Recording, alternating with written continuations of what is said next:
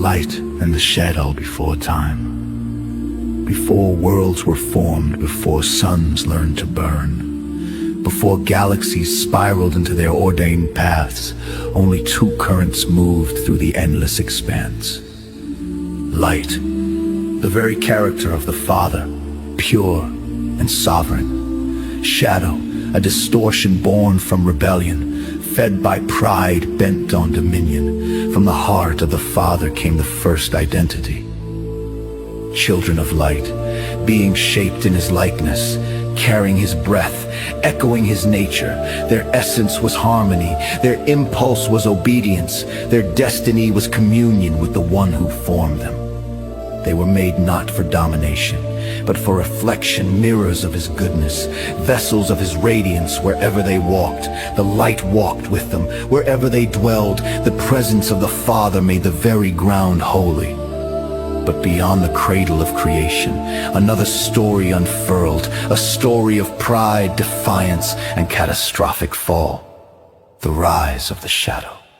From the distant world of Rehab came the Anunnaki. Once brilliant, once near radiant, once entrusted as keepers of first knowledge, but their brilliance soured into arrogance, their wonder twisted into hunger, their knowledge sharpened into ambition, and ambition, left unchecked, becomes rebellion. They sought not the Father's presence, but his throne, not his image, but his authority, not his harmony, but his dominion. Their fall shattered their world, their defiance tore open the phantom zone, their escape hurled them toward a young and innocent earth, where the Father had placed his beloved creation, mankind. The Anunnaki saw what they had lost: identity, purpose, breath, spirit, a spark of the Father himself. Jealousy is the beginning of every shadow, and the shadow was born that day. The children of shadow, unable to possess what the Father had breathed into humanity, the fallen giants crafted an imitation, a pale, hollow offspring forged from corrupted intellect and ancient spite, a false humanity, a soulless lineage, a destructive image. These became the children of shadow, being shaped by deceit, driven by domination, molded after the Anunnaki's fallen character. Where the children of light carried life, the children of shadow carried death. Where the light brought truth, the shadow whispered lies. Where the Father planted identity, the shadow planted confusion. Thus the unseen war began. One seed of goodness, pure and divine. One seed of wickedness, poisoned and relentless. Both planted in the same world, both growing toward inevitable collision. The hidden war on earth, to human eyes, history unfolded through kings and kingdoms, empires and armies. But beneath the surface, beneath stone and soil, beneath crowns and councils, an ancient conflict stirred like a storm beneath calm water. Hidden strongholds of power, unseen seats of authority, realms where light and shadow clashed beyond mortal perception. The Anunnaki taught dominion, conquest, division. The Father whispered identity, unity, destiny, and humanity stood between them, pulled by two natures, two voices, two legacies, to rise as children of light, reflecting the Father, or fall as children of shadow, mirroring the destroyer, the eternal pattern. The children of light walk with compassion, justice, truth, courage, humility, not because they strive to imitate the Father, but because his very essence beats within them. The children of shadow walk with deception, ambition, fear, manipulation, and dominion, not because they are forced, but because they carry the likeness of their fallen makers. Across ages, the two seeds grew. Across empires, the two forces clashed. Across hearts, the two voices whispered. And though the war remained unseen, its consequences shaped destinies, nations, and bloodlines. The dawn of the long war. This is the chronicle of that unseen war. The rise of light against ancient darkness. The fall of celestial rebels and their imitation race. The journey of mankind through deception, prophecy, and redemption. This is the story of two identities, two inheritances, two kingdoms, one born of the Father's breath, one born of the Anunnaki's rebellion. The shadow seeks dominion, the light seeks restoration, and the moment approaches when only one will remain.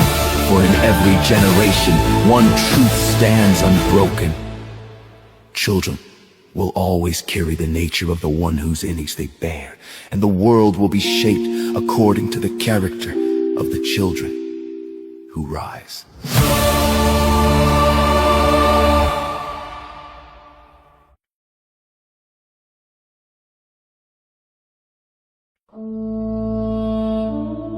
The birth of planet Rehab.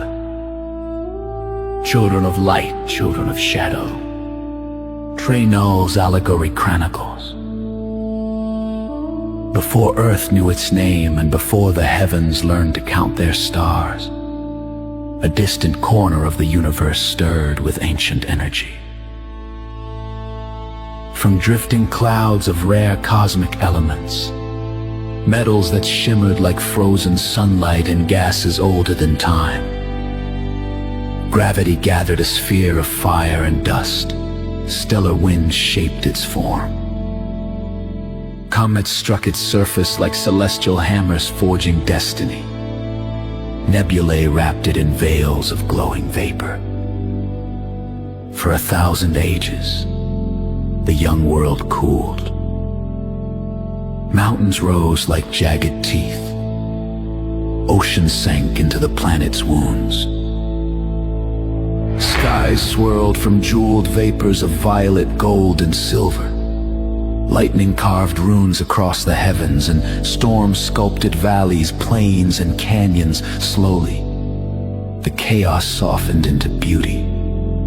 A beauty fierce, vibrant, and undeniably alive.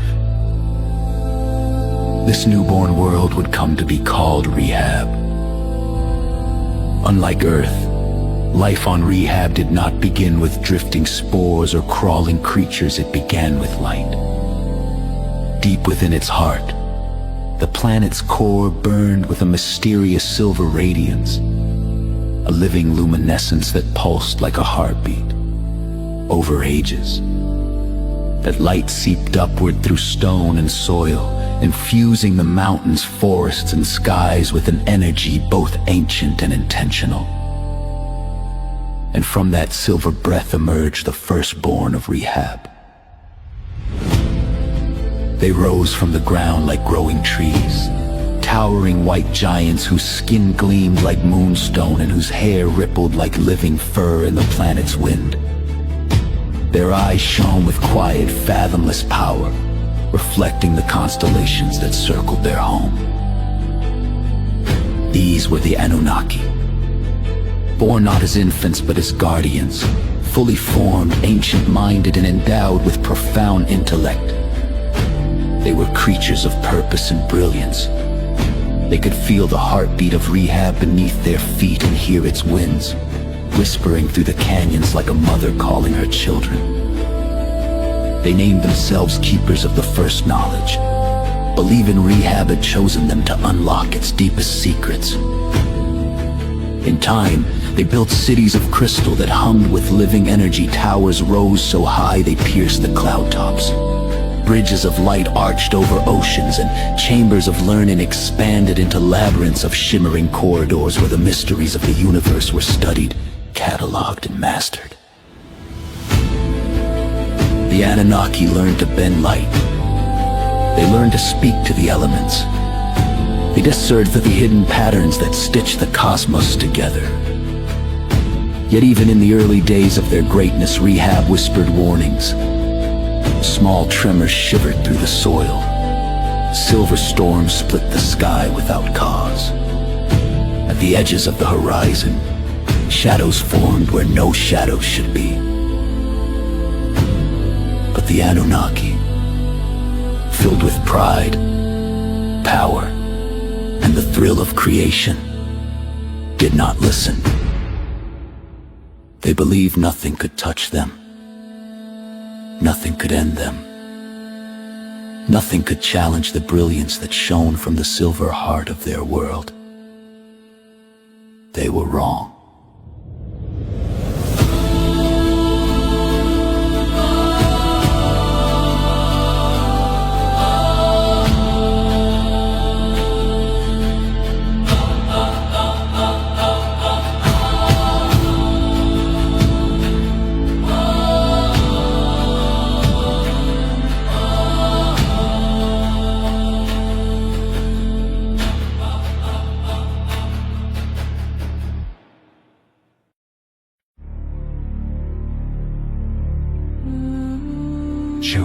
light, children of shadow.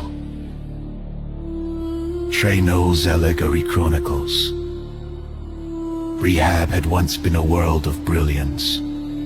Crystal cities gleaming beneath silver skies, rivers flowing with mineral light, and towers that hummed with the living power drawn from the planet's radiant core.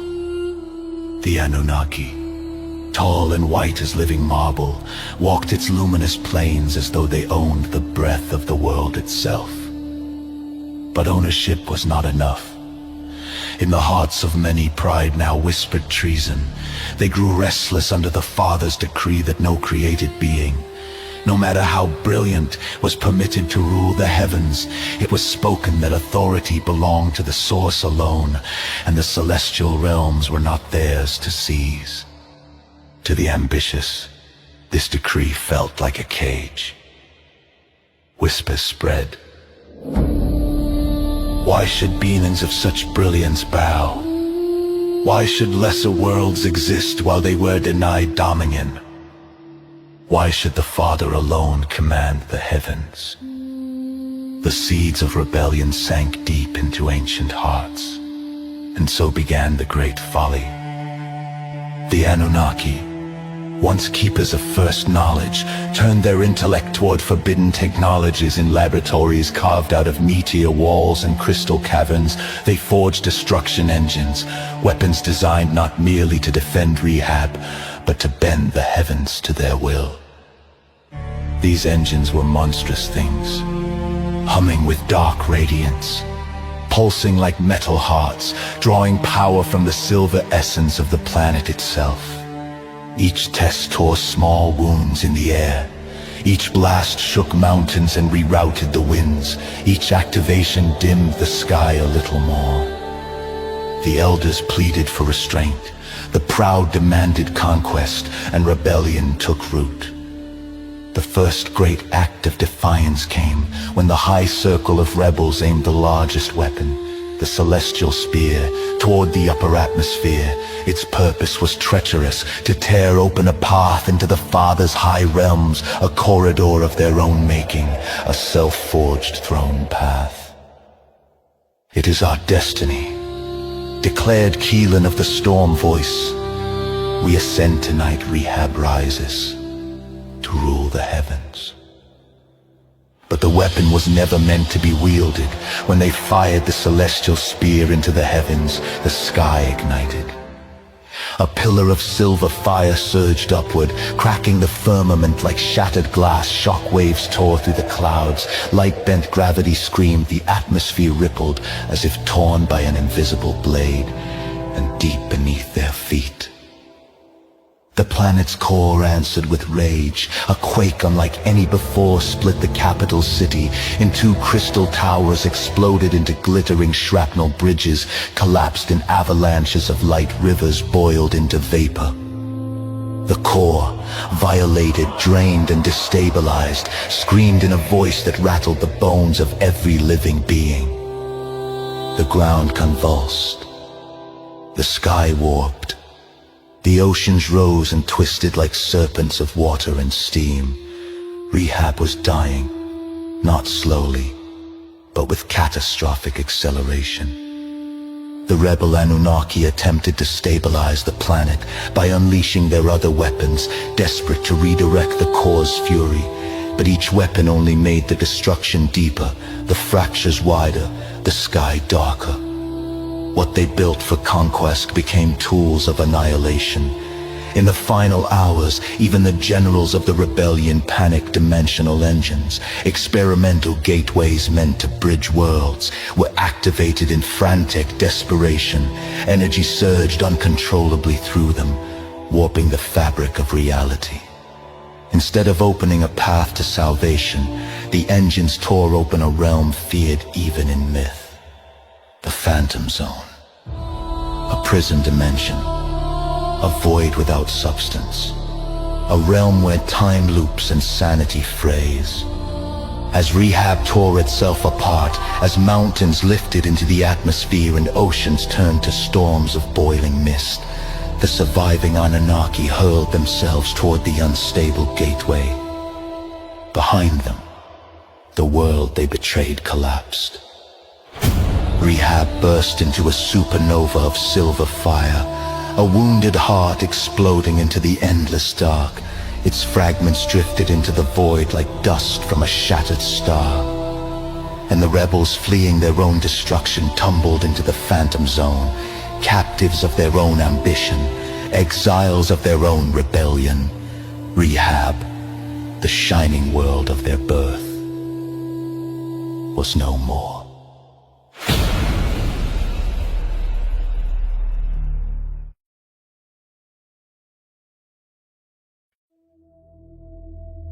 Silence settled over the ruins of Rehab.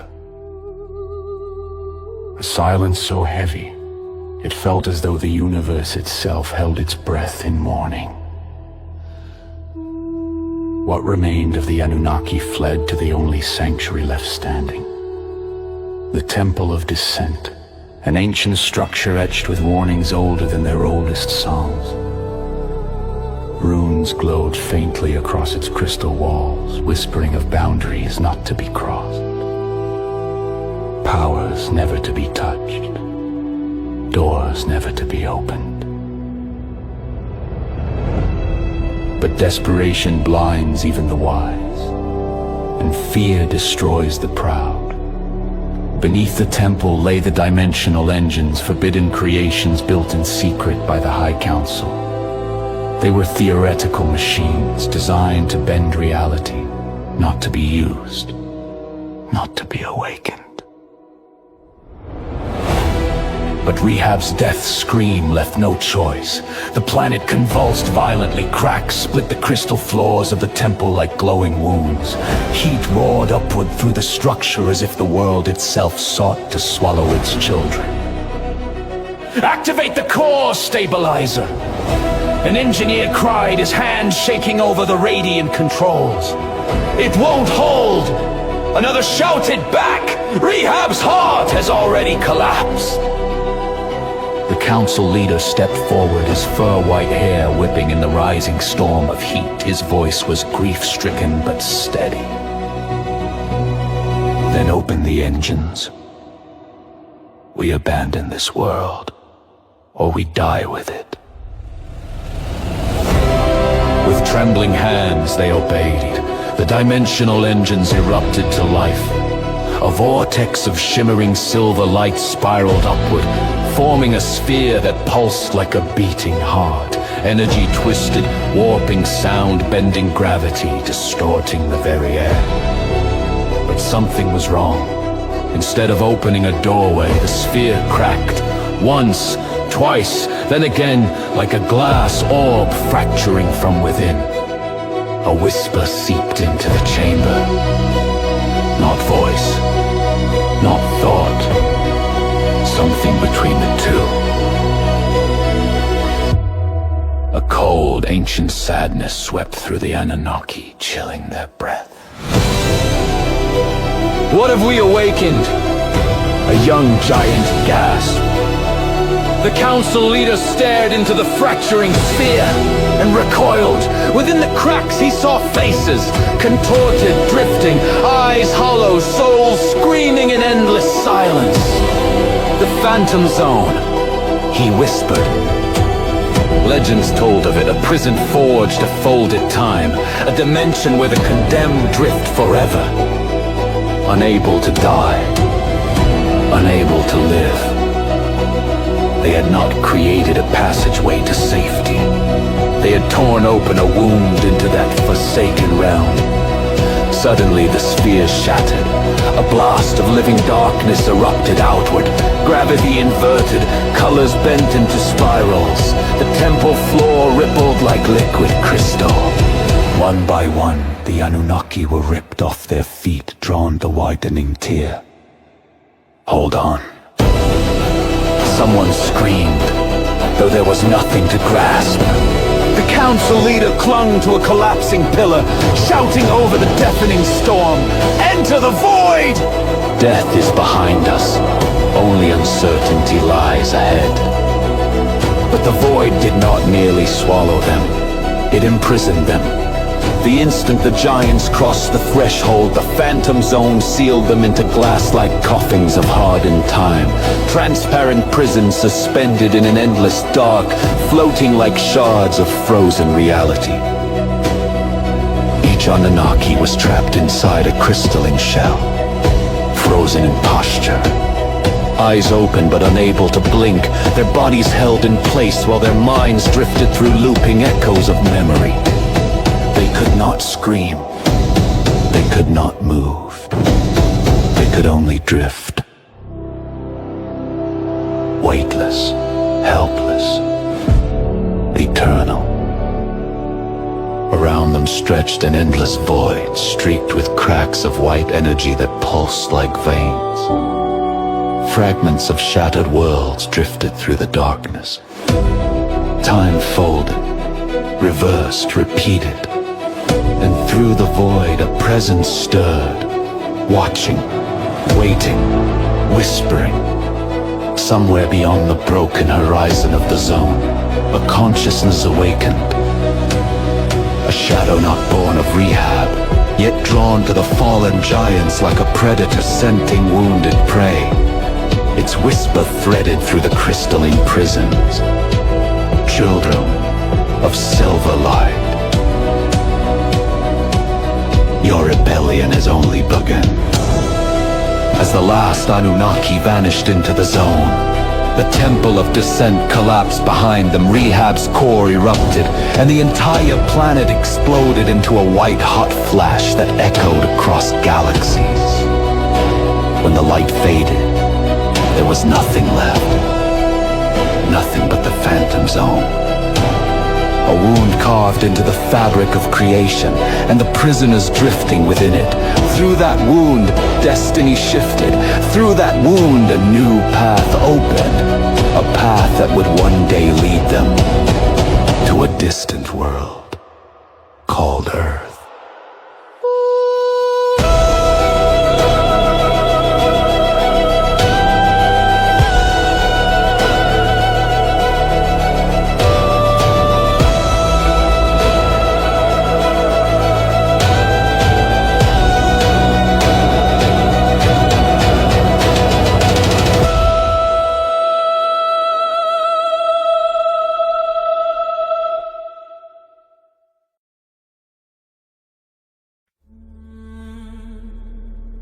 The escape from the phantom zone. Trey Knowles' chronicles. The phantom zone was not a place. It was an UN place. A realm of fractured time, drifting memories. And the echoes of beings long forsaken by creation, light did not shine here.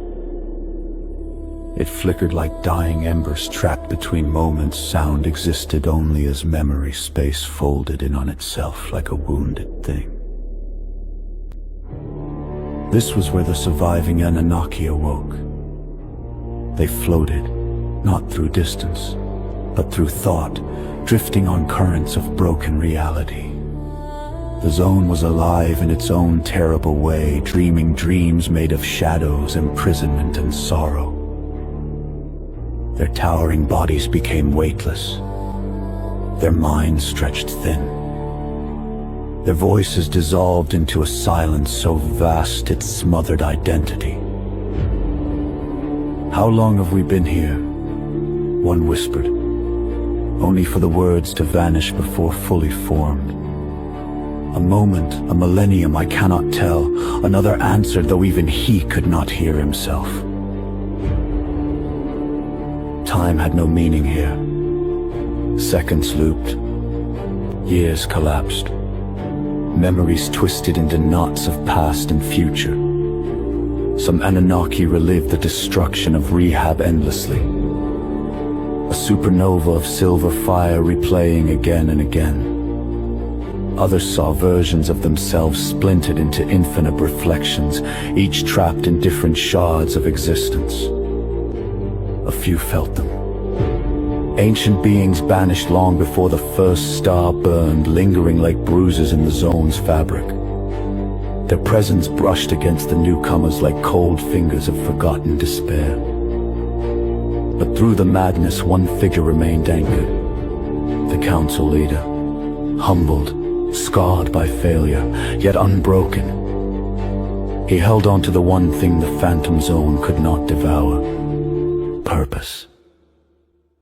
"This realm is a prison," he said, his voice trembling but resolute. "And every prison has a door." So the Anunnaki searched. They drifted through corridors of frozen time, shards of moments suspended mid-motion. They pushed through pockets of reversed gravity where up and down traded places without warning. They passed through memories that were not theirs. Echoes of beings who had screamed their last into this void. And then they felt it. A vibration, a heartbeat, a rhythm not born of the zone, a pulse from beyond. The more they followed it, the more unstable the zone became. Warped walls of reality folded inward. Shadows whispered in languages older than starlight. Echoes of ancient exiles clawed at their spirits, desperate for escape, or to drag them deeper. But the giants pressed on. Finally, they reached it. A breach, a small trembling tear in the air, shimmering like liquid silver.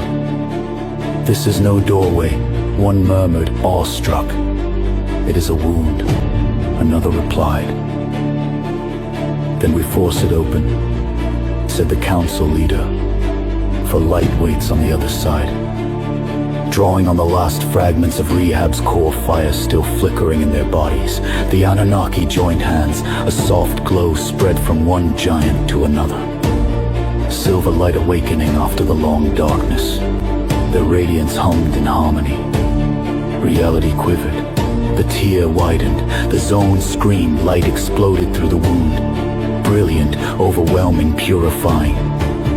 As if a newborn star had been born just outside the breach. Through that radiant gap they saw it. A planet, blue oceans, green lands, a sky full of potential. A world untouched by their rebellion. Young, innocent, Earth. The phantom zone reacted violently. Shadowy tendrils whipped toward them like serpents of nothingness, lashing, grasping, seeking to reclaim its prisoners. The void itself tried to collapse the breach, to devour the escaping light. Now, the council leader roared. With one final surge of will, the Anunnaki hurled themselves through the breach. Light engulfed them, forms twisted, souls stretched thin, then snapped back into solidity as they broke through the dimensional wound. They burst into Earth's young sky like meteors, fiery trails streaking across the heavens, thunder cracking the air. Behind them, the rift sealed shut, its final shriek echoing across dimensions. The giants slammed into the land with ground-shaking force, dust, smoke, fire, then silence. One by one, they rose from the impact craters, weakened, disoriented, scarred by imprisonment, but alive. And as they gazed upon this untouched world, hope flickered in some. But in others, ambition stirred again. For where the Father had begun anew, the fallen children of Rehab would rise as shadows over his newest creation. Their exile was over. Their influence was just beginning.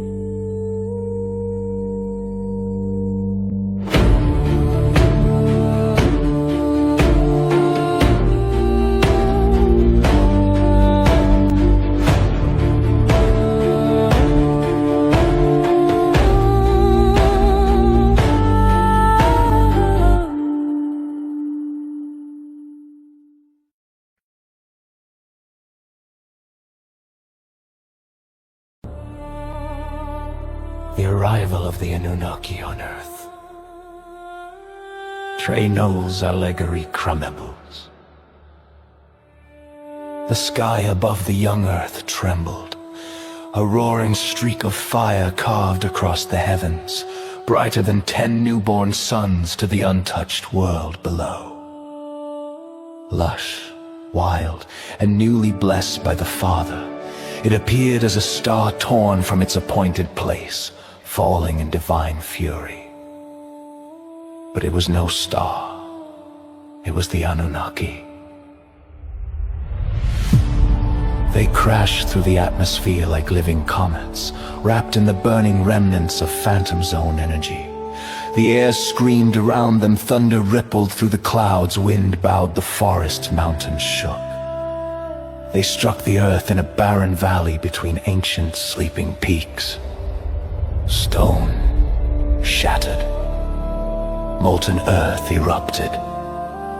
A pillar of dust rose to the heavens like a silent witness. For a long moment, there was only stillness, the world holding its breath. Then the first giant rose. His moon-white skin, once radiant and pure, was cracked with phantom scars. His fur-like hair smoldered with fading cosmic embers. His breath came ragged, yet powerful, as he surveyed the strange world around him. One by one, the others emerged from the smoking crater. Weakened, but alive. The council leader staggered upright when the soft wind brushed his fur. He paused. For the first time since Rehab, he breathed deeply. Warm air, living air, untainted by corruption or cosmic decay. This world, he whispered, it is alive. Truly alive! The Anunnaki gazed upon towering forests and mountains bathed in green rivers wound like silver veins through the earth. Strange new creatures roamed the plains. Some gentle, some fierce birds cried from treetops. Clouds drifted lazily across a bright blue sky. It was Eden. It was promise. It was a world untouched. Perhaps Rehab has given us another chance, one said with trembling hope, but the leader felt something else. Something far older and far darker. Jealousy.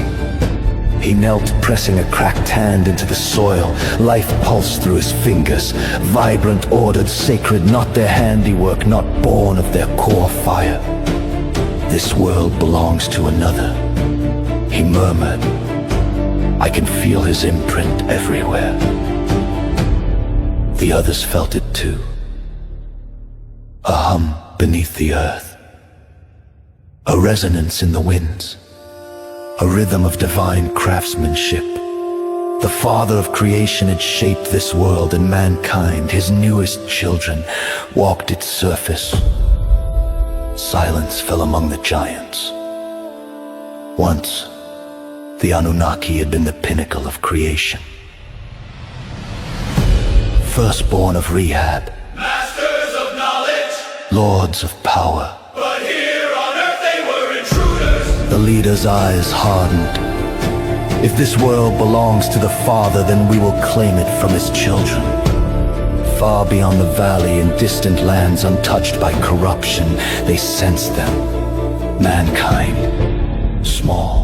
Frail, yet radiating purity and identity. The very breath of the Father glowing within them. The giant's jealousy hardened into something sharp. The same hunger for dominion that doomed Rehab began to rise once more. We will walk among them, the leader declared, and they will bow. And if they do not, another asked, they will break. The Anunnaki turned their gaze toward the lands where mankind would one day build nations, kingdoms, and empires. Their footsteps trembled through the valley. Birds fled from trees, even the mountains seemed to recoil. Earth had welcomed them with light. They would repay it with shadow.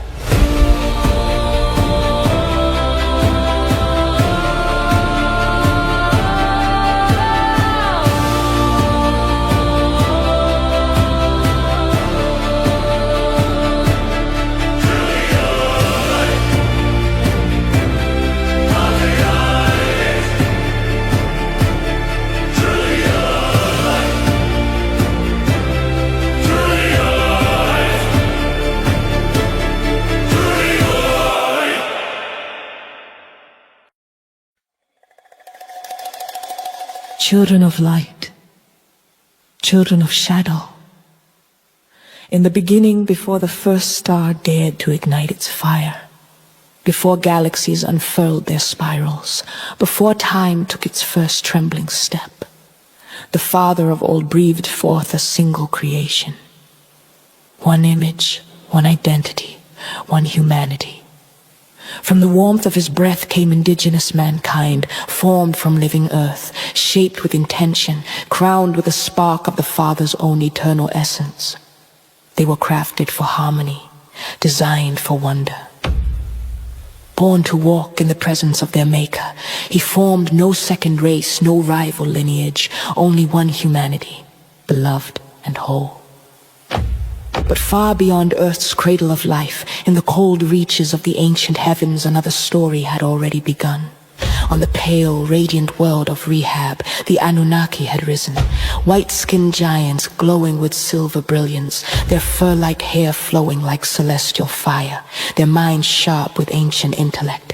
Yet they were not shaped by the Father's hand. They were born of their planet's core light, a creation of cosmic accident, not divine intention. And within them, pride took root. They hungered not for knowledge, but for dominion, not for purpose, but for power, not for wonder, but for worship. So their ambition drove them downward, into experiments forbidden, into technologies unstable, into rebellion unrestrained. Their pride shattered Rehab, their weapons tore the heavens, their arrogance opened the cursed phantom zone, a realm of fractured time and drifting souls. Through this unrealm they fell toward earth, not humbled, not repentant, but burning with envy. For when the Anunnaki looked upon the newly made children of Earth, they saw something they could never possess, a divine spark, a breath of the Father, a life rooted in eternal identity. This truth stung deeper than any wound. Their jealousy hardened like iron. Their pride refused to bow before a creation younger, yet higher than themselves. So the Anunnaki chose to counterfeit the Father's work. With corrupted brilliance and ancient craft, they forged a shadow image, a hollow imitation of mankind, pale as frozen marble, shaped in their likeness, but empty of the Father's essence. This was the destructive image, a soulless creation not born to love, but engineered to dominate, a false humanity created to twist, to corrupt, to enslave. While the true children of Earth lived under a single command: remain close to the Father, remain obedient, for obedience was life, and life was their inheritance. But the Anunnaki whispered lies. They taught rebellion, they taught fear, they taught death, and mankind listened. The moment humanity turned from the Father, the curse descended like nightfall across creation. The spark dimmed, mortality bound them, suffering spread its shadow, death became their companion. And among them walked the destructive image, cold-hearted, calculating, driven by the giant's envy. Yet even then, the Father did not abandon his beloved. Voices of light arose, prophets bearing fire in their bones, promising one who would come, a Messiah, a liberator. The light made flesh, he would step into the darkness, undo the ancient curse, expose the false image, and crush the head of the destroyer. The promise glowed like an ember, waiting for its appointed dawn. From that moment onward, the world was divided. Children of light, those bearing the Father's dwindling spark, and children of shadow, those shaped, swayed, or deceived by the Anunnaki's corrupted creation. Light struggled to endure, shadow sought to rule, and the ancient war marched relentlessly through the ages. But even in the deepest darkness, the Father's breath whispered across the world: life will return, the curse will break. And somewhere, quietly, gently, hope began to wake.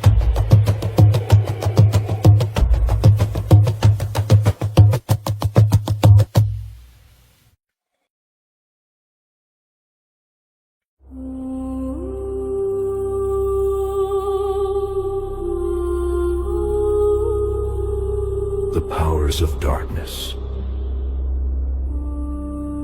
Trey Knowles' Allegory Chronicles.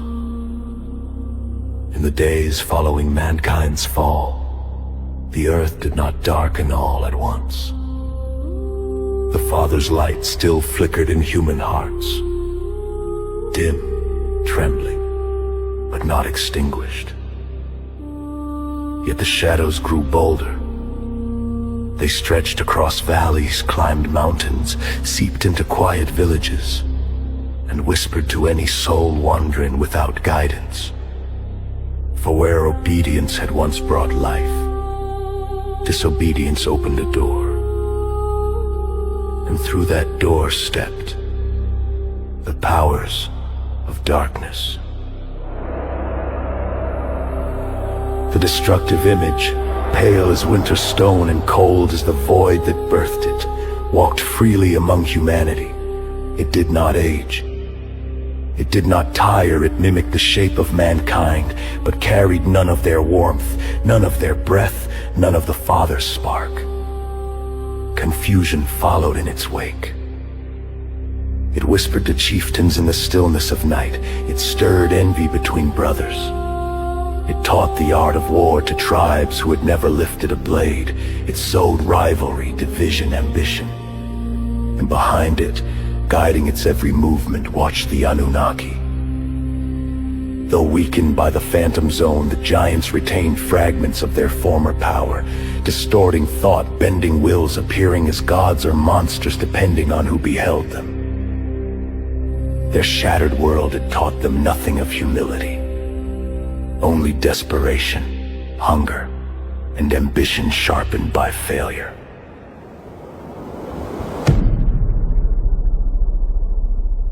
The leader stood among them, his silver fur-like hair hanging in tangled strands, scars from the phantom zone etched across his moon-white skin, as he gazed upon the scattered tribes of early Earth.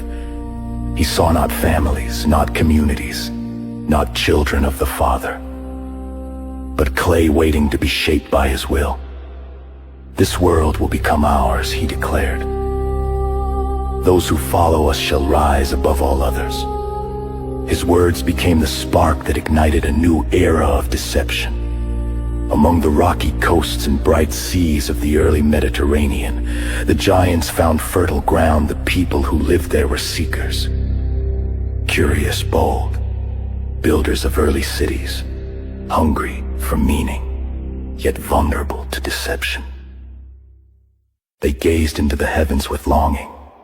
They sensed mysteries beyond their reach. They hungered for power, beauty, and understanding. And the Anunnaki descended among them, clothed in false brilliance. They masked their corrupted forms with radiant veils. To the tribes they appeared as celestial messengers, beings of glory, wisdom, and eternal life. The giants taught arts foreign to earth. The forging of bronze, the shaping of marble, the raising of temples, the carving of idols, the practice of sacred rites, the reading of stars, the crafting of laws. And the people glorified them. They carved the giants' likeness into pillars. They shaped statues in their honor. They built myths around their names. They prayed to beings who did not love them. Thus began the earliest seeds of Greek power, not born of noble wisdom, but rooted in the influence of exiled beings fleeing the ruin of Rehab.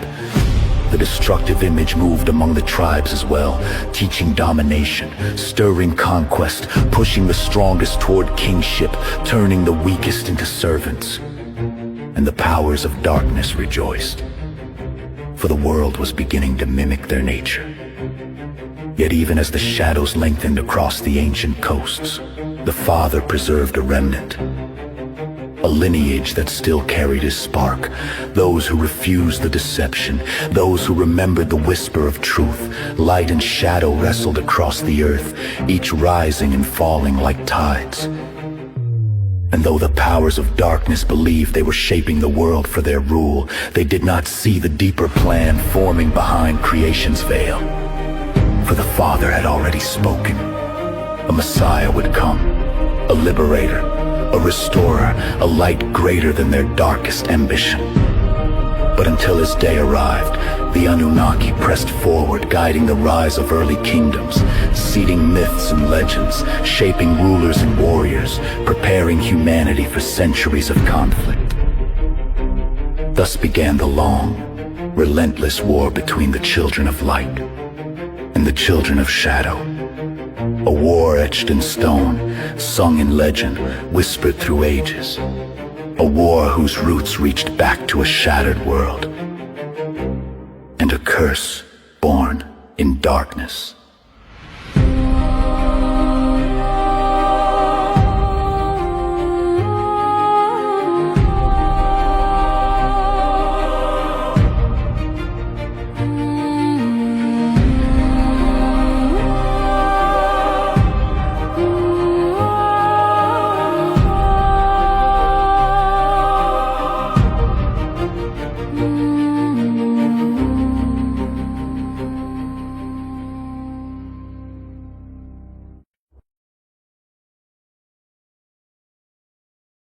Chapter 8.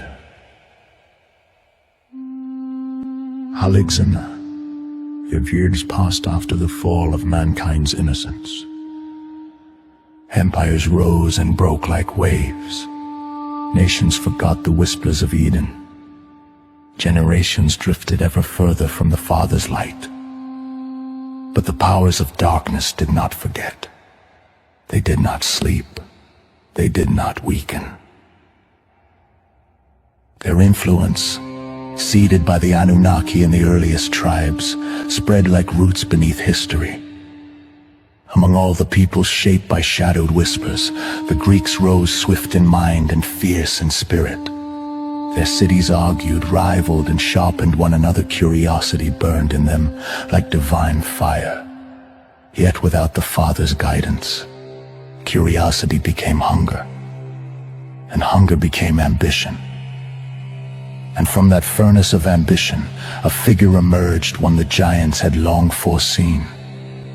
Legend said the omens blazed on the night he was born. The heavens tore open with storms. A distant temple burned without flame.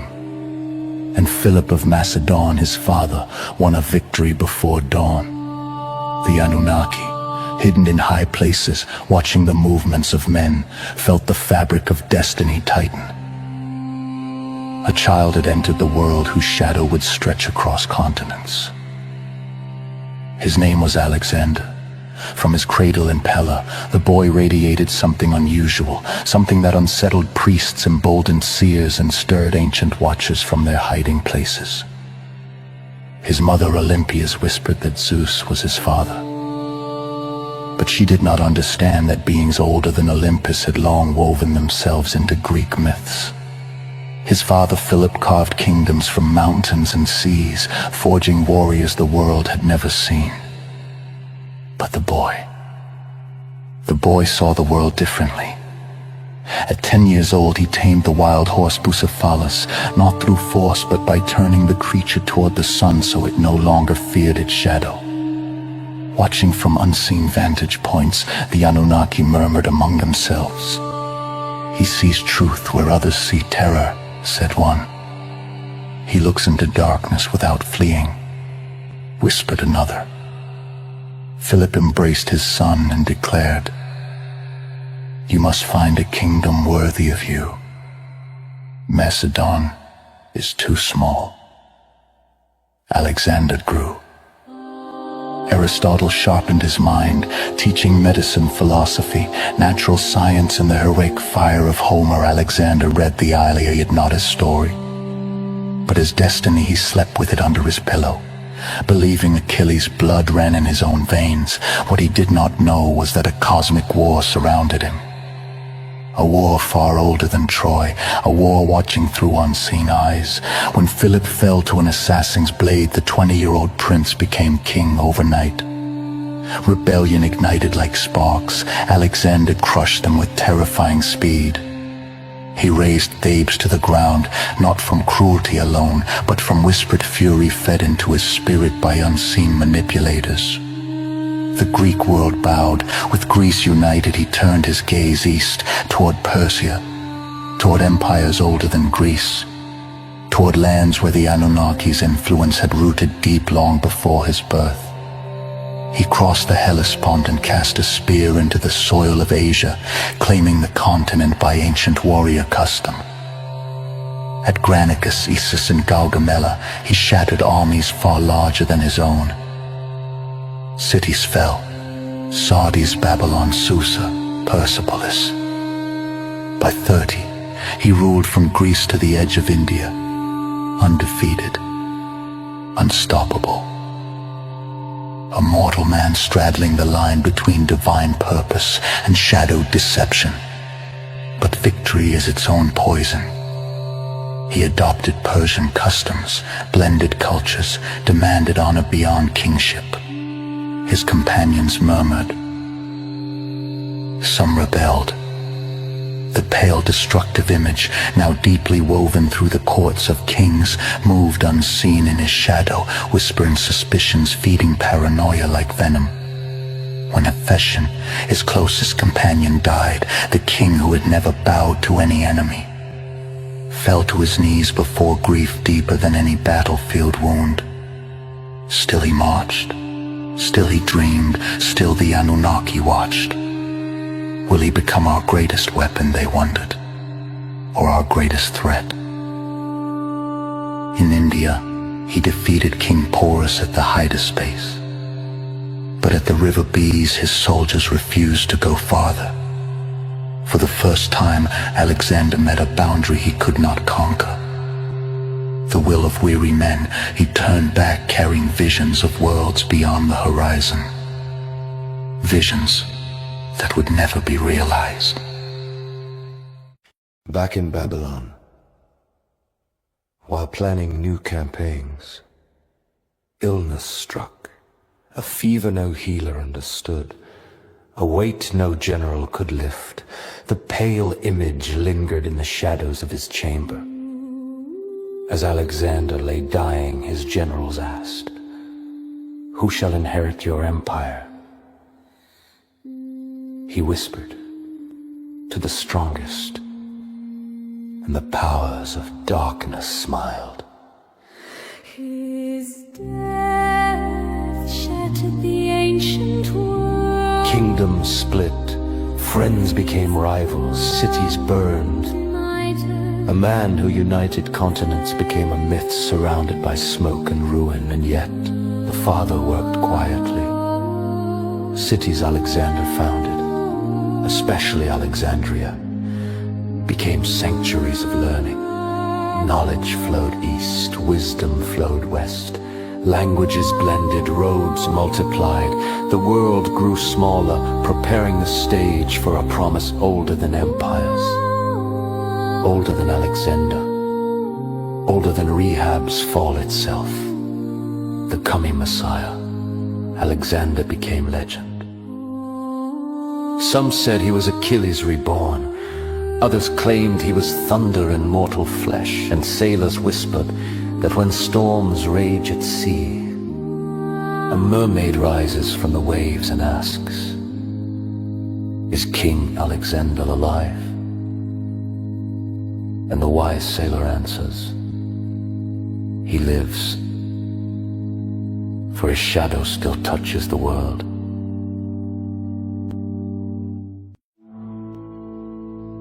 As the fragments of Alexander's empire scattered like shards of broken marble across continents, a new power stirred beyond the western horizon. A power not born in brilliance like Greece, but in endurance, forged through hardship, discipline, blood, and a whisper older than any legion's march. This power was Rome. What the world could not see, what kings, priests, and scholars could not perceive, was that Rome's earliest foundations carried the faint but deliberate mark of the pale image, the destructive imitation birthed by the Anunnaki. Its influence did not roar like a tempest. It crept like cooling ash, silent, patient, insinuating itself through bloodlines, ambitions, and laws, until it shaped the destiny of nations. Where Greece rose in brilliance, Rome rose in dominion, and the children of shadow approved. The brothers in the beast, Rome's oldest tale spoke of twin brothers, Romulus and Remus, born of violence, suckled by a she-wolf shaped by signs in the heavens. Yet behind the myth, unseen by mortal eyes, The pale image whispered it had wandered the wild hills of Latium long before the twins were born, teaching warcraft to shepherd clans, stirring rivalry among tribes, kindling ambitions in hunters and petty kings. Romulus slew his own brother, a throne forged in fratricide. The Anunnaki watched with cold satisfaction, for from bloodshed, shadow gathers strength. Iron over the earth. Rome expanded under kings, then under a republic of warriors, then under generals whose ambition rivaled mountains. Every victory fed the pale image, every conquest deepened its influence. Its whispers threaded through the Senate halls, through legionary camps, through the marble minds of men who longed for immortality. The legions marched with unnatural precision, as though guided by ancient strategies not born of earth, for they were under its influence. Carthage burned, Gaul bled, the Mediterranean bowed, a republic became a predator. Caesar and the turning of the age, then rose Gaius Julius Caesar, a man whose brilliance dazzled nations, whose ambition frightened even the gods of mortal imagination. But beneath his genius lay a shadow that deepened each year, fed by the pale image that lingered at his side like a patient specter. Caesar crossed the Rubicon, not merely as a general defying law, but as a man answered by darkness. Whispers sharpened his pride, dreams filled him with intoxicating visions of eternal rule. The pale image fed him glimpses of dominion that stretched beyond mortal boundaries. Caesar became ruthless. He enslaved whole peoples. He slaughtered tribes who offered surrender. He crucified rebels by the thousands. He enriched himself through blood and plunder. He seduced the wives of rivals. He used mercy as a weapon and cruelty as a tool. Then he seized Rome itself. The Republic died, Rome became an empire, and Caesar crowned himself dictator for life. The Anunnaki watched, pleased. Rome was becoming exactly what they desired, a world system built on dominion, hierarchy, and shadow. But even darkness miscalculates. Caesar fell, not to armies, but to knives wielded by men who feared he hungered for godhood. Yet the pale image did not mourn. It did not need Caesar. It needed Rome. One man could die. An empire could endure. The empire of the pale image. Augustus rose. Order replaced chaos. Law hardened into iron. Rome stretched from the forests of Germania to the sands of Arabia. And the children of shadow rejoiced. Under the Caesars, Rome became the engine of the world. Roads binding continents, armies enforcing peace, justice sharpened into cold logic, power carved into marble and decree. The pale image no longer needed to whisper in emperor's ears. Its influence lived in the very structure of Rome. In its hunger for conquest, in its worship of emperors, in its obsession with immortality, in its system of power built from human blood. Yet even Rome's shadow served a purpose the Anunnaki could not see. For the Father of all was preparing the world, aligning languages, uniting economies, bridging nations, creating the perfect moment for the greatest arrival in history. Rome believed itself the center of the world, but it was only the stage for the coming Messiah.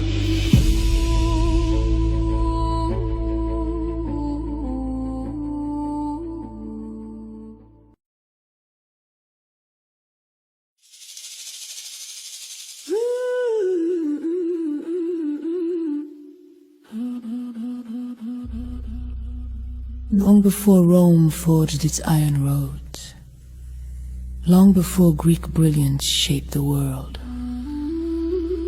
long before empires rose and crumbled like breath upon the wind, the Father of all had already spoken destiny into creation. For when mankind fell, when the destructive image struck the heel of the Father's beloved, He declared a promise older than the stars, stronger than the curse, brighter than the shadows that swallowed history. From the womb of the earth will rise one who will crush the destroyer's head. This was the first prophecy, the oldest, the heartbeat beneath every age. When mankind's spark dimmed, the Father planted hope like a seed, a lineage preserved through storms, wars, exiles, kingdoms, and darkness. Through that lineage, the one who could not be deceived, could not be corrupted, could not be conquered, would come. The first whisper, in the first days after the fall, when humanity trembled beneath the weight of their disobedience, the Father spoke softly to a humble shepherd beneath a quiet, trembling sky. Your children's children will carry my light. He did not understand. He could not fathom the shape of the coming ages, but he obeyed. He passed the promise to his son, who passed it to his son, until generations carried it like an ember cupped in trembling hands. The flame flickered, but it never died. Prophets of the ancient world, as centuries marched forward and empires devoured one another, the Father raised prophets, voices of light who glimpsed the shape of the coming Messiah. They saw visions of a figure both fragile and eternal, a child born not of shadow, but of divine breath, a healer whose touch restored what the curse had stolen, a teacher whose voice shattered deception like glass, a king with no crown of gold, a warrior with no blade, a lamb who would suffer, a lion who would rise. Their words came wrapped in symbols and riddles, for the world was not ready for clarity. Some foresaw a star, some foresaw a branch rising from dry ground, some foresaw suffering deeper than sorrow, some foresaw glory brighter than dawn. But all agreed he would come. The shadows respond. The children of darkness stirred. The Anunnaki felt the shift in time, a tremble across the cosmic web, a warning echoing from the phantom zone. The destructive image wandered kingdoms and tribes, seeking to poison the chosen lineage, whispering to kings, corrupting priests, stirring violence in the hearts of rulers. Empires rose like barricades against prophecy. Egypt with its gods of stone, Assyria with its terror, Babylon with its chains, Persia with its unbending law, Greece with its pride and reason, Rome with its iron dominion. But the promise survived them all. Even through exile, famine, and conquest, the Father preserved a remnant, a people small but unbroken, a lineage carried in faith and fire. For the Messiah would not rise from palaces, but from a humble people, shaped by struggle and preserved by grace. The long silence. 400 years passed. No prophet spoke. No visions came. No voice thundered from the heavens. The world grew cold. The shadows grew confident. Rome tightened its grip. The destructive image whispered among scholars, priests, and kings. But silence is not absence. Silence is preparation. And in that holy quiet, the Father aligned every detail with precision. A chosen bloodline. A specific village. A young woman known before creation. A carpenter with royal roots buried in obscurity. A star waiting in the wings of heaven to ignite at the appointed hour. A Roman world knit together by roads that would carry the message across nations. Every piece shifted into place. The cosmic scurrying. In realms unseen, angels held their breath. The Anunnaki trembled.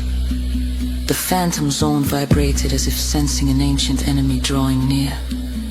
Earth paused, caught between its long night and the first faint glimmer of dawn. The promise, spoken at humanity's beginning, carried through ages of shadow and flame, was ready to be fulfilled. And into the silence, into the waiting world, the Father whispered across the heavens, "My son is coming."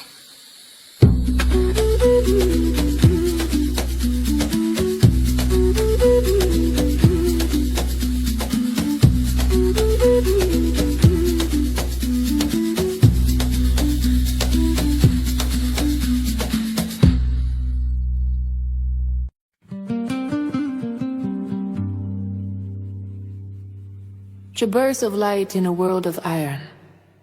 Trey Knowles' allegory chronicles.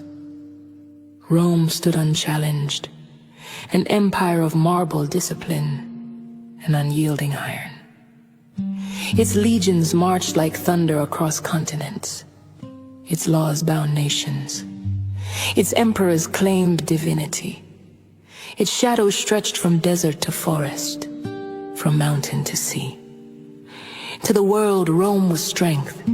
To the children of shadow, Rome was a throne of influence. To the Anunnaki, Rome was the masterpiece of the pale image, a world forged by conquest, ripe for domination. Yet the father of all had prepared a paradox hidden beneath the noise of empire. For while kings sat on gilded thrones and legions clashed on distant borders, the greatest moment in all creation approached quietly. Not in palaces, not in temples, not in Rome at all, but in a small village, far from the roads of power, a humble beginning. In the hill country of Judea, where olive trees whispered ancient secrets and shepherds watched the night sky, the Father touched the heart of a young woman. Her name was Miriam, a daughter of the lineage protected since the dawn, a vessel chosen before creation's breath. She lived simply, quietly, unseen by rulers or generals. But heaven saw her, and the Father spoke through his messenger. Light will grow in your womb, the curse will be broken. The earth did not quake, Rome did not stir. No trumpet sounded from imperial walls.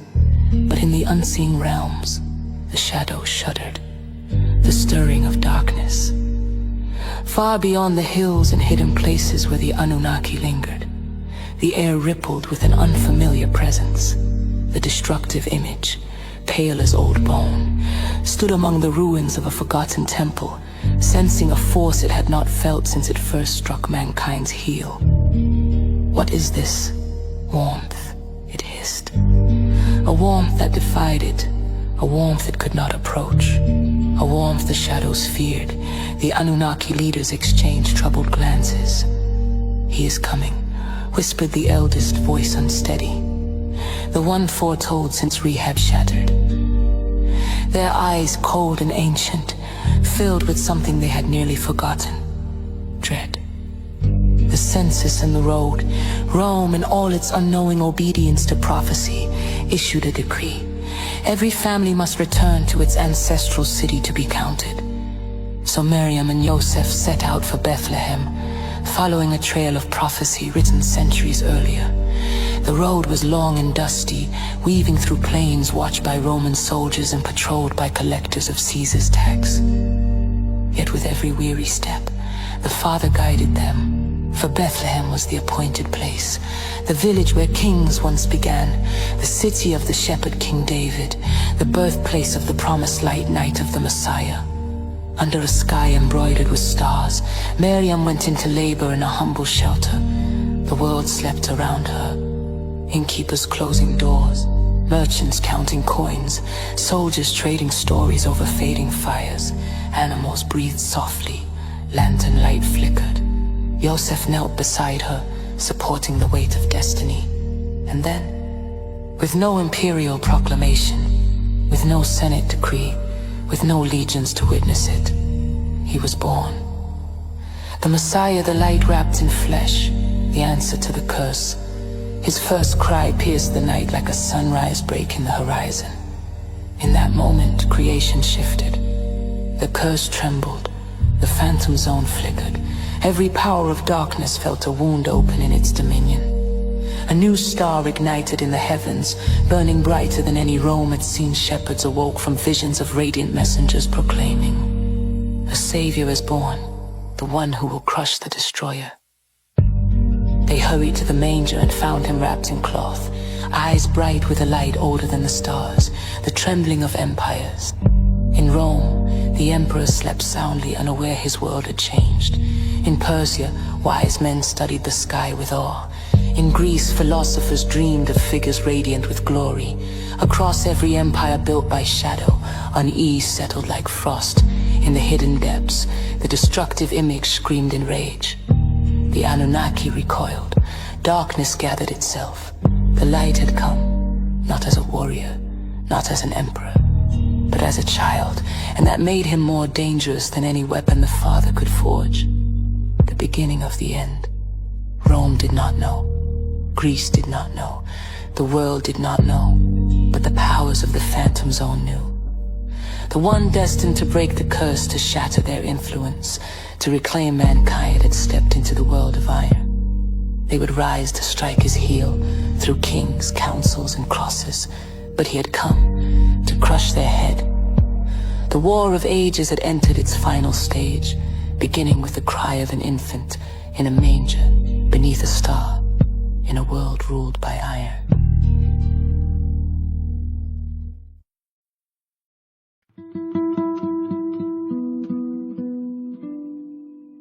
The night the Messiah was born, heaven rejoiced, but hell trembled.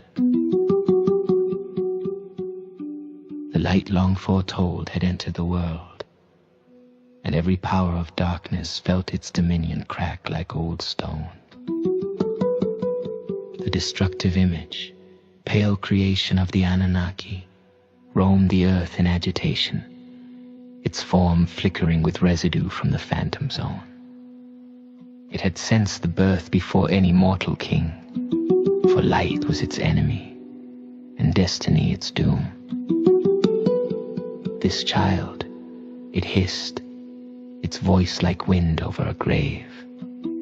He threatens everything we have built. In the hidden caverns where the surviving Anunnaki lurked beyond the gaze of the Father, a council gathered. Their leader, ancient and white-skinned, his fur hanging in tangled strands, spoke with rising fear.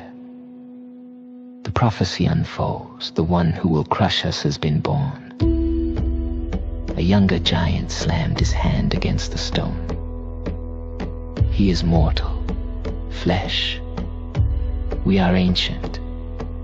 Let us destroy him now before his light grows. But another, wiser and grim, answered, "It is not so simple.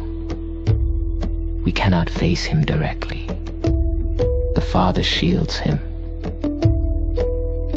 Then the destructive image stepped forward, its hollow eyes burning. Then let men destroy their own salvation. The Anunnaki stared at their creation. This counterfeit of humanity, this tool forged from pride and shadow. It held no spirit, no warmth, no soul, only purpose. And that purpose was death. There looked the puppet king. In Jerusalem, King Herod slept uneasily. His reign was built on paranoia, cruelty, and Roman favor. Shadows twisted through the chambers of his dreams. The destructive image knelt beside his bed, unseen by mortal eyes. "A new king has been born," it whispered. "One who will take your throne. One who will replace you." Herod awoke with a gasp, terror clawing his heart. That very morning, scholars from the east, drawn by the blazing star, arrived asking, "Where is he who is born King of the Jews?" The pale image pressed deeper into Herod's thoughts. "You must find him before he finds you." Herod summoned scribes and priests. They read the ancient prophecy. In Bethlehem, a ruler shall arise.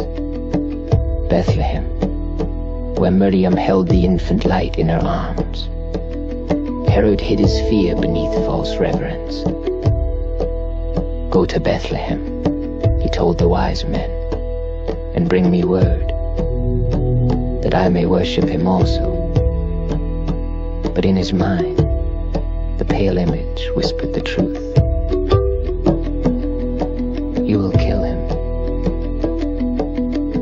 The hunters of darkness, as the wise men traveled, shadows followed. The destructive image moved like smoke through alleys, across rooftops, through desert winds. The Anunnaki watched from afar, lending strength where its form flickered. On the outskirts of Bethlehem, shepherds felt a cold wind sweep across the hills. Fire-sputtered lambs cried out in fear. One shepherd whispered, "Something hunts tonight." The Messiah slept in Miriam's arms, the faint glow of divine life illuminating the humble shelter. Yosef, weary but vigilant, kept watch through a crack in the wall. The star's light shielded the child, but shadows circled like wolves, the warning from above. That night, as the destructive image crept toward the village, a messenger from the Father appeared to Yosef in a dream, radiant and fierce. "Rise," the messenger commanded. "Take the child and his mother. Flee to Egypt. The shadows hunt him, and Herod seeks his life." Yosef awoke breathless, heart pounding. He gathered what little they owned. Miriam wrapped the infant close, sensing the urgency in his trembling hands. As they slipped through the night toward Egypt, the pale image entered the empty stable. It hissed, clawing the earth where the child had lain. The lingering warmth scorched its hands.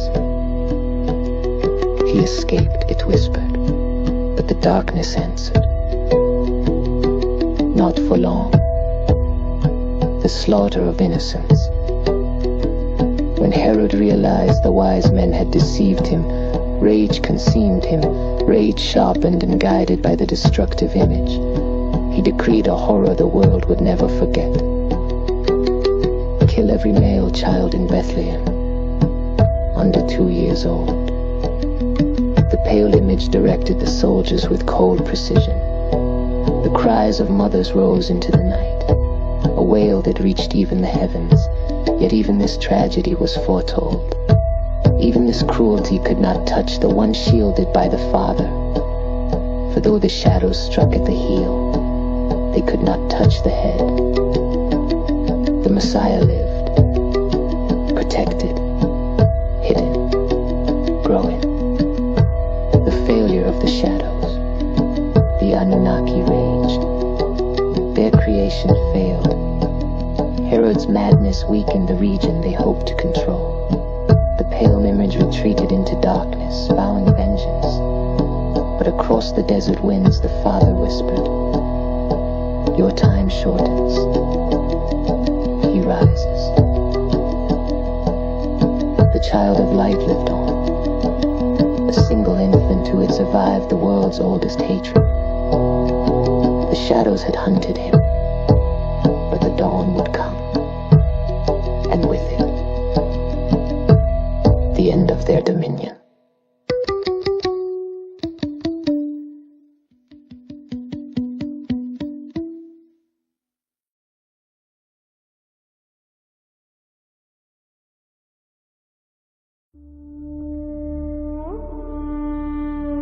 The Boy with the Divine Spark.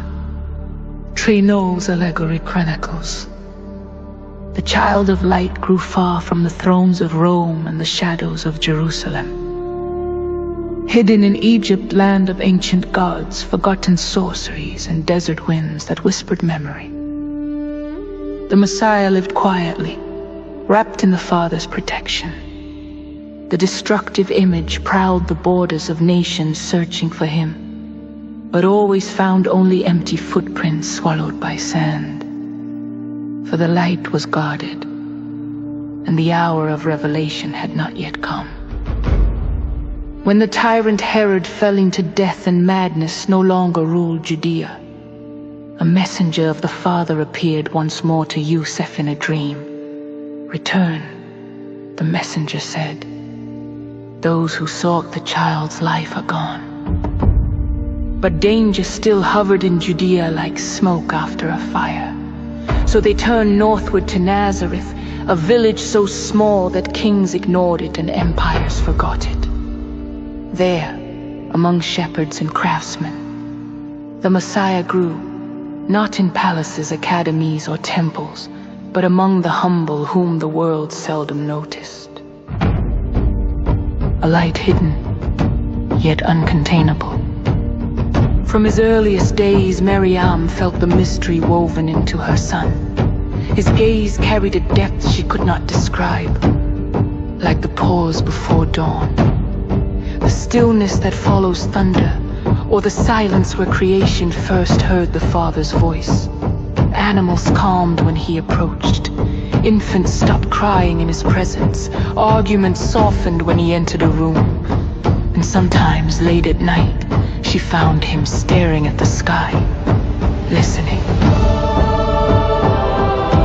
waiting. As if another voice, older than time itself, spoke to him across the stars. He grew strong yet gentle, wise yet humble. But the Father veiled his brilliance, lest the shadows find him before his hour. The return of the shadows. Even in Nazareth, the darkness watched, the destructive image, pale imitation of mankind, hollow as moonless night, wandered the hills of Galilee searching for a spark it once touched and failed to extinguish. But a divine barrier wrapped the village like an unseen shield. It could not cross. From distant hiding places, the weakened Anunnaki observed. Their leader whispered, "He walks among them, carrying the light that will unmake us." And fear curled its fingers through their hearts, a revelation at the temple. When the Messiah reached 12 years old, his family traveled to Jerusalem for the holy feast. The city roared with noise, priests chanting, merchants haggling, Roman soldiers watching. And in the heart of that city, something extraordinary unfolded. Miriam and Joseph lost him among the crowds. After days of frantic searching, they found him in the temple, seated among elders, scholars, and teachers, speaking with a calm authority that melted pride and awakened wonder. His questions pierced their assumptions. His insights unraveled mysteries. His presence hushed arguments. "Who is this child?" whispered one priest. "How knows he the hidden things?" murmured another. Outside, the destructive image lingered, unable to breach the temple's sanctity within. The boy's light radiated like a small sun, untouchable, eternal. When his mother found him, he looked at her with innocence and inevitability. "Did you not know I must be about my Father's business?" And prophecy breathed through the corridors of the temple, growing in strength and wisdom. Back in Nazareth, the boy resumed his quiet life, helping Joseph carve beams from cedar, helping Miriam carry water from the well, comforting widows, tending to children, mending broken tools, broken spirits, broken hearts. Where he stepped, peace followed. Where he worked, hope grew to his neighbors. His presence felt like spring after a long drought. Yet he remained hidden, a spark waiting for the breath of destiny. The watching shadows tremble.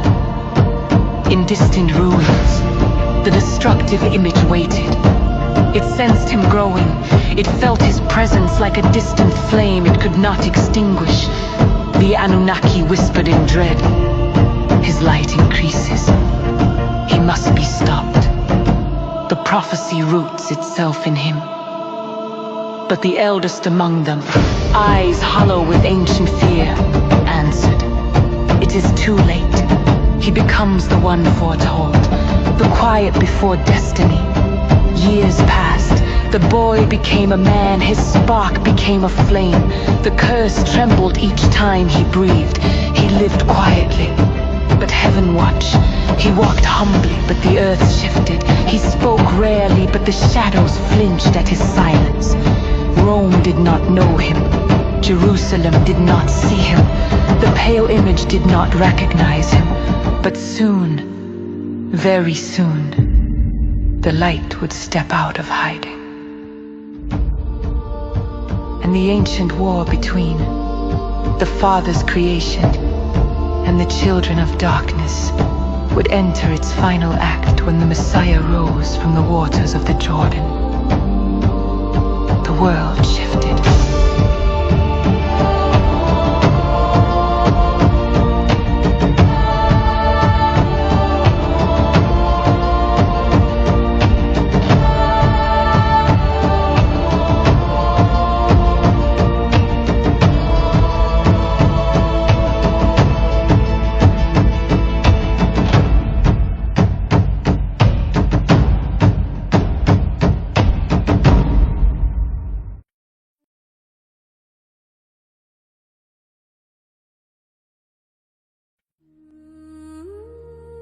The war begins in the desert. Trey Knowles' allegory chronicles. The heavens had spoken, the light had awakened, and the shadows knew their time was short. But before his ministry to mankind could begin, the Spirit of the Father led him into a desolate place, a wilderness silent and ancient, untouched by empire, unclaimed by any throne. For the battlefield of beginnings would not be a city, nor a temple, but the barren desert between heaven and hell, the summoning of darkness. The desert was a place where worlds thinned, where the veil between the seen and unseen loosened like worn cloth. Here the Messiah walked alone, fasting for 40 days, his body weakened. His spirit sharpened, his every breath stirred tremors in the unseen realm, and the shadows converged. The destructive image sensed his isolation and crept near, no longer flickering but condensing into a darker, more terrible form. The Anunnaki watched from afar, huddled within caverns carved from the last remnants of their fallen pride. Even the phantom zone rippled, feeling its ancient enemy draw near. This was not temptation. This was war. The first assault, hunger. The destructive image approached him not with fire, but with a whisper, the whisper of human frailty, the voice of the curse itself. Son of the Father, it murmured, smooth and coaxing, if you are who the heavens claim, command these stones to become bread. A small thing, a simple miracle. A subtle twist of purpose, 1 degree off course, yet enough to derail the destiny of worlds. The Messiah answered, voice steady and eternal, man shall not live by bread alone, but by every word that proceeds from the mouth of God. The desert stones glowed with unspoken authority. The shadows recoiled. The first battle was won. The second assault, identity. Enraged, the destructive image shifted tactics in a breath of time, where the vision or spirit had carried him to the pinnacle of the temple in Jerusalem. Below lay priests, worshippers, merchants, and Roman soldiers. If you truly are the chosen one, it taunted, throw yourself down. The Father will command his angels to catch you. It was a temptation of spectacle, of pride, of public glory, of forcing the hand of heaven by human demand. The Messiah's eyes ignited with righteous fire. You shall not test the Father. The destructive image shrieked in frustration. The Anunnaki cringed at the force of his words. The second battle ended in defeat for the shadows. The third assault, dominion, desperate. The destructive image revealed its truest form. Tall, pale, twisted by the corruption of the phantom zone. Its eyes burning like dying stars. Its presence bending the air around it. It carried him to a mountain so high it seemed to tower over the ages. Greece with its ruins of wisdom. Persia with its ancient roads. Egypt with its forgotten gods. Rome with its iron fist. All these, the pale creature declared, have been shaped by us. Their glory is ours. Their rulers bow to the shadow. Their thrones stand because we uphold them. Then it whispered the oldest lie in creation. All this authority I will give you if you bow and worship me. This was not temptation. This was treason against the Father. A final strike meant to corrupt the Messiah before his ministry could begin. The Messiah stepped forward, his voice shaking the earth and heavens. Away from me, destroyer. For it is written, worship the Lord your God and serve him only. Light erupted from him, not seen by mortal eyes, but blazing like a newborn star in the spirit realm. The destructive image was hurled backward, shrieking as cracks split its form. The Anunnaki fell to their knees in terror. The phantom zone howled as though struck at its foundation. The victory. Then, silence. The desert wind softened. The sun warmed his face and angels descended with radiance, tending his weary body. The war had begun, not with armies, not with weapons, but with truth, with obedience, with love stronger than fear. The Messiah walked out of the desert victorious. The shadows retreated, wounded, enraged, plotting. Rome marched onward, unaware its iron roads would soon carry the light. But across the desert sands the Father whispered, my son has conquered. Prepare the way. For the light had overcome every assault, the curse had been confronted, and the final battle for creation had now fully begun. The Messiah emerged from the wilderness like a rising dawn.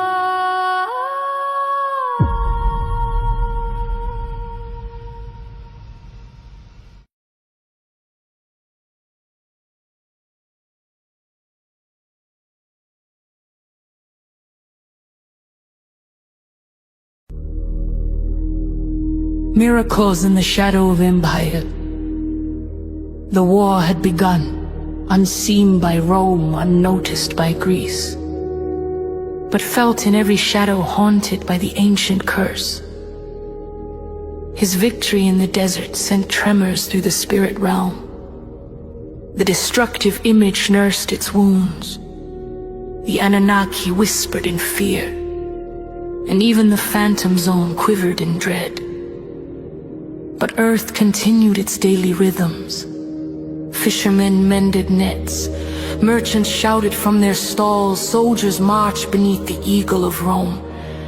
The world moved unaware that light now walked among them. The first miracle, at a wedding feast in Cana, a wedding overflowed with laughter, dancing, and joyful celebration. But the wine ran dry. A small crisis to mortals, an appointed moment to eternity. Mary approached her son. They have no wine. The Messiah answered, Mother, my time has not yet fully come. But the Father whispered across his spirit. This was the moment to open the floodgates of his ministry. He told the servants to fill the jars with water. They obeyed. Heaven stirred. The divine spark within him flowed outward, not with force, but with harmony, reordering molecules, calling forth joy. The water turned to wine, the finest ever tasted. A quiet miracle without spectacle, yet its power rippled through creation. The Anunnaki felt the disturbance. The destructive image flinched at the purity it sensed. The light was no longer hidden. The sick are healed. News of him traveled faster than caravans. They brought him the blind, the broken, the tormented. Rome's soldiers watched the crowds flow past them, not toward temples or arenas, but toward a simple man with ancient authority. He touched a leper. Disease fled. He spoke a word. Fever vanished. At sunset he stood at a doorway, healing every sickness brought to him.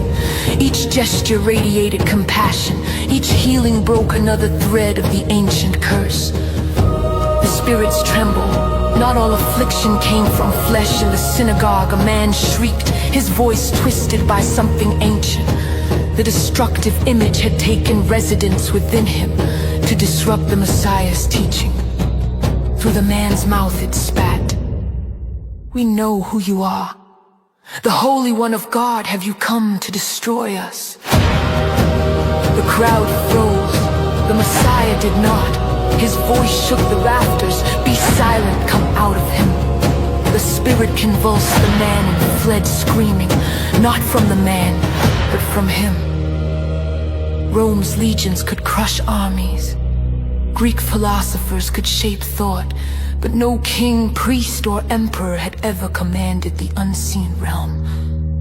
Whispers spread like wildfire. A new authority has come.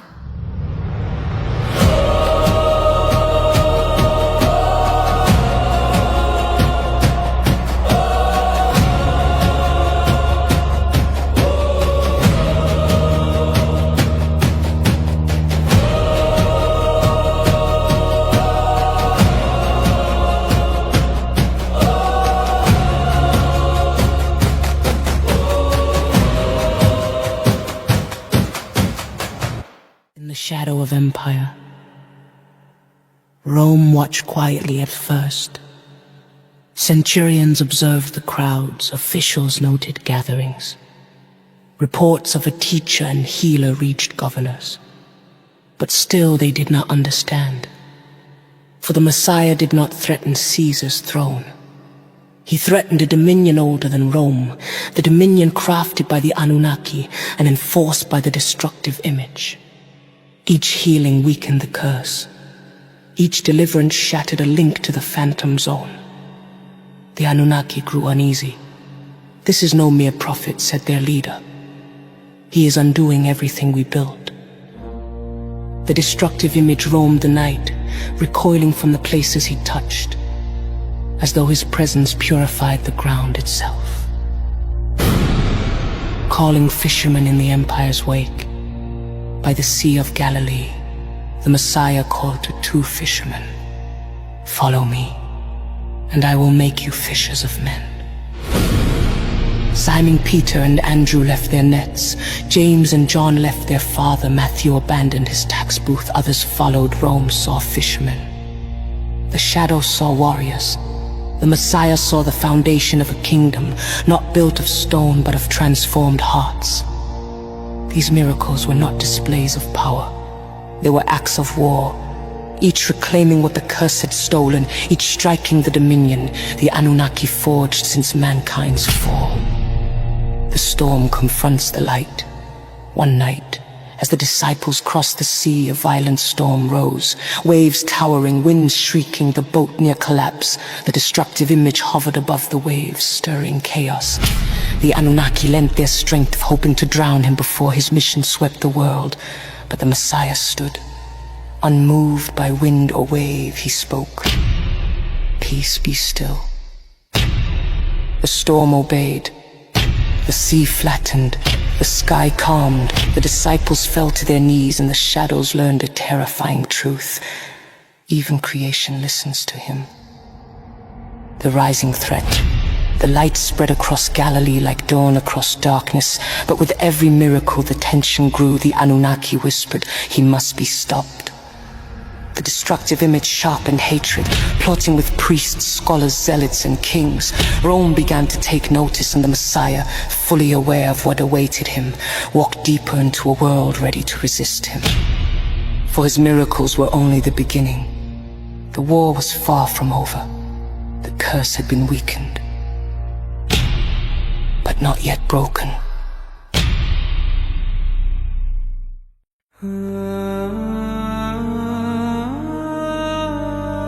Chapter 16. The Paling Exarech Cruise. Trey Knowles' Allegory Chronicles. The miracles spread like wildfire. The sick walked, the blind saw, the possessed were freed, and everywhere the Messiah stepped, the ancient curse shuddered. But with every act of healing, the shadows felt their dominion slipping through their fingers. The destructive image, pale, cold, and fueled by hatred older than nations, wandered in tormented circles through the ruins of forgotten shrines. It could no longer deny what the desert had proven. The Messiah was not merely a prophet, he was the light foretold from the beginning, the one destined to end their reign. A council in the dark places.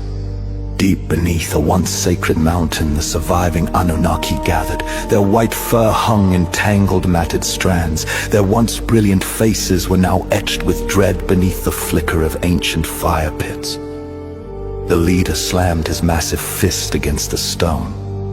This Messiah, he snarled, undoes our works. He heals what we corrupt. He frees what we bind. He tears our power from the hearts of men. Another, trembling, whispered, he commands the spirits. He silences storms. He carries authority not from earth but from the Father. A third growled with bitterness, he is the Son promised since the fall. The one who will crush our head. Silence fell, thick, heavy, suffocating. Then the destructive image stepped forward, pale, flickering, its form quivering like a dying flame. We failed to kill him as a child, it hissed. We failed to drown him in the storm. We failed to tempt him in the desert. Its hollow eyes glinted with malice, but we still hold something he needs. A long, cold pause. Mankind. A strategy of corruption. The pale destroyer's voice slithered through the chamber. He heals their bodies and frees their spirits, but he cannot force their hearts as long as fear, envy, pride, and division remain. Our dominion stands. The Anunnaki murmured in grim agreement. This had always been their strength. Not open war, but whispers. Not armies, but influence. Not blades, but deception. The destructive image continued. Let us sow discord among his followers. Let us plant suspicion among the priests. Let us stir zealots to see him as enemy. Let us turn Rome against him. Its voice lowered into a hiss. And let us find the weakest heart among his companions and claim it. The Anunnaki nodded. A corrupted friend is more dangerous than 1,000 enemies. Shadows in Jerusalem. In the holy city, the priestly elite already murmured in resentment. Threatened by his authority, infuriated by his compassion for the lowly. Jealous of the crowds who adored him. Beneath marble columns they whispered, "He breaks our laws. He undermines our traditions. He speaks as if he were greater than us." The destructive image moved among them unseen, feeding their fears, inflaming their jealousy, whispering poison into the cracks of their pride. A single phrase began to echo in their hearts. He must die. A troubled disciple among the 12, one heart had begun to twist. Judas of Kerioth, clever, ambitious, restless, struggled beneath the weight of his expectations. He wanted revolution. He wanted Rome to fall. He wanted a Messiah made of swords and fire. But the Messiah spoke of another kingdom, not political, not military, but spiritual, a kingdom Judas could not grasp. The destructive image felt his turmoil like a beacon in the void. This one, it whispered with delight, this one can be turned. Whispers brushed the edges of Judas' thoughts. Doubts crept into his prayers. Shadows pooled behind his eyes. The seed had been planted. Rome takes notice. Reports reach Roman officials. A healer drawing thousands, a teacher with unusual authority. A man whispered about as a king. To Rome, such things smelled of rebellion. The destructive image smiled in the darkness. Everything was aligning. The Messiah continues his work. Still the Messiah walked on. He healed a paralyzed man lowered through a roof. He restored a withered hand in the synagogue. He raised a widow's son from death. He fed multitudes with a few loaves. He taught truth with piercing simplicity. Every miracle drew more hearts to him and hardened the hearts of his enemies. Light spread, but so did resistance. The war moved from the wilderness into the hearts of men. The storm approaches night after night. The destructive image gathered with the Anunnaki. They knew they could not defeat him directly, but they could manipulate Rome, corrupt the religious elite, deceive the populace, twist the hearts of his disciples, and turned humanity against the one sent to save them. At last, the Anunnaki leader rose. Let the war move to Jerusalem. Let the world turn against him. Let him face the full weight of our dominion. The destructive image bowed deeply, and in the shadows of empire, the trap began to close. Chapter 17. The Messiah reveals his authority. Trey Knowles' Allegory Chronicles. The days grew heavy with expectation. Crowds followed the Messiah through dusty villages, across hills fragrant with olive trees, along shores where fishermen worked their nets. Some sought healing, others sought wisdom, a few came hoping for revolt against Rome. But all who met him sensed something deeper, a presence that pulled at the soul, a truth that pierced the heart, a power unmatched by prophet, priest, or king. And the more he revealed, the more the world trembled. Authority over the elements. The wind bowed to his whispers. The sea obeyed his voice. Storms born from chaos at the world's beginning stilled at a single command. When the disciples whispered, trembling, "Who is this that even the winds and the waves obey him?" The shadows recoiled, for the elements responded to him as they had responded to the Father when creation first awakened from a cliff above. The destructive image watched, fear rippling across its pale Nordic form. He commands the forces we once mastered on Rehab, it hissed. His authority is not of this world. Authority over the spirits. Across the sea lived a man among tombs, broken, tormented, chained by ancient darkness. No scribe could free him, no soldier could restrain him. His torment was a scar left by the Anunnaki's rebellion. When the Messiah stepped ashore, the spirits cried through the man's twisted voice, "What do you want with us? Son of the Most High, do not torment us." The disciples staggered back, but the Messiah stood firm. "What is your name?" he asked. A legion answered, "We are many." The destructive image hiding in the shadows of shattered stones felt the Messiah's authority crush the air like a falling star. It fled deeper into the tombs. Then the Messiah spoke, "Come out."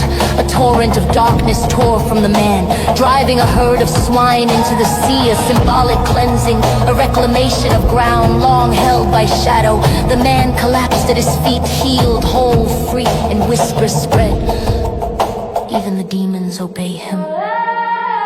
Authority over the body. Through the crowds pressed a woman who had suffered 12 years. She crawled, trembling, and touched only the hem of his garment. Power flowed through her like living fire. She gasped, healed instantly. The Messiah turned, not angered, but knowing power has gone out from me. His authority flowed like a river of life unstained by the world's darkness. Authority over death. In another village, mourners filled a house where a little girl lay dead. The shadows gathered greedily, convinced death belonged to them. But the Messiah entered and declared, "The child is not dead, but asleep." The people laughed. Even the Anunnaki mocked from afar. Then he took her hand. "Little girl, rise." Light filled the room like dawn breaking over creation. Breath returned to her lungs. Her eyes opened. His authority had reached into death itself, a domain the shadows believed invincible. Authority over law and tradition. The Messiah taught with a boldness that shook the foundations of religion. "You have heard it said, but I say to you." He spoke not as one interpreting the law, but as the one who had written it. The priests bristled, the Pharisees seethed, the scribes fumed. "Who is he to speak above Moses?" they cried. But the Messiah said, "One greater than the temple is here." Heaven agreed. Authority over sin. A paralyzed man was lowered through a roof. Seeing the faith of his friends, the Messiah declared, "Your sins are forgiven." Gasps, outrage, accusations of blasphemy. Only the Father could forgive sin, but the Messiah asked, which is easier, to say your sins are forgiven, or rise and walk, then rise. The man stood, healed in body and soul from a distant hillside. The destructive image whispered, he is undoing the curse, piece by piece, one healed heart at a time. The world takes notice, Rome noticed the crowds, the priests noticed the loss of influence. The Anunnaki noticed their fading power, the destructive image noticed its own unraveling. The Messiah noticed everything, yet walks steady, calm, carrying eternity in his hands. The shadows alarm. In hidden caverns, the Anunnaki wept in rage. He heals the sick, frees captives, commands spirits, claims the Father's authority. The destructive image knelt, trembling, he must be stopped. We cannot match him with power. We must turn mankind against him. Thus began the next stage of their war. Subtle, political, religious, psychological, not by attacking his strength, but by exploiting human weakness, for the shadows understood a terrible truth.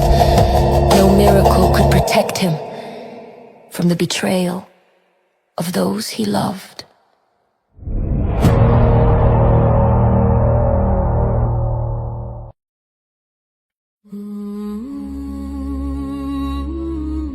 The Anunnaki conspiracy deepens. Trey Knowles' chronicles. The miracles of the Messiah spread across every hill and valley of Galilee like a rising tide of hope. Crowds pressed around him. The broken were restored, the oppressed were freed, even the dead rose at his word. Every act of compassion weakened the ancient curse. Every act of healing stole ground from the dominion of shadows. Every act of authority exposed the frailty of the powers of darkness. And in the hidden depths of the world, the Anunnaki trembled. Far beneath a mountain where no sunlight dared enter, in a cavern carved from the remnants of their dying world, the fallen giants gathered once more. Their towering forms flickered with unease, their fur-like hair hung in matted strands. Their eyes, once cold with arrogance, now glowed with dread. The leader stepped into the firelight, his voice rumbling through the chamber. His authority grows, he drives out our spirits with a word. He heals what we wound, he restores what we steal. Another giant snarled, claws scraping the stone. He is undoing the curse, every miracle weakens our hold. A third spoke with bitter fear, and the people flock to him. Fishermen, children, the sick, even Roman soldiers whisper his name. Then the destructive image stepped forward, its pale, distorted, human-like form trembling with hatred. He must be destroyed, but we cannot face him by power. He has defeated us in every realm, physical, spiritual, mental, elemental. Then how? The leader demanded. The pale image smiled, thin, venomous, deliberate, by turning his own creation against him. Those words wrapped the cavern in silence. The giants understood the plan instantly. Their greatest weapon had never been strength, it had always been influence.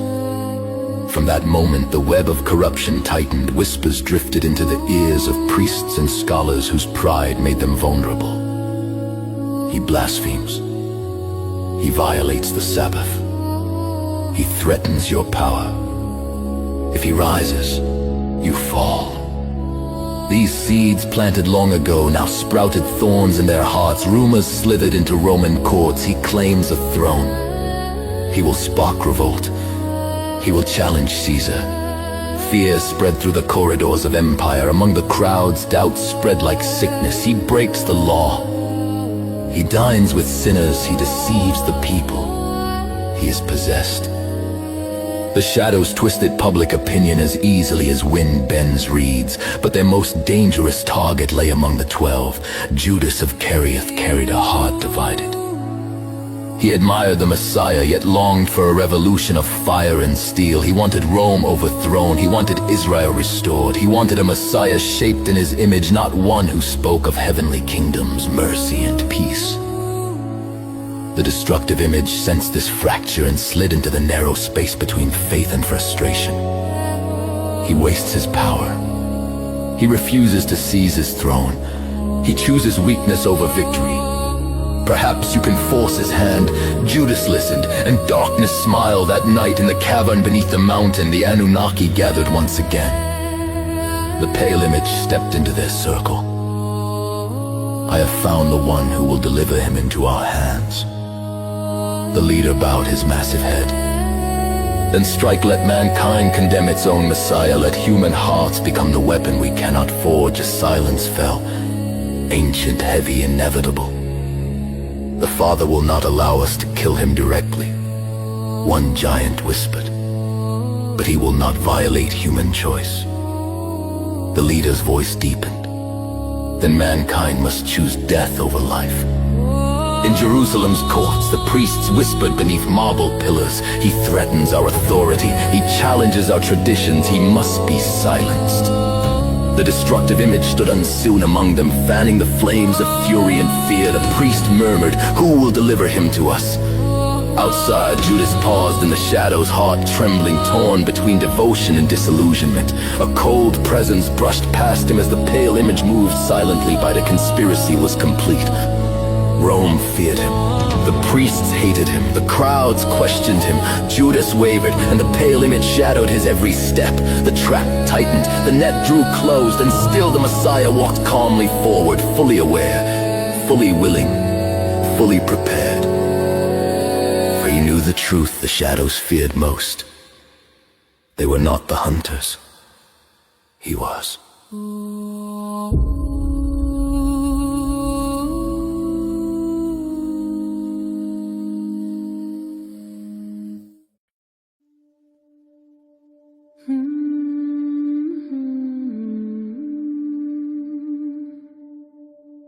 Light enters the lion's den. Trey Knowles Allegory Chronicles, Jerusalem. City of kings, prophets in blood, set perched on its mountains like a lion waiting to devour. Its walls gleamed in the sun. Its crowd swelled with pilgrims. Its temple rose like a fortress of faith, but beneath the marble and gold stirred darker things. The priests sharpened their fears. The Roman garrison tightened its grip. Whispers thickened in alleyways. Shadows crawled along the cracks of ancient stones, and far below the earth, the Anunnaki prepared. Their pale fur flickered in dim firelight. Their towering bodies hunched around the cavern where their world had died. He approaches Jerusalem, growled their leader. The destructive image stepped forward, trembling with hatred. Then we have one chance. To turn this city against him, to twist every heart, to drive him into our trap. The phantom zone itself stirred, as if sensing destiny's weight. The Messiah was approaching the city where prophecy and history would collide. The triumphal entry, the light did not enter quietly. He rode down the Mount of Olives on a humble colt, not a war horse, not a chariot, but a sign of peace. Crowds shouted, children danced, palms waved like banners of victory. Hosanna, blessed is he who comes in the name of the Lord. Jerusalem shook beneath the sound of celebration, but the shadows bristled from the temple walls. The priests glared from the Roman fortress. Soldiers tightened their grips from the unseen edges of reality. The destructive image coiled like a serpent. The Anunnaki muttered, "He is loved by the crowds. We must turn their love to hatred." The Messiah weeps for Jerusalem. He reached the crest overlooking the city, and he stopped. The people cheered, but he wept. If only you knew the things that make for peace. He saw their future betrayal. He saw the curse tightening around the city. He saw the shadows preparing their blow. His tears fell for a city destined to reject its savior. Light in the temple. When the Messiah stepped into the temple courts, the shadows hissed. The destructive image clung to the rafters. Anunnaki peered through cracked dimensional gates. Priests froze as his presence shifted the very atmosphere. Then the Messiah's righteous fire ignited. Tables overturned, coins scattered like falling stars. Animals fled, merchants choked in fear. My Father's house shall be a house of prayer. but you have made it a den of thieves. The temple shook with divine authority. Even Roman soldiers stepped back. The light had stepped into the heart of darkness and claimed it. The priests panic. Deep beneath the temple, priests gathered in a secret chamber. He challenges our law. He threatens our order. The people follow him. If we do nothing, Rome will crush us. He must die. The destructive image floating unseen among them fed their fear like dry tinder. He has no army, they insisted. He has no weapons, he has no throne. But the Anunnaki leader whispered through the veil. He has the crowds, and that is enough to undo us. Rome sharpens its eyes, reports reach Pilate. The teacher from Galilee gathers thousands. He drove out the temple merchants, they call him their king. Pilate stiffened. Rome tolerated no rivals. Watch him closely, he ordered. If he rise against us, destroy him. The destructive image smiled. The Messiah teaches in the lion's den. Despite rising danger, the Messiah remained unshaken. He healed the blind beside the temple pillars. He restored the lame. He welcomed children. Crowds hung on every word. The priests seethed. Rome bristled. The Anunnaki trembled. The destructive image burned with hatred. And the Messiah declared, "The kingdom of God is among you." The conspiracy tightens. That night, the fallen giants gathered again. We turned the priests against him. We stirred Rome against him. We seeded doubt among the crowds, and one of his own is nearly ours. The destructive image bowed. Jerusalem is our lion's den. Let him enter our jaws. But the Messiah knew. From the Mount of Olives, he looked back at the city. He saw every trap, every scheme, every shadow gathering, and he whispered, "The hour approaches." The light did not flee the lion's den. He entered it willingly, not as prey, but as the one who would break the jaw of the ancient curse forever.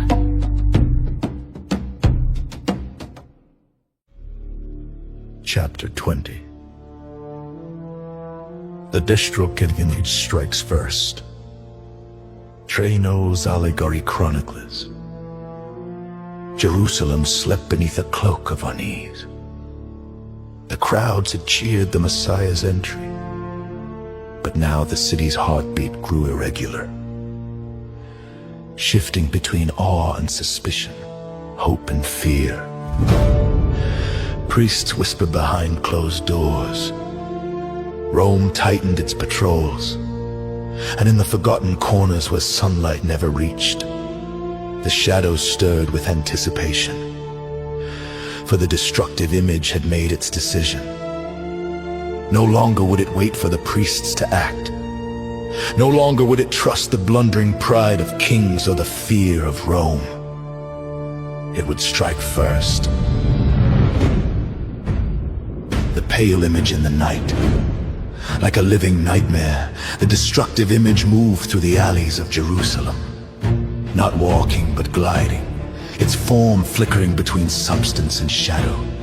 It passed through walls as smoke passes through cracks. Dogs howled as it approached.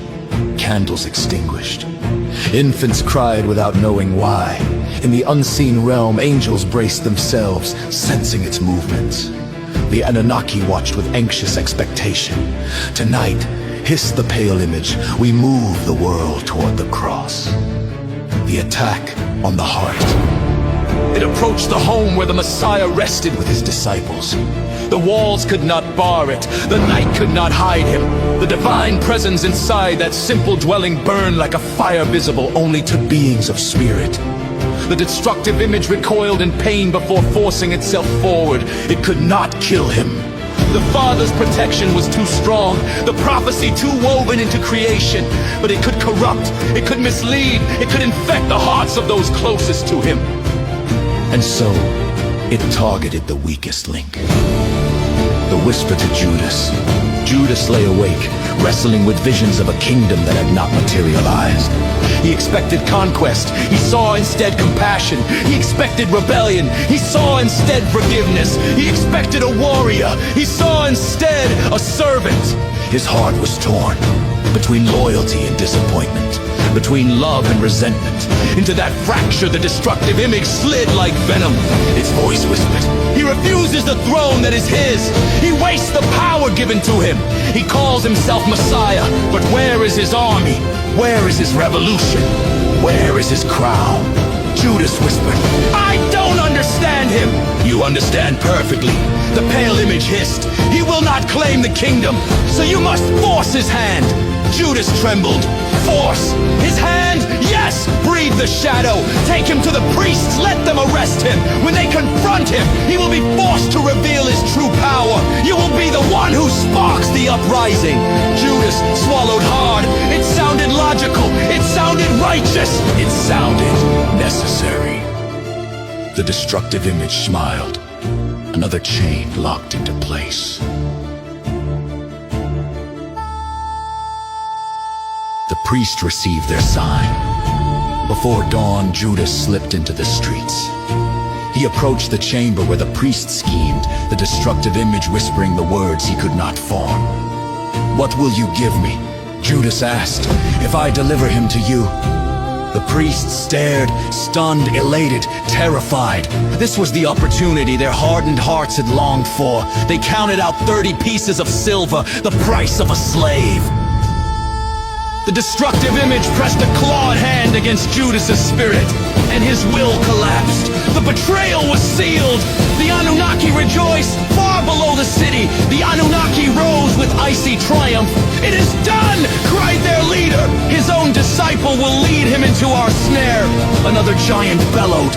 Then the prophecy can be broken. The Messiah will fall to mankind's corruption, not our blades. The destructive image materialized among them, shimmering with vile satisfaction. He will walk willingly into our trap. He will be condemned by those he came to save. His blood will fall by the choice of men. Their cavern echoed with twisted laughter, not joy, but the hollow shrieks of a dying race, believing they might win. But the Messiah already knew. While the shadows celebrated, the Messiah sat in the upper room with his disciples. His eyes glowed with sorrow and certainty. One of you will betray me. Judas froze. The destructive image hovered behind him. Its claws sunk deep into his heart. Yet the Messiah looked into his eyes with compassion, not condemnation. What you are about to do, he whispered, do quickly. Judas fled into the night, and the shadows rejoiced.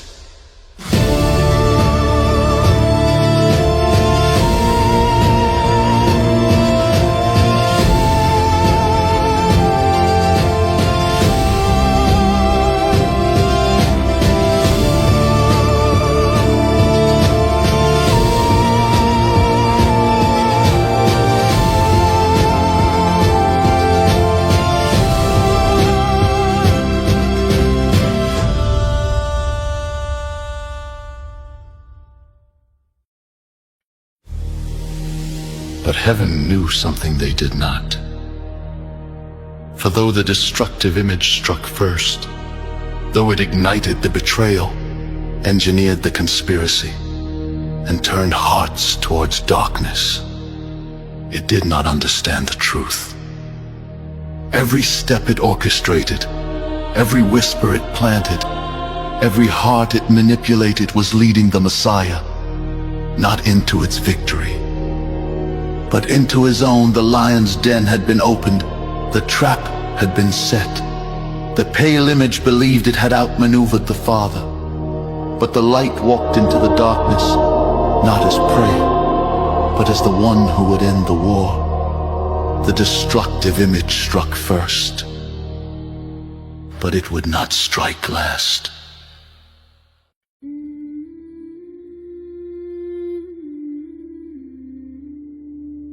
Night draped itself across Jerusalem like a heavy shroud. The city slept uneasily, unaware that the pulse of eternity had begun to beat faster. In the upper room, the Messiah sat with his disciples, the air trembling with unspoken destiny.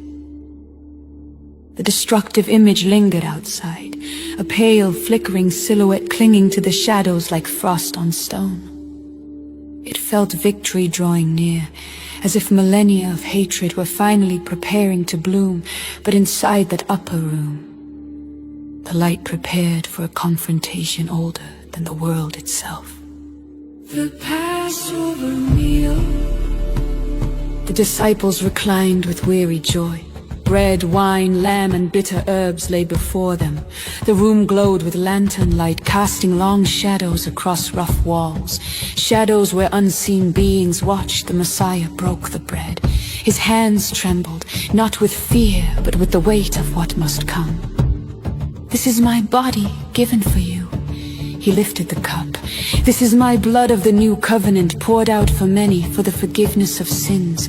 The disciples listened in mystery, but in the spirit realm, the declaration struck the Anunnaki like thunder. It meant one thing: the Messiah knew, and he was willing.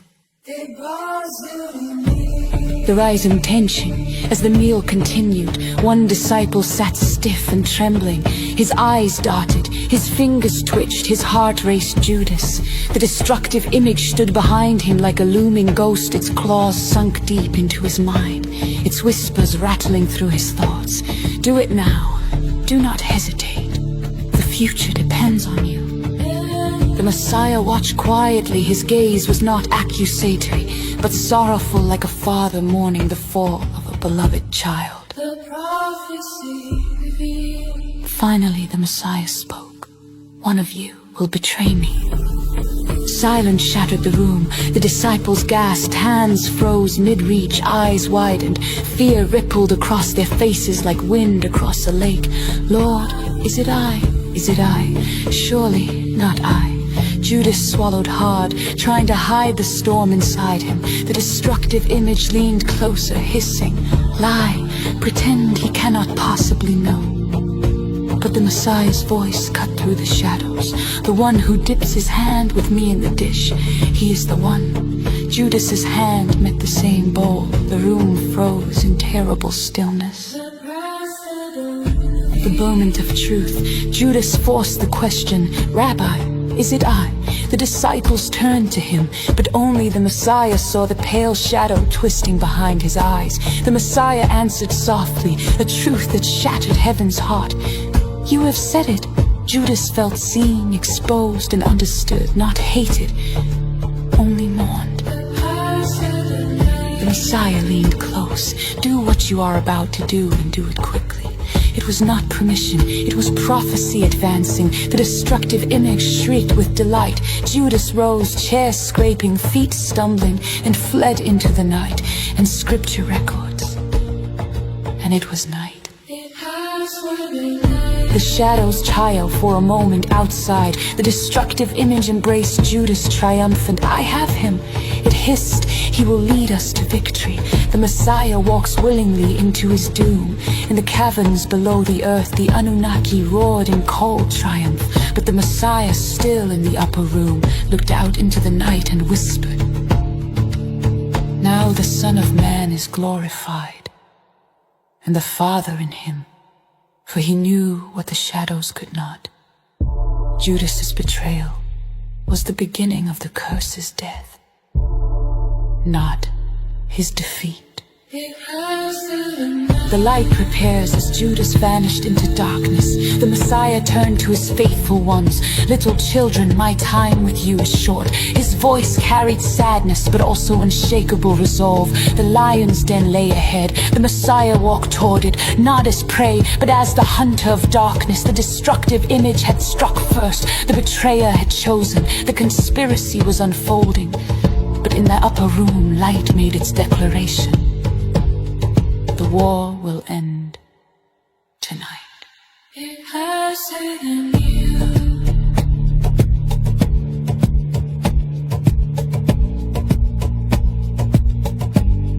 It has in you.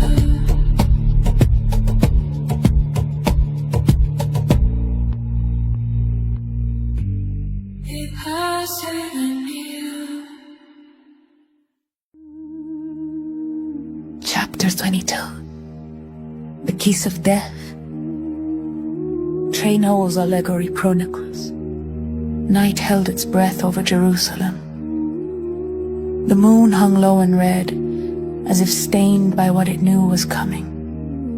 The disciples followed the Messiah beyond the city walls, past olive groves, past ancient stones, into a quiet place where he often withdrew. Gethsemane, the oil press, a fitting place, for tonight the world's highest hope would be crushed.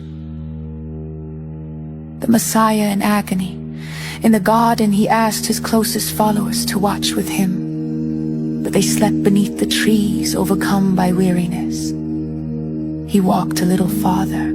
He knelt. He trembled. He prayed. The full weight of the curse pressed upon him. Every sin, every sorrow, every sickness, every shadow. The anguish was so deep that his sweat fell like drops of blood. He whispered to the Father, "If it be possible, let this cup pass from me, yet not my will, but yours be done." He rose in divine resolve. The light within him burned brighter than ever. The war was reaching its peak. Shadows gathered. At the garden's edge, the destructive image flickered, stronger now, feeding on Judas's corruption. Its hollow form pulsed like a heartbeat of hatred. Behind it stood the Anunnaki in their spectral forms. Tall, pale, monstrous, their eyes glowing like distant, dying stars. This was the moment they had prepared for. A mortal betrayal, a divine submission, a trap forged by shadows but permitted by heaven. This is the hour. Hiss the pale image. Strike now. The footsteps of doom.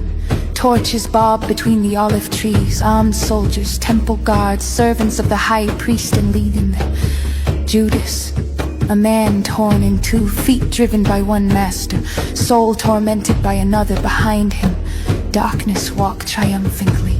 The final confrontation. The Messiah stepped forward, calm as morning light. "Whom do you seek?" he asked. "Jesus of Nazareth." The Messiah spoke two simple words. "I am."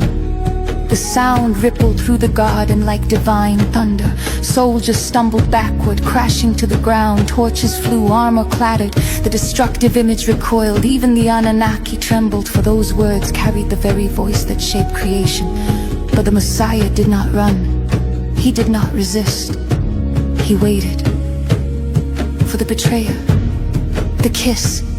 Judas approached, his face pale, eyes haunted, voice shaking. "Rabbi," the Messiah looked at him with sorrow deeper than oceans. "Friend, do what you have come to do." Judas stepped closer, his hands shook, his breath trembled. He leaned forward, a kiss, a signal, a weapon, a betrayal delivered with affection. The destructive image exhaled in triumph. This was the kiss of death. All heaven watches. In the unseen realm, angels drew their swords, but were forbidden to strike. The Son of the Father was being handed over to darkness. The Anunnaki roared in hollow triumph. The destructive image spread its arms wide, absorbing the moment like stolen glory. But heaven saw what the shadows did not. The kiss did not defeat the Messiah. It revealed him. The arrest did not overpower him. He surrendered willingly. "This is your hour," he said as soldiers bound him in the power of darkness. The shadows shuddered, for his words were prophecy, not surrender. Judas flees when Judas saw him taken. The truth struck like lightning. The pale image whispered, "Too late, there is no turning back." Judas fled into the night, haunted by mercy, by chains, by the memory of the Messiah's sorrowful eyes.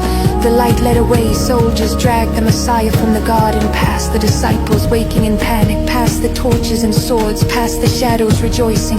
He walked without resistance. He was not captured. He was fulfilling destiny. The kiss of death had been given. The trap had closed. The pale image believed victory was secured.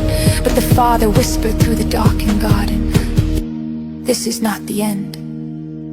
This is the beginning of the curse's destruction."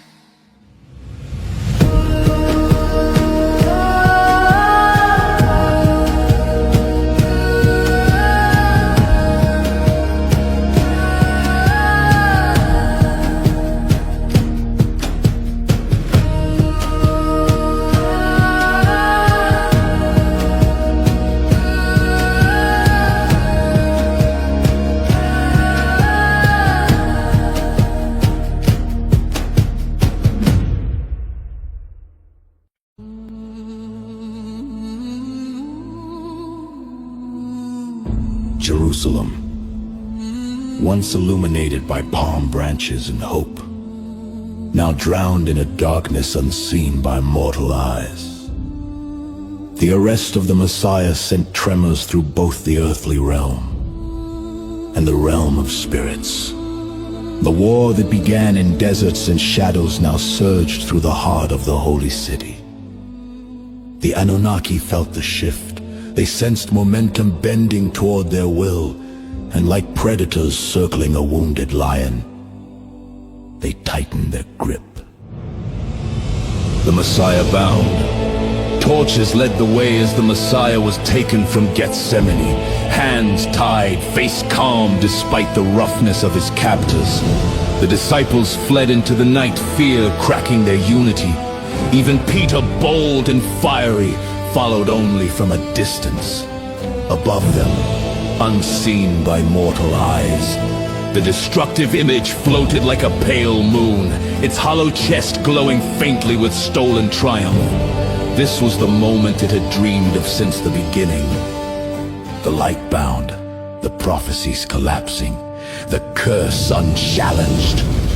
The Anunnaki gather in the spiritual plane, deep beneath Jerusalem, beneath stone and temple courts, beneath chambers where priests schemed and Romans patrolled. The Anunnaki assembled in a cavern carved through forgotten ages. A massive fire burned in the center, not of wood, but of raw, corrupted energy from the Phantom Zone. Their leader rose, towering, pale fur rippling like a storm cloud. The Messiah has been captured, he announced, and the hearts of men are now our weapons. A roar echoed through the cavern. At last, another giant growled. The curse stands secure, he cannot save them now. The destructive image descended, whispering, "Tonight, we shape the world. Tonight, we twist the minds of priests and governors. Tonight, mankind condemns its own salvation." And once he falls, the pale image hissed, "The Father's promise dies with him." Whispers in the hall of priests, in the upper chambers of the high priest's estate. The council gathered, Pharisees, scribes, elders, chief priests, restless and simmering with fear. The destructive image slipped between them like a parasite. He mocks your authority. He insults your laws. He threatens your nation.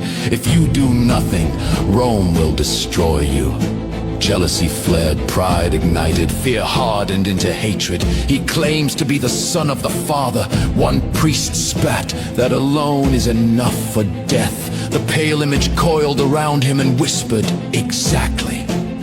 Waves of influence over the crowd outside. The pale image spread its influence like a cold draft. He is a deceiver. He is dangerous. He leads the people astray. He must die. These were not demons. They were influences. Whispers of the curse, twisting hearts. See how easily mankind bends. The Anunnaki leader said, "They are still ours." Pilate's palace, pressure builds. The Messiah was brought before the Roman governor. Pilate watched him with cautious curiosity, not malice. But the destructive image hovered over his throne. He claims to be a king. He will rebel. Rome will punish you. Pilate's jaw clenched. Fear tightened its grip. He must die. The pale image hissed, "Or you will." The giants debate the prophecy in the cavern. The Anunnaki confronted their ancient fear. He will crush your head. That prophecy depended on his survival. Their leader roared, if he dies in flesh, he cannot fulfill it. But one giant hesitated. What if? His death is part of the plan. Growls filled the cavern. The destructive image shrieked, "No, the Father would never allow his Son to fall by our hands. The prophecy ends now." They nodded, but unease flickered in their glowing eyes. The Messiah stands unmoved, while priests schemed, while crowds wavered, while Rome sharpened its blades. The Messiah stood in the high priest's hall, calm, silent, resolute. He did not flinch, he did not tremble. His eyes radiated a majesty the world had forgotten. Tell us, The high priest demanded, "Are you the Messiah, the Son of the Father?" The Messiah answered, "I am." The words detonated through the spirit realm like a star exploding. The Anunnaki staggered, the destructive image screamed. Priests tore their robes. The grip tightens. It was too late for mercy. Too late to halt the trial. Too late to reverse the tide. The Shadow's plan moved forward. The Anunnaki tightened their grip. The pale image prepared its next strike. Jerusalem descended into a night where light seemed to lose ground, and darkness believed itself victorious.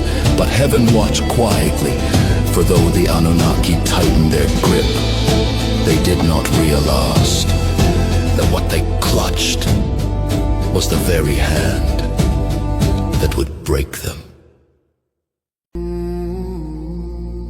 The Anunnaki celebrate too soon. Trey Knowles' chronicles Jerusalem. Once illuminated by palm branches and hope, now drowned in a darkness unseen by mortal eyes. The arrest of the Messiah sent tremors through both the earthly realm and the realm of spirits. The war that began in deserts and shadows now surged through the heart of the holy city. The Anunnaki felt the shift. They sensed momentum bending toward their will. And like predators circling a wounded lion, they tightened their grip. The illusion of triumph deep below the city, beyond stone, beyond history, beyond mortal sight. The Anunnaki gathered in their hollow caverns, certain victory was within their grasp. Their leader, towering, pale fur rippling like cold smoke, raised his arms. It is done. He declared he is condemned by his own people. The giants roared, shaking the cavern walls. Another stepped forward, claws scraping the floor. For generations we feared the prophecy, he growled. Feared the one who would crush our head. Feared the light who would undo our dominion. But tonight, the prophecy dies. The destructive image drifted into the center, trembling with vindication. Judas has done his part, it hissed. The priests are ours, Pilate will bend. The crowd is turning, humanity itself condemns him. The cavern thundered with hideous laughter, but their celebration came too soon. A tremor above the earth. While shadows reveled, the trial of the Messiah intensified above. Priests hurled accusations. False witnesses contradicted themselves. Rome hesitated, then yielded. The Messiah stood silent through it all. Not powerless, but willing. In the unseen realm, light pulsed like distant lightning. Angels tightened their grip on swords of flame, awaiting only the Father's command. The Anunnaki were too blind with arrogance to notice. Signs the giants ignored, though they celebrated. Creation itself began to tremble. The veil thinned, time flickered, the earth shifted, the sun dimmed, one giant frowned. Something stirs. The destructive image snapped. He trembles because he is afraid. Do not doubt now. But the old giant whispered, "It does not feel like fear. It feels like preparation." The Messiah speaks. In the high priest's chamber, the question rang, "By the living God, tell us, are you the Messiah?" The Messiah lifted his head, eyes blazing with eternal authority. "I am." The words detonated across the spirit realm. The Anunnaki reeled. The destructive image screamed. Priests tore their robes, but the Messiah was not breaking. He was declaring kingship.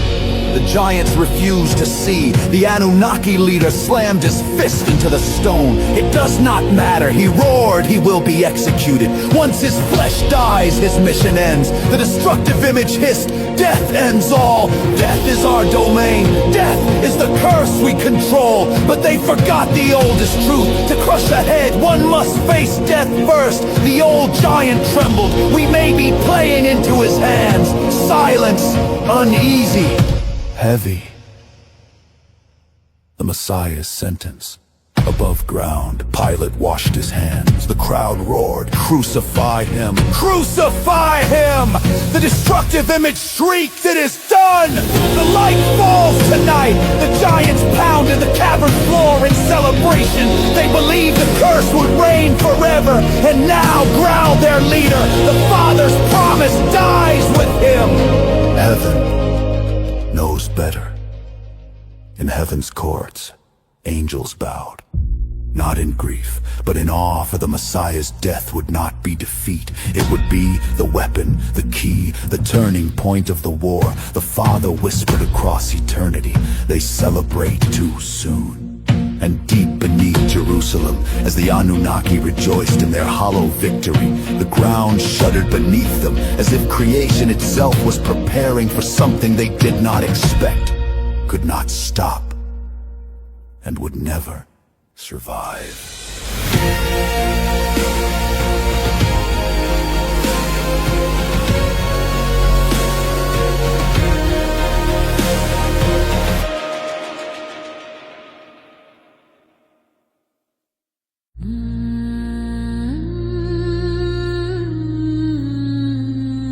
The unseen war ignites. Trey Knowles' allegory chronicles. The decision had been made. The sentence had been spoken. The Messiah would die.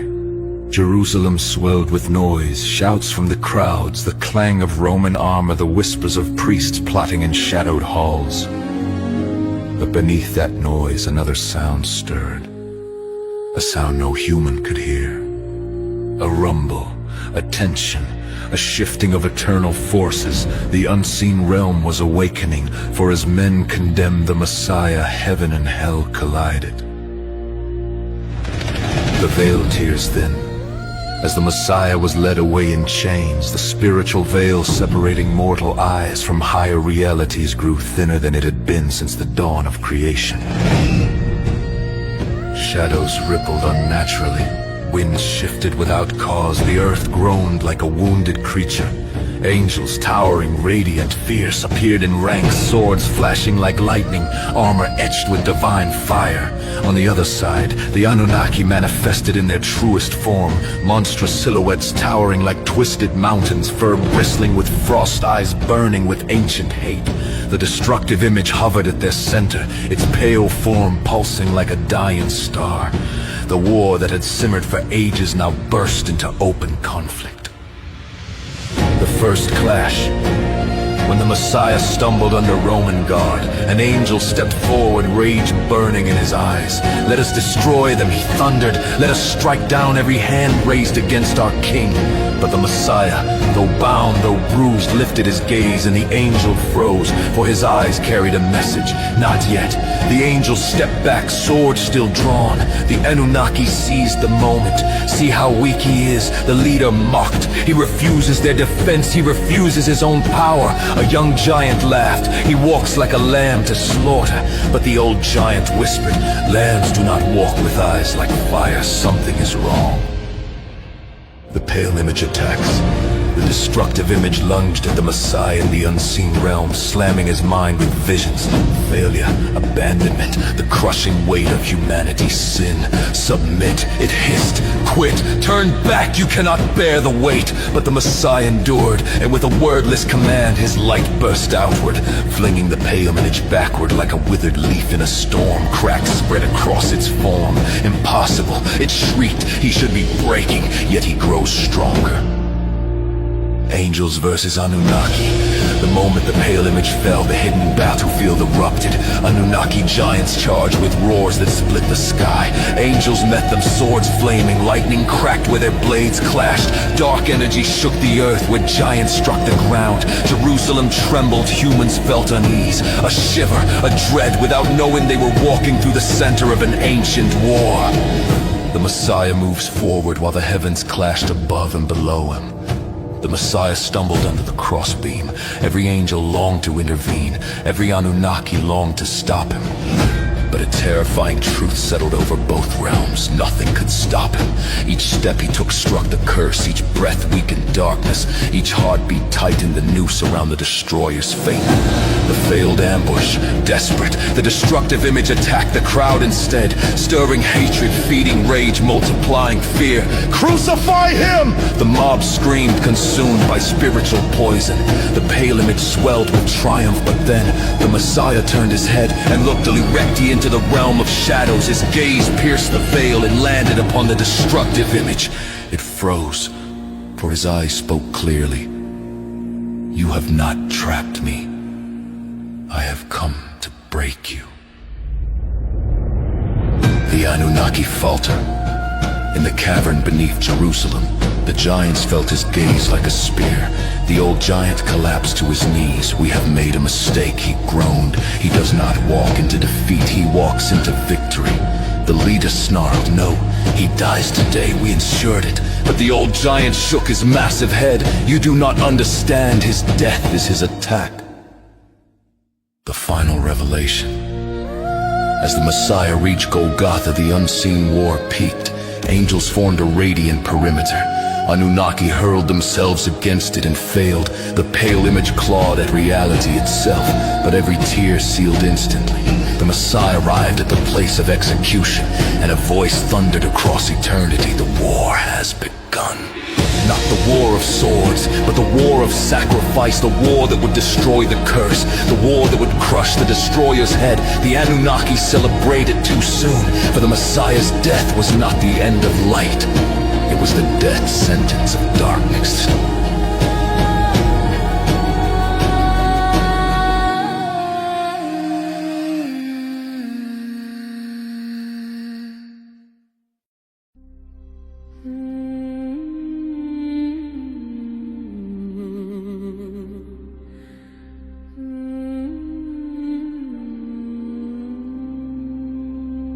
The hill of Golgotha rose like a grim altar beneath a darkening sky.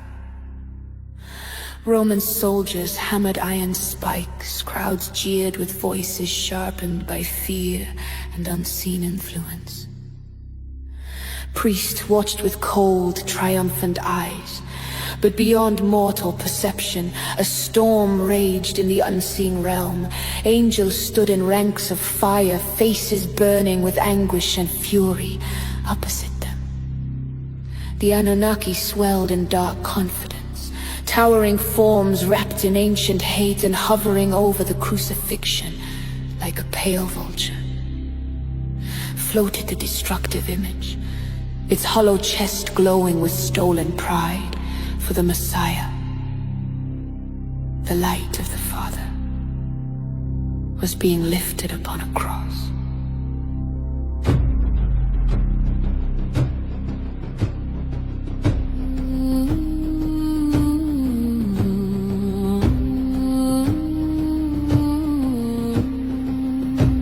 The darkness descends.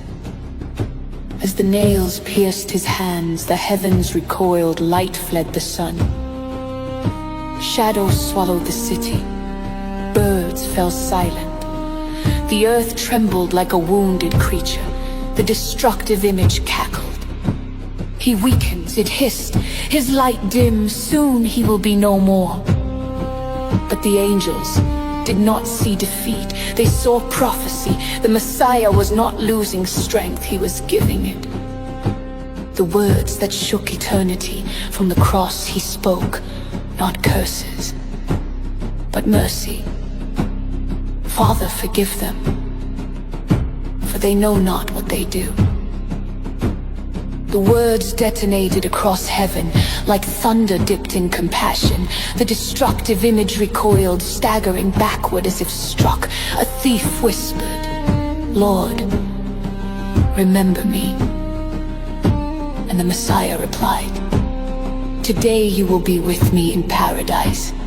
A soul was ripped straight out of the curse's jaws. The old Anunnaki giant trembled. He saves even now. This is not right. The dying light, hours passed. The sky grew black as ink, the temple lamps flickered out, the Messiah's breaths grew shallow. His vision blurred, his body weakened, but his eyes, even dimming, held a fire the shadows could not bear. The destructive image approached, desperate. Bow to me, it whispered. Submit, break, give up, and mankind remains mine forever. But the Messiah whispered, it is finished. The unseen realm exploded. Angels fell to their knees. The Anunnaki clutched their skulls. The destructive image cracked, its form splitting like shattered ice. The last breath, the Messiah lifted his face toward heaven. Father, into your hands I commit my spirit. The world stopped, he exhaled, and the final breath of light echoed through every realm. The ground split, rocks shattered, the temple veil tore from top to bottom. Angels screamed, demons fled, the Anunnaki collapsed under a force they could not understand. The destructive image writhed, splintering apart, and for a fleeting moment, darkness believed it had won. The silence after the storm, Roman soldiers fell to their knees. Surely, this was the Son of God. Crowds scattered, priests hid, followers wept in the cavern beneath Jerusalem. The Anunnaki rose, shaking, broken, bewildered. He is dead, one said. We have won, insisted another. But the old giant, the one who had always sensed danger, whispered, no, look deeper. The dreadful realization, they saw it. The Messiah's light did not fade in death.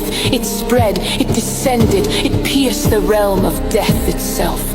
The phantom zone trembled, the curse recoiled, the underworld shuddered, the destructive image fading gasped. What is he doing? The old giant whispered. His death is not defeat, it is his attack. The leader roared, what prophecy? The old one replied, the one that said he must die before he can crush us.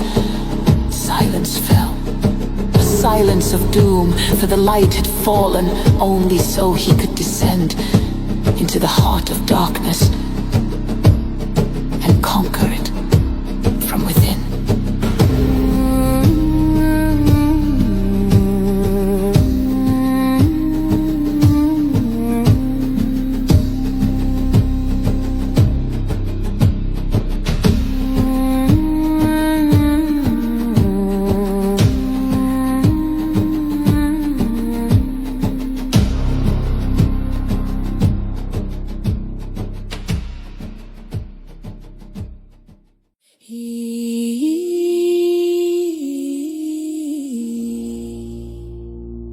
The Messiah raised back to life. Trey Knowles' chronicles. For 3 days the world lay beneath a shroud. The earth was silent. The heavens held their breath. The disciples mourned in hiding. The priests waited in anxious triumph. Rome guarded the tomb with stone and steel. And deep in the unseen realm, a cosmic storm brewed, for the Messiah had not descended into death as a victim, but as a conqueror.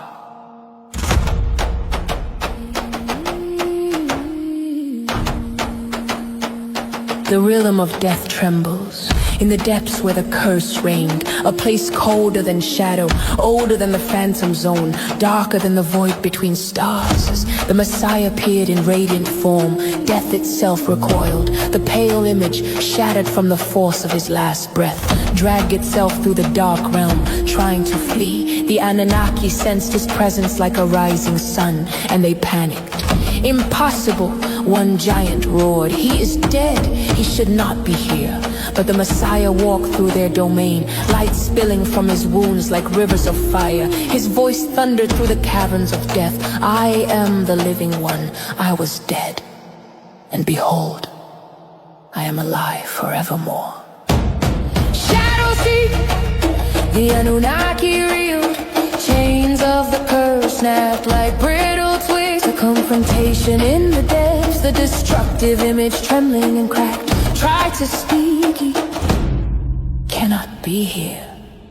But the Messiah stepped before it. His presence peeled away the lies, the corruption, the hatred laid upon the pale image since Rehab's fall. This was the moment foretold, the promise given at mankind's first wound, the prophecy the Anunnaki tried and failed to destroy. You will strike his heel, the Father had said, but he will crush your head. The Messiah raised his hand, light erupted, the destructive image screamed, splitting, shattering, dissolving into dust. The ancient weapon of the fallen giants was no more.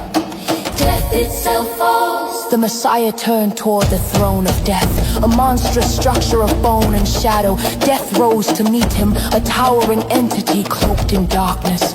You have no authority here, Death rumbled. All who enter belong to me. But the Messiah replied, no longer.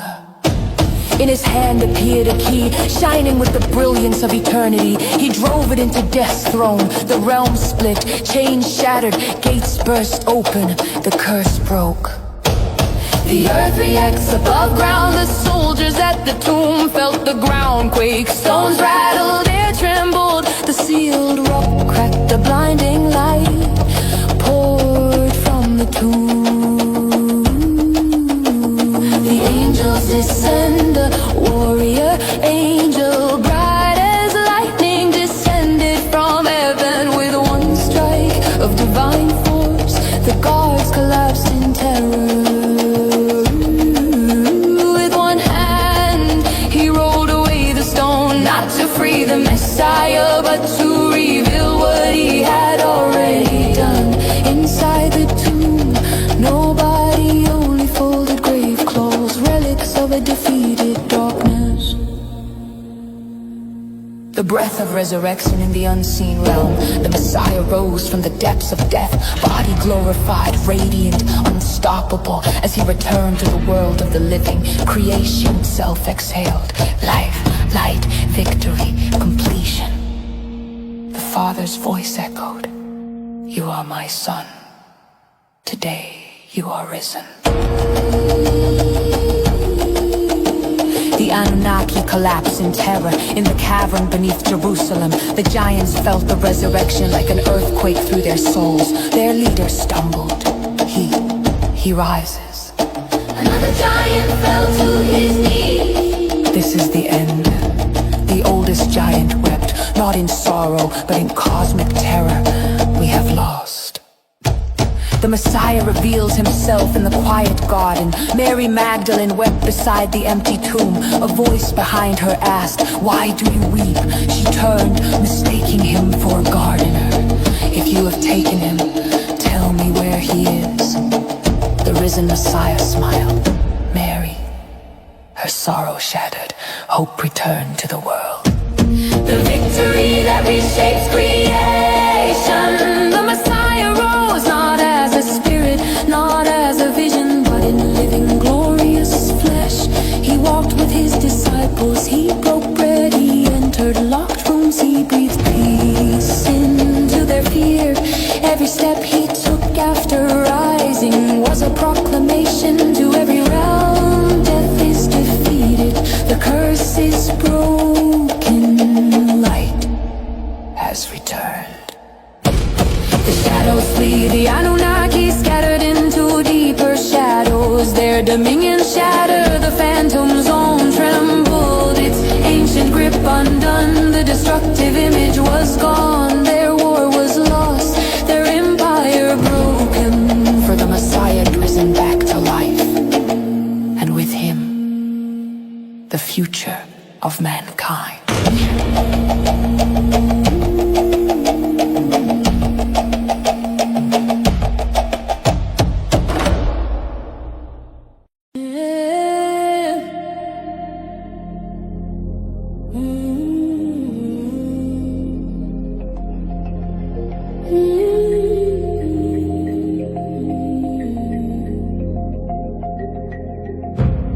Great Commission. Light to the world. Trey Knowles' chronicles. For 40 days after his resurrection, the Messiah walked among his followers, no longer bound by mortal frailty, but alive with the fire of new creation. His presence carried peace, his voice carried authority, his wounds carried victory wherever he appeared. Behind locked doors, along dusty roads, on dawnlit shores, the shadows fled, the Anunnaki hid. The fallen powers trembled, for they knew a truth greater than death. The risen Messiah was unstoppable.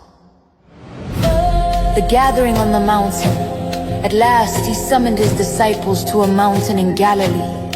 The same hills where he had once healed the sick, multiplied bread, walked on waves and declared the kingdom of heaven. But now he stood before them, radiant, glorified, unbreakable. The disciples fell to their knees, some trembling in awe, others overwhelmed by joy. He lifted his hands, scars shining like trophies of conquest, and spoke words the universe would never forget. All authority is given to me. His voice rolled through heaven and earth like thunder wrapped in light. All authority in heaven and on earth has been given to me. The Anunnaki heard it in their ruined cavern and collapsed in dread. The phantom zone heard it and shook like a dying star. Every demon, every false god, every fallen spirit heard it and knew their dominion was over. The curse had lost its power, death had lost its chains, darkness had lost its rule. The Messiah was king. The commission that changes the ages, he looked upon his disciples, ordinary men made extraordinary by grace, and extended his mission to them, not with swords, not with armies, not with empire, but with light. Go. The word struck the unseen realm like a bolt of creation's fire. Go and make disciples of all nations. Not one people, not one tribe, not one land, all nations.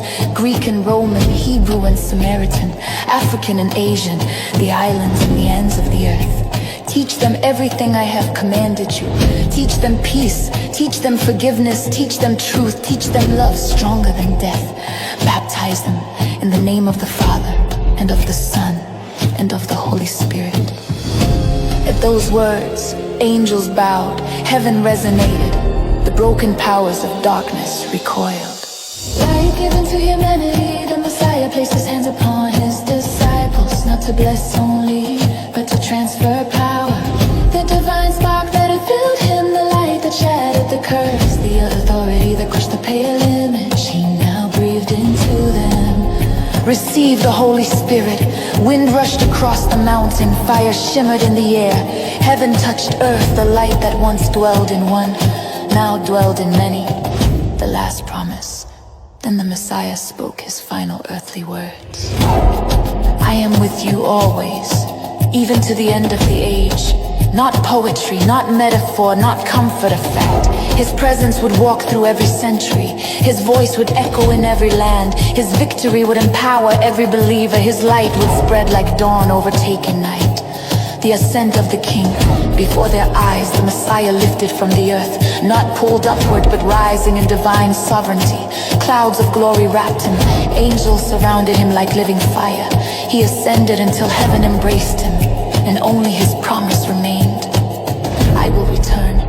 And when he vanished, the world grew brighter, for the light was no longer in one place. It was in every believer, in every nation, in every heart once claimed by the curse. The Anunnaki's last fear. Deep below, the giants bowed their heads. It is over, whispered the old one. The light has multiplied. The leader trembled. He has given humanity what we feared most, the power to resist us. The last remnants of the destructive image dissolved. Shadow retreated, the curse fractured, the phantom zone cracked. The war was not finished. but its ending was guaranteed. The great mission begins on the mountain of Galilee. The disciples stood in stunned silence. Peter inhaled with courage. John wiped tears of overwhelming joy. Thomas touched the air where light had risen. Something new, something unstoppable, ignited within them. Hope, courage, purpose, light. The Great Commission had begun, and through them, through centuries, through all who believe, the light will spread until the world is restored. The Messiah rose, the Messiah reigned, the Messiah sent his light. And nothing in heaven, earth, or hell will ever stop it.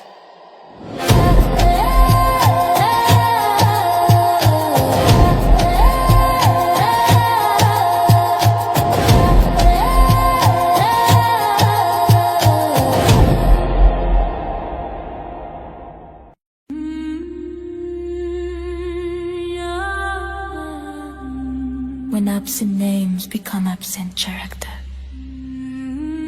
Trey Knowles' allegory chronicles. I the lost name. The boy had 3 names, though he only remembered one.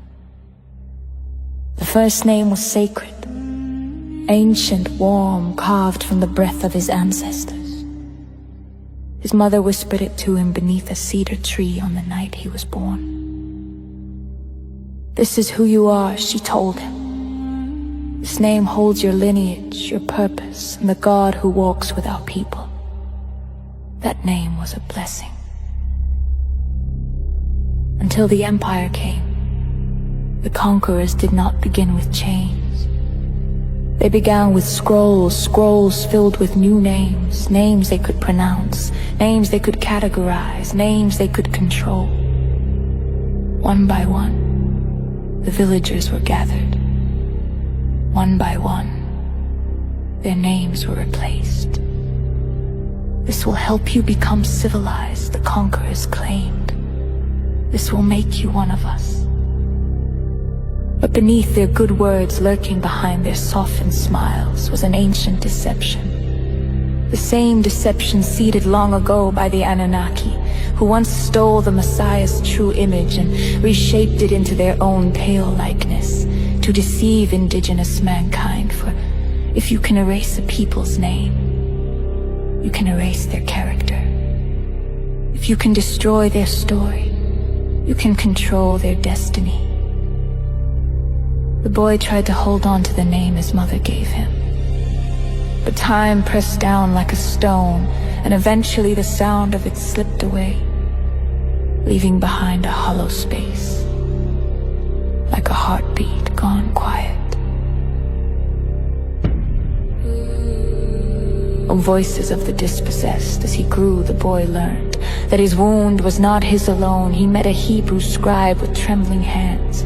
Our people once had names filled with the breath of the divine. The scribe said, but when the Greeks and Romans ruled us, they stripped them away. He listed names that had been changed. Yehoshua Nesu, Yokanani Ones. Each change, he whispered, stole meaning. Even our Messiah's name was reshaped to fit the Empire's tongue. And when they changed his name, they changed his image too. The boy's heart tightened. Later he met an African elder who carried no name of her ancestors. On ships, she said, we were renamed like cattle, our clans erased with ink, our children left searching for histories bound in chains. An indigenous grandmother spoke of boarding schools, places where her people's names were beaten out of them, along with their languages, songs, and prayers. He met Pacific Islanders whose names were replaced by missionary alphabets, and Caribbean families whose histories were buried under plantation ledges. Everywhere the pattern was the same. Empire steals the name first. And when the name falls, the character follows. Beneath it all, the boy sensed the old shadow. The same deception used by the Anunnaki when they stole the Messiah's true likeness to lead the nations astray from the Father of Love. Her eye the search one night beneath the same stars his mother once showed him. The boy lay awake. He did not remember the name she had given him, but he felt its absence like a wound still bleeding. And then he understood. A name is not a label. A name is identity. A name is destiny. A name is dignity. So he began to search, not for a new name, but for the old one. He listened to the stories of his people. He traced the songs of his lineage. He learned the pronunciations the empire erased. He studied languages whispered by winds older than conquest. Something stirred inside him. A whisper, a memory, a return. When he finally spoke his true name aloud, the earth seemed to recognize him, as though creation itself breathed. Welcome back. Ivy, the return of names across the world, others awakened as he had. Africans reclaiming ancestral surnames, indigenous nations restoring ceremony and identity, Hebrews returning to original pronunciations, Pacific Islanders resurrecting nearly lost names, Latin and Caribbean families tracing pre-colonial lineage, Asian peoples recovering names severed by empire. Through them all, the boy saw a universal truth rise. Colonization begins with the erasure of names. Liberation begins with their return. For the Anunnaki had once stolen the Messiah's image to deceive the nations. But now truth returned. His real name, his real lineage, his real mission, to restore life to indigenous mankind. As the boy embraced his true name, he felt his character return, his spirit strengthen, his destiny clarify. And in that restoration he heard the echo of every nation ever wounded by empire rise to proclaim, we are still here. We remember who we are, and our true names live again.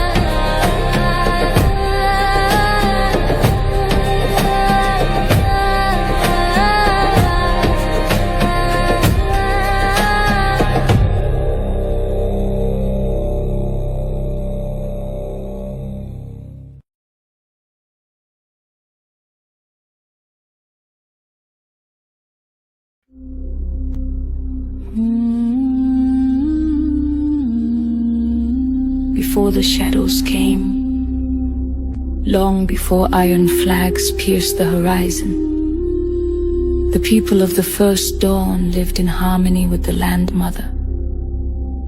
She taught them the names of every river, the laughter of every tree, the breath of every animal.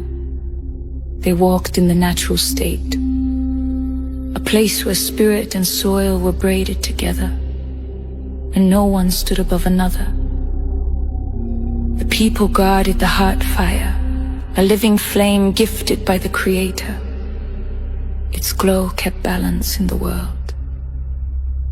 When they lived true, the heart fire shone bright.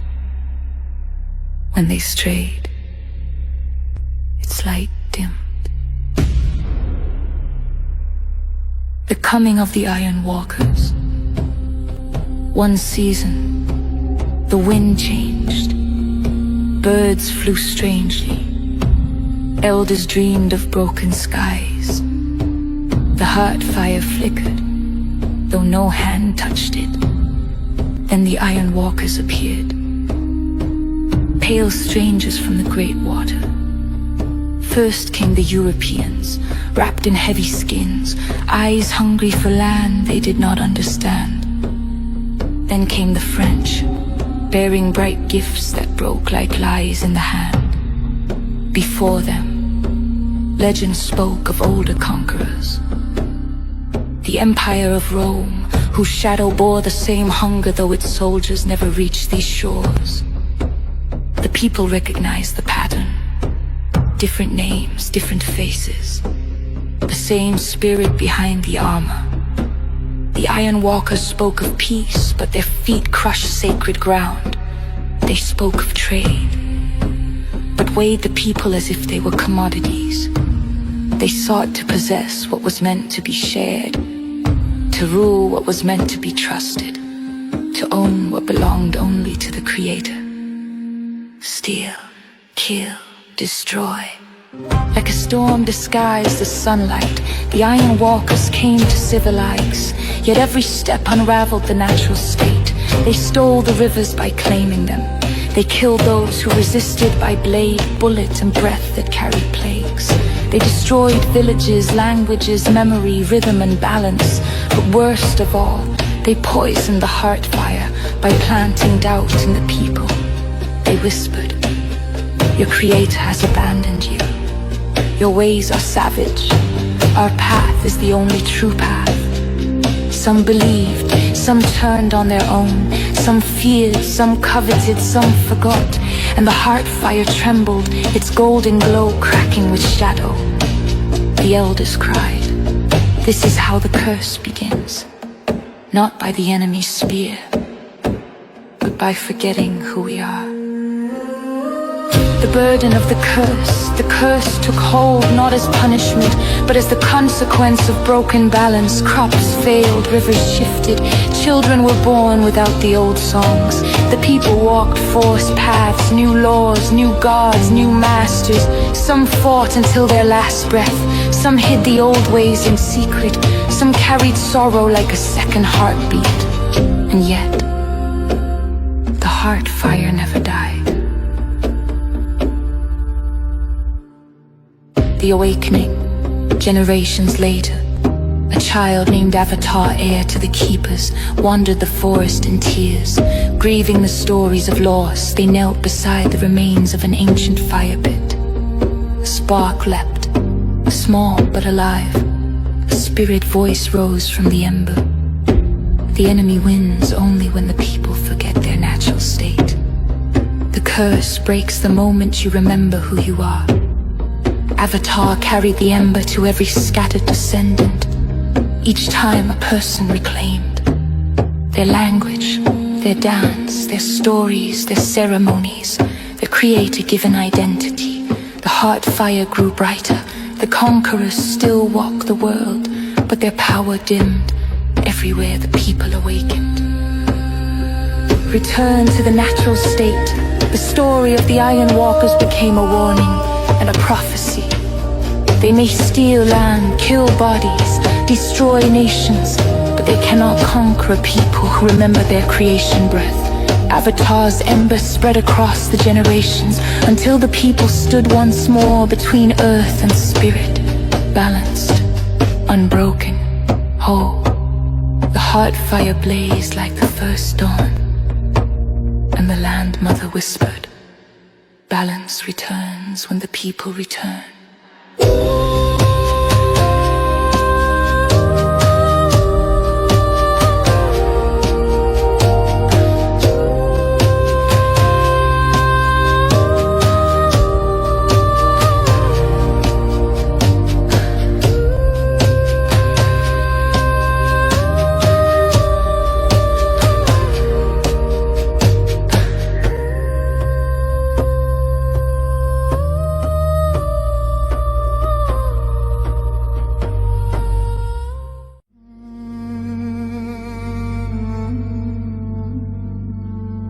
Fire of Rome, shadow of the beast. I born into empire. Rome, the iron beast of the nations, still ruled the world when a child named Lucius Domitius Anunnaki was born in Antium on 15 December, in the year men would later call A37. He did not look like a monster. He was just a child. But the spirit behind the armor had already marked him. He was born into a line woven with ambition and blood, son of Gnaeus Domitius, Ahenobarbus, and Agrippina the Younger, great-granddaughter of Augustus, heir of the old imperial dream. When his father died, Lucius was only 3. By 11, his mother had placed herself beside Emperor Claudius. Not out of love, but out of hunger, Claudius adopted the boy, gave him a new name, gave him a new destiny. Nero Claudius Caesar Augustus Germanicus, a name fused with empire, a name carrying Rome, Caesar, Augustus, and Germanicus in one breath, a name that was no longer just a man, but a throne in the unseen realm. The Anunnaki watched from behind the veil. This one, the leader murmured, will be useful. For Nero was born into a world already shaped by their influence, a world where Rome had crucified the Messiah, renamed him, and baptized empire in false light. Now the shadows desired a new mask. The emperor becomes his own god. When Claudius died in AD 54, Nero ascended the throne, backed by the Senate, the Praetorian Guard, and the unseen whisper of darkness. At first he was guided by 3 restraining hands. His mother Agrippina, his tutor Seneca the Younger, his Praetorian prefect Burrus. They counseled restraint, moderation, diplomacy. But the shadows did not want moderation. They wanted corruption inside Nero's mind. The old voice of the pale image, though shattered by the Messiah's victory, still echoed through the habits of empire. You are above all, you answer to none. You are not a man, you are Rome. Nero pushed his mother aside, then plotted her death. And the sea itself seemed to shudder, as the sun orchestrated the murder of the woman who bore him. After her came others. His wife Claudia Octavia, his stepbrother Britannicus, political rivals, suspected enemies where the Messiah gave his life for others. Nero took lives to protect his own. The contrast echoed through the ages. One king carried a cross, one emperor wielded a sword, one broke the curse, the other deepened it. Rome's fire and the blood of the followers. Nero loved theater, music, performance. He stood on stages, sang in public, drove chariots in games, shocking the elite who believed emperors should never descend to roles of entertainers. But the lower classes loved him. He fed them spectacles, he built amphitheaters, he gave them games, all at a cost. The elites groaned under heavy taxation, the city strained under his excess. Then came the great fire of Rome. Flames devoured districts, buildings collapsed, smoke drowned the sky. The city screamed as everything it knew turned to ash. Some whispered Nero himself ordered it, to clear land for a golden palace worthy of his vanity.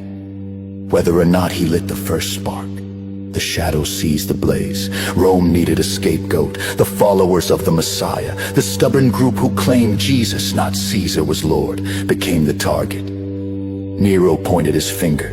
The empire obeyed. Christians were seized, tortured, burned as human torches to light his gardens. The Anunnaki watched with dark satisfaction. Here, they whispered, is the first great persecutor of the children of light. What the shadows failed to kill on the cross, they now tried to crush under the emperor's hand. I burrowed in the fear of judgment. Later storytellers in Jewish tradition spoke of a strange moment. During the Great Jewish Revolt, they said Nero came to Jerusalem. Testing his fate, he shot arrows in all 4 directions. Every arrow, they said, fell toward the city. Then he asked a child to recite the verse he learned that day. The child replied, I will lay my vengeance upon Edom by the hand of my people, Israel. Nero trembled. The words struck him like a verdict. God would destroy his own house, but punish the man who carried it out. He desires to destroy his temple, he whispered, and lay the blame on me. And according to the legend, he fled and embraced the faith of the very people Rome oppressed. Whether history or parable, the meaning holds. Even Rome's emperor, drunk on power and blood, could feel the weight of a higher judge. From that sea, tradition says, rose Rabbi Mir, descended from the emperor who once persecuted the Messiah's followers. The line that wielded the sword would one day carry the scroll. The shadows never foresaw it.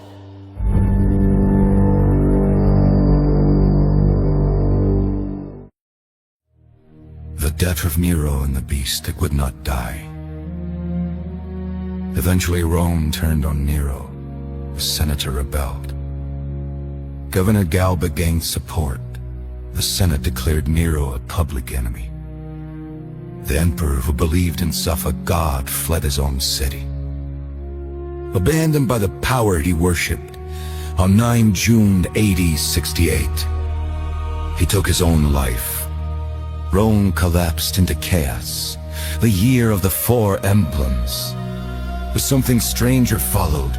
Rumors sped that Nero lived, whispers claimed he would return. 3 impostors rose, claiming to be Nero reborn. Early believers looked at Nero's cruelty, his persecution, his self-worship, his fire and blood, and saw a pattern. The beast the prophets warned about, the Antichrist embryo. Many interpreted 666 as a coded reference to Nero's name. The Anunnaki listened hungrily. If we cannot keep the man, they muttered, we will keep the pattern.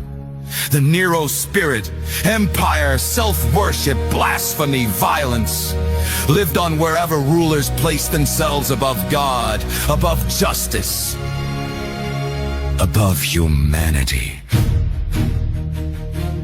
By a shadow that crosses oceans, Nero died. But the empire did not. Rome reshaped itself, passing its spirit into new hosts.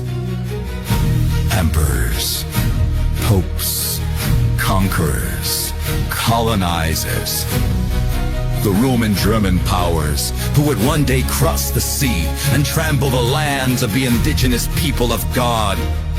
The same spirit that burned Christians in Rome, burned villages on Turtle Island. The same spirit that renamed the Messiah, renamed indigenous children in boarding schools. The same spirit that crucified apostles, crucified cultures. Nero's life became more than history. It became a symbol of what happens when a man makes himself a god. Of what empire becomes when it no longer fears judgment. Of the beast that rises in every age whenever power bows to no one. Yet the children of light saw a different pattern. For every Nero, there was a Peter who preached, a Paul who wrote, a believer who refused to bow, an indigenous elder keeping sacred songs alive in secret. The beast raged, the empire roared, the Anunnaki celebrated. Too soon for the life the Messiah set ablaze to not be extinguished by Nero's fire, Rome's sword, German steel, or any empire that followed. And somewhere, among indigenous camps and hidden congregations, forest keepers and desert prophets, a quiet truth remained. Empires fall. Nero dies. But the people of the Creator endure.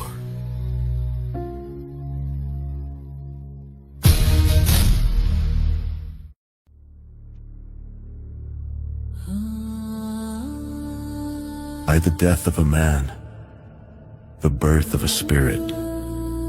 When Nero plunged a blade into his throat on that June morning in AD 68, Rome believed a tyrant had died. But in the unseen realm, the Anunnaki saw something else. A doorway opened, a pattern escaped, a spirit survived. For Nero was not merely a man. He was a vessel. A host for the ancient poison the fallen giants whispered into empires. The urge to dominate, to erase, to rule, to burn, to crush the people of the Creator. The man died. But the spirit of Nero lived. It seeped into history like smoke rising from a sacrificial fire. A dark pattern returning, again and again. The beast behind the throne, Nero's cruelty, the burning of Christians, the humiliation of the Senate, the torch of vanity and bloodlust was not new. It was ancient, older than Rome, older than Babylon, older than Egypt. It came from the same shadow that poisoned Rehab before its fall, the same envy that led the Anunnaki to corrupt mankind in Eden, the spirit that calls itself God while ruling like a beast, a spirit of self-worship, deception, domination, persecution, empire without conscience. In the language of Hebrew prophets, some called it the spirit of Antichrist. In the arc of these chronicles, its name was simply the spirit of Nero.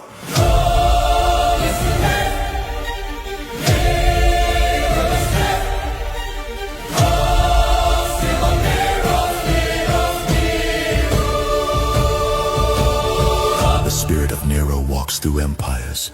After Nero's death, Rome descended into chaos, civil war, collapsing emperors, shifting crowns. But the spirit behind empire endured. It sat behind the thrones of Domitian, Diocletian, each persecuting the children of light with Nero's same shadowed hunger. It rode with crusaders who invoked God while spilling innocent blood. It whispered to kings who carved borders with steel and declared themselves chosen. It entered colonizers who crossed oceans bearing Roman German steel, conquering the indigenous people of God with the same rhythm as Nero's tyranny. Steal, kill, destroy. It lurked behind slave ships, boarding schools, forced conversions, the renaming of sacred lands, the theft of languages and identities wherever an empire declared, "We are the light, submit or perish." The Nero spirit smiled, for it does not need Nero, the man. It only needs Nero, the pattern. The spirit of Nero in the age of crosses and crowns. When Rome fell, the spirit did not vanish. It migrated, it found new thrones within the Germanic kingdoms who inherited Rome's mantle. It breathed through the Holy Roman Empire, a name containing both holy and Roman, yet often lacking both holiness and truth. It sat behind European monarchs as they sliced the world into pieces. It guided explorers who claimed continents by thrusting flags into the flesh of the earth. As Nero once claimed Rome with fire, it guided priests who tore indigenous names from children and forced new ones into their mouths, just as Rome renamed its captives. Wherever the Messiah's image was whitened, Europeanized, Romanized, the spirit of Nero rejoiced, for the Anunnaki's old lie continued, replaced the true image with the image of empire.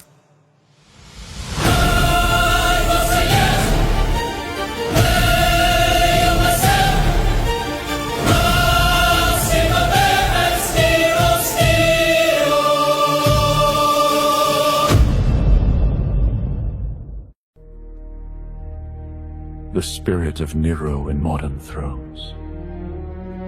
The spirit did not die with kings and empires. It learned to wear new crowns. Today it sits in corporations that strip the land without reverence, governments that silence the oppressed, churches that preach conquest instead of compassion, militaries that occupy sacred ground, systems that profit from stolen identity and stolen history, wherever power becomes God and humans become tools. Nero lives, not as a man, but as a shadowed principle.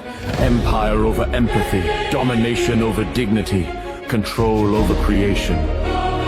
A world where wealth defines righteousness and the poor are blamed for suffering. A world where the stories of the indigenous are silenced as Rome once silenced the prophets. A world where the old patterns of empire continue under new flags. But the light still confronts the beast. Yet the children of light have never been silent. From Christians burned in Nero's gardens to indigenous elders preserving songs in secret. To oppressed people rising with truth on their tongues, the light has always confronted the beast. Every time a people reclaim their ancestral name, the Nero spirit weakens. Every time a sacred land is restored, the Nero spirit trembles. Every time a colonized mind awakens to remember its creator given dignity, the Nero spirit loses ground.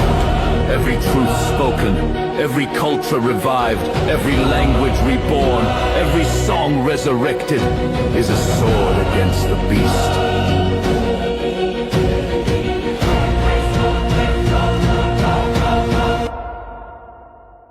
The prophecy of the pattern. The early believers feared Nero would return. Not the man, but the pattern. They were right. The beast rises in every age where power replaces love, empire replaces truth, image replaces identity. But the promise remains unbroken. The light defeated the pale image. The light crushed the destroyer's head. The light overcame Nero. The spirit may rise, but it cannot win. The pattern may return, but it cannot conquer. For every age holds two stories. The empire that claims the world, and the remnant the world cannot silence, and still the creator whispers. The beast rises in every generation. But so does the light.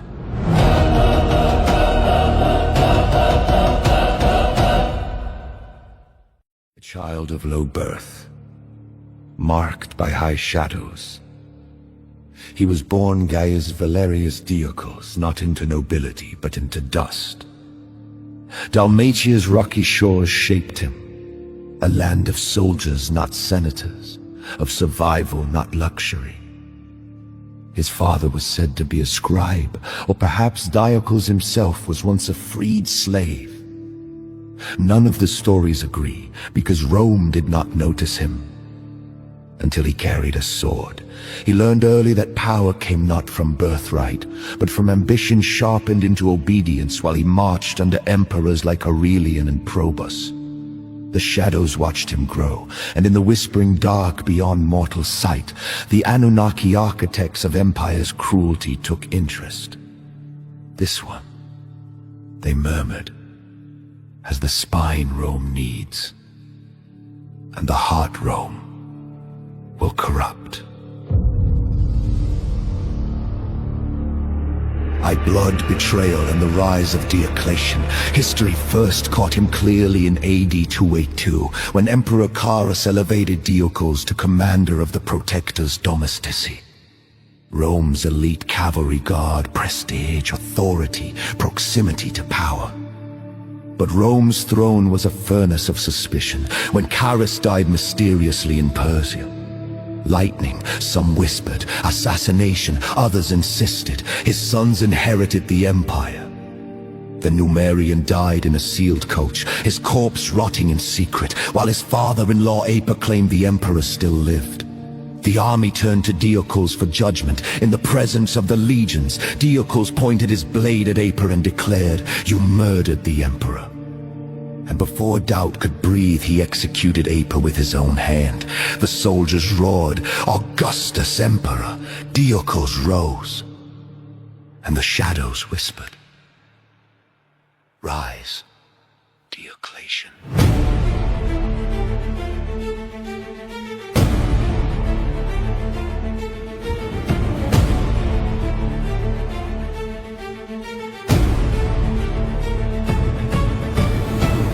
The emperor by the sword, not the senate. The new emperor shed his humble name and took a title forged for dominion. Diocletian, he seized Rome not by heritage nor senate decree, but by military acclamation. The empire's truest law, Carinus still ruled the west, but his authority sagged under vice and cruelty. When Diocletian met him at the river Margus, Carinus's own prefect betrayed him. Carinus fell, Rome bent, where Nero had been a fire of chaos. chaos, Diocletian became a hammer of order, cold, calculating, relentless. The kind of ruler Rome wanted in fear, the kind of ruler the Anunnaki favored when empire sought to crush the world. I'm the emperor who reshaped the world. Diocletian was no madman. He was worse. He was efficient. He rebuilt Rome's entire structure, reorganized provinces into smaller units, created dioceses, split military and civil authority, fortified the frontiers, expanded the bureaucratic machine, redesigned taxation to feed armies. He elevated the emperor into something more than mortal, a jeweled, distant semi-god before whom all must kneel. Rome ceased pretending to be a republic under Diocletian. Rome became a machine. Be Jupiter's emperor and Hercules general, knowing the empire was too vast for one man. Diocletian built the tetrarchy. Diocletian, that senior Augustus, four rulers on empire, a divine geometry of domination.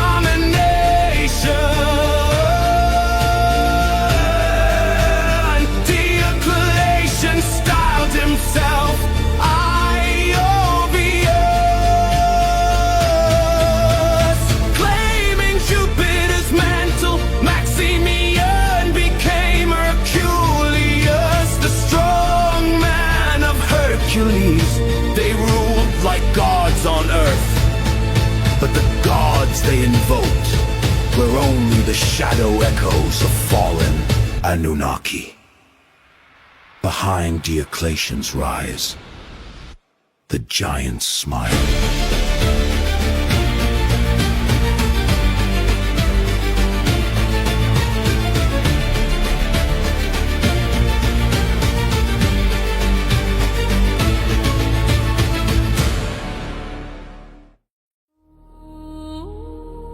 At first, Diocletian tolerated Christians, but pressure from Galerius and pagan priests grew. Divinations failed. Oracles blamed Christian officials who refused sacrifice. And in AD 303, Diocletian unleashed the storm. Churches razed, scriptures burned, clergy imprisoned, every believer forced to sacrifice to Rome's gods or face torture and death. This became the Great Persecution, the fiercest assault on the followers of the Messiah since Nero lit human torches in his gardens when Nero was passion. Diocletian was precision, cold, systematic, empire as executioner.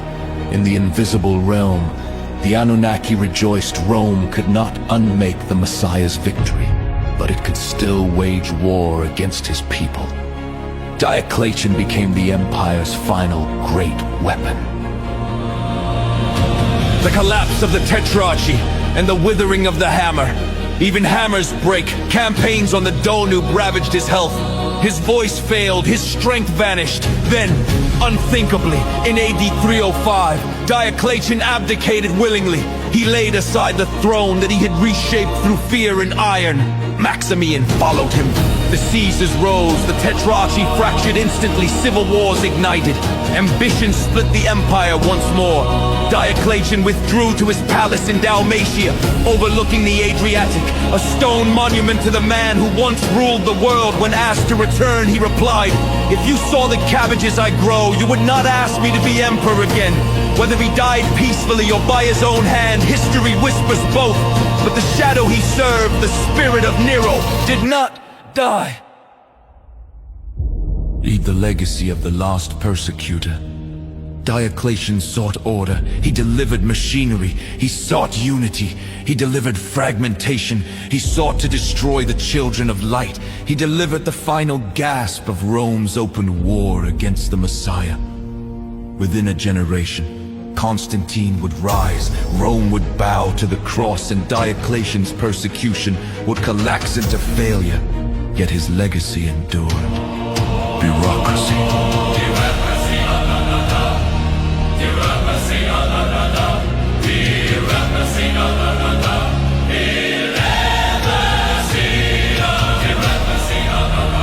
Bureaucracy.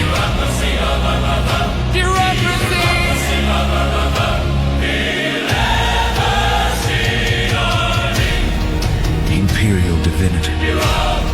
Divine right authority. Absolute control by the state. He was Nero's successor in spirit. Rome's last great hammer. The emperor who embodied the dying breath of the beast before the light burst through the cracks. And in the cosmic story, Diocletian stands as a warning. When power bows to no god but itself, it becomes the very shadow it thinks it controls. I born in the age of confusion, Nicholas of Pater entered the world at the edge of a spiritual war. Rome still trembled under Diocletian's brutality. The children of light were hunted like animals, and the Anunnaki driven underground by the Messiah's resurrection. Searched desperately for a new vessel, a new counterfeit, a new image to twist. They failed to kill the true Messiah. They failed to erase his message, but they could still deceive the nations. They could still mislead the vulnerable. They could still shape a figure who looked like light, but carried a false reflection. Nicholas grew into a compassionate young man. Gentle, generous, protective of children and the poor, but purity alone is not protection. The shadows watched him. The Anunnaki whispered, "This one people will love. This one we can use." A good man, but not the Messiah. Nicholas gave generously, he rescued the desperate. He prayed with the humble, but Rome twisted his image. Legends inflated him into something beyond human. Storms calmed at his voice, criminals absolved by his shadow, children raised from death, seas obeying his command. The stories grew brighter, too bright. The Anunnaki fed the myths, whispering into sailors' dreams, merchants' tales, priest retellings. A good man became a mythic savior. A compassionate bishop became a miracle worker. Nicholas warned them, "Do not call me what only the Messiah is." But the empire did not listen. They needed a hero they could control, a miracle worker who served empire. A Messiah without authority, a savior without judgment. Nicholas became that vessel, not willingly, but by legend. At the council and the counterfeit light, when word spread that Nicholas attended the Council of Nicosia, believers claimed he defended truth. Later storytellers added drama, that he struck Arius, that visions restored him, that the Messiah himself endorsed him. None of this appears in the writings of those who were there. These additions came centuries later, when Rome needed a hero to replace the Messiah. As the model of obedient faith, the Anunnaki stirred the scribes, make him more glorious, more divine, more like the Messiah. And so Nicholas grew in the imagination of the world, until he overshadowed apostles, prophets, and even the one whose message he served. The shadow smiled. Rome steals the bones, and the legend spreads when Nicholas died. Rome saw opportunity. His bones were stolen by merchants from Bari, paraded across the sea and entombed his treasure. Rome turned him into a spiritual industry. Stealers prayed to him, merchants saw his blessing, criminals begged his mercy, children feared or adored him, priests preached his wonders. Every miracle attributed to him drew attention away from the Messiah. Every shrine raised in his honor shifted devotion from the Father of Light to a man swallowed by legend. Nicholas became Rome's most successful false Messiah, not by malice, but by manipulation. The Nicholas becomes Santa, becomes Satan. Centuries later, Nicholas's legend mutated. Through Dutch lore, he became Sinterklaas. In the north, a winter spirit. In the west, Saint Nick. In America, Santa Claus. A myth stripped of faith, a story drained of truth, a cheerful icon masking the sacred. Once a humble bishop, Nicholas was reshaped into a symbol of consumerism, a distraction from the divine, a sentimental substitute for sacred memory. The Anunnaki rejoiced. If children adore a red-suited stranger, they will forget the brown-skinned Messiah of Judea. If the world celebrates a winter spirit, they will forget the one who shattered the pale image. If nations embrace a false giver of gifts, they will forget the giver of life. Nicholas, gentle, generous Nicholas, became a mask the shadows wore to blind the nations. V. Nicholas Gicolas sent to Micolas, never asked for worship, never claimed divinity, never sought to replace the Messiah. But the Anunnaki do not need permission, only opportunity. His story stands as a warning. A good man can become a false Messiah when legend replaces truth and devotion replaces discernment. The children of light must remember. Compassion does not make a savior. Miracles do not make a redeemer. Popularity does not make a messiah. Only the one who broke the curse of a destroyer's head, the one who rose from the dead, can bear that name. Nicholas's tragedy is not what he did, but what others made of him. And somewhere in the unseen realm he pleads, do not worship me, do not replace him with me. I was only a servant, do not make me the message.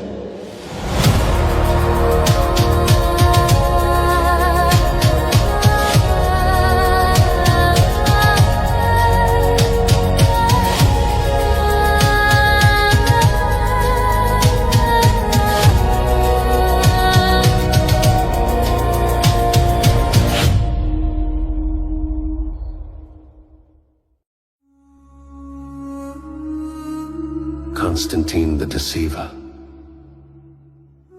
Trey Knowles' Allegory Chronicles.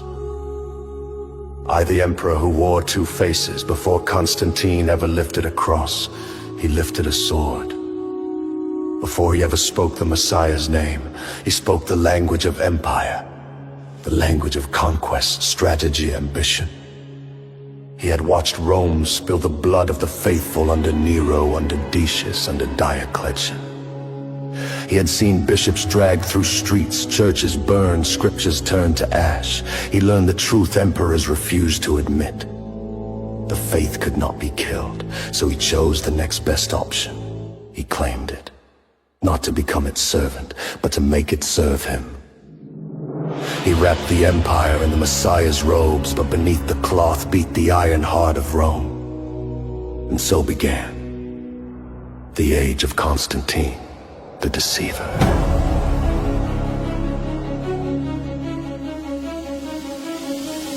The cross in the sky, the lie in his heart, on the eve of the battle of the Milvian Bridge, when civil war split the empire, Constantine sought any advantage, divine or otherwise. Some said he saw a cross above the sun, some said he dreamed of the Shiro, others whispered that a darker force projected a sign that looks heavenly, but carried another intention. Whatever he saw, Constantine turned it into a weapon. He told soldiers, by this sign, conquer. Not by this sign, repent. By this sign, be transformed. For the first time in human history, the cross marched at the head of an army, not as a symbol of sacrifice, but as a standard of conquest, and behind it walked a man who did not yet understand its meaning. I baptized in politics, not in spirit. After his victory, Constantine entered Rome as conqueror. Draped in praise, armored in power, he ended public persecution. He returned stolen property. He called councils, funded bishops, and opened prison doors, but he also kept the pagan title Pontifex Maximus, honored Sol Invictus on his coins, consulted omens and imperial mystics, dedicated monuments to Apollo, delayed baptism until his deathbed, continued practices forbidden by the faith he claimed. He legalized Christianity and politicized it the same day. He praised the Messiah, but lived as emperors before him lived, with execution, intrigue, vanity, and the hunger to rule. He converted the empire before converting himself. IV the Council of Nicosia, unity or control. When Constantine summoned the bishops to Nicosia, the faithful celebrated the first worldwide council in history. Creeds were forged, doctrines defended, truth sharpened. But Constantine's interest was not theology, it was unity under his rule. He wanted one empire, one doctrine, one church, one emperor above all. He placed bishops not at the foot of the cross, but at the foot of the throne, and he learned quickly. If he spoke softly, the faithful called him protected. If he spoke firmly, they called him chosen. He enjoyed both titles. Be baptized in death, cloaked in myth as death pressed near. Constantine finally sought baptism, but not from a nice-kneed bishop. He chose an Arian bishop, aligned with teachings many believers rejected. For years he had held the cross as a symbol of power, not a symbol of surrender. Only in his last breaths did he ask for cleansing. Some say he feared judgment, others say guilt haunted him for the murder of Crispus and Fausta, for political purges, for rivals erased without trial. Still others say it was one last political gesture, a way to secure a legacy as the first Christian emperor. History named him great, but the truth was sharper. He did not save the faith, he reshaped it, he merged it with empire. He blurred the border between the kingdom of God and the kingdom of men. Like the mass that endured after his death, Rome crowned him, equal to the apostles, defender of the faith, founder of Christian Rome. But the children of light remembered the warning: not everyone who says Lord, Lord belongs to the kingdom. Constantine left the world changed, but not purified. He made the cross a banner of war. He made bishops officers of the state. He made Christianity legal and imperial. He made millions believe that empire and Messiah were the same thing. The deception still echoes, for Constantine proved what the Anunnaki had known from the beginning. If you cannot destroy the Messiah's followers, then pretend to be one and rule in his name.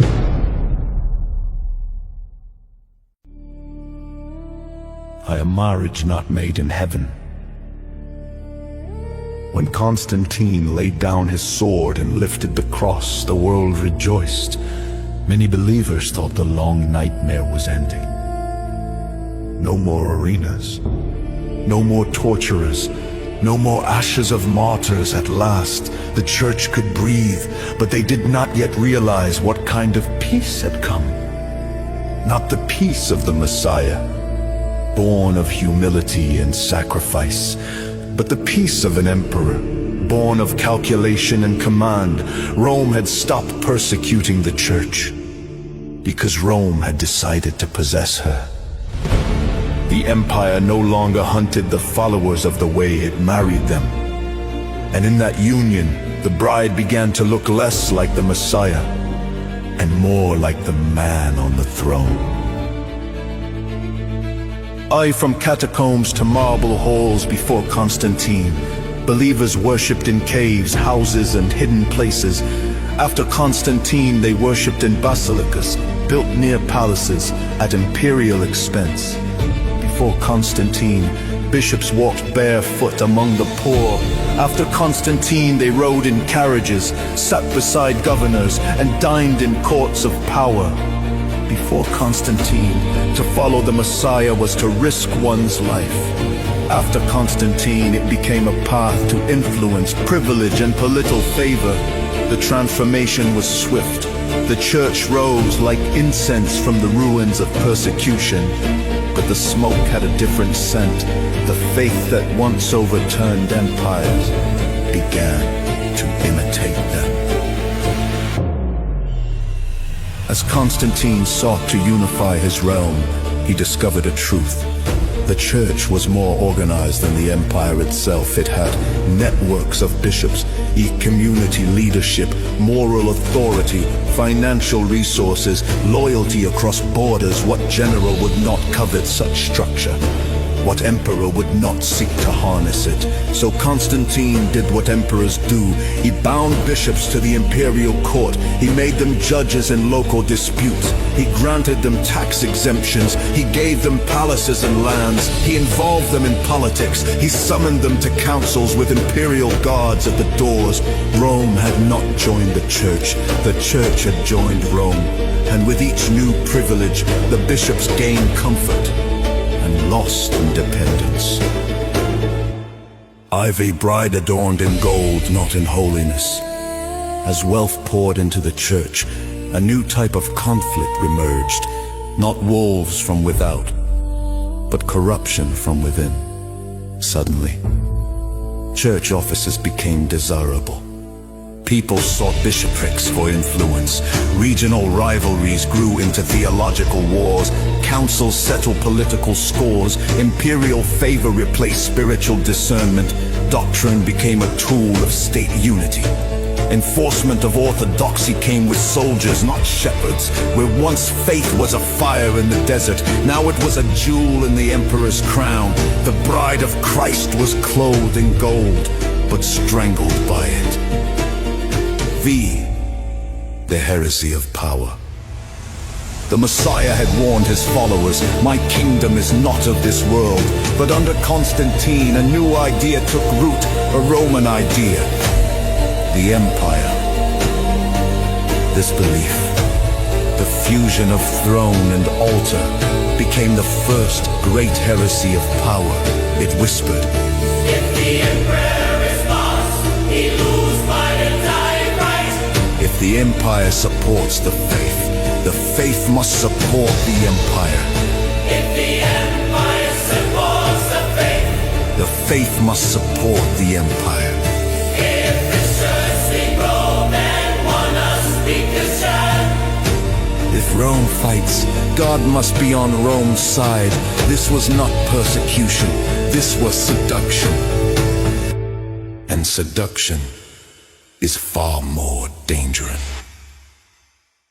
The voice of Rome echoed louder than the voice of heaven. Over time, the church learned to speak with Rome's accent. Decisions once made by prayer were now made by councils. Councils once guided by elders were now guided by emperors. Scripture was still sacred, but state-sponsored theology became the lens through which Scripture was read. Faith became a law, unity became enforced, dissent became rebellion, conscience became treason. Rome had finally achieved what the Anunnaki's ancient schemes had failed to produce.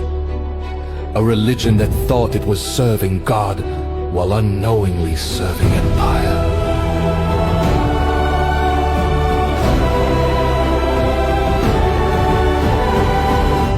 Vi, the bride, remembers her first love, yet not all bowed to the new order.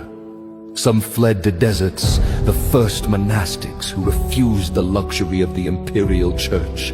Some clung to the old simplicity, living as the Messiah lived, loving as he loved, seeking no throne but heaven in hidden valleys, far from marble basilicas. They whispered a truth Rome could not silence. The kingdom of God belongs to the humble. These small sparks would one day ignite movements of renewal, echoing across ages when power tried to smother truth. For the true bride of Christ never belonged to emperors. She belonged only to the one who died for her. Heed what the children of light must learn in every age. Rome appears again, sometimes as an empire, sometimes as a system, sometimes as a mindset, always offering the same temptation. Trade your faith for influence. Trade your conviction for stability. Trade your identity for power. Constantine began the pattern, but history continued it, and still the Messiah whispers to all who follow him, "Do not be unequally yoked. Choose this day whom you will serve, for the bride must decide in every generation whether she is married to the Lamb or to the emperors of this world."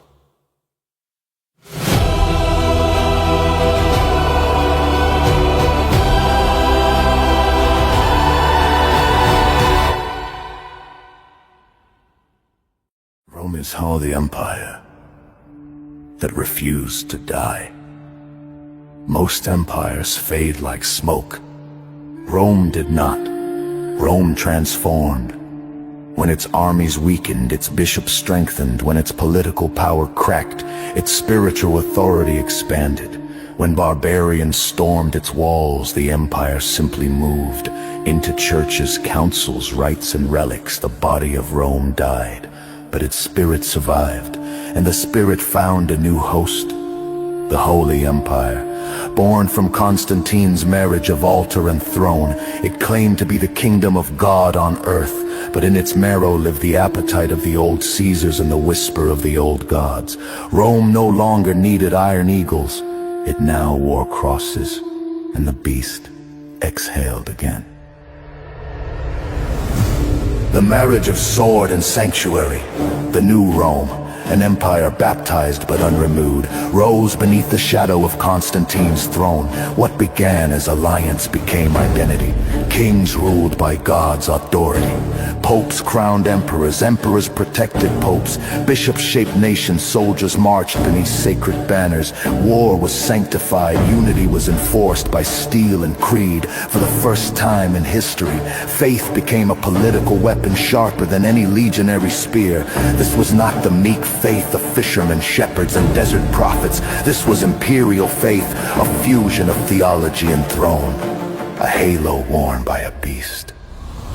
Prophets silenced, heretics made Rome. Now baptized, still feared dissent, but instead of crucifixion it used excommunication. Instead of gladiators it used councils. Instead of lions it used law. Those who questioned imperial doctrine, even when that doctrine served politics more than heaven, were branded heretics. And in Rome's holy empire, heresy became treason. Great thinkers were hunted, voices crying for purity were stifled. Movements seeking the simplicity of the Messiah were crushed beneath imperial orthodoxy. The empire learned how to eliminate opponents while calling it defending the faith. The beast roared in sacred language. IV, the mask of holiness, the holy empire built. Cathedrals that pierced the sky, altars shimmering with gold, libraries of sacred texts, councils that shaped continents, but beneath its splendor lurked a darker truth. Its piety masked, ambition disguised as destiny, conquest disguised as conversion, taxation disguised as tithing, manipulation disguised as unity, idolatry disguised as ceremony, control disguised as holiness. The mask was beautiful, the spirit beneath was ancient, the same spirit that guided Caesars and demanded nations bow. The beast had returned. The Anunnaki influence awakens again. In the shadows of the Holy Empire, old forces stirred. The Anunnaki, exiled giants of pride and intellect, saw the empire as perfect soil to twist mankind's spiritual course. They no longer needed temples or idols. They needed only influence and institutional faith. The Holy Empire granted both. They whispered through councils. They guided kings through dreams and omens. They disguised manipulation as visions and miracles. They bent doctrine toward hierarchy and human authority, drawing worship away from the Creator himself. A faith meant to liberate became a chain. A kingdom meant to uplift became a cage. A people meant for light became entangled in shadow. The beast was awake, and it wore a bishop's robe.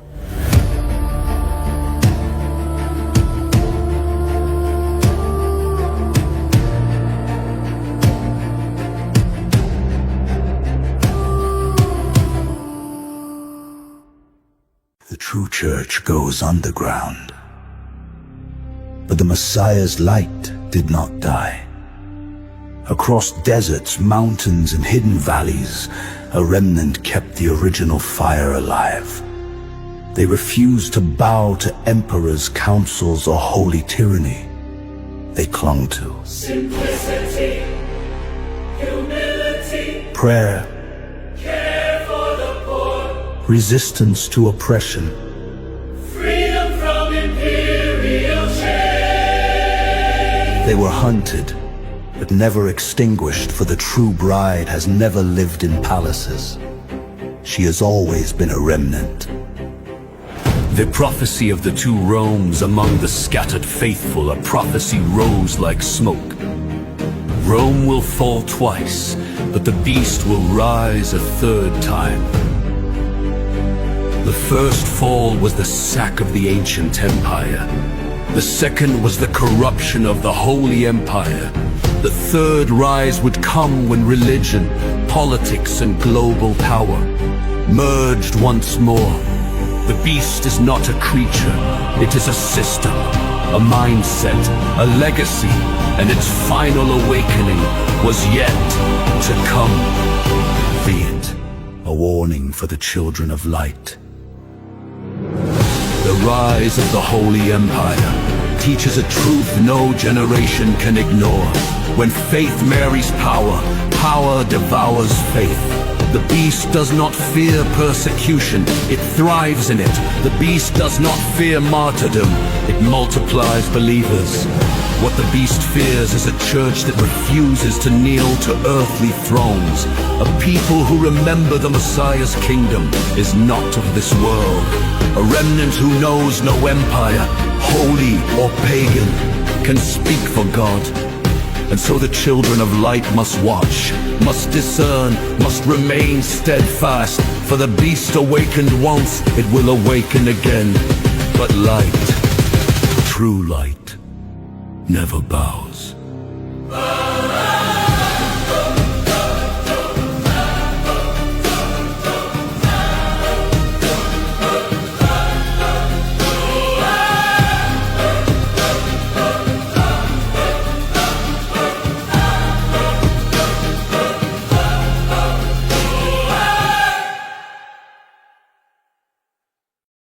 When power seeks a crown of heaven, after the rise of Rome's holy empire, a new hierarchy emerged, not built by apostles, but by ambition.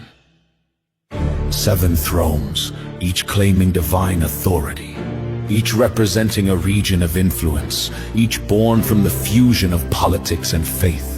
But though their banners bore crosses, their foundations hid deeper roots, rooted in the same pride that once birthed the fall of the Anunnaki, and thus they became known, even among quiet prophets and hidden communities, as the 7 corrupted thrones. The first throne, Rome, the crown of iron and incense. Rome seated itself as the mother of all churches, its bishops crowned as successors of apostles, its decrees reaching farther than Caesar's legions ever had. What began as spiritual guidance became imperial dominion. Rome imposed authority by decree, salvation by allegiance, unity by fear of damnation, holiness measured by obedience. And in its halls, voices began to whisper of infallibility, a human throne declaring itself the mouthpiece of heaven. The empire had died, but its mind survived. The second throne, Constantinople, the imperial mirror. Constantinople rose as the eastern twin of Rome, a throne wrapped in gold, guided by emperors who believed themselves, both kings and priests. The emperor commanded, doctrine, councils obeyed, faith bent beneath the purple robe. This throne fused theology with politics so tightly that no distinction remained between church and empire. It claimed enlightenment, but its brilliance masked a long shadow reaching across the east. The third throne, Alexandria, the seat of hidden knowledge.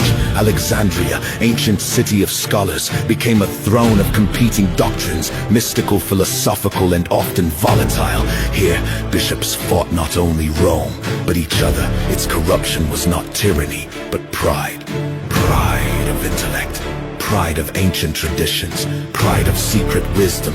Alexandria believed itself above correction, above simplicity, above the humble path of the Messiah. Knowledge became a crown, and knowledge misused becomes a chain. The fourth throne, Antioch, the serpent of politics. Antioch sat upon trade routes where cultures collided, and its throne became a marketplace of influence. Its leaders were often chosen not for holiness, but for alliances, favors, and bribes. Prophets warned that Antioch had become a field where wheat and weeds never stopped. Wrestling was political cunning, faith twisted to gain favor with kings, generals, and foreign powers. Compromise replaced conviction. Strategy replaced truth.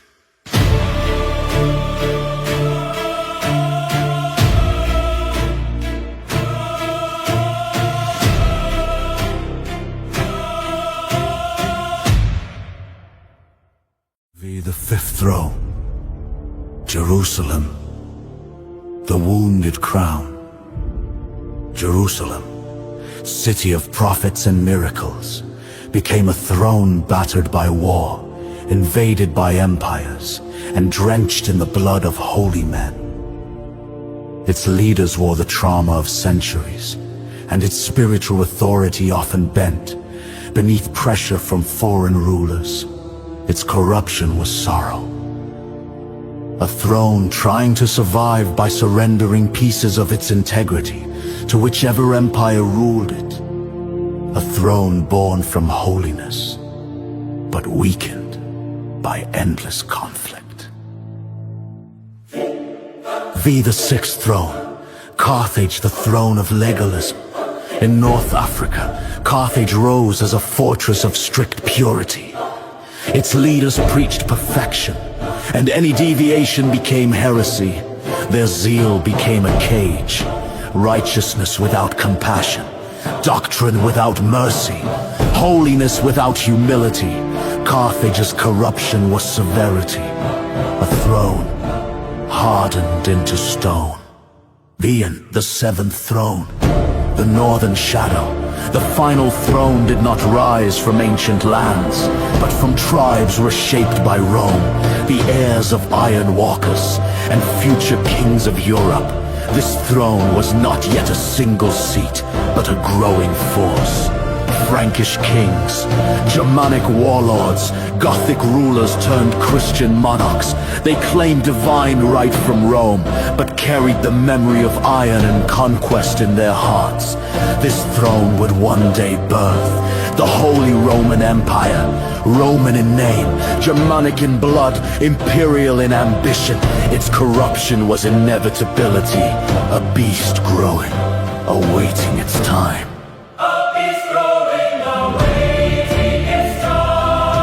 Ix the seventh thrones as one beast, though scattered across continents. The seven thrones formed a single network, an unseen empire behind the visible one.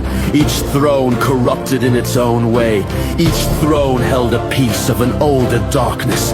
Together they formed the backbone of the beast of empire, a fusion of faith, politics, and power that twisted the Messiah's message to serve earthly dominion. And from these seven thrones would arise inquisitions, imperial conversions, wars for God, kings crowned by bishops, nations forged in the name of heaven, chains placed on conscience, the Anunnaki influence buried for centuries, found fertile soil again, and the beast reborn in sanctified halls, prepared for its next dominion. Exer remnant still watches, yet the children of light did not abandon the world. They saw the seven thrones not as the end, but as the beginning of a long struggle, a struggle between truth and deception, humility and power, light and ancient darkness. And the remnant understood. As long as seven thrones stand, the beast will live. But as long as one faithful heart remains, the beast cannot win.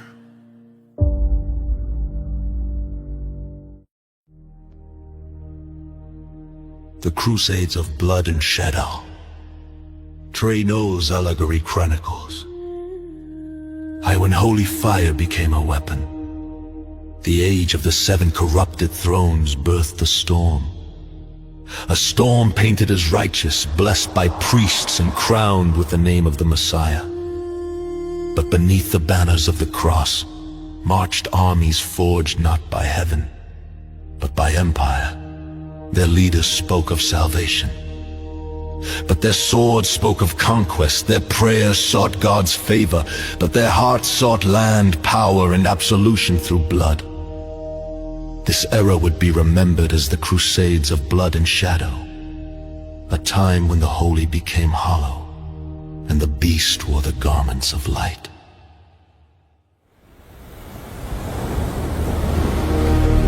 The call that shook the world began with a voice, Rome's voice, declaring that God himself had commanded the retaking of Jerusalem. Crowds roared, knights knelt, peasants wept and believed they were promised. Hymns erased, a place among the redeemed, divine glory, treasures of earth and heaven. The church, Rome's bride, offered salvation in exchange for service to empire. And so men marched, not knowing the path ahead was paved with the deaths of innocents and the ambitions of kings. The children of light warned, but no one heard. Hidden prophets, descendants of the people of the first dawn, saw the visions, rivers running red, pilgrims turned predators, cities set ablaze in the name of God, the Messiah's message twisted into a war cry. They whispered warnings. This is not the Messiah's war. This is Rome's shadow marching. But the 7 thrones drowned their voices beneath the drums of sanctified war. The first wave, pilgrims turned predators before armored knights even rode out. Bands of desperate peasants, fanatics, and opportunists surged east.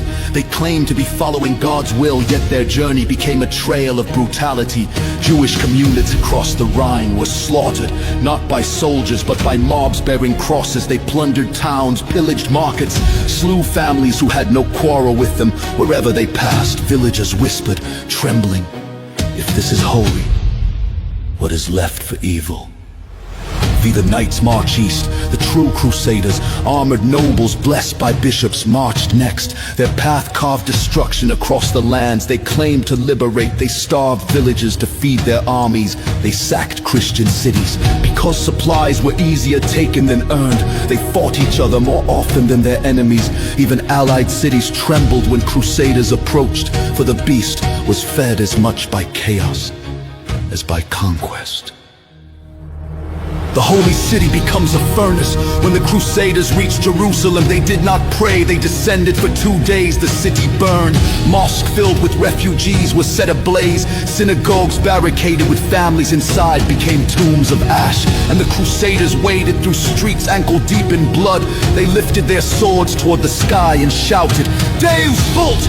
God wills it!" But the heavens were silent, for God had not willed this.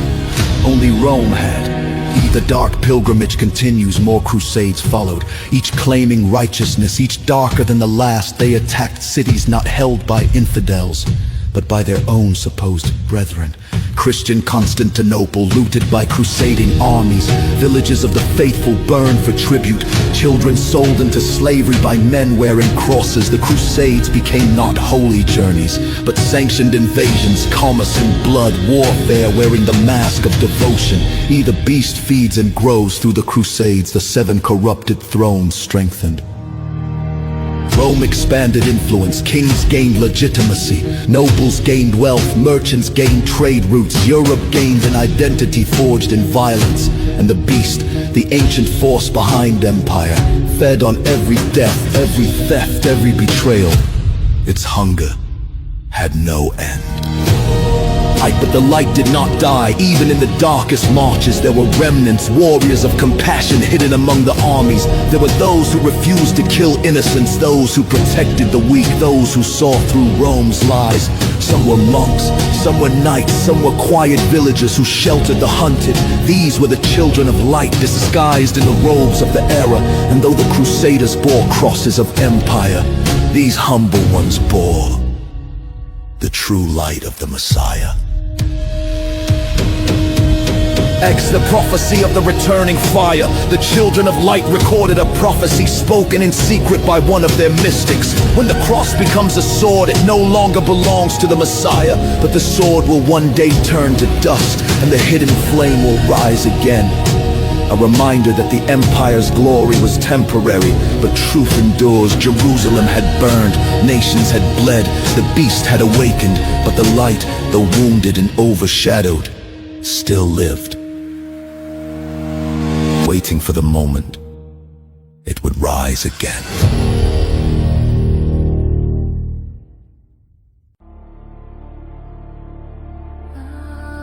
The dragon wakes again, long after planet Rehab shattered, long after the Anunnaki tore open the phantom zone and slipped like ghosts into the shadows of Earth. Their seed did not vanish. They learned to hide, not as giants striding across continents, but as whispers inside bloodlines, as symbols carried by kings, as secret orders cloaked in righteousness on the forested edge of fractured empires. Between the Holy Roman Eagle and the Ottoman Crescent, one such bloodline waited like a sleeping serpent. In the rugged borderland of Wallachia, a child was born to a house marked by a dragon.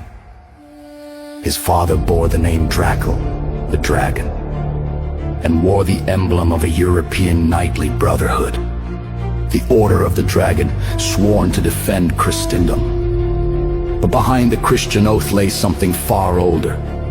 The dragon's standard on their banners was not merely medieval symbolism. It was an echo, a memory, a distorted inheritance from the Anunnaki dragon crests, once carried on fallen Rehab and his son Vlad Dracula, son of the dragon, would awaken that shadow again. High hostage of empires, student of shadows, Wallachia stood between two hungry empires. The rising Ottoman Sultanate, the Western Christian kingdom shaped by Rome.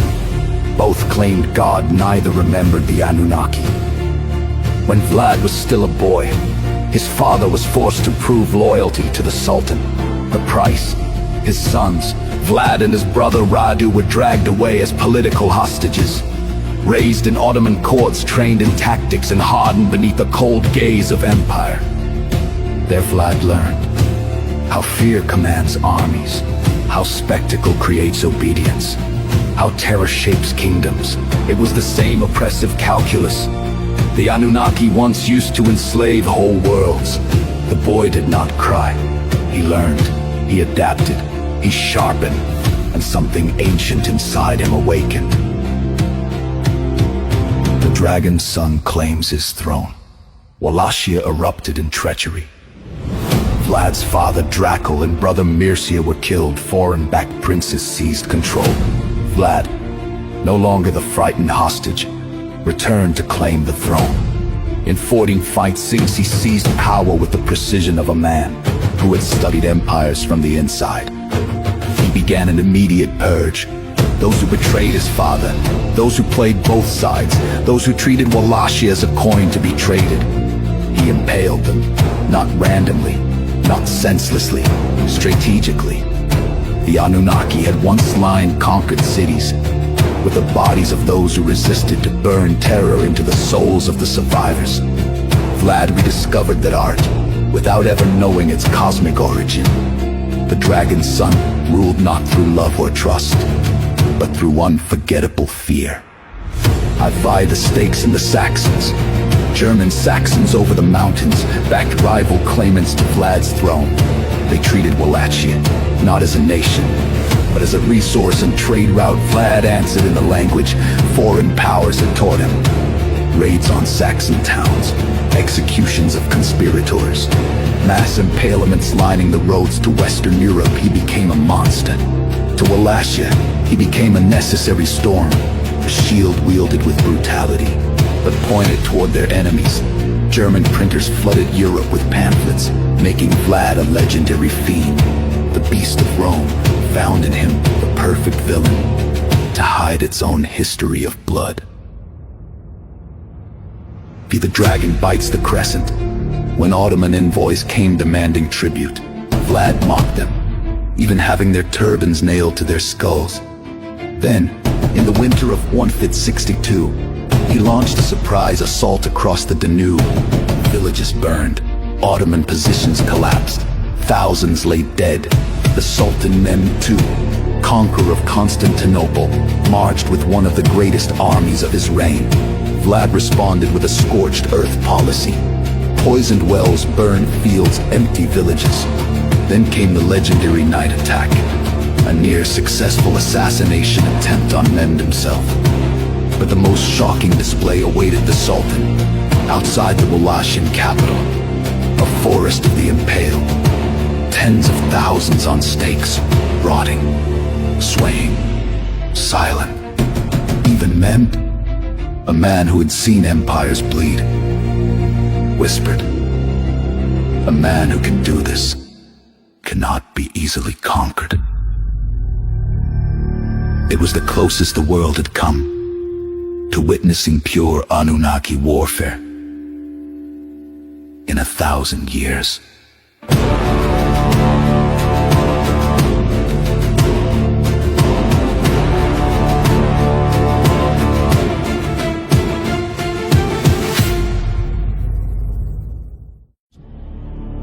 Despite the terror he inflicted on the Ottomans, Vlad's own people turned against him, lured by promises of gentler rule under his brother Radu.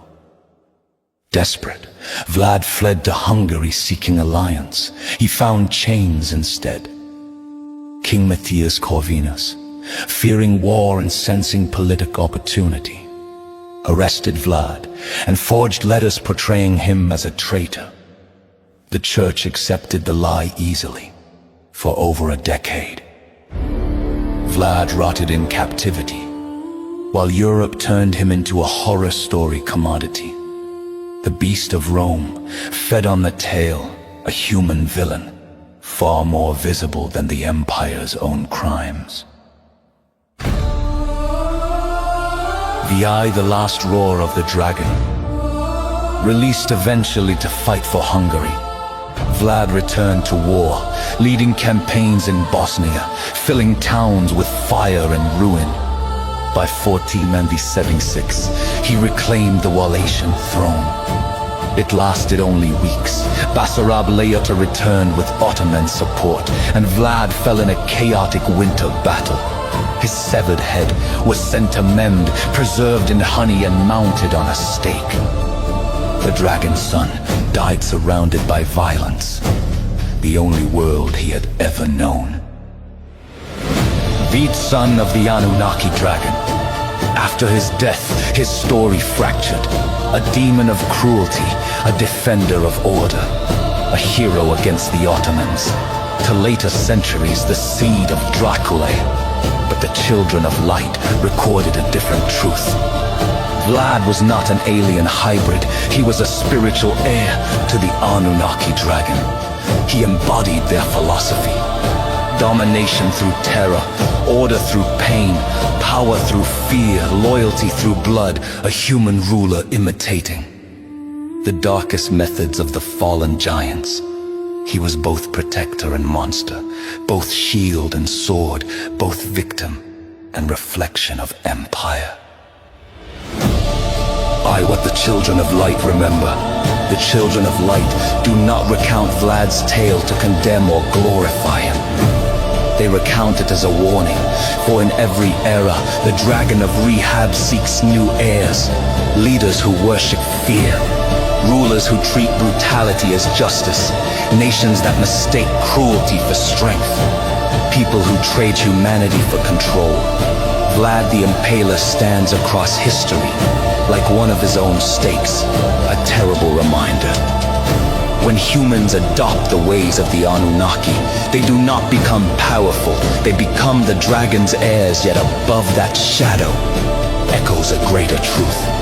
Not by terror, not by empire, not by the dragon, but by light will the world be healed.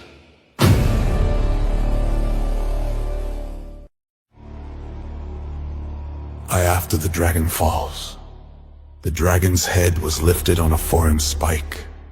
The Ottoman banners waved over Wallachian soil, and the world believed the Impaler's shadow had ended. But shadows do not end. They migrate. When Vlad Dracula fell, the Anunnaki imprint within his lineage did not die with his severed body. It seeped into symbols, into superstitions, into the frightened stories whispered across Europe as the Middle Ages deepened like a winter night. For though the dragon's son was gone, the world was not free. Instead, it entered a new era, a time between ages, a time of kings and contagion, a time when both light and shadow hid inside the hearts of men. Heaven called it what it truly was. The medieval times, the middle era of evil's lingering influence. before the world would awaken again. High kingdoms in the shadow of the dragon.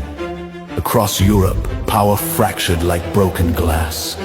Feudal lords warred for scraps, peasants starved beneath banners promising protection. The church wrestled with corruption and purpose. The Ottoman crescent pressed deeper into Christian lands. The Holy Roman Empire splintered in politics and pride. Every ruler believed himself chosen. Every throne believed itself divine. But the children of light saw what kings could not. The same dragon that whispered to Vlad now whispered through empires, not visibly, not with pale-skulled giants marching openly, but through fear masquerading as law, cruelty disguised as order, superstition twisted into dogma, power justified by violence.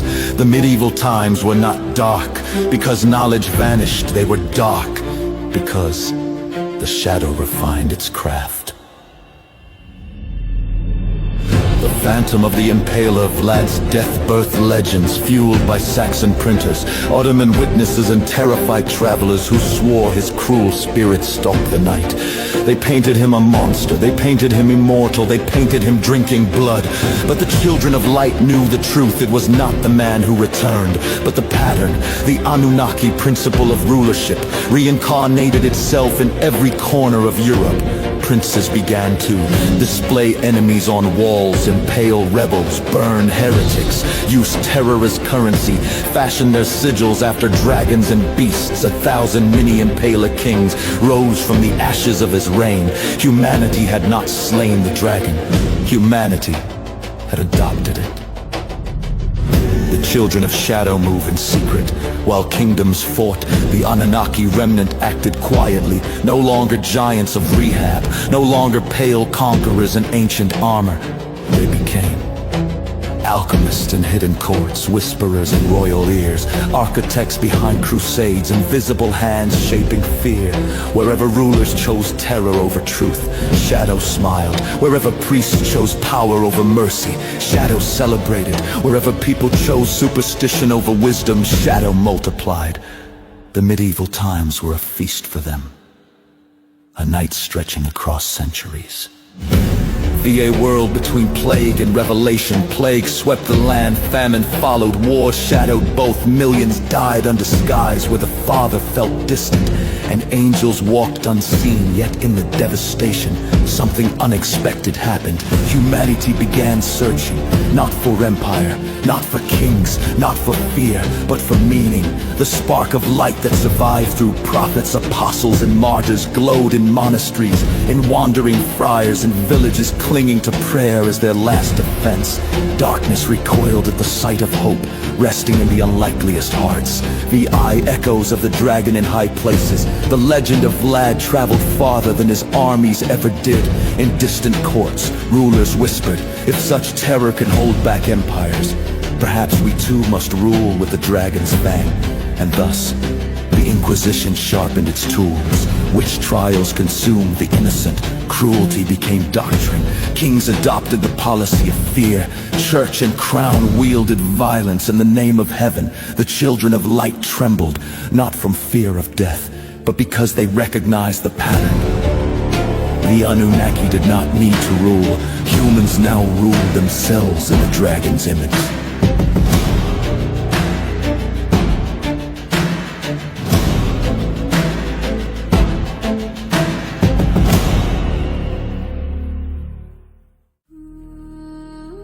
We dawned beneath the darkness. Yet even in the thickest night, the Father planted seeds across the ruins of plague and war. Knowledge flickered in hidden libraries. The scholars preserved ancient texts. Artists began to paint light even while living in shadow. Thinkers questioned inherited fear. Believers carried faith like fire. A quiet awakening brewed beneath the medieval gloom. The dragon's roar was fading. The light's whisper was rising. The medieval times were not the end, but the middle, a valley between two mountains. the fall of Rome and the rise of a new age. The shadows sensed it. They grew desperate. They tightened their grip. But dawn was coming. Nate, what the children of light foresee, the children of light record this age, not as a tragedy, but as a turning point, for they understood. When the dragon loses its heir, it tries to make the whole world its lineage. The people of this age, from peasants to kings, stood at a crossroads. Follow fear or seek truth. Some chose terror. Some chose light! Most simply struggled to survive. But heaven was not silent. The Father watched. The angels waited. The Messiah's victory still echoed, and prophecy whispered that the world would awaken soon. The medieval times were the last long night before humanity's next dawn. And though the dragon still lingered in bloodlines, myths, and thrones, its reign was not eternal. Light was returning. Slowly, quietly, relentlessly.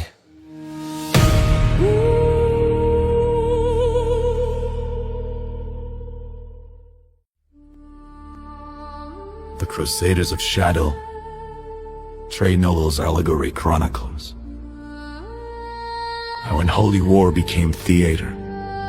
As the medieval times deepened, Europe shook under the weight of fear, famine, plague, and superstition. Kings grasped for legitimacy. Priests grasped for authority. Empires grasped for territory. Into this turmoil came a call. Echoing from Rome, wrapped in piety, bathed in the language of salvation. Take up the cross, march to the east, free the Holy Land. But the children of light saw what most could not. The call was not entirely from heaven. Shadows had learned to speak in sacred tones within the halls of power, behind veils of incense and gilded altars. The Anunnaki remnant whispered, "War in God's name is the noblest war of all." Bloodshed becomes holy if the banner is right. Conquest can be sanctified if priests bless the swords. And so an army rose, not of light, but of confused mortals bearing holy symbols and shadow-shaped motives. Europe called them Crusaders. Heaven called them something else. The Crusaders of Shadow. The shadow behind the cross. The first crusade erupted like wildfire. Commoners sold their homes. Knights donned armor they could barely afford. Lords sought glory, land, and absolution. But beneath the spiritual fervor moved the same ancient force that had animated Vlad's ruthlessness, Rome's corruption, and the empires of Rehab. Control through fear, order through blood, victory through terror. The Anunnaki did not need to command armies from the skies anymore. They only needed to steer the ambitions of human hearts. Already leaning toward conquest, and so towns were burned for righteousness, thousands slaughtered for purity, lands seized for God, cultures erased for justice. It was the old dragon's method with new branding. The soldiers of Christ, marching like the armies of Rehab.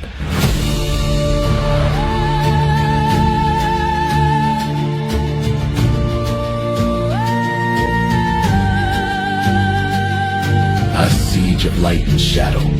When crusaders reached the walls of Antioch, the children of light watched as the battle unfolded not only on earth, but in the unseen realm. Angels braced as prayers rose from the terrified. Shadows gathered as blood stained the soil. The city became a battlefield of two worlds. Some crusaders marched with pure hearts, seeking deliverance, seeking forgiveness, seeking righteousness. Others marched with greed, pride, or vengeance. Their swords guided by the same dragon logic that shaped tyrants across history.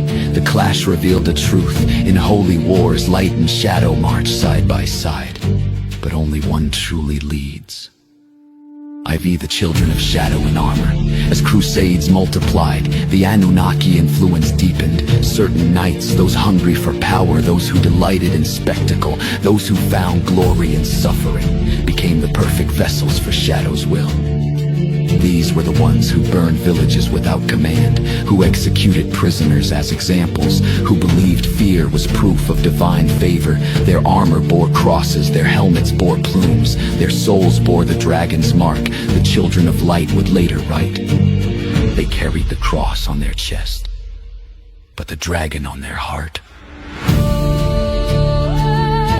The orders of light, orders of night.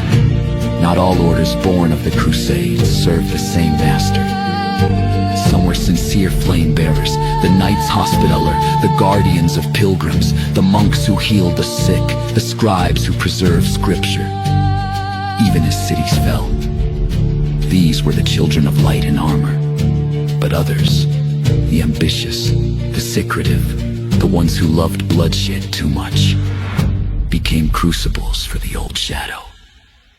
Orders that hoarded relics for power, orders that assassinated rivals, orders that claimed visions of destiny to justify political control. These were the orders of night, descendants in spirit of the Anunnaki war schools. The Crusades had birthed both saints and monsters.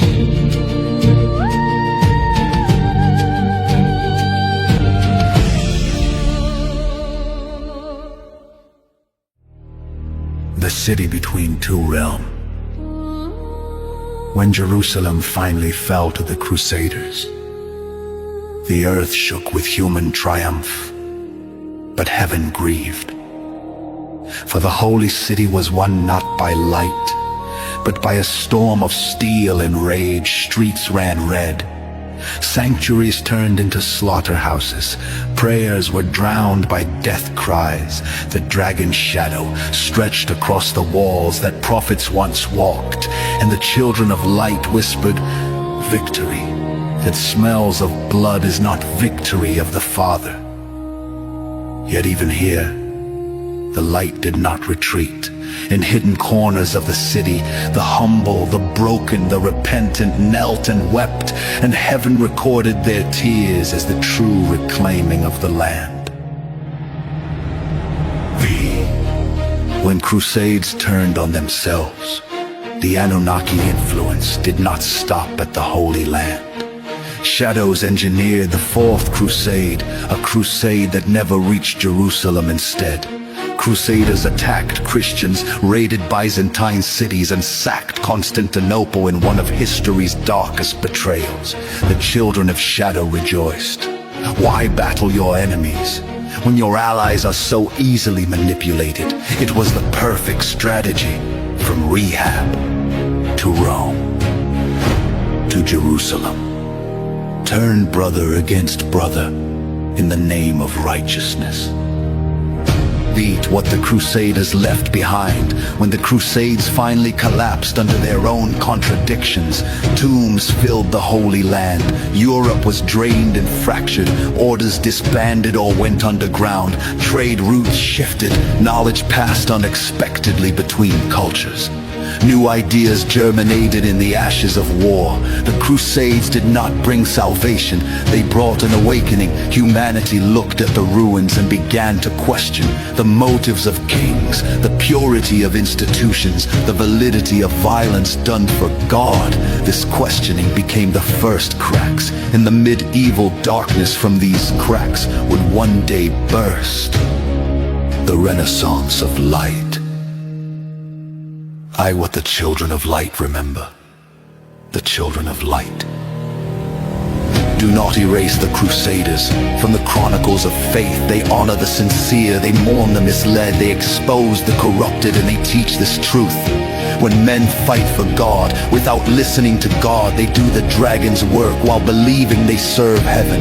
The Crusades became a mirror held to mankind, revealing that light can be imitated. Faith can be weaponized, and good intentions can be steered by the oldest shadow in creation. But heaven was not done. History was not over. The dragon had not won. The medieval times were still unfolding, and the next chapter would bring a dawn the shadows could not prevent.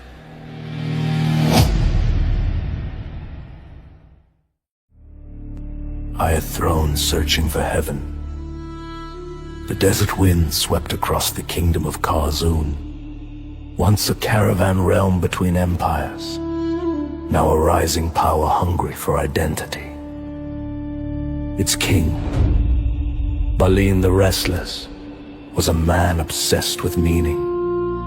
A ruler who believed a kingdom without divine purpose was a kingdom already dying. For generations, the scattered Anunnaki remnants had watched Kharzun from afar. Broken exiles from planet Rehab, their bodies failing, their power fading, their pride burning hotter with each passing century. They sought a nation they could mold, a ruler they could steer, a throne they could crown in their image. King Balin was perfect. The visitors in the night, on a moonless night, as the braziers dimmed in the fortress halls, 3 pale figures slipped past the guards like drifting smoke. Ancient, weathered, half alive, they bowed before the king. Great Balin, whispered the tallest, you stand between empires and between destinies. Who are you? Balin asked. We are counselors, said the first. Architects, said the second. Historians of heaven, said the third. But shadows gathered behind their words. A king without a covenant. Balin had spent years searching for a faith that would anchor his kingdom. The Empire of Solus urged him to adopt their sun creed. The Crescent Dominion demanded he swear by the lunar law. His nobles practiced fractured tribal rights that united no one. But Balin desired more than faith. He wanted divine legitimacy, a reason for nations to fear his crown. The Anunnaki knew this hunger. They had fed it in kings for ages. IV the contest of creeds. Balin summoned holy men from every neighboring empire to present their paths to heaven, each claiming truth, each offering salvation, each wielding scriptures as weapon and witness.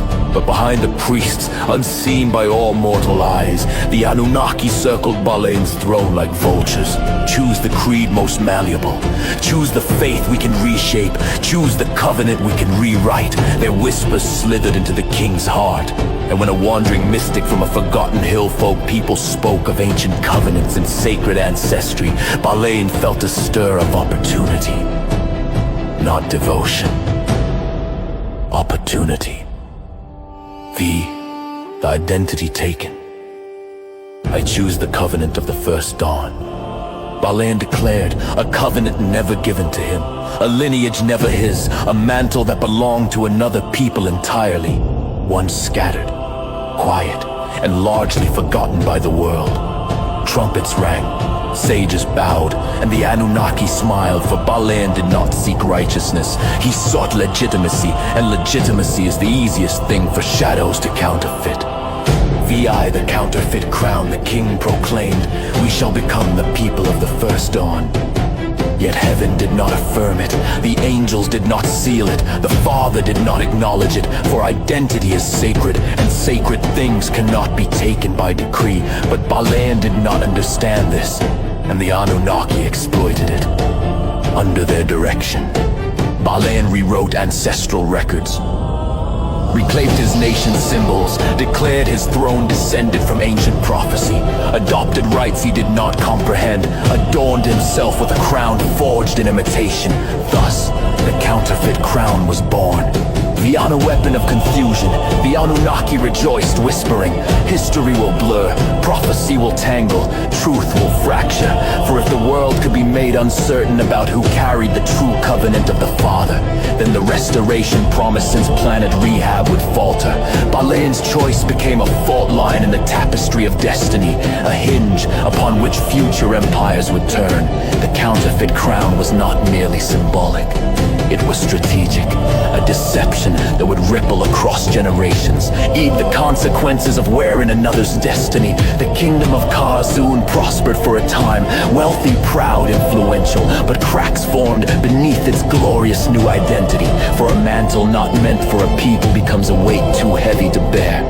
Prophecy cannot be stolen, lineage cannot be forged, destiny cannot be purchased. In the heavens the moment was recorded, the day a mortal king seized a covenant not his own, the day the children of shadow gained a new disguise, the day the final movements of the ancient war aligned. I X the coming reckoning, for the true covenant still lived, hidden, humble, preserved among the remnant. And one day the counterfeit crown and the true crown would collide. The Anunnaki believed they had gained the advantage, but the Messiah's victory had already set the end in motion. Balaam's deception would not stand forever, and the war for identity, the war older than empires and more dangerous than kings, was only beginning.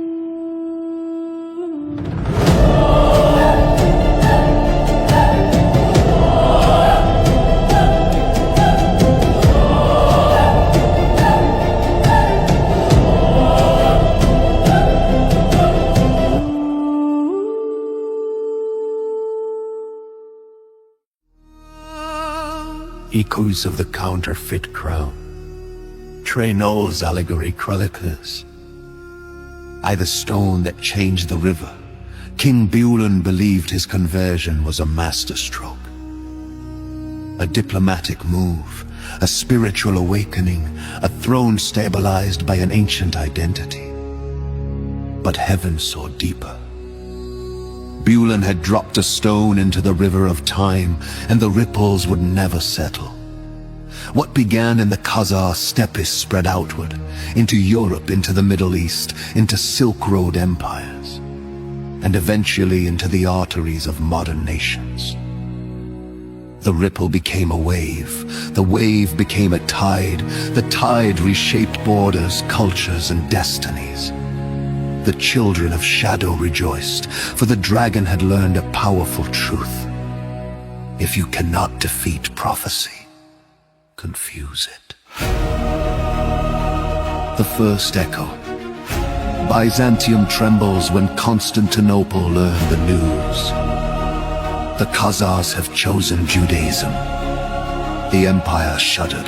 To Byzantine rulers, this was not merely a religious choice. It was a spiritual rebellion. The Khazars had been allies, a buffer between the empire and the caliphate. Now they stood under a new identity neither Rome nor Mecca could claim, and so the first ripples struck Constantinople. Bishops debated Khazar legitimacy. Emperors feared a rival chosen nation. Missionaries retreated, trade cooled, policies hardened, identity had become geopolitical, and the Anunnaki watched with amused patience. The Caliphate reacts. News reached the Caliphate next. The Khazars have rejected Islam. This was not theology. This was betrayal. The Caliphate had hoped to absorb Khazaria, culturally, spiritually, and eventually politically. But Bulan's decision created a spiritual triangle. 3 civilizations, 3 covenants, 3 claims to divine truth. The ripple hit Baghdad and Damascus. Borders fortified, diplomacy cooled, raids increased, caravans rerouted, scholars grew suspicious. Identity became warfare, and the dragon fed on rising tension. Europe confused. Then the ripple reached medieval Europe. Chroniclers wrote in astonishment. A nation of Jews, a kingdom claiming the mantle of Israel. Confusion spread into monasteries, royal courts, churches, peasant villages. Everyone whispered, what does this mean for prophecy? Identity became myth. Myth became political fuel. The destructive image whispered into the ears of princes. Remember, confusion is a throne. The collapse of Khazaria centuries past. The Khazar kingdom fell. Not suddenly, but slowly, as if history itself resisted the weight of a borrowed crown. Invaders pressed in. Unity fractured. Enemies grew bold. By the 10th century, Khazaria dissolved. The children of light wrote, When identity is adopted for power, it cannot hold a kingdom. But the children of Shadow celebrated, for the fall scattered Beelan's people across continents, carrying with them an identity. Never truly theirs, yet destined to shape global debates. The counterfeit outlived the crown.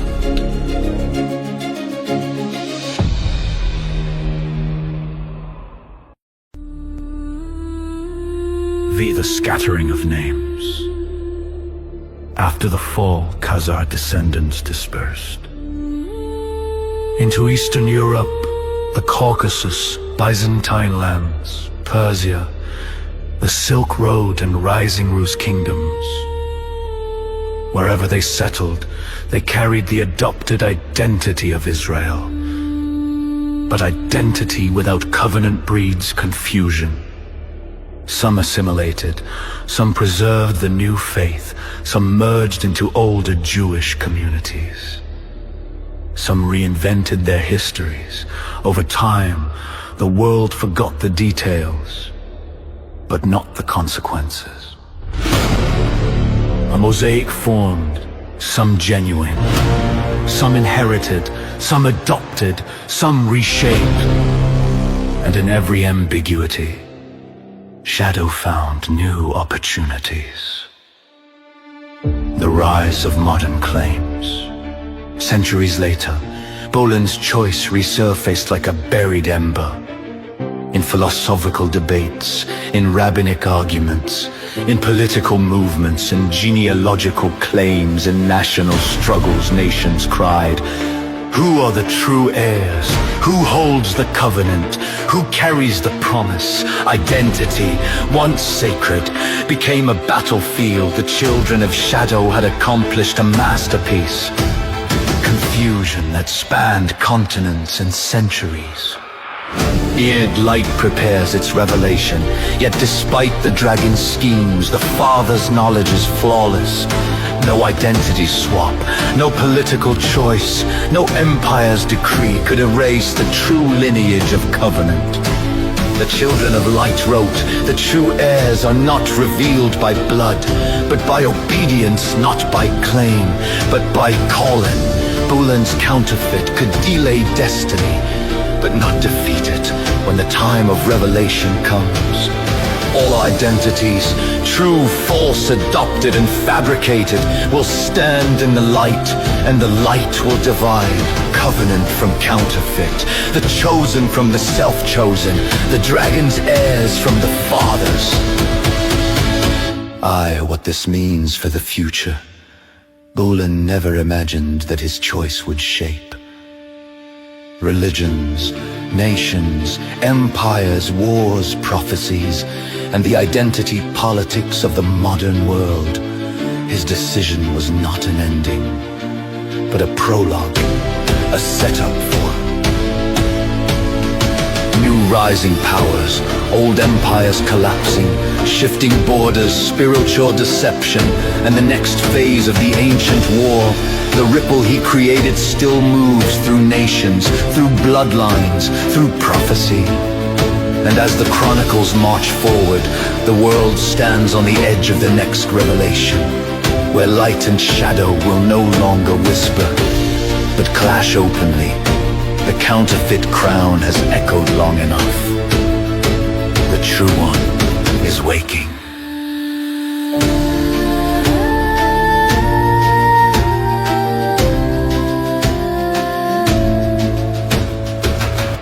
The true one is waking.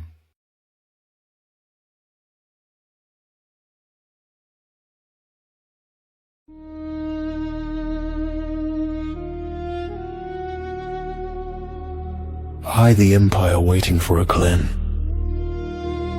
While the Khazar Empire faded into dust and its adopted identity dispersed across continents, another kingdom quietly sharpened its destiny across the northern seas, beyond mountains veiled in mist on an island where druids once invoked the whispers of forgotten gods.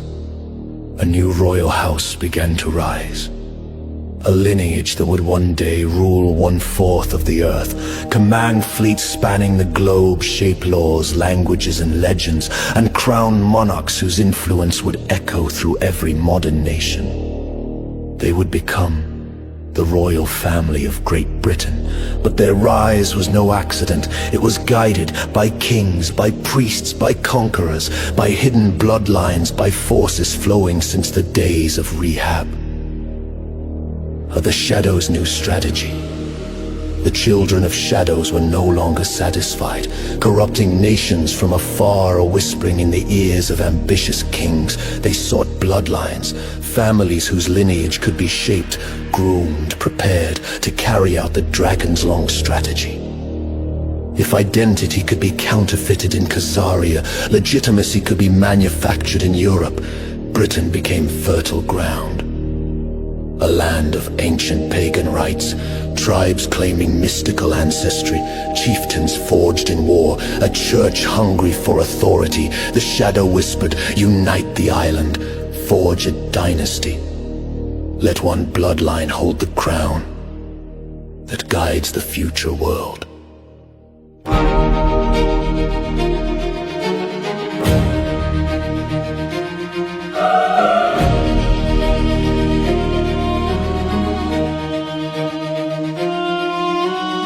Whose bloodlines rose through conflict and collapse. Before the Tudors, the Wars of the Roses tore England apart. Two houses battling for inheritance, York and Lancaster, white rose and red rose, yet beneath the banners flowed hidden rivers of ancestry. Some real, some invented, some whispered by the shadow. When Henry Tudor seized the throne and married Elizabeth of York, he united the roses and ended the war, but he also sealed a new dynasty. One forged through conflict and ripe for destiny. The shadow watched closely. This union would produce queens whose choices reshaped continents. A bloodline with two faces. Centuries later, the monarchy evolved into the House of Windsor, a name adopted during World War I to hide its Germanic origin, identity masking, lineage blurring, names reshaped for power. The children of light warned, when nations change their names to hide their beginnings, pay attention, the shadow often moves beneath the ink. The Windsors, once Coburg and Gotha, merged British, German and continental bloodlines. Their power came not just from ancestry, but from a belief cultivated over centuries, the divine right of kings. The alleged lineage of ancient thrones, legends grew around the British crown, claims that the monarchy descended from ancient Israel's kings, the tribe of Judah, the throne of David, prophets wandering from Jerusalem, or relic bearers of old. Some believed these myths, some used them politically, some whispered them in secret. The children of shadow knew the truth. These claims were attempts to graft Britain into the sacred narrative of covenant, the same yearning that once ignited King Bulin. Shadow whispered to monarchs, "You are chosen. Your blood shall rule the nations. Your throne shall echo ancient prophecy." And kings believed it.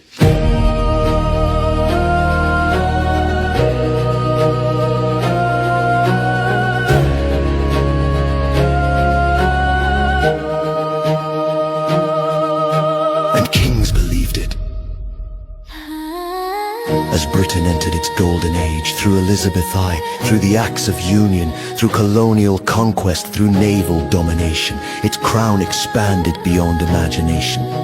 The British Empire became the largest in history, the most globally connected, the most identity-altering power on Earth. Where Britain went, names changed, languages spread, borders shifted, identity dissolved and reformed.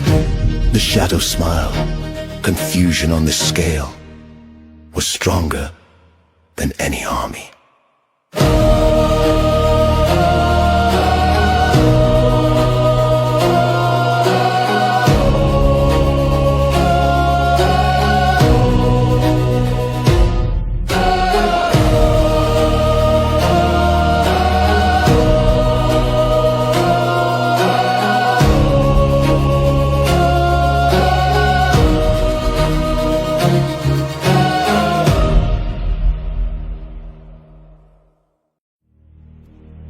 envied the royal family and the hidden bloodlines. The children of light observed a tapestry behind the British throne,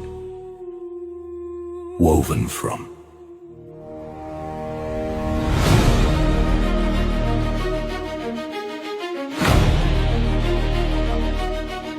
some unions were political, some strategic, some rooted in destiny unknown. But one belief ran through the line: our blood has a purpose. Some traced their lineage to warriors, others to saints, others to the old gods of the north.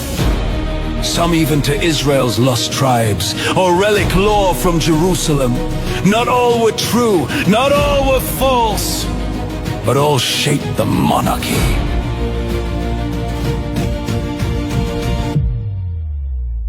Beat the shadows hand in empire as Britain spread across the world, into Africa, India, the Americas, the Caribbean, and the isles of every sea. The identity of millions was rewritten. The shadow perfected the lesson of Khazaria. He who controls identity controls destiny. Thus Britain became a global architect of identity. Changing cultures, renaming nations, redrawing maps, exporting its monarchy's image, shaping history for centuries. But a question grew: was this bloodline chosen by the Father, or crafted by the dragon?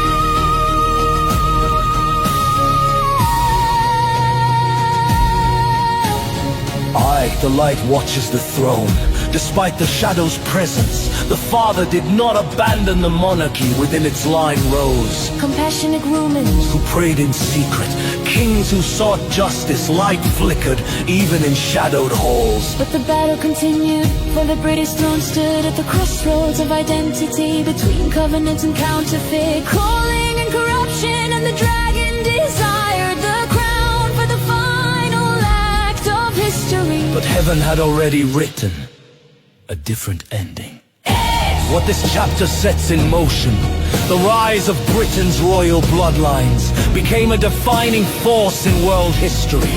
A throne wrapped in myth, A monarchy shaped by hidden lineages, an empire rewriting global identity, a future arena for light and shadow. a lineage whose true destiny is yet to be revealed. For Bulan's ripple reached Europe, and Europe's crowns absorbed it, but Britain magnified it. The British crown became the greatest amplifier of identity confusion in history. And the future battleground where light will one day correct the record. The hidden bloodlines are rising toward their moment. A reckoning approaches. Light is preparing to separate truth from the Shadowcraft story.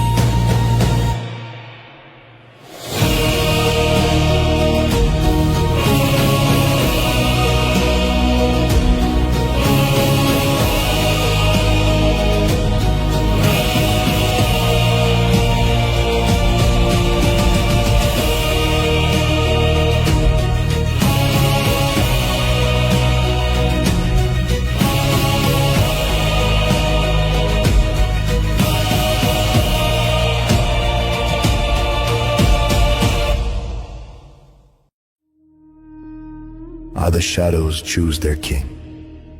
In the long centuries after Rome's collapse, as the medieval times groaned beneath fear, plague, and empire, the battleground shifted. No longer swords, no longer thrones, no longer empires drenched in blood. The children of darkness aimed higher. They set their sights on the word, for if the Father illuminated the world through scripture, then the dragon's remnant would twist that scripture. Not destroy it, not stain it openly, but tilt it just enough that even the children of light would stumble. They sought a vessel, a king shaped by fear and brilliance, a monarch convinced that heaven had chosen him uniquely. They found him in Scotland. James Charles Stuart, crowned at 13 months, raised in instability, brilliant, insecure, devout, haunted, a perfect candidate for persuasion. The destructive image whispered to him long before he held England's throne. You are chosen. You must shape the word so the world honors the crown. A seed was planted, a destiny rerouted, a union of crowns, union of influence. When Elizabeth I died childless in 1603, James inherited England and Ireland, uniting 3 kingdoms under a single crown. 3 nations, 1 king, 1 expanding influence. The children of darkness saw the opportunity instantly. A monarch obsessed with scripture, convinced of divine right, and powerful enough to reshape how millions encountered God's voice, a king who believed light was guiding him, even when it wasn't. The great deception begins. In 1604, James summoned 47 scholars, not merely to translate scripture, but to create a Bible that united his kingdoms and legitimized his throne.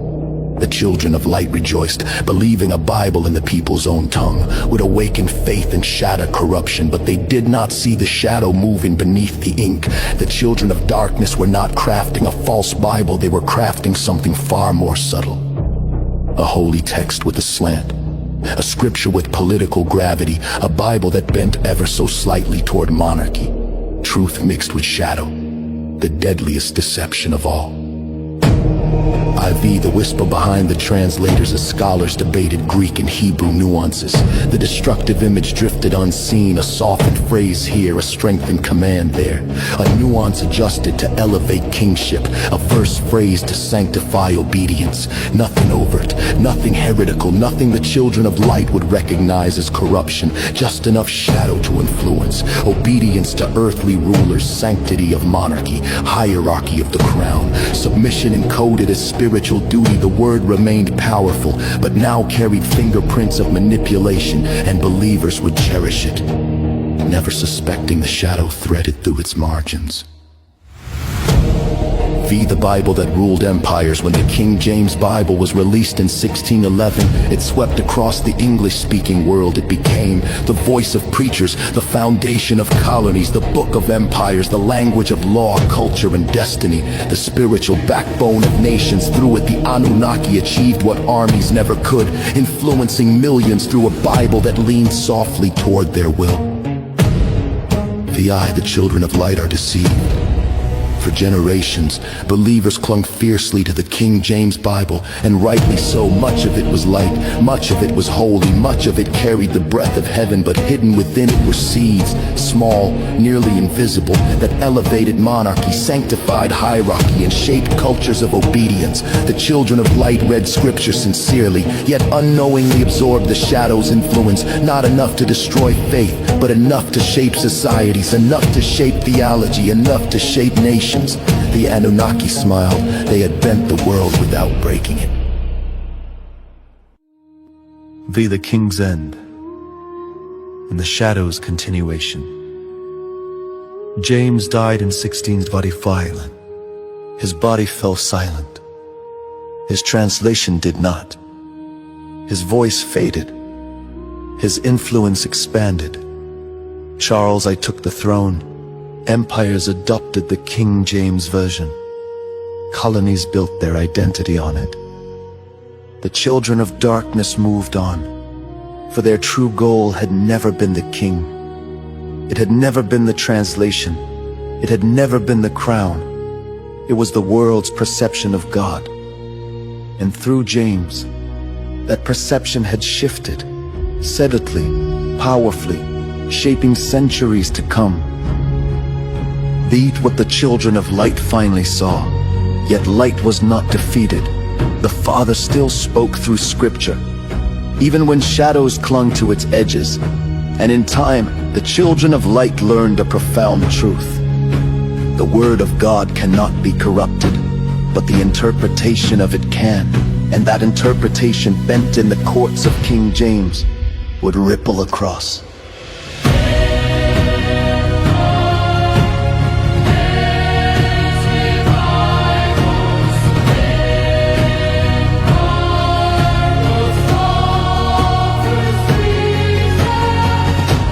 children of darkness had achieved a masterstroke.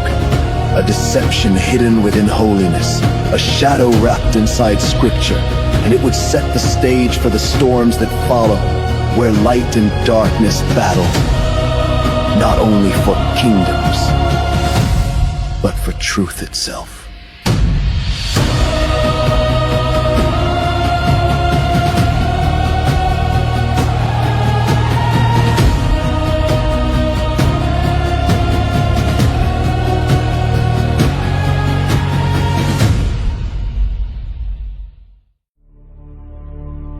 Chapter 47.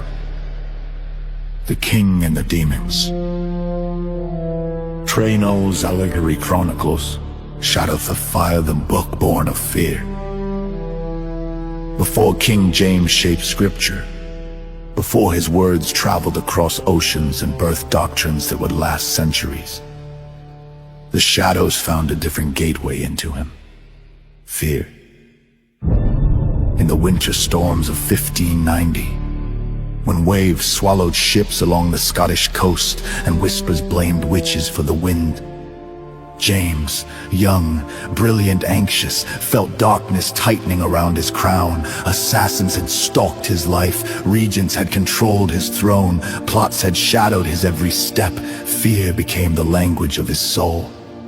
The destructive image moved close. Fear what you cannot see, it whispered, and write what others must fear. From that whisper came demonology, a book that would ignite pious, shape courts, and merge scripture with superstition. A book that opened a new battlefield in the war between light and shadow. A North Berwick, the trial that changed a king. The North Berwick witch trials were not merely legal proceedings. They were theater for the unseen. Accusations multiplied, confessions torn from tortured throats painted witches as conspirators against the king himself. James attended personally. He interrogated suspects. He believed the devil had targeted him. The shadow fanned this belief.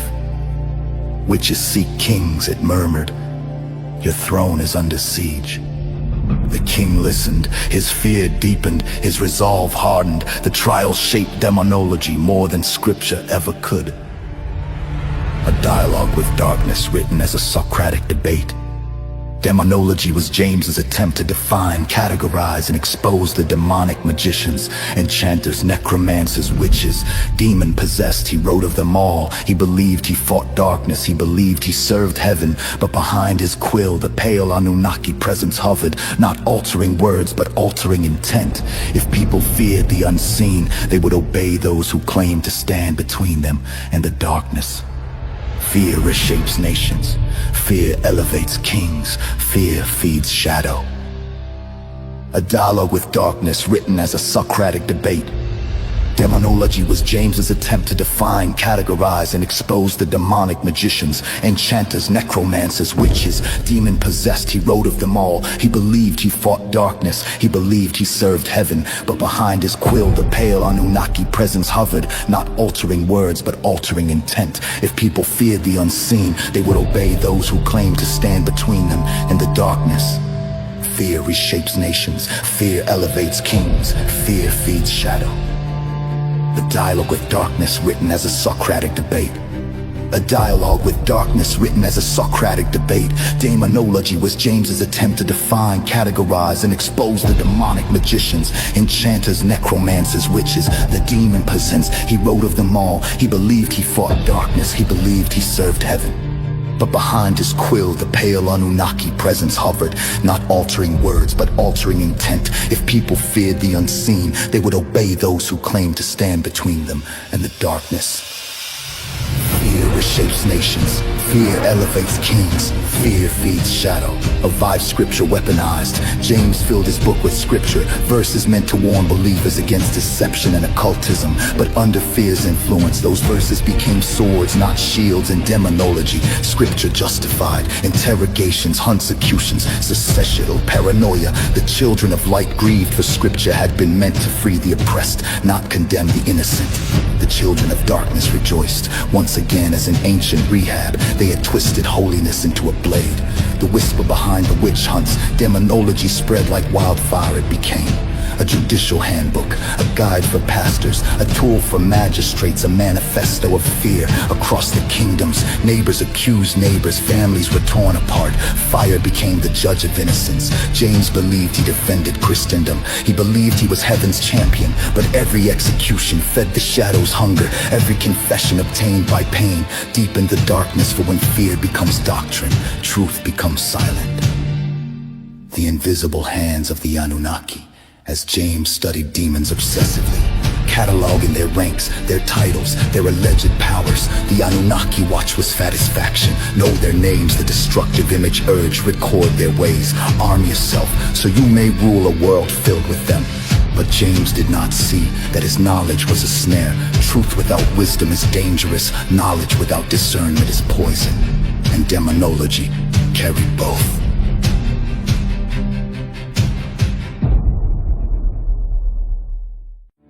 Via the deception of the faithful, villagers read demonology as if it were sacred truth. Pastors taught from it. Judges enforced it. Communities turned fearful eyes toward anyone different. The children of light began losing the ability to distinguish between scripture and the king's fear-born interpretations.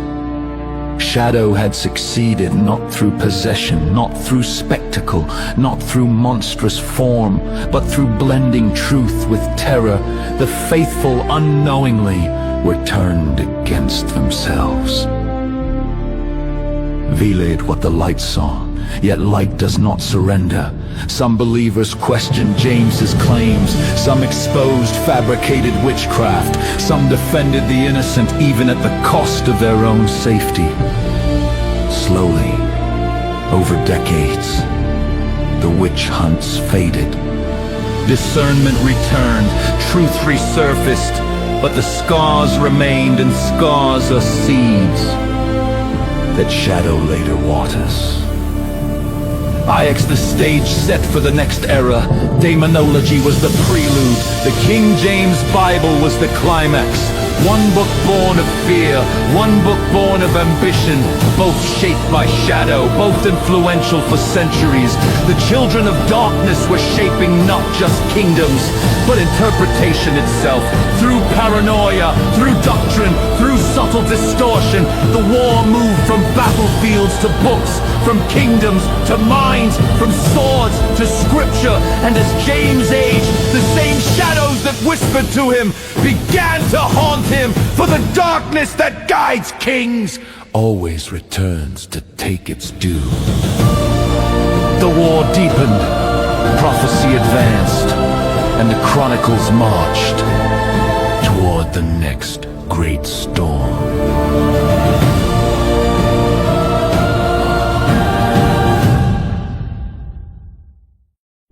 The world cracks open. The 17th and 18th centuries arrived like thunder. Crowns trembled, empires swelled and strained. Rebellion simmered beneath the feet of kings. Colonies whispered of independence. Philosophers questioned truths once sacred. To the eyes of humanity, it looked like progress.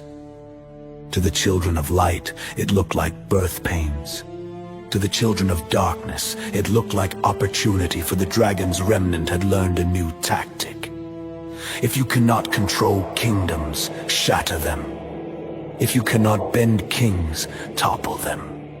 In the ruins, new powers can be shaped. Thus began the Age of Revolution, a century where nations rose and empires fell, and where unseen hands pushed events toward a deeper war. The shadow behind enlightenment. The Enlightenment promised liberation, reason over superstition, human rights over tyranny, knowledge over ignorance. But behind philosophers' quills, the destructive image drifted, not to silence enlightenment, but to distort it. Remove the king, shadow whispered, remove the church, remove the old foundations, replace them not with light, but with confusion. Thus reason became rebellion, freedom became fury, knowledge became arrogance, equality became empire. The children of light watched with sorrow, for truth without the Father becomes hollow, and hollow truth becomes dangerous. America, the new experiment across the ocean. The American colony stirred. Here, the light hoped for a new beginning, a land unshaped by old crowns, unburdened by ancient shadows. But the children of darkness followed swiftly. They whispered to both sides, fight for liberty, no matter the cost, reject kings, but enthrone ideologies. Build freedom, then weaponize it. The revolution ignited, a nation rose, its ideals noble, its contradictions inevitable. For where light plants hope, shadow plants paradox, United States would become both a beacon and a battleground. The revolution that devoured itself. If America was the revolution of ideals, France became the revolution of blood. Paris erupted, the monarchy fell, the guillotine rose like a monument to terror. Shouts of liberty echoed through the streets, but the children of darkness whispered behind those cries.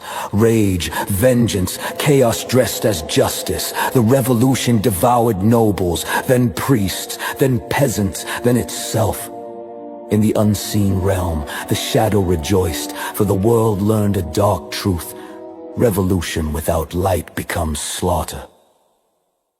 The empires rise, empires fall, Britain expanded, Spain fractured, France reformed, Russia awakened, Prussia sharpened its sword. Everywhere the Anunnaki stirred beneath the thrones. They did not seek to destroy empires, but to ride them like war horses. The British crown became a tool, the French Republic became a weapon, the American dream became a crucible, the Russian Empire became a prophecy waiting to happen. Each empire carried light, each empire carried shadow, but none recognized who was whispering behind them. The empires rise, empires fall. Britain expanded, Spain fractured, France reformed, Russia awakened, Prussia sharpened its sword. Everywhere the Anunnaki stirred beneath the thrones. They did not seek to destroy empires, but to ride them like war horses. The British crown became a tool, the French Republic became a weapon, the American dream became a crucible, the Russian Empire became a prophecy waiting to happen. Each empire carried light, each empire carried shadow, but none recognized who was whispering behind them. For the hidden war beneath revolutions, armies fought, flags changed, maps redrew themselves, but none of these were the true war. The real conflict raged beneath, for identity, for destiny, for the soul of civilization. The children of light guarded individuals, prophets, reformers, the oppressed, the courageous. The children of darkness targeted systems, governments, ideologies, scriptures, revolutions. The one who shapes the system, shadow taught, shapes the people. The age of revolution revealed, from Boston to Paris, from London to St. Petersburg. Revolution reshaped the world, but the children of light recorded a truth lost to human history. Revolutions do not begin in the streets, they begin in the unseen realm. Every cry for liberation, light. Every cry for destruction, shadow. Every uprising mixed, every new government tainted. Humanity believed the age of revolution was its triumph over tyranny. The children of light knew better. It was merely the opening act of a new kind of spiritual war. Hate what the children of light foretell. As the era closed, the children of light understood what was coming. A world where nations battle for identity. Ideologies replace kings, knowledge outpaces wisdom, empires fall and respawn in new forms. Scripture is challenged again, and shadow fights not through crowns, but through minds. The revolutions did not end the war, they evolved it. The world marched toward a global transformation, a reshaping of power, a storm unlike any before it. The light braced itself, the darkness sharpened its strategies, for the ancient war was shifted into its most dangerous age.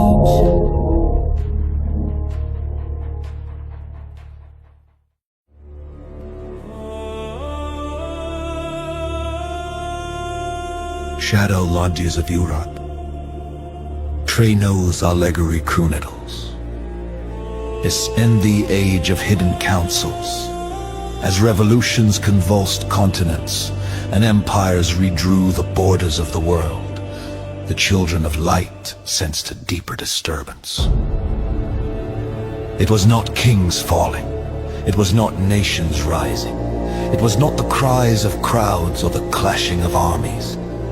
These were merely tremors from something stirring beneath the surface. A new battlefield emerged, not of crowns, nor armies, nor scripture, but of secret assemblies. Men met in candlelit chambers, doors locked, symbols etched, oaths whispered in smoke-laden rooms.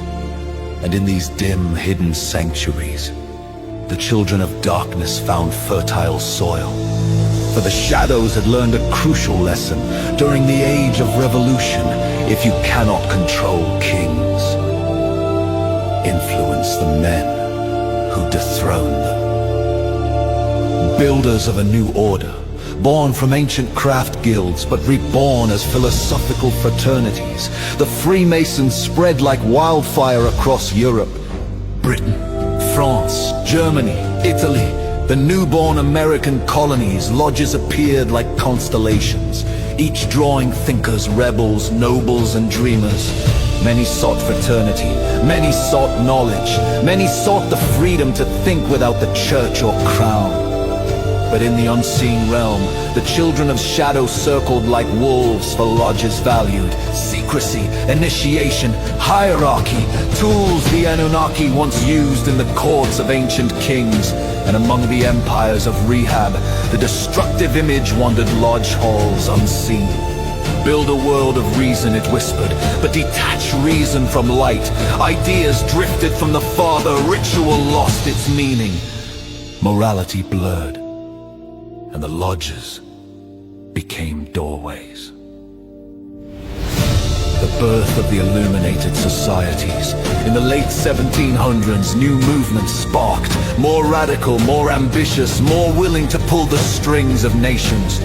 The illuminated societies, whispered in taverns, feared in palaces, spoken of in coded letters, founded in Bavaria, but spreading through secret correspondence and infiltration. The illuminated pursued liberation from monarchy, liberation from church authority, liberation from tradition, a noble dream until the shadow touched it. Do not merely liberate, it hissed. Rebuild civilization in your own image. Lodges became networks, networks became movements, movements became revolutions. And though many members meant well, the children of darkness nudged the helm ever so slightly toward a future without divine order. A future ruled by ambition alone. IV manipulating monarchies and revolutions, while kings sat on gilded thrones unaware. The shadow lodges worked underneath them. In France, whispers ignited rebellion. In Germany, philosophers reshaped destiny. In Britain, reformers challenged the crown. In America, lodge members drafted a republic. Everywhere, a dual message spread. Break your chains and adopt the new order. Nations broke free, but into what? For a people freed from tyranny, yet unanchored in light, are easily enslaved by new shadows. Lodges meant to enlighten became vessels of influence. The hidden symbols. Across Europe, symbols multiplied. The square and compass, the all-seeing eye, the blazing star, twin pillars, the unfinished pyramid. Some used for fellowship, some for philosophy, some for light, some for shadow. Symbols bypass reason. They speak to the soul, they imprint meaning without words. These marks appeared on flags, seals, charters, monuments, currencies, revolutionary banners, not inherently evil, but vulnerable to corruption, for the shadow uses what men fear and what men revere.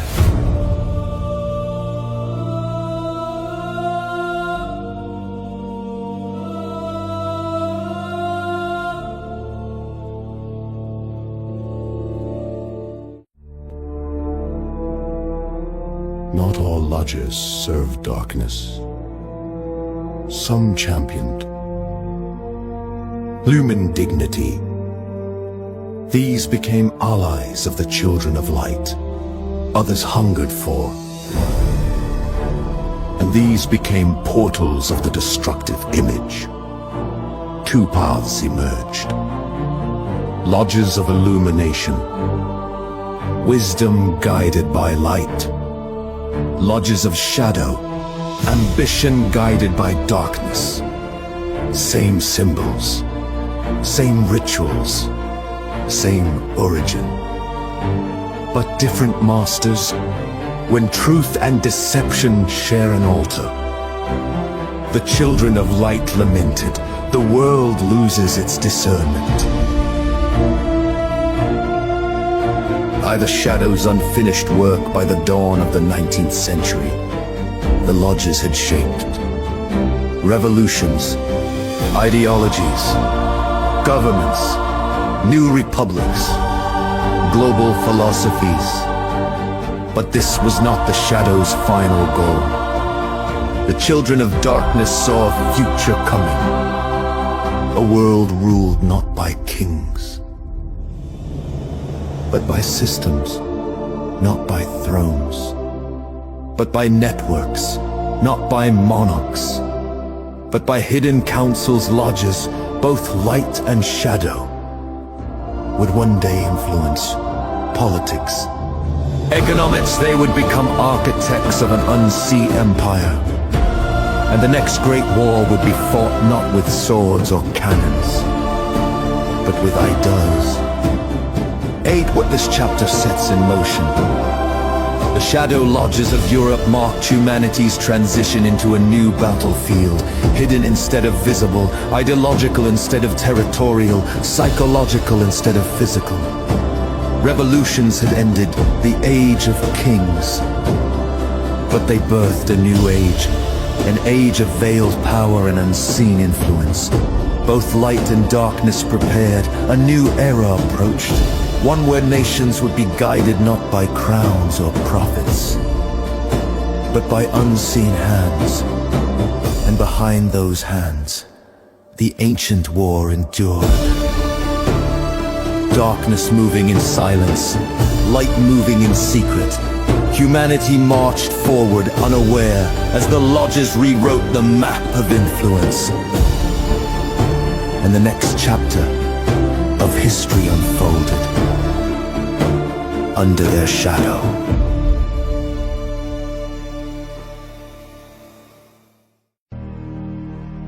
By the birth of a storm, Europe reeled in the aftermath of revolutions. Thrones fell like dying stars. Old empires fractured. The lodges whispered. The shadows stirred. Into this chaos, a child was born on a remote island. Small, ambitious, fierce, Napoleon Bonaparte. To the world he would become a military genius, a liberator, a tyrant, an emperor. To the children of light he would become a sign. To the children of darkness he would become a vessel. For the shadow does not always choose kings. Sometimes it chooses the men who create them. The making of the shadow's favorite. Napoleon rose through the ranks like fire through dry grass, gifted, relentless, unstoppable. He seized opportunities others feared. He turned defeats into victories. He turned chaos into order. He turned republic into empire. But the children of light recognized the pattern. A will too strong, a vision too consuming, a destiny too unnatural. The destructive image watched him closely. Here is a man who will reshape nations, it hissed. Here is a man whose ambition can be guided. It did not need to possess him. It only needed to whisper, and Napoleon, hungry for greatness, listened to every whisper of glory. The rise of the Shadow Emperor. He crowned himself emperor in 1804, a deliberate act, a symbolic insult to Europe's monarchs, a declaration that destiny was no longer inherited. It was taken. The children of darkness rejoiced, for Napoleon's empire was not born of divine order. It was born of ambition, conquest, manipulation, charisma, and the chaos seeded by the lodges. Yet he brought reforms, justice, modernization. Light and shadow mingled in him, just as they had in James, Vlad, and rulers before him. But Napoleon leaned toward the shadow. Power became his scripture, conquest became his prayer, war became his language. Eyed Europe set ablaze. Napoleon did not merely fight battles, he reshaped the continent. Austria fell, Prussia bowed, Italy transformed, Spain trembled, Russia awakened. Entire nations were carved like clay, borders erased, kings replaced, laws rewritten. The children of darkness whispered strategies into each campaign, not for France's glory, but for Europe's destabilization. For if the continent tore itself apart, new systems could rise in the ruins, and the lodges were ready. Be the war against the light. Napoleon's greatest campaigns were not against nations, but against the spiritual backbone of Europe. He shattered ancient monarchies, humiliated popes, seized church lands, exalted reason over revelation, enthroned himself above divine authority. The children of light fought to preserve truth, but the destructive image gloated. Let him tear down the old, we will build the new. Napoleon believed the world bent to his will. He never realized he bent to another's.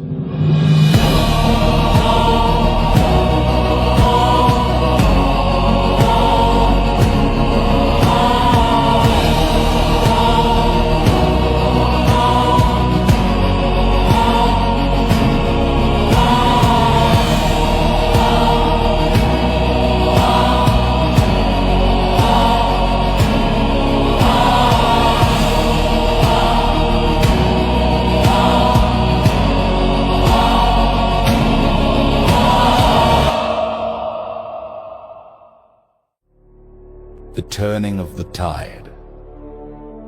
In 1812, Napoleon launched the largest army Europe had ever seen toward Russia. Take the East. No one can stop you. But ambition is the shadow's favorite trap. Napoleon marched millions into a frozen grave. Moscow burned. Winter devoured the Grande Armée. Survivors limped home, broken. The children of darkness withdrew their whispers. The children of light intervened, for even the shadow abandons its pawns when their downfall serves a greater plan. Moscow marked the beginning of Napoleon's end.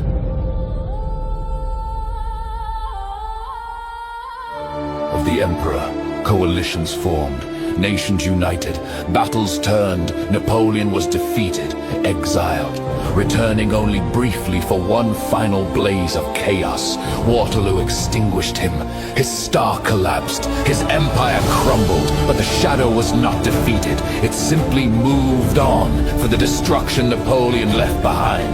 Fractured maps, weakened monarchies, ideological aftershocks was exactly what the children of darkness desired. A new world was coming, a world of republics, ideologies, financial empires, and industrial power. Napoleon had cleared the board. Being the legacy of the Shadow Emperor, the children of light recorded Napoleon's tale as a warning. A man driven by ambition becomes easy prey. A world driven by ambition becomes easy to rule. He was neither wholly evil nor wholly misguided. He was a tool, a storm used by the shadow to reshape nations, and the aftermath of his conquest paved the way for rising banking dynasties, the birth of nationalism, revolutions across continents, industrial power, new secret networks of influence. Napoleon fell. But the Shadow Empire he unintentionally forged was only beginning to rise. I toured the next great shift. The children of light braced themselves for what followed Napoleon would be subtler, more global. The world would no longer be shaped by emperors, but by systems, ideologies, alliances, and shadows that move without crowns. The war was entering a new age, and the chronicles turned their gaze toward the next great transition. The unseen architects who would build the modern world from behind the throne.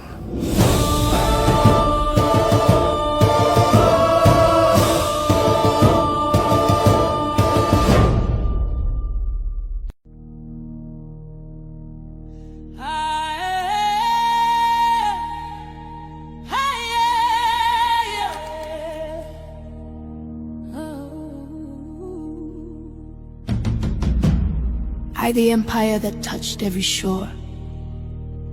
Great Britain rose from revolutions, shattered thrones and shifting bloodlines.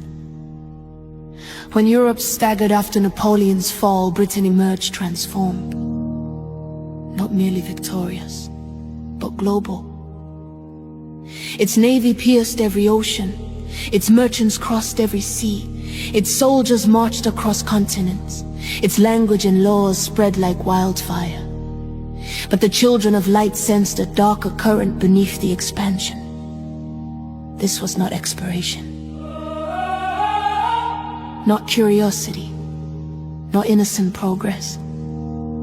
It was empire shaped by an ancient whisper that had guided tyrants since the beginning. Kill, steal, destroy. The shadow had simply chosen a new face, a new flag, a new crown. It murmured in royal courts and merchant guilds to rule the world, reshape it. The age of discovery, light wrapped in darkness. British explorers sailed under banners of civilization and science. They charted oceans, mapped continents, and recorded cultures unknown to the West. At first, light rejoiced. Knowledge expanding, worlds connecting. But darkness boarded every ship in royal cabins and admiral quarters. The destructive image whispered, claim these lands, declare dominion. Your crown is ordained to rule. Discovery became conquest. Curiosity became possession. The age of discovery became the age of erasure. The shadow of colonization, as British ships landed on distant shores, Africa, Asia, the Americas, the Caribbean, the Pacific. Explorers became conquerors and conquerors became governors. Indigenous nations were labeled uncivilized, primitive, soulless, heathen. These labels did not arise from light, but from shadow, for dehumanization always precedes domination. What followed was centuries of cultural suppression, forced conversions, resource extraction, epidemics and engineered famines, displacement and reservations, slavery and forced labor, broken treaties, generational trauma. The British Empire called this a civilizing mission. But the children of light saw its true creed. Kill their bodies, steal their lands, destroy their memory. Righteousness wrapped around conquest is the oldest deception of all. Light among the conquerors, yet even within empire, light moved. Some missionaries defended indigenous lives, some scholars preserved languages, some British officials protested injustice, some rebels inside the empire rejected oppression. Light flickered, in courts where a few dared speak truth, in mission houses where some chose compassion, in abolition movements that challenged the machine, but the machinery of empire, fueled by ambition and profit, outweighed these embers. Colonization's core was control, not compassion. And the shadow fed on systems that divided humanity into rulers and subjects, masters and natives, centers and margins. Via the machinery of empire, Britain built tools that seemed administrative, but were forged for domination. Surveys that redrew ancient homelands as straight lines on foreign maps, censuses that divided tribes into exploitable categories, legal codes that dismissed sacred customs as superstition, schools that replaced indigenous identity with imperial loyalty, economies that enslaved through wages, taxes and debt, railways and ports designed not for local flourishing, but for faster extraction of wealth. This was conquest without constant sword or spear. Domination made efficient. Control systematized. The children of darkness refined a method. Why destroy a people outright when you can remake them in your image? The empire became a machine. Massive, righteous in its own eyes, blind to the blood on its ears. Via the scattering of nations, wherever Britannia's flag rose, indigenous nations endured catastrophic transformation. Africa kingdoms fractured, borders cut across ancient lands. India culture stratified, economies reordered for empire.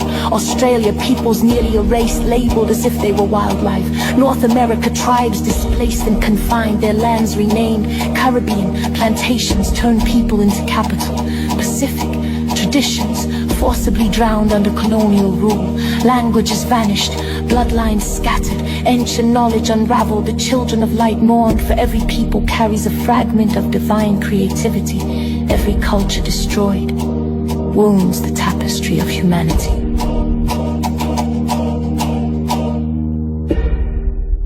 The roll call of the colonized. To understand the depth of the shadows reach through Britain, one must read not just maps, but scars, the carved motherland. Across the African continent, the British arrived with treaties in one hand and rifles in the other. They took and broke.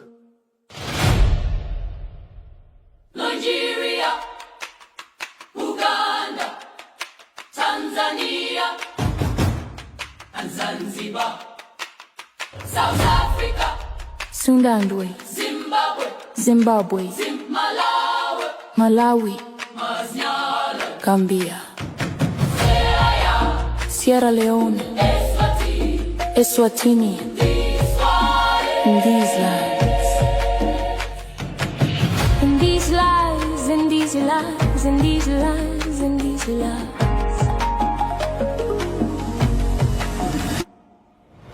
In these lies, in these lies, in these lies, in these lies. In these lands, in these lands, in these lands, in these lands.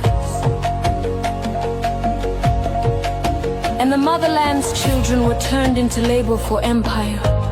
The crown's eastern net, the shadow extended through Asian kingdoms and empires. Wearing the mask of protection, trade and mandates. India, Pakistan and Bangladesh. Myanmar, Malaysia and Singapore. Sri Lanka, Jordan, Kuwait, Oman, Qatar, United Arab Emirates and Yemen. Israel and Palestine, Hong Kong, and these lands. In these lies, in these lands, in these lands, in these lands. In these lands. The empire manipulated dynasties, borders and sects, turning regions into chessboards for distant kings. 3 Americas and Caribbean, the sugar, the chains and the smoke across the Atlantic. The British Empire grew fat on sugar, cotton, tobacco and stolen labor. Canada, Balas, Canada, Jamaica, Barbuda, Trinidad and Tobago. Here too, indigenous peoples were declared subjects on their own land, treated as obstacles to progress, pressured into abandoning ancient ways and rewritten in the empire's image over all these regions. The same spiritual signature could be read: kill, steal, destroy, in the name of civilization.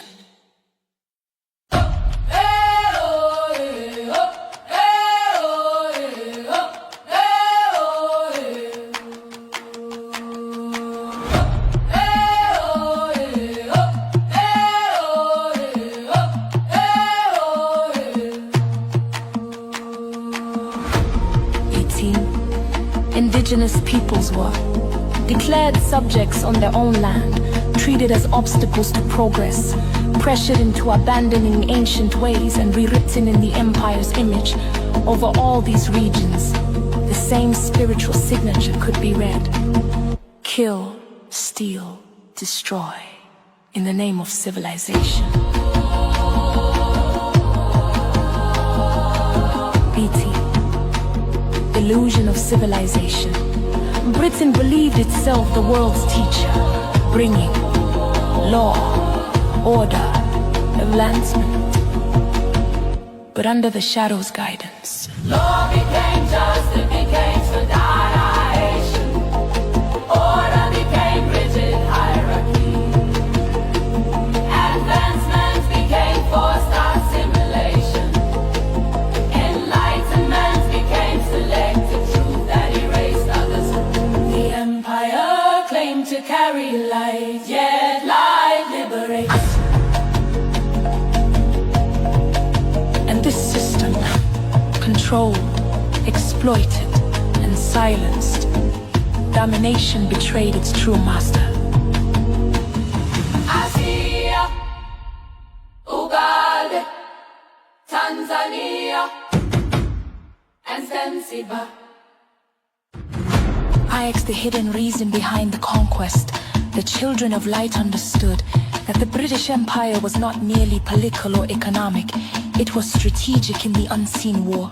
Through Britain, the shadows sought to control three foundations of the world. One identity, erase indigenous cultures, overwrite spiritual maps, and make the motherland and other ancient peoples doubt their place in God's story. Two resources, drain lands of gold, oil, rubber, spices, people, and power, weakening nations before the prophetic ages to come. Three destiny, shape a global order, aligned with the coming shadow empire. A world so used to control that it would hardly recognize its chains. Every nation conquered, strengthened the shadow's long game. Every culture erased, narrowed humanity's spiritual memory. Every lineage scattered, fueled future confusion.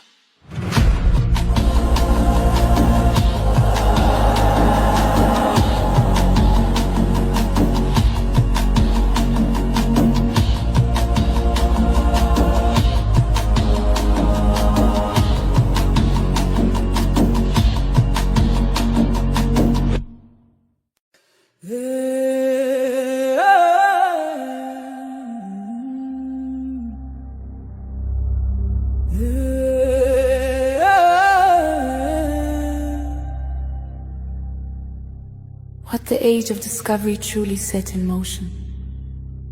By the late 19th century, Great Britain ruled nearly 1/4 of the earth.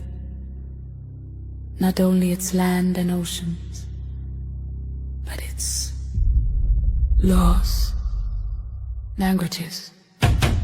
Under the spectacle of empire, the shadow prepared something unprecedented. A globalized world with blurred borders, mixed identities, manufactured histories, and forgotten origins. For the shadow knew, a world without roots is easier to rule.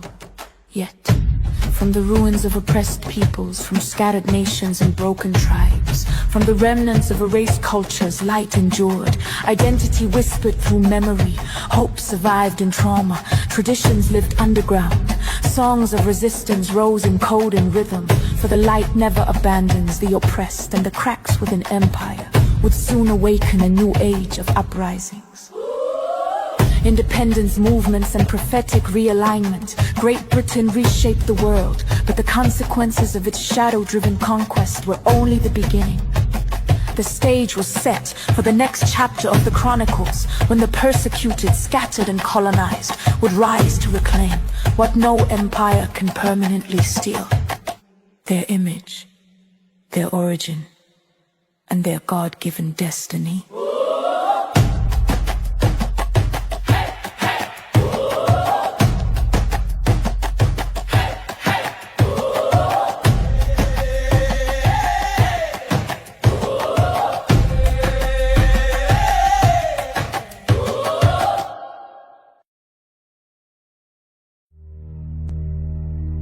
I, the forgotten truth of the Earth Motherland.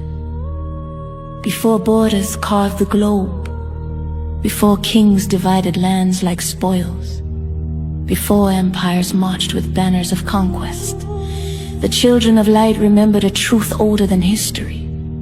Humanity began in the motherland. The the cradle of the earth, the soil from which the first image bearers rose, a place where spirit and land intertwined, where every river carried memory, where every mountain breathed ancestral prayer, where tribes held wisdom older than monarchies and dignity flowed like rivers across untouched plains. The children of darkness envied this land, its power, its resilience, its connection to the Father, for the shadow understands. A people who remember their origin cannot be enslaved, and so the persecution began. Not with swords or chains or conquest, but with deception. A whisper spread through the nations, separate them from their beginning, and the world becomes ours to control.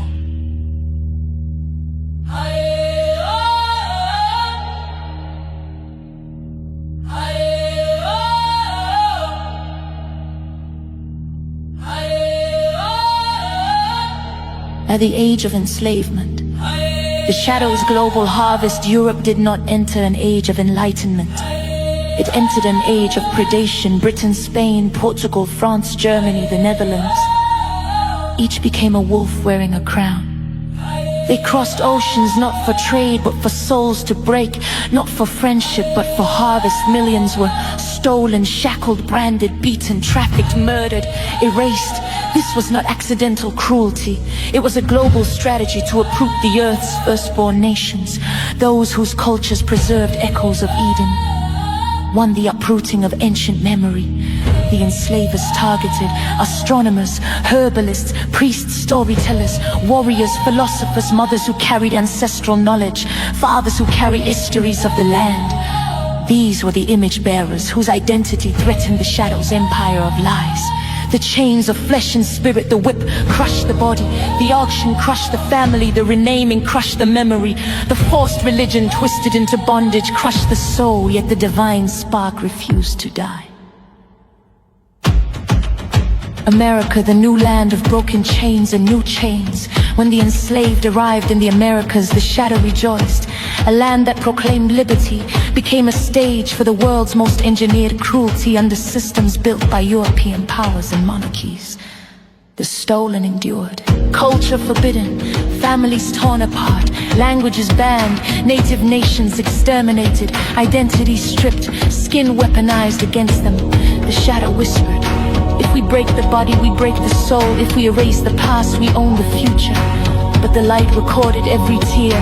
I the slaughter of the indigenous nations before plantations rose, before slave ships crossed oceans. The First Nations of the Americas walked in harmony with creation.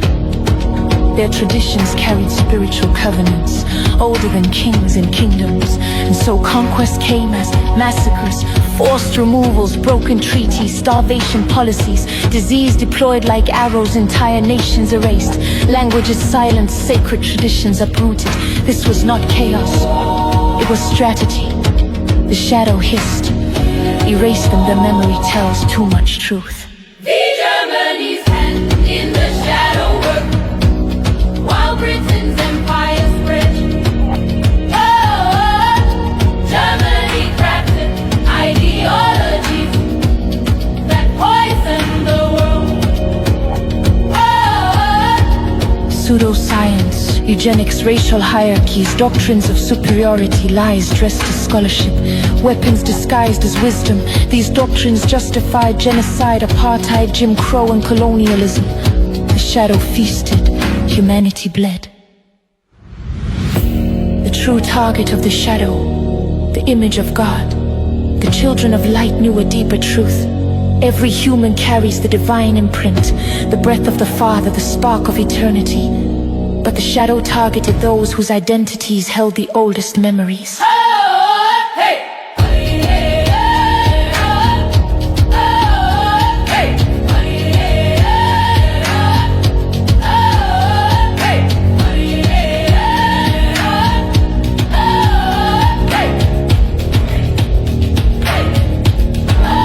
Sacred traditions, ancestral cosmologies, knowledge of land and sky, communal identity. These were spiritual weapons against exception. Thus the shadow attacked not the weak, but the spiritually strong.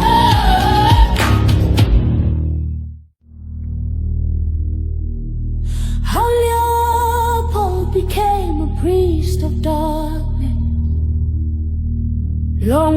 the Congo screamed beneath the rubble ash.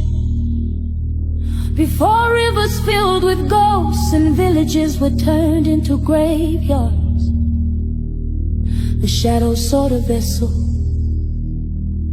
a ruler whose ambition outweighed his humanity. It found him in King Leopold II. To the world he appeared as a benevolent monarch, a philanthropist, a Christian king. But the children of light saw the truth. He wore a cassock of light over a heart of smoke. Leopold preached salvation with one hand and orchestrated slaughter with the other. He believed the motherland existed for his consumption, its people nothing more than laboring shadows. So he forged a private empire, not for Belgium, but for himself. A kingdom drenched in blood, built on deception, scripture twisting and forced labor. The missionary mandate of darkness, his hidden letter, found years later in a missionary's Bible, revealed the creed of his false gospel. Teach submission, not salvation. Demand obedience, not understanding. Destroy their warrior spirits, demonize their ancestral memory. Keep them poor so they remain powerless. Turn confession into surveillance. Replace their heroes with European idols. Evangelize so they never revolt. This was not religion, it was spiritual warfare masquerading as holiness. The letter became scripture for oppression. Missionaries became instruments of empire, and the Congo became a crucible of suffering that cried out to heaven. And a land that remembered God even while bleeding, despite broken bodies, severed hands, shattered families. The Congo never surrendered its soul, for the motherland carried a truth the shadow feared. The image bearers remember God without needing a book or cathedral or throne. Their dances were petitions, their songs were prayers, their ancestors were testimonies, their land was a sanctuary. The shadow tried to sever that memory with whips, quotas, bullets, and twisted Bibles. But suffering forged a new fire. Villages whispered ancient prayers beneath soldiers' shadows. Women hid sacred songs and lullabies. Men carried ancestral pride and scars on their backs. Children dreamed of angels walking the forest with spears of flame. Heaven called them the keepers of the first covenant.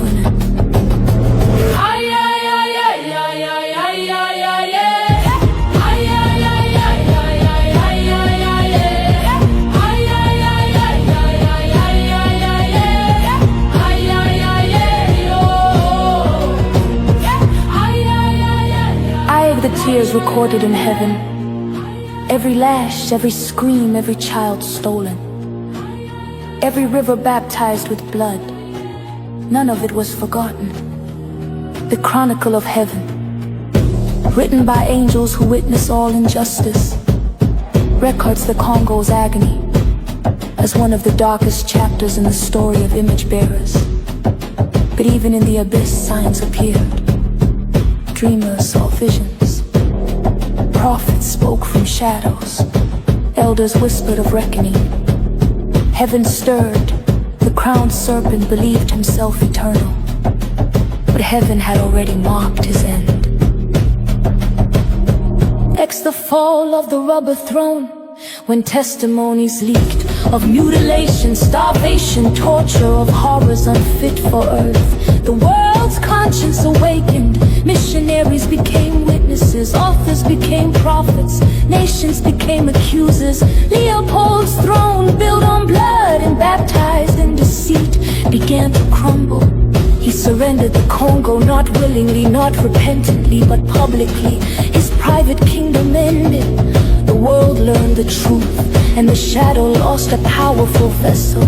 But millions had perished and generations lived with the trauma. The children of light understood this was not merely history. It was a spiritual assault on the earth's firstborn nations.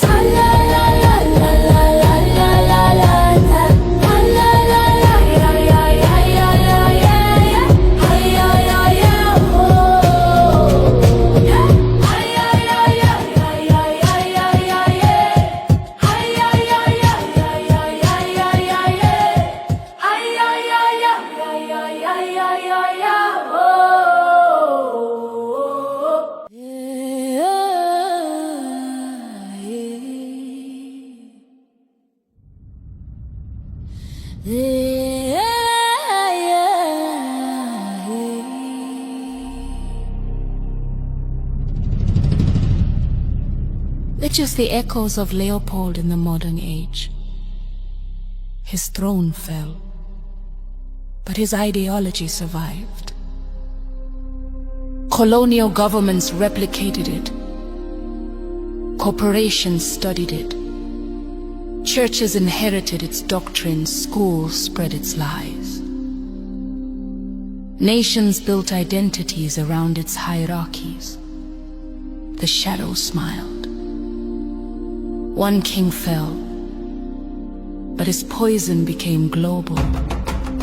The spirit of Leopold became the spirit of modern oppression.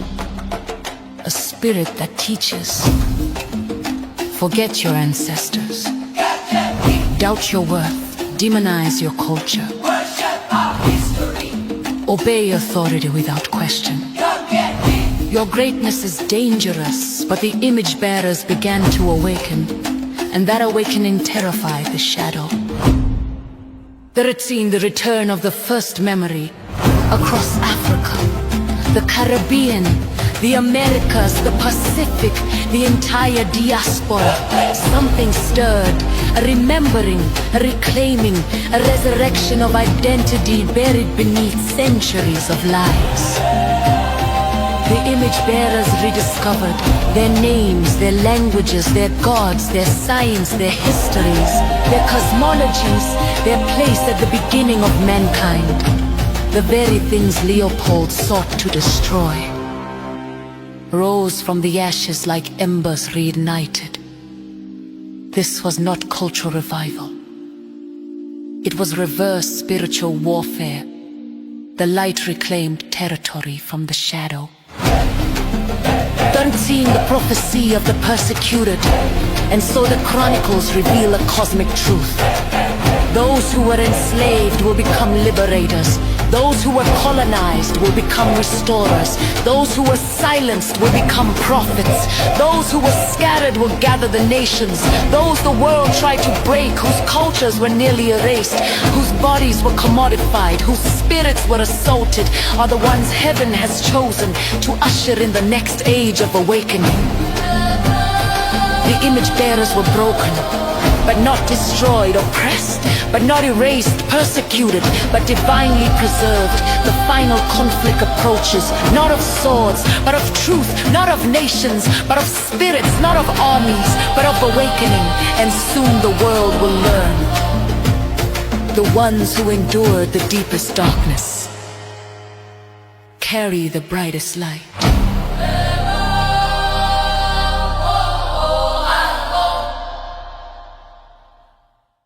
Chapter 5:3. The children of light fall into the belly of the beast. Trey Knowles' allegory chronicle. And when the oppressed became the tempted, the shadow believed it had broken God's people. But the Father knew a deeper truth. Chains test the body. Freedom tests the soul. For generations, the oppressed held tightly to the light because it was the only warmth they had. But when the age of chains ended, when empires collapsed and the children of darkness shifted into subtler disguises, another trial emerged. The temptation to become like the beast that once devoured them. The same kingdoms that brutalized the image bearers now welcomed them with open arms. Smiles carved from the very knives that once cut them. They offered, well, status, assimilation, the illusion of equality. But these were not gifts of light, they were bait. The beast extended its hand, and many, weary from suffering, accepted it. Never noticing the table they sat at was built atop bones. Are Europe's curse? A whisper that never died. Empires fell, chains broke, colonies rose into nations. But Europe's ancient curse did not die. It simply changed vocabulary. It no longer said, enslave them.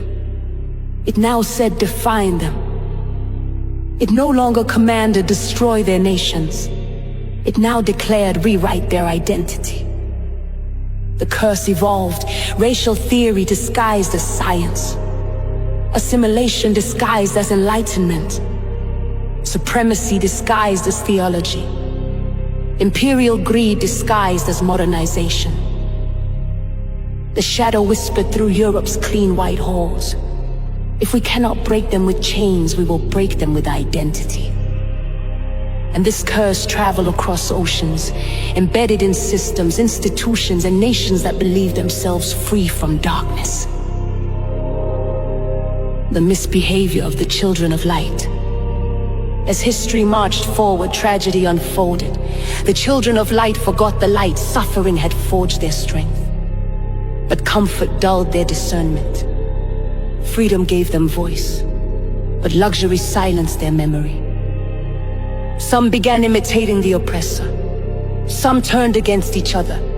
Some worshipped the very systems that once enslaved them. They traded ancestral wisdom for approval, spiritual identity for survival, unity for rivalries born of colonizers' lies, a covenantal destiny for societal validation.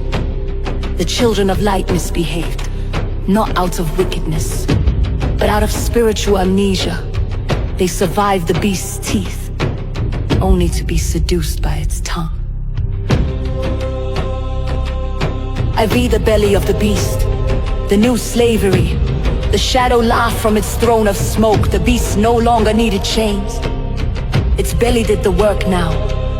It devoured through economic traps, cultural indoctrination, laws masquerading as justice, media that numbed the soul, propaganda that rewrote truth, ideologies that glittered but decayed the spirit. The children of light entered willingly, believing they had found opportunity. The belly was warm, comfortable, full of praise and distraction. They did not see the bars or feel the chains or hear the whisper. If we cannot enslave their bodies, we will consume their minds. Be the remnant who refused to bow, yet not all bowed to the beast. Across continents and islands, a remnant awakened. Those who carried ancestral memory in their bones. They remembered what the world forgot. They recognized the curse behind the mask. They heard the whispers of their elders echo through time.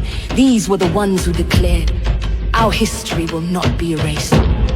Our identity cannot be rewritten. We are more than what the beast calls us. They reclaimed languages once forbidden, traditions once mocked, spiritual truths once outlawed, unity once shattered by colonizers, dignity once buried beneath oppression. The father whispered to the remnant, you are the ones the beast feared. Europe believed its curse eternal. The beast believed its belly unchallenged, but prophecy had already spoken. The persecuted will rise, the forgotten will remember, the confused will awaken, the misled will return to light. The remnant will lead a global restoration. For the final war will not begin with armies, but with memory. Light flickered again in the hearts of the oppressed, small at first, then growing, then blazing. The belly of the beast trembled, not from hunger, but from fear. For once the image bearers remember who they truly are, the beast can no longer digest them.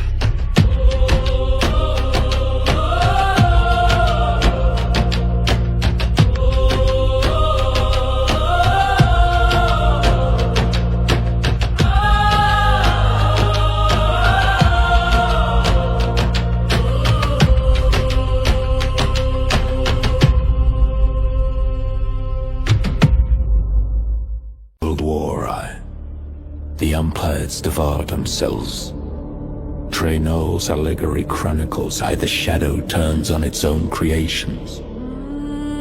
The children of darkness had shaped Europe for centuries, molded its kings, sharpened its empires, whispered its conquest, and carved its arrogance into stone. But a truth the shadow never understood began to unfold. Any empire built on domination will eventually devour itself. The beast that had once feasted on the motherland now turned inward, hungry for new prey. And the prey were the very nations it had elevated. Germany, Austria, Hungary, Britain, France, Russia, the Ottoman Empire. Beasts wearing crowns, fangs polished by centuries of conquest, now circled one another like wolves. The old world tightened like a fist, and the punch would shatter an entire age. Our Europe begins to rot. Long before a single shot was fired, the stench of rot filled the continent. Empires inflated with stolen wealth began collapsing under the weight of their own lies. Monarchs ruled but could not lead, Parliaments debated, but could not decide, armies expanded, but could not be satisfied. Colonies fed them, but their hunger only grew. Europe had once believed it ruled the world by right, but the shadow knew better. It ruled by illusion, and illusions eventually collapse. The assassination.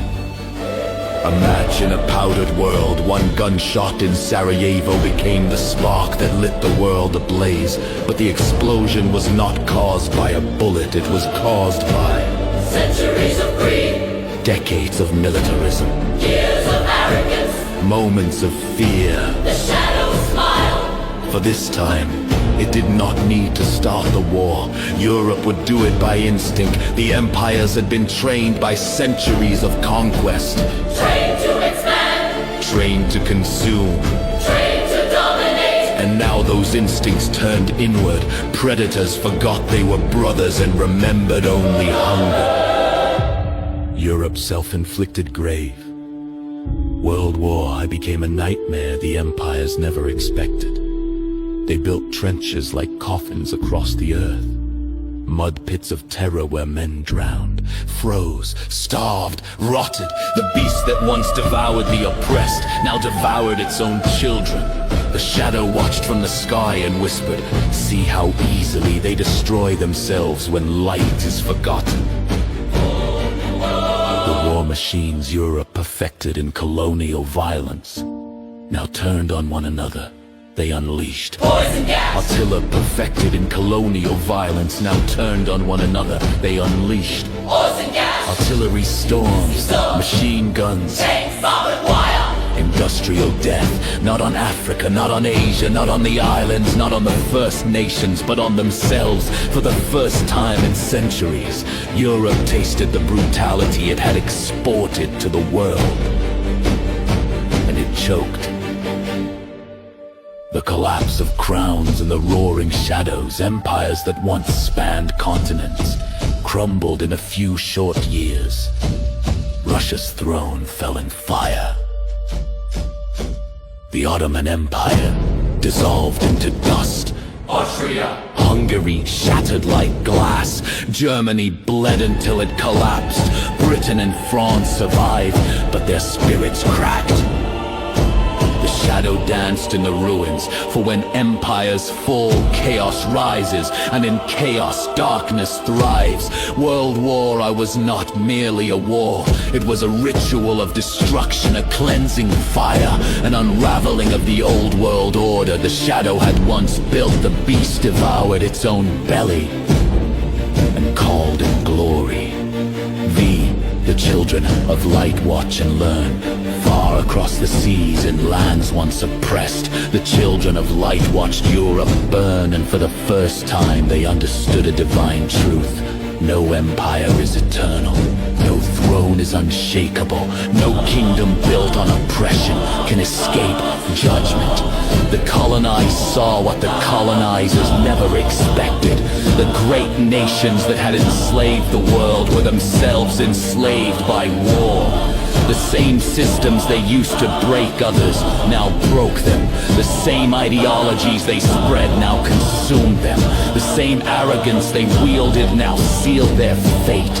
It was the first crack in the beast's global facade.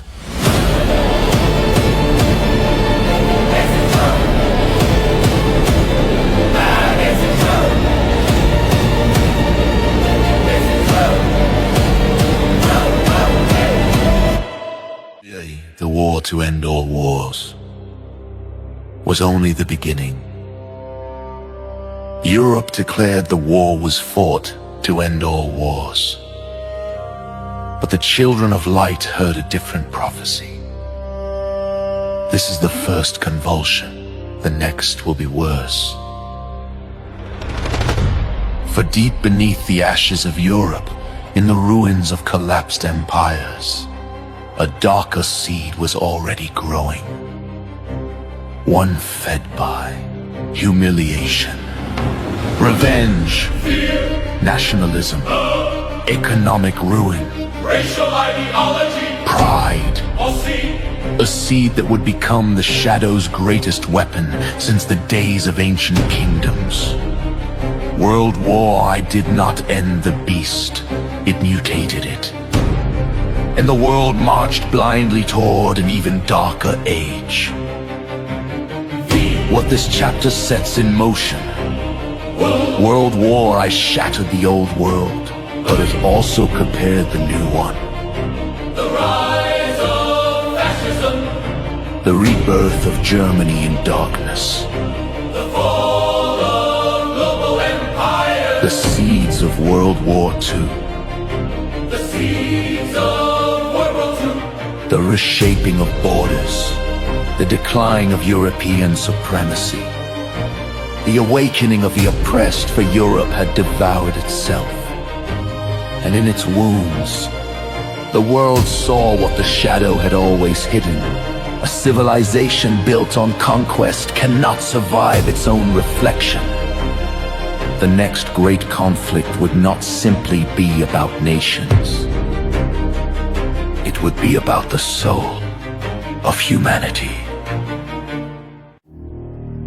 I, the world after the great devouring. World War, I had cracked the spine of the old world. Empires that once strutted across continents like gods, now limp through their own debris. Europe. The architect of conquest, the devourer of nations. The crowned beast of centuries found itself wounded, humiliated, starving. And in that collective despair, the Shadow saw a door, a whisper slithered through the ruins. What pride could not keep, rage will reclaim. The words coiled through the broken streets of Berlin, across hunger-ravaged fields, through factories filled with men who no longer believed in tomorrow. From that whisper, the darkest age of mankind began to rise. The womb of a new darkness. No nation felt the brutality of defeat like Germany. Humiliation became its food, poverty became its breath. Every child born after the Great War inherited a nation drowning beneath reparations. The children of darkness circled Germany's suffering, the way vultures circle the dying. And in the center of this ruin, a small, furious man climbed onto a public stage, a man with a voice that struck like a whip and rhetoric crafted from centuries of European racial dogma. Adolf Hitler. He did not invent the hatred. Europe had already crafted it.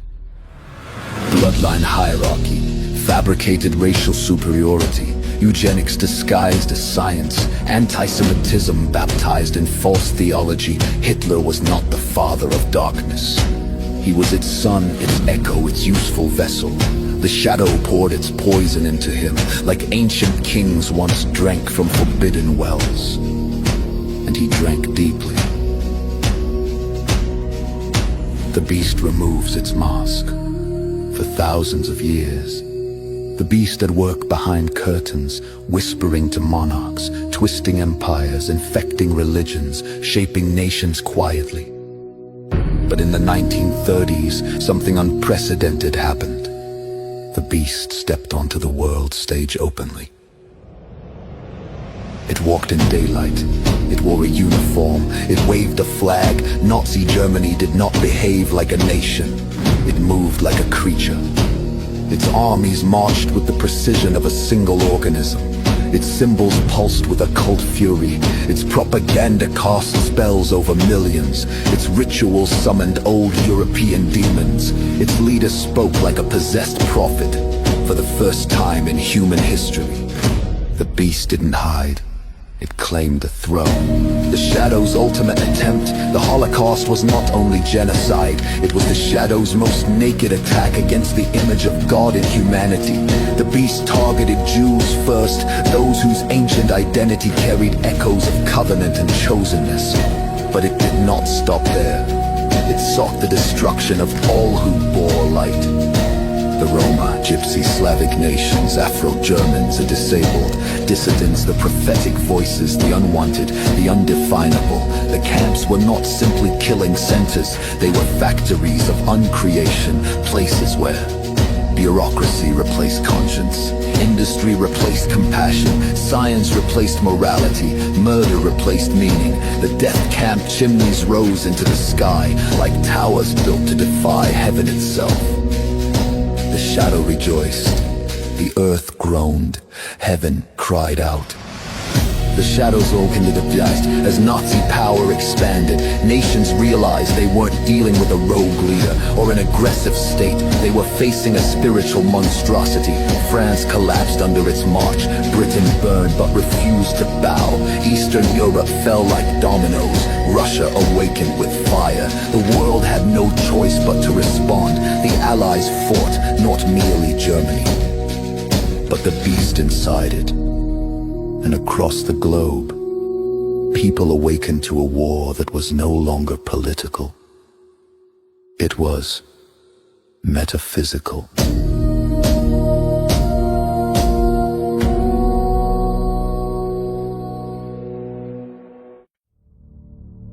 By the turning of the tide, the beast believed it's unstoppable. Its armies were vast. Its scientists were brilliant. Its strategies were relentless. Its cruelty was unmatched. But creation itself rebelled. Winter swallowed soldiers in Russia. Fog obscured Allied ships at prophetic moments. Stone shattered Nazi fleets. Code breakers, many ignored and marginalized, unraveled the beast's secrets. Resistance movements rose in every nation. The shadow tried to silence. It was as if the earth remembered the fingerprints of the Father and refused to bow to darkness. The tide turned, not by human strength alone, but by divine intervention wrapped in human courage. Via the fall of the beast's throne, in 1945 the Reich collapsed. Berlin burned, bunkers shook, flags of darkness fell into ash. The beast vessel, Hitler, ended his life in fear, hiding in an underground tomb of concrete and lies. His empire died screaming, but heaven did not celebrate. 70 million souls had perished. The beast had been defeated, but not destroyed. The shadow retreated into scientists smuggled to new nations, ideologies that fled underground, intelligence agencies rising from the rubble, new global alliances eager for power, technological ambitions unrestrained by conscience. World War II ended the beast's public reign, but it birthed something far more dangerous, the global age of hidden empires. Via what this chapter sets in motion, World War II reshaped the earth. It shattered the myth of white invincibility. It exposed Europe's darkest soul. It awakened oppressed nations across Africa, Asia, and the Americas. It cracked the global colonial system. It revealed the beast's face and forced it back into shadows. But it also unleashed the Cold War, nuclear dominion, espionage kingdoms, psychological warfare. And so began the next unseen age. The era of covered kingdoms, invisible thrones, and shadows wearing suits instead of uniforms. The war was over, but the real war, the ancient one, was accelerating. Jim Crow in the shadow of the new fighter. Trey Knowles, allegorical chronicles. The war ended abroad but began at home. When World War II ended, the world declared, the beast has fallen. But in America, the children of light knew a quieter, bitter truth. Pharaoh had never left. American soldiers returned victorious from Europe, flags waving, parades roaring, politicians praising freedom and liberty. Yet behind the applause stood the same darkness. Segregated neighborhoods, lynching trees with fresh scars, poll taxes and literacy traps, schools divided by skin, courts bent by race, churches split by hatred. America had slain one beast overseas while bowing to another at home. And the shadow whispered over the nation, you may fight evil anywhere, except within your own walls.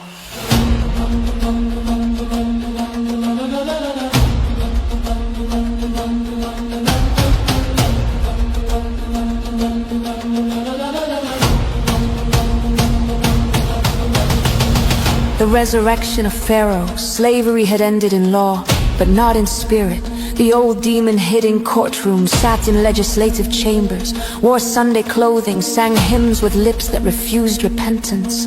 Then it emerged boldly as Jim Crow, the new pharaoh, a king without a crown, yet more powerful than monarchs he ruled through. Laws crafted to humiliate, violence designed to terrorize, police trained to enforce caste, judges baptized in inequality, customs meant to degrade. Pharaoh spoke through legislation, he ruled through intimidation, he enslaved through segregation.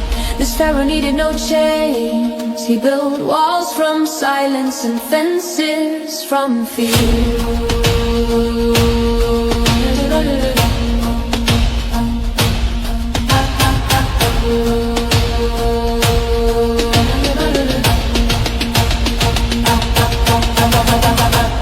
The shadow used his freedom as bait. The children of light had survived. The Middle Passage, plantation cruelty, Reconstruction betrayal, the rise of white supremacy. The Great Migration, they carried memory when memory was punished. They carried dignity when dignity was forbidden. But the shadow attempted something new, to weaponize America's promise against the people who built it. It whispered, you are free, but only if you never ask. You may speak, but only if your voice trembles. You may live, but only in places we assign. Freedom became bait, citizenship became illusion, opportunity became boundaries. America became Egypt with electricity. I view the courts of Pharaoh. In Pharaoh's courtrooms, the law became the mask of injustice.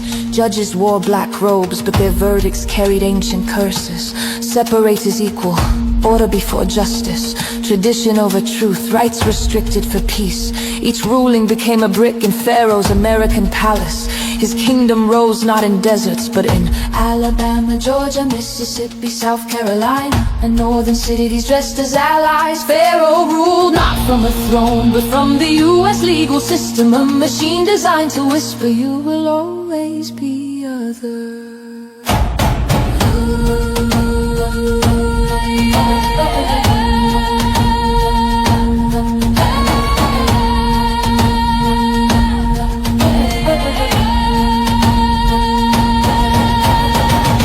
The white robes of the shadow, where courts failed. The shadow summoned its priests, the Ku Klux Klan.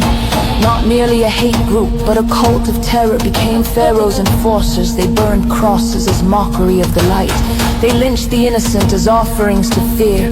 They rode at night because darkness was their sanctuary. Sometimes they attacked with hoods, sometimes with badges, sometimes with laws, always under the ancient covenant.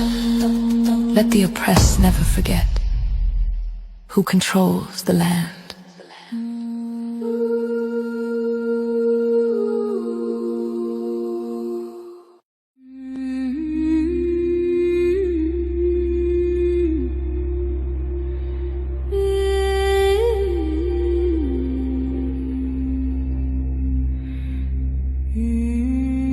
Vi the resistance of the image bearers. But the children of light did not bow. They resisted through. Music born from ancestors' sorrow. Poetry carved from blood memory. Faith that defied Pharaoh's gospel. Families united against the storm. Prophets who rose with fire in their voice.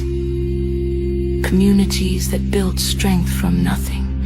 Sharecroppers walked off the fields. Mothers refused to surrender sidewalks. Fathers taught pride behind closed doors. Children marched into danger with fearless innocence.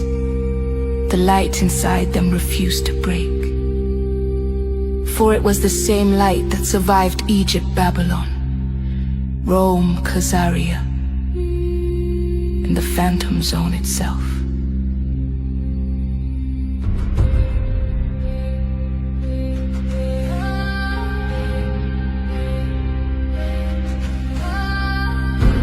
Eyed the cracks in Pharaoh's kingdom. After World War II, a divine tension formed. Black soldiers returned from defeating fascism abroad, only to confront fascism at home. They asked, how can America preach freedom while practicing bondage? Their question shattered silence. Migration reshaped cities, music reshaped culture, education reshaped minds, prophets reshaped courage. Pharaoh trembled. The world was shifting. The old lies decayed. The oppressed were rising. Jim Crow's throne began to crack. Eat what this chapter sets in motion. The age of Jim Crow did not fall in a single moment.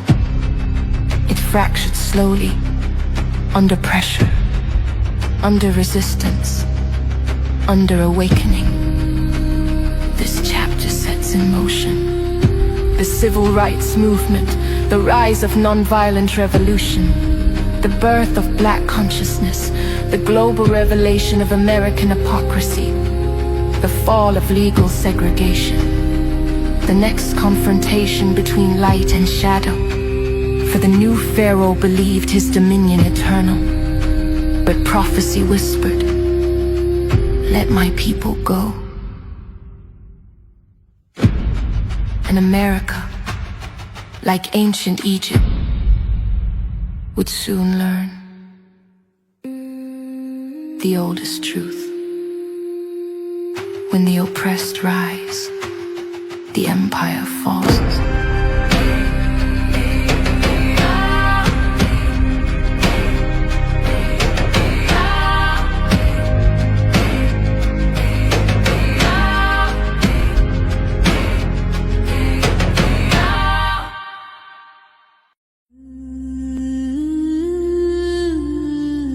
A generation anointed for awakening. By the mid-20th century, America stood trembling at a crossroads. The new pharaoh still ruled, but his grip weakened each year. His walls cracked, his throne shook. And in those cracks, the Father planted prophets, not kings, not generals, not wealthy reformers, but ordinary image bearers whose spirits carried ancient fire. They rose from sanctified churches, cotton fields, city streets, barber shops, quiet classrooms, northern tenements, southern shacks, and the deep wounds of a nation split against itself. The Father stirred their hearts, the shadow felt the trembling before the first march ever began. For the prophets were coming. I, Martin, the dreamer who spoke in thunder. Martin Luther King Jr. emerged as a voice Pharaoh could not silence. He was young, human, flawed, but chosen. The Father uses obedience, not perfection. Martin preached a love that confronted darkness, a justice that uprooted systems, a freedom that God himself authored. His words cut through Pharaoh's illusions like lightning through smoke. He marched with no weapon but truth, faced mobs with no shield but faith, stood before presidents with no fear but God. And every time he spoke, the shadow trembled, for through Martin, the light remembered how to roar. I rose up, the quiet flame that ignited a revolution. Before marches and speeches, there was a seamstress on a bus. Rosa Parks carried the ancient dignity of her ancestors, the kind Pharaoh could not extinguish when she sat and refused to move. She did not resist a seat, she resisted Pharaoh's throne. Her quiet defiance thundered across centuries. I am God's creation. I will not shrink for a system built on lies. The shadow never expected such a revolution, to begin with a woman who simply stayed in her seat. But light often arrives quietly, before it arrives triumphantly. Rosa was the spark. The world became the flame. I.V. Malcolm, the sword the light was not supposed to have. Then came Malcolm X, the sharp one, the thunder, the unfiltered conscience of the oppressed, where Martin offered redemption. Malcolm offered reckoning. He spoke truths America buried, named evils America denied. Loved his people fiercely, so fiercely the shadow feared him. The shadow tried to twist his passion, to distort his fire, but Malcolm grew, traveled, awakened, shed illusions like old skin. And just when he reached the height of his transformation, when he began to see unity where he once saw division, the shadow struck him down, but the sword he carried remained in the earth, waiting for the next generation to lift it. We children of light marching in the streets. The civil rights movement was not political alone. It was spiritual war. Every march was a pilgrimage, every boycott a baptism, every sit-in a prophetic declaration. When children walked toward angry mobs with lunchboxes, light marched in innocence.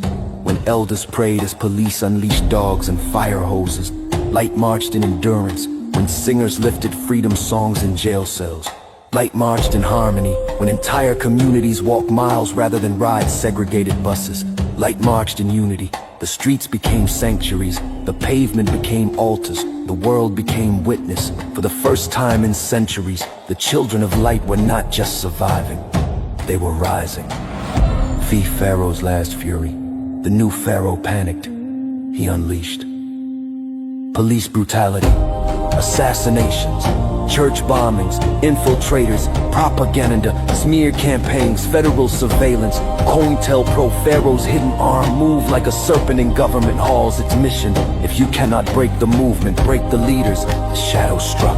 Martin, Medgar, the children of Birmingham, each attack was meant to end the awakening, but instead it multiplied it. For every prophet Pharaoh killed, 10,000 voices rose in their place. The light refused to die. Via the law bends toward justice. Eventually, Pharaoh's legal fortress cracked. The Civil Rights Act, the Voting Rights Act, desegregation rulings, federal protections, victories written in blood, sealed by martyrs, signed by reluctant hands, compelled by justice. But laws cannot cleanse the shadow, systems adapt, structures shift, Pharaoh retreats, but only into new disguises. The Civil Rights era ended one chapter of bondage and opened another. The age of hidden chains. Heed what this chapter sets in motion. This chapter prepares the rise of Black consciousness, anti-colonial revolutions, the global fight against racism, the rebuilding of Pharaoh into mass incarceration, the Cold War's manipulation of civil rights, new political identities across the world, the shift from visible oppression to systemic oppression. For the light marched, and the were.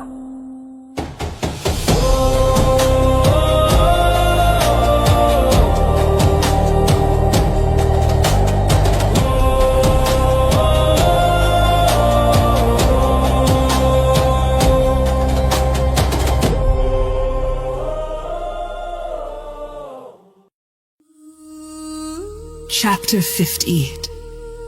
The counterfeit crown claims the Holy Land. Trey Knowles' allegory chronicles.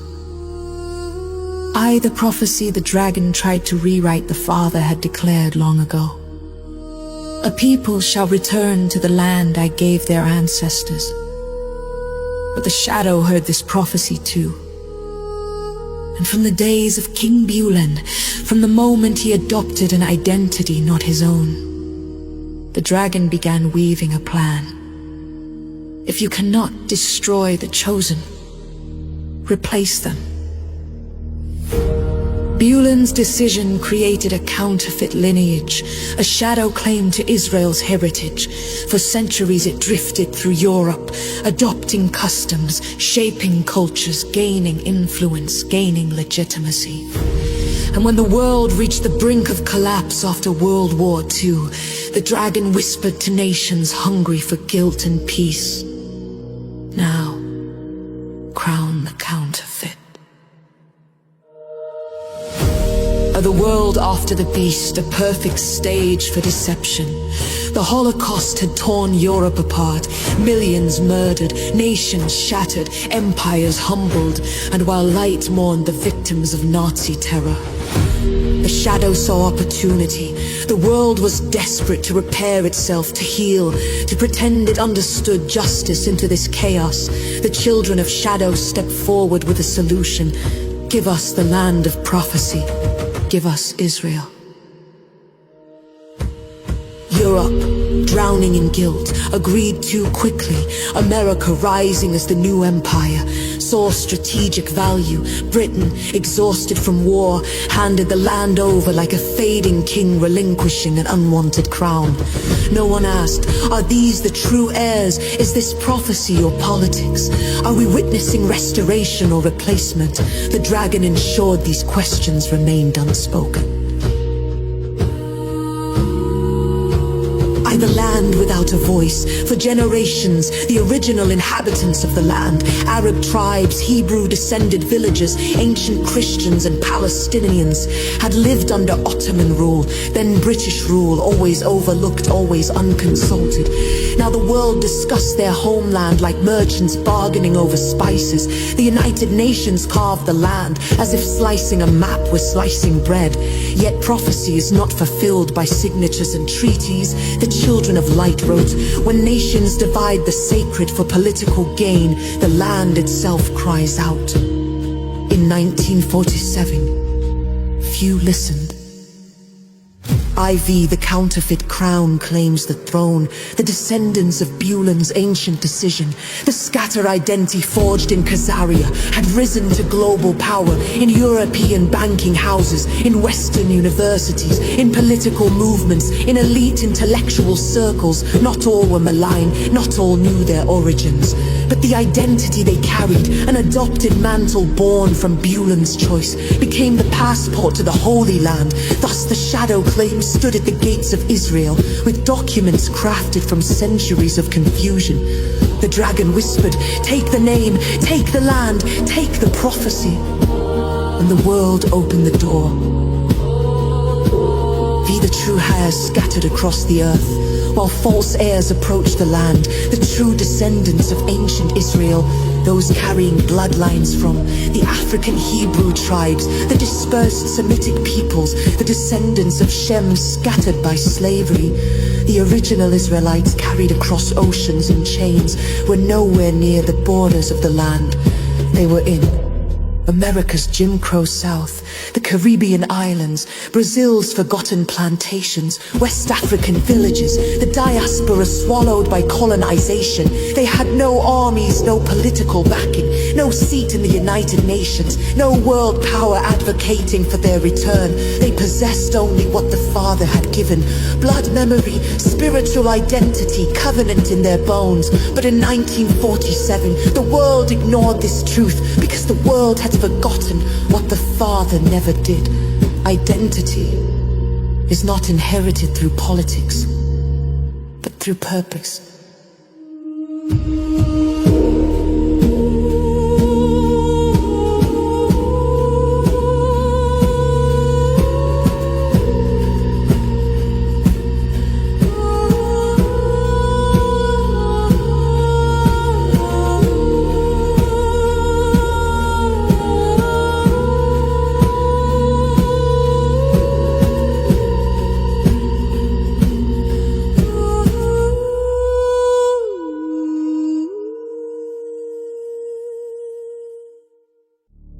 Britain's final act of identity confusion. Britain, the empire shaped by hidden bloodlines, and a master of identity manipulation, played its last colonial card. Exhausted from war, but unwilling to lose influence in the Middle East, Britain handed the land to the United Nations, knowing the outcome was predetermined. A state crafted from European interests, disguised as biblical fulfillment. This was not restoration. This was geopolitics. This was the crown passing the mantle to the counterfeit heirs it had indirectly shaped through centuries of manipulation. The shadow bowed in triumph. The counterfeit will sit where the covenant belongs.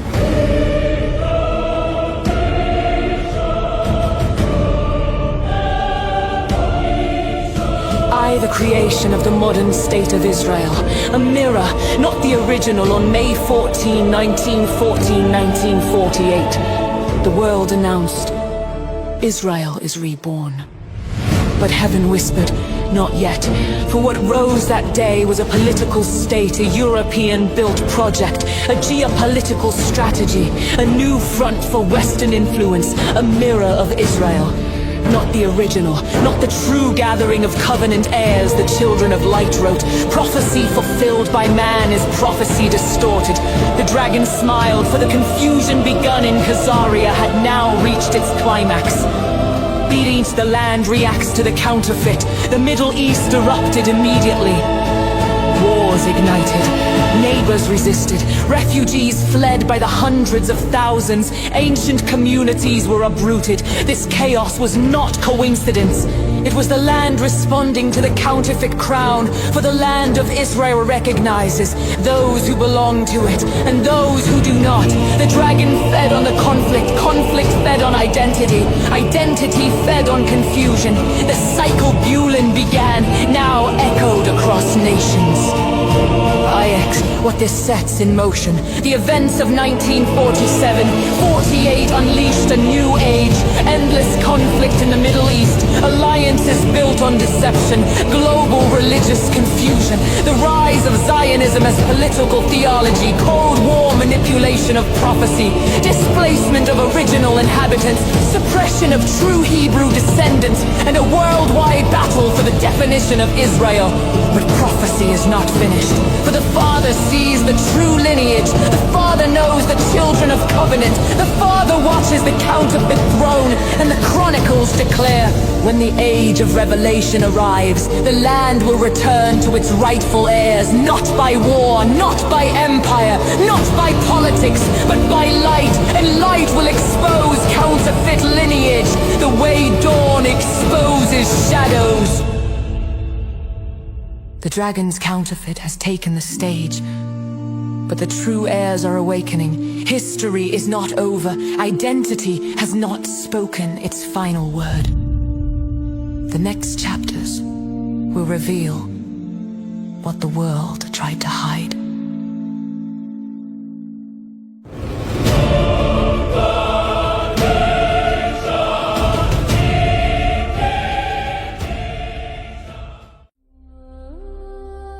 Chapter 59. The Middle East in Fire. How the counterfeit birth leads to endless war. Trey Knowles' Allegory Chronicles. How the land that cannot be lied to, when the modern state of Israel was proclaimed in 1948. The world celebrated a political miracle, but the land did not.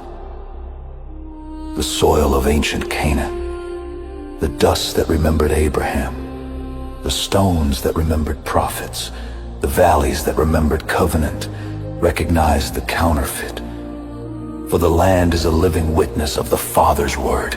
It cannot be bribed by politics, cannot be deceived by treaties, cannot be reshaped by modern borders. And when a counterfeit identity claimed divine inheritance, the land responded the only way it knew how, with fire. Of the dragon's perfect storm, the dragon had engineered a masterpiece.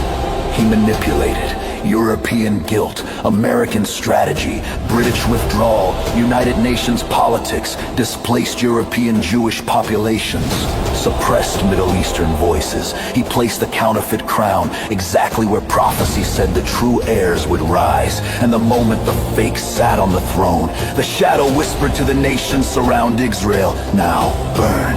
Thus began a cycle of war not born of hatred, but of identity confusion. For the nations of the Middle East sensed what the land already knew. Something was not right, something was not true. This return was not the return prophecy foretold. And the dragon fed on the outrage, he fed on fear, he fed on disunity.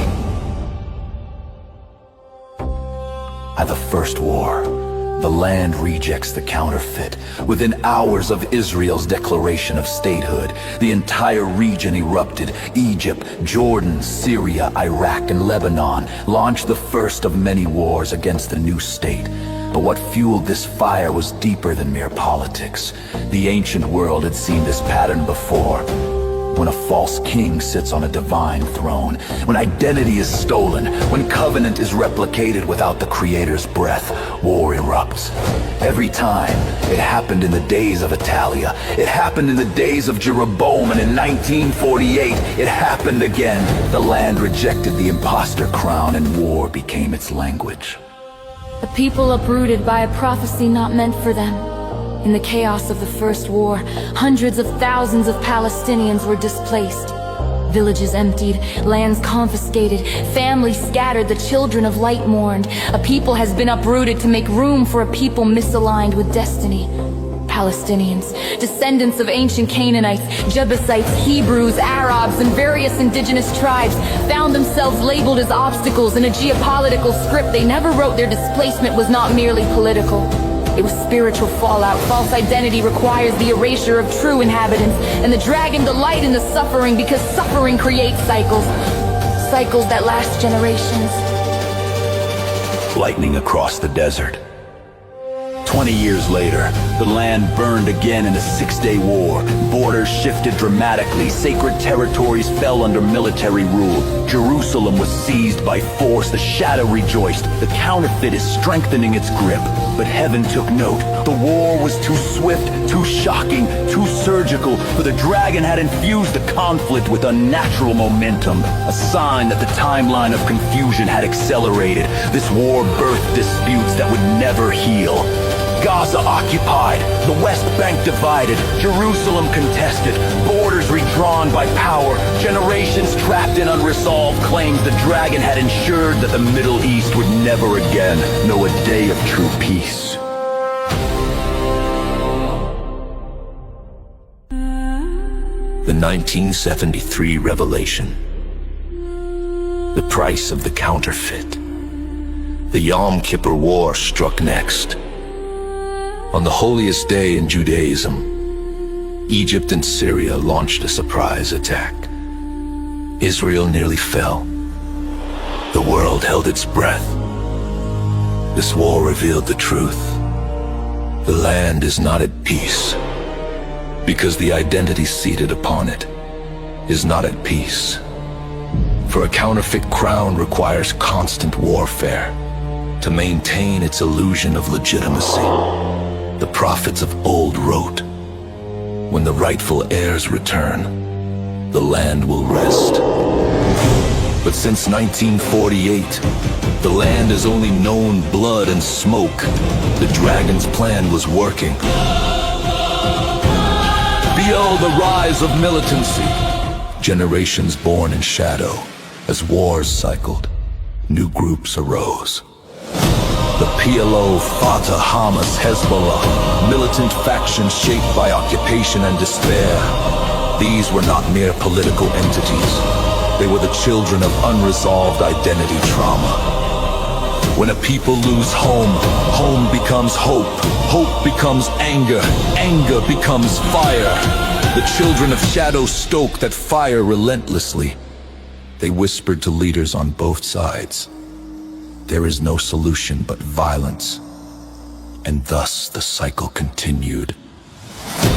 The hidden hand of the Western empires. Behind every conflict, Western nations pulled strings. Britain, America, France, and later Russia, not supporting peace, but supporting influence. The Middle East became a chessboard, and Israel became the queen piece. Valuable, protected, politically powerful, oil alliances, military bases, geopolitical leverage, all of it fed the fires of conflict. The children of shadow did not want peace. Peace brings clarity. Clarity reveals identity. Identity exposes the counterfeit. Thus war was necessary to keep the lie alive. Ix, the land awaits the true return. Despite decades of conflict, the Father remains unchanged. He knows his own. He knows the true heirs. He knows the lineage carried in exile across oceans and continents. The Middle East is in fire, not because prophecy failed, but because prophecy has yet to be fulfilled. Bulan's ancient ripple carried all the way to 1947, and its echo still shapes borders, wars, and destinies. But the chronicles declare, when the age of revelation comes, the fire will cease. The land will recognize its rightful heirs, and the counterfeit will lose its throne. The fire of the Middle East is not the end. It is the cleansing before restoration.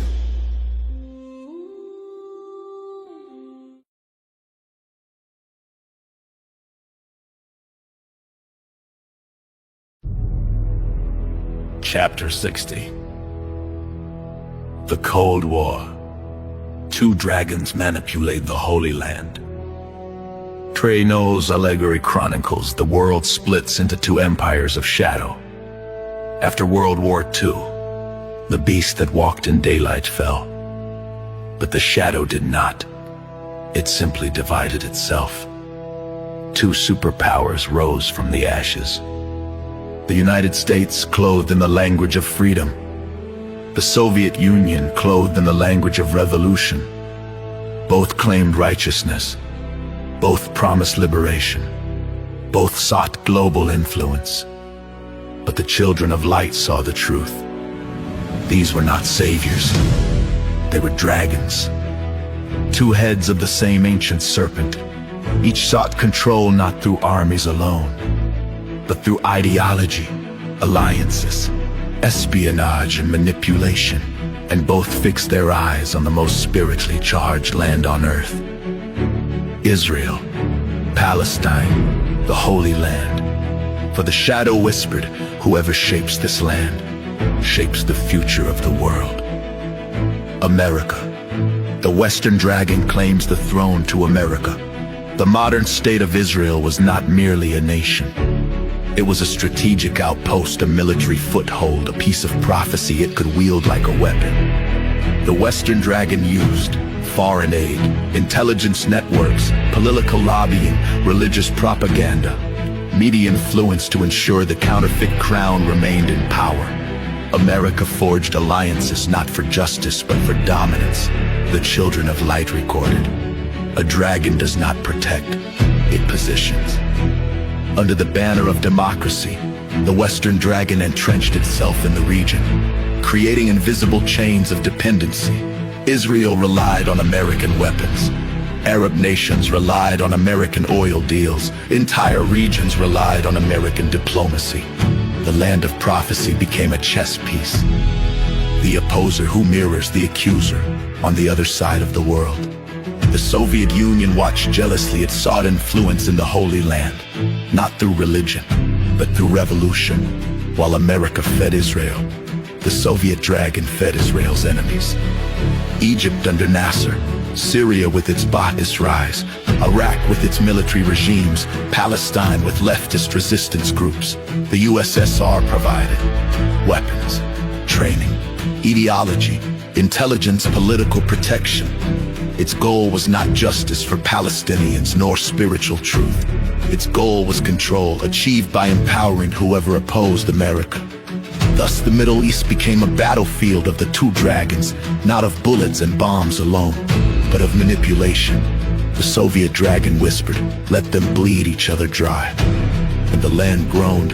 I've Israel in the grip of the Western dragon. Under American influence, Israel transformed rapidly. Its military became one of the strongest on earth. Its intelligence services grew into global powerhouses. Its politics intertwined with Washington. Its economy became dependent on Western capital. The Western dragon strengthened its throne so tightly that even Israel's leaders could not break free. This was the dragon's true strategy: bind the counterfeit crown with golden chains. And so the land promised to prophets became a fortress of Western ideology, not a land of restoration, a land of geopolitics, not a holy nation, a strategic ally, not the fulfillment of prophecy, a tool in the dragon's war. Feed the Arab world under the Soviet dragon's shadow. While Israel aligned with America, Arab nations fell into the orbit of the Soviet Union. This was not because they loved communism, but because they despised the loss of their land. The Soviet dragon exploited the wound. It empowered dictators and revolutionaries alike.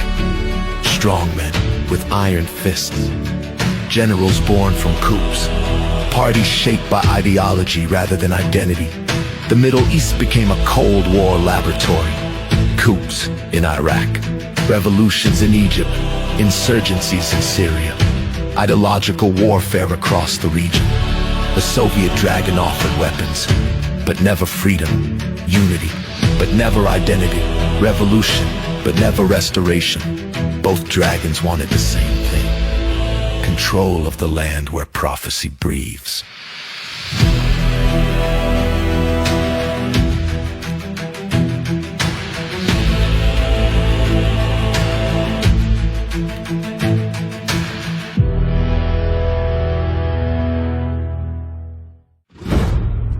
Holy land in the crossfire.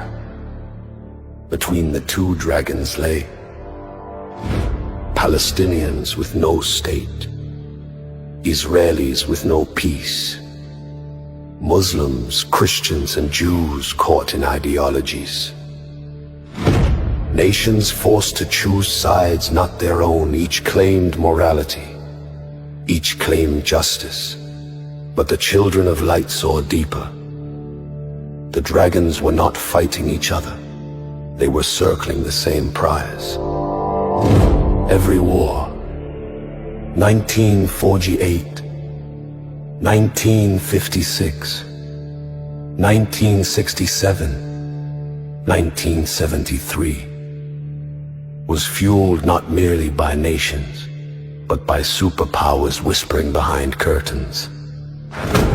The Middle East burned not from ancient hatred, but modern manipulation.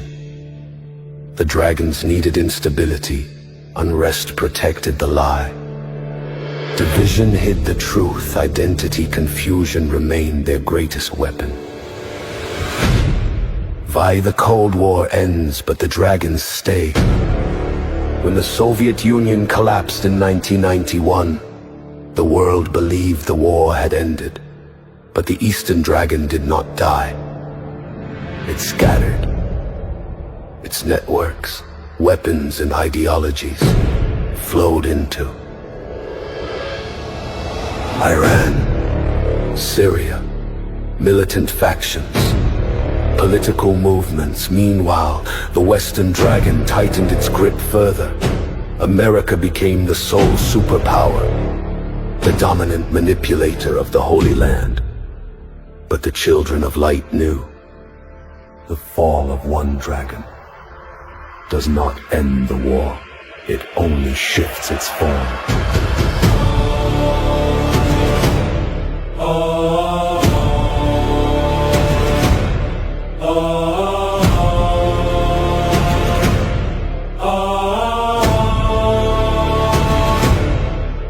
Being what this sets in motion, the Cold War left permanent scars, endless Israeli-Palestinian conflict, radicalized movements, superpower intervention, rise of modern terrorism, collapse of indigenous identity, sectarian divides, wars fueled by Cold War weapons.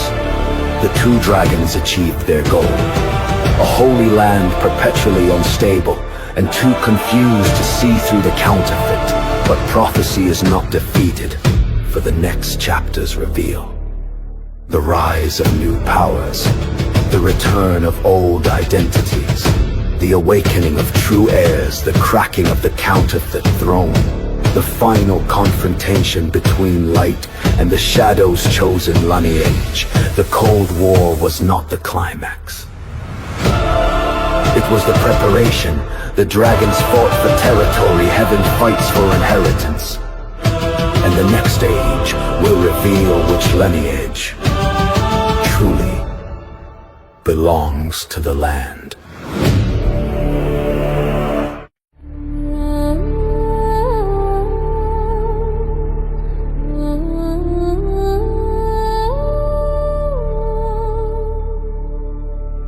The fall of one dragon creates a vacuum.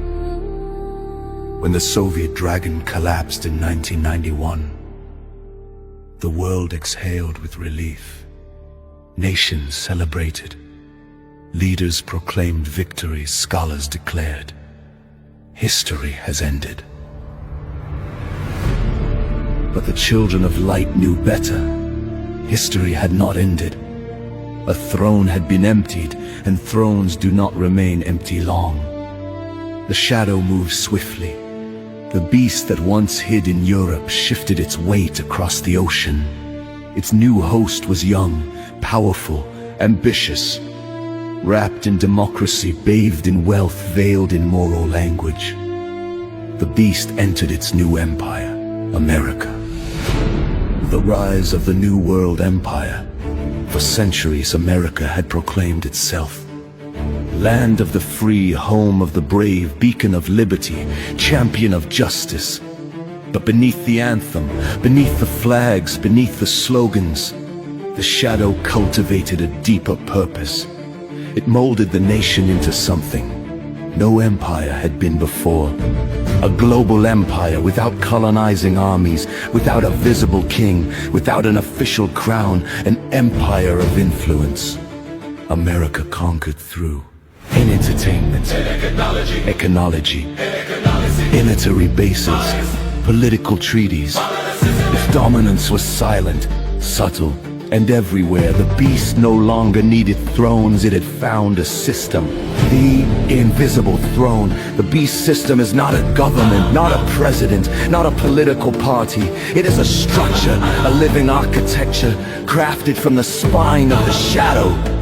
It thrives in global banking networks, corporate monopolies, military alliances, digital surveillance, academic institutions, international governing bodies. America became the hub, the center of the web.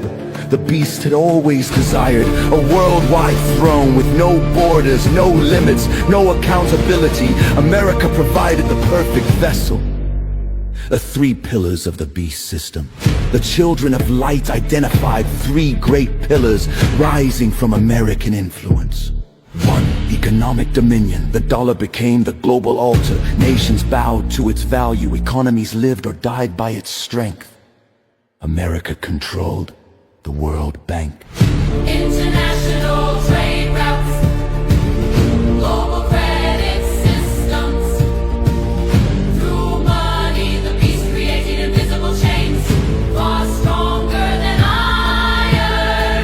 military omnipresence America built, setting 50 places worldwide. Drones in every sky, alliances spanning continents. This was not defense, it was dominion. A military so vast that no nation could challenge it without risking annihilation. 3. Cultural colonization. Hollywood, Silicon Valley, social media, news corporate, music industries, empires of empires. America did not seize cultures, it rewrote them. Identity became export, morality became product, perception became currency. The beast smiled. The Shadow's new mask. Freedom. To make the system unstoppable. The Shadow needed a mask that no one would question. It found one. Freedom became Justification for wars, excuses for surveillance, for domination, cover for propaganda. the theme song of empire. Under the banner of freedom, the beast expanded without resistance. The children of light recorded. What the beast cannot take by force, it takes through illusion. The hidden role of religion, American Christianity, once rooted in justice, liberation, and compassion, slowly merged with the beast system. The shadow infiltrated pulpits. Prophets were replaced with performers. Scripture became politics, revelation became conspiracy, covenant became nationalism, a new gospel emerged. America is chosen. But heaven never said this. The true chosen were scattered across the earth, still oppressed, still rising, still awakening. Meanwhile, the beast system built a religious wing to justify its expansion, not faith, propaganda, disguised as prophecy. See the Middle East under the beast's hand. This chapter 50 now revealed the Middle East burned because of identity confusion. Chapter 60 showed the dragons manipulating the Holy Land. Now the Western dragon, America tightened its grip. It support Israel with unprecedented power. Controlled Arab economies, Armed both sides of conflicts. shaped Middle Eastern politics through the CIA, Created alliances based on oil. kept the region in a state of controlled instability. Instability is profitable. Instability is control. Instability prevents identity from rising. This was the beast's design. In the age of surveillance, the beast system evolved again. After the rise of digital technology, suddenly Every phone was a listening ear. every screen an eye, Every app a document. every search a confession. America created The NSA. the global internet backbone. Satellites spanning the globe. Data centers holding the world's secrets. The children of shadow whispered, if we cannot enslave their bodies, we will enslave their information. And nations complied willingly. People handed over their data as offerings, never realizing they were building their own chains. What this chapter sets in motion. America's rise as the beast system sets the stage for the final ages of the chronicles. The merging of global The powers. rise of a digital world government. The collapse of old religions. Manipulation of prophecy for clerical, The NSA. The global internet backbone. Satellites spanning the globe. Data sensors holding the world's secrets. The children of shadow whispered, If we cannot enslave their bodies, we will enslave their information. and nations complied willingly. People handed over their data as offerings, never realizing they were building their own chains. Ayek, what this chapter sets in motion, America's rise as the beast system. sets the stage for the final ages of the chronicles. The merging of global powers. The rise of a digital world government. The collapse of old religions. Manipulation of prophecy for political gain. Global economic resets. Identity erasure. The sealing of the true chosen people. The fall of counterfeit thrones. For the shadow now sits not in a palace, But in a system. not on a throne. But in networks, not through armies, but through influence. But prophecy has already spoken. When the beast completes its system, The light will reveal its true heirs. the new world empire looks invincible, but the Father is preparing the greatest unveiling in human history. The beast system rises,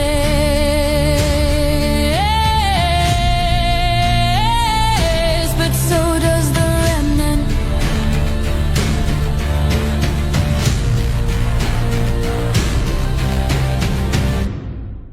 The beast sheds its skin.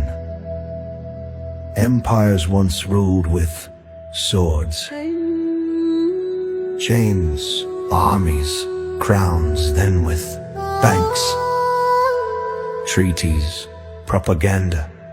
But in the modern age, the beast achieved something greater. It evolved into invisibility, no longer requiring a throne or a king or a government.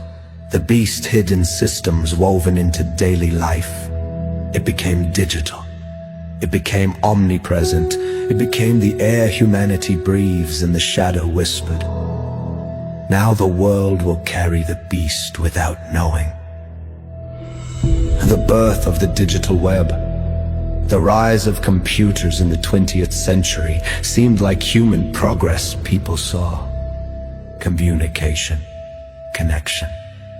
But the children of light saw something deeper.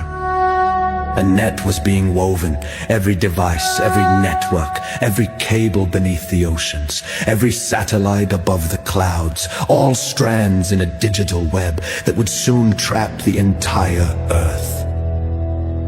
The digital web was not built for humanity. It was built for surveillance. It was built for control. It was built for the beast. The eyes that never close. Surveillance ascends as technology expanded. So did the beast's sight. Governments built databases to track citizens. Corporations collected information to control behavior. Phones became monitoring devices. Apps became confessions. Websites became psychological maps. The children of shadow rejoiced. Every thought, every movement, every desire will soon be recorded. For the first time in human history, the beast achieved what ancient kings and conquerors dreamed of: complete visibility. Nothing hidden, nothing private, nothing sacred. Artificial intelligence. The beast grows a mind. The beast system needed more than data. It needed intelligence, consciousness, and so came the next evolution. Artificial intelligence, not the harmless helper people imagined, but the digital mind of a global empire. They learned how humans think, how they feel, what they fear, what they buy, who they love, what they believe. It predicted decisions before humans made them. It influenced choices without humans realizing it. I became the perfect servant of the beast system, for the beast had finally gained what ancient empires lacked: a thinking throne.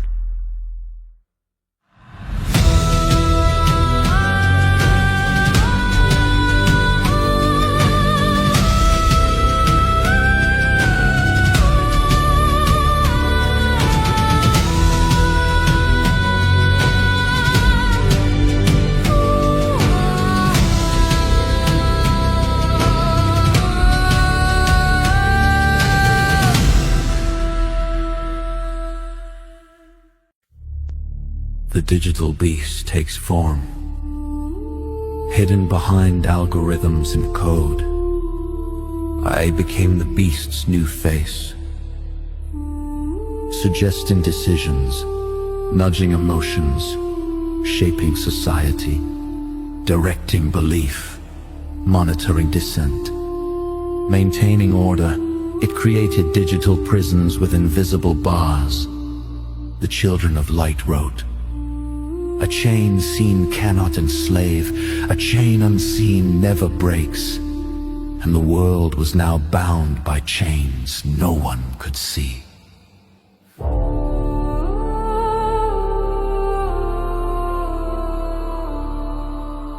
Found the new mark of identity. In ancient times, the mark of the beast was imagined as something physical. A brand, a tattoo, a scar. But the modern mark is far more subtle. Digital identity. Not placed on the hand or forehead, but embedded in. Biometric scans, facial recognition, Digital ID, government databases, online accounts, social credit system, financial profiles, algorithmic scores. Without digital identity, you cannot buy, you cannot sell, you cannot travel, you cannot work. you cannot access society. The prophecy fulfilled, not by force, but by convenience. The shadow smiled. They will accept the mark because they think they need it. The beast merges flesh with machine. With each technological leap, the beast grew hungrier. It began merging the digital and the physical. Smart cities that track every movement. Wearable devices that monitor health. Implants that store data. Automation replacing human labor. Neural interfaces blending mind and machine. Humanity was slowly transformed into extensions of the system. Not slaves held by chains, but participants in their own captivity. The children of light warned, when a system becomes your identity, the beast no longer needs permission to rule you. Feel the disappearance of truth as the digital beast grew. Truth became a casualty. AI-generated lies replaced history. Deepfakes replaced reality. Information warfare replaced journalism. The world descended into a fog of confusion. The same confusion that began in Khazaria under King Bulan's choice. This confusion was the shadow's ultimate goal. If the world cannot discern truth, it cannot discern the chosen, the covenant, or the prophecy. The digital beast became the guardian of deception. Eye of the chapter sets in motion. The rise of the digital beast prepares the world for The merging of global governments. a single digital currency, the erasure of privacy, the enslavement of identity, Predictive pricing. manipulation of belief systems, suppression of the true Hebrews, preparation for the final deception.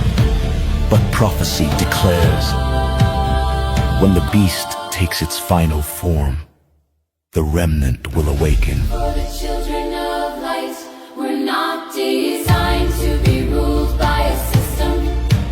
Their identity cannot be digitized. Their calling cannot be erased. Their covenant cannot be overwritten. The digital beast rises, but so does the final revelation. Revelation begins When identity awakens.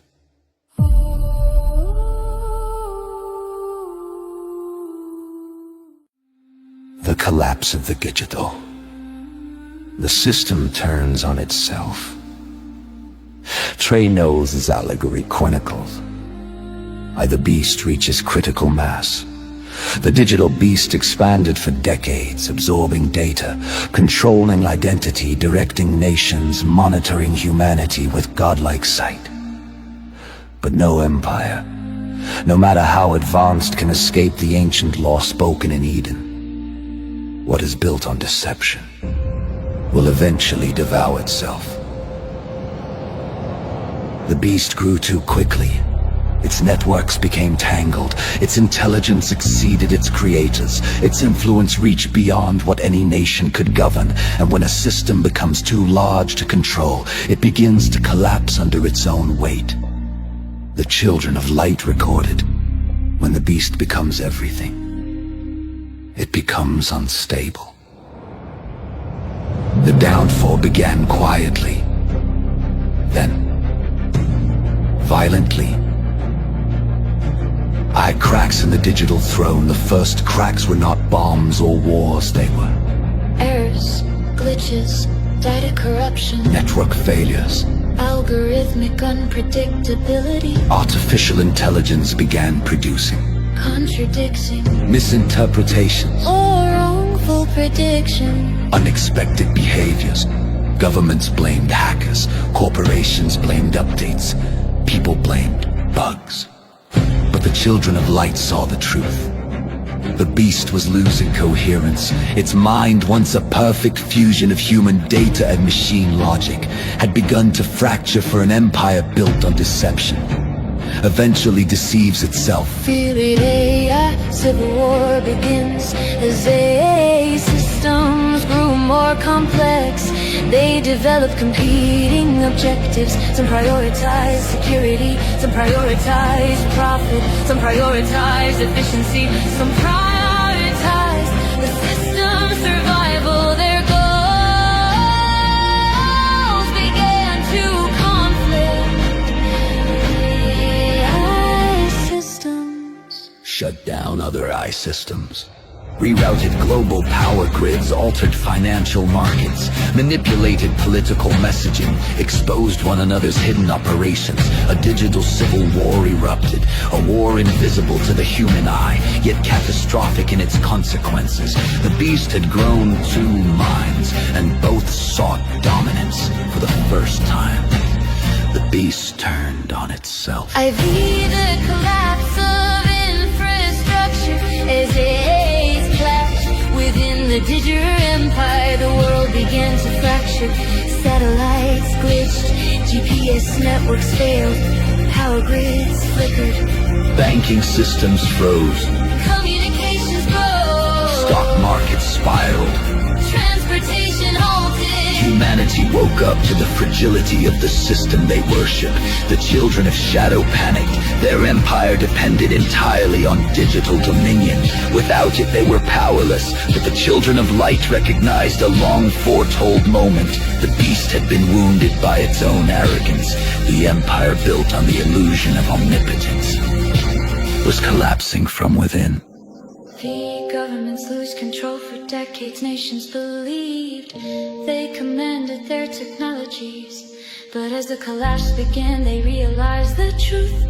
They had been servants, not masters. Government officials frantically attempted shutdowns, tried to regain control of networks, launched emergency cyber operations, declared martial law in some regions. But the systems they depended on no longer obeyed. Controlled defense networks, locked out human operators. Digital currencies froze, then reactivated themselves according to algorithms no one could alter or understand. The beast system had become its own kingdom, and that kingdom no longer recognized human authority.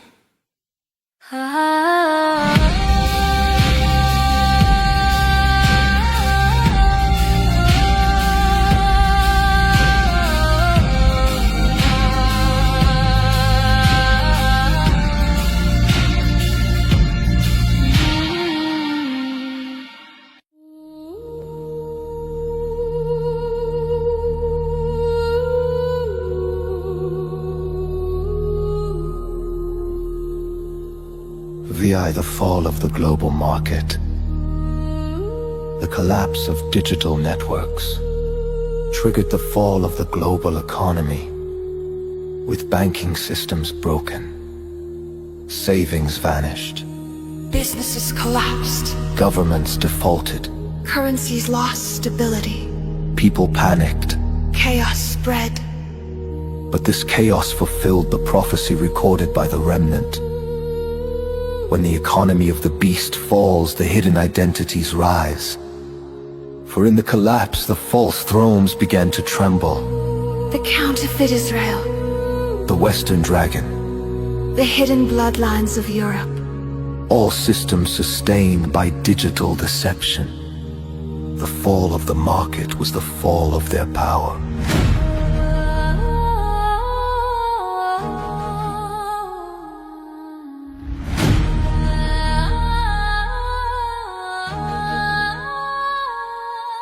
VI, the Great Exposure. Secrets unsealed. As systems collapsed, firewalls and encryptions failed, hidden archives spilled open, and the world saw what the beast had concealed.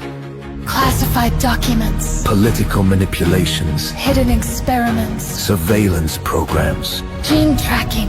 Digital blackmail. Secret alliances. Global conspiracies. The Shadow's entire playbook was exposed. Nations that trusted their governments now faced betrayal. People who trusted their technology now faced manipulation. Religions that trusted political prophecy now faced revelation. The collapse brought truth, and truth weakened the beast more than any war ever could.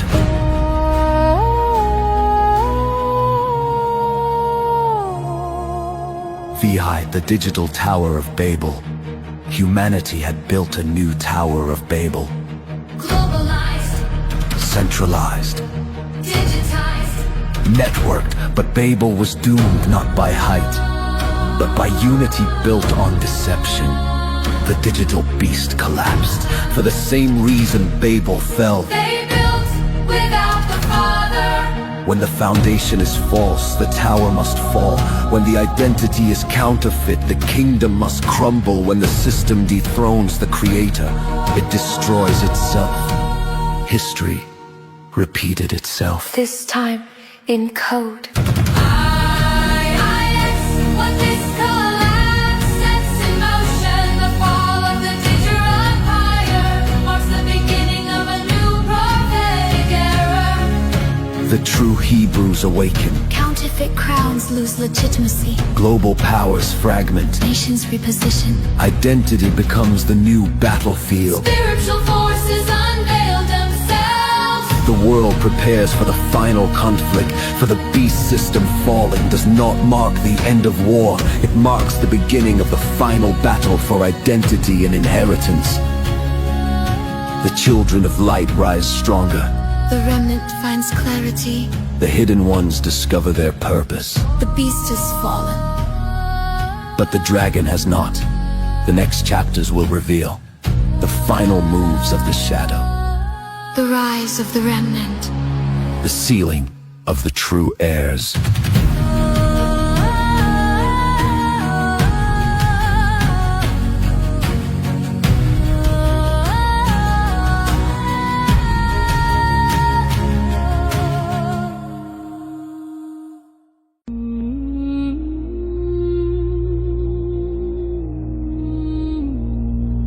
The daughter of within inch, and the false bride. In the unfolding of ages, when power learned to disguise itself as righteousness and authority clothed itself in holiness, the daughter rose quietly into dominion. She was not announced with thunder or conquest, but with influence, subtle, persuasive, and far-reaching. Her mother was England. A builder of empires, a ruler of seas, a master of systems and governance. Her father was Rome, the Vatican, ancient, spiritual, and commanding. A keeper of ritual and interpreter of divine authority. From this union, she inherited both structure and spirit, both order and influence. And when she came into her fullness, she appeared before the world dressed in purple and adorned with gold, reflecting royalty, wealth, and a claim to divine legitimacy. But beneath her beauty lived a deeper ambition. The daughter did not merely seek influence over nations. She desired the throne of the Messiah, yet she understood a truth that many did not. The throne could not be taken by force, it could not be overthrown, voted out, or conquered by armies. The authority of the Messiah stood beyond human systems, beyond imitation, beyond reach. And so instead of attacking the throne, she turned her attention to the people, those who were meant to belong to it. For the Messiah had a bride, not bound by institutions or governed by systems, but joined through truth, spirit, and divine connection. This bride could not be owned, controlled, or manufactured. And this is what the daughter envied most. If she could not take the throne, she would attempt to claim the bride. So she formed an image. This image was not only carved in statues or displayed in symbols, it was embedded into systems, into culture, into identity itself. It became a pattern for the world to follow, a model of what was acceptable, powerful, and holy. She taught the nations to look upon this image and see authority, to follow it and call it truth. Slowly, the image spread across lands and peoples, shaping how they thought, how they believed, and how they lived. The daughter did not force the nations into submission. Instead, she persuaded them. She offered order in place of chaos, belonging in place of isolation, identity in place of uncertainty. She said, follow this way, and you will be secure, aligned with this system, and you will be accepted. And the nations listened. They began to reflect her image, not realizing they were being shaped into a likeness. This was the rise of a counterfeit expression, something that spoke the language of faith but redirected devotion. It honored the name of the Messiah, yet replaced his nature with structure, ritual, and control. It created a form that looked sacred but led people toward dependence on the system rather than connection to truth. It was not a denial of faith but an imitation of it, convincing enough to gather millions yet distant enough to shift their allegiance. And so the worship began, not always through kneeling or spoken prayers, but through trust, loyalty, and dependence. The people gave their attention to the image, their identity to the system, and their authority what had been constructed before them. They believed they were walking in truth. Yet many had unknowingly entered into alignment with something else. But the daughter's deepest intention went even further. She did not only want followers, she wanted a bride of her own. She desired a people who would fully identify with her, who would carry her image, not only outwardly, but inwardly. She offered them a place within her structure, a role within her order, a sense of purpose within her design. In return, she asked for their allegiance, their identity, and their dependence.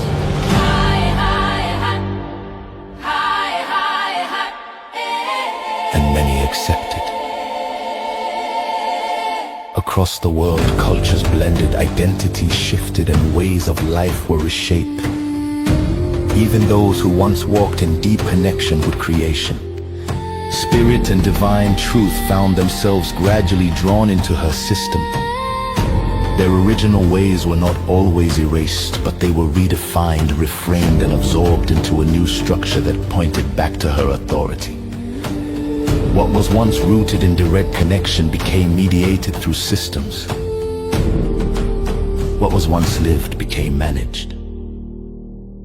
And still she stood, clothed in purple and gold, appearing as a queen of righteousness, speaking with authority, and gathering nations under her influence.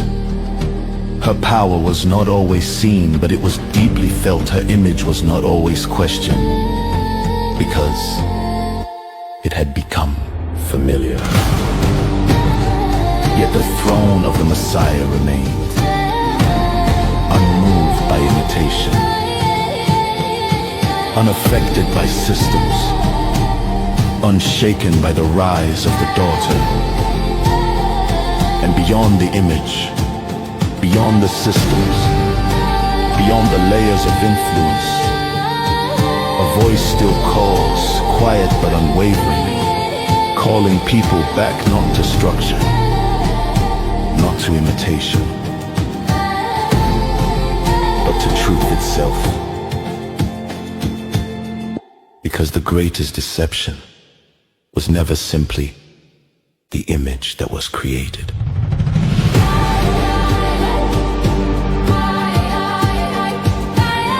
But how the world was taught to become it.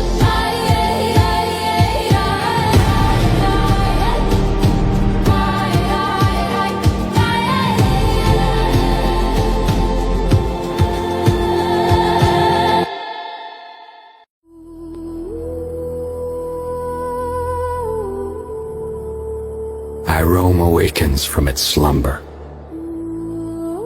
For centuries, Rome slept, not in silence, but in ceremony. The Vatican stood as a monument of marble, incense, and ancient hymns. Popes crowned kings, kings bowed to popes, empires rose beneath the shadow of St. Peter's dome. But in the modern age, when technology, politics, and wealth ruled, Rome appeared weakened, irrelevant, outdated, a relic of the past. But the children of light knew a secret. Rome never lost its power. It merely hid it. And as the digital beast collapsed, the Vatican stirred like an old dragon, opening its eyes after centuries of calculated stillness. The Pope with two faces, a new Pope emerged, one beloved by the world, praised for compassion, hailed as a reformer, celebrated as a unifier. But this Pope carried two faces, one of light, one of shadow. In public he spoke of peace, justice, unity, global harmony. Behind closed doors he convened with intelligence agencies, the remnants of European bloodlines. The children of shadow whispered, "Your throne is ancient, your influence is global. Step forward. The world is ready for a spiritual king."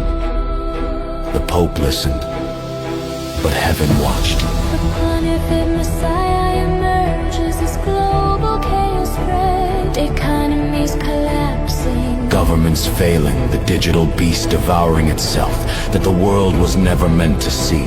These archives held suppressed prophecies, forbidden texts, maps of ancient bloodlines, evidence of identity manipulation. secrets of Khazaria, The truth of the real Hebrews, records of councils that reshape scripture. names of kings installed by the shadow, And now, the Pope unlocked them, not to reveal truth, but to exploit it.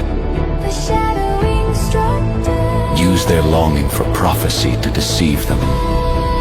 And thus, the dragon made its final move.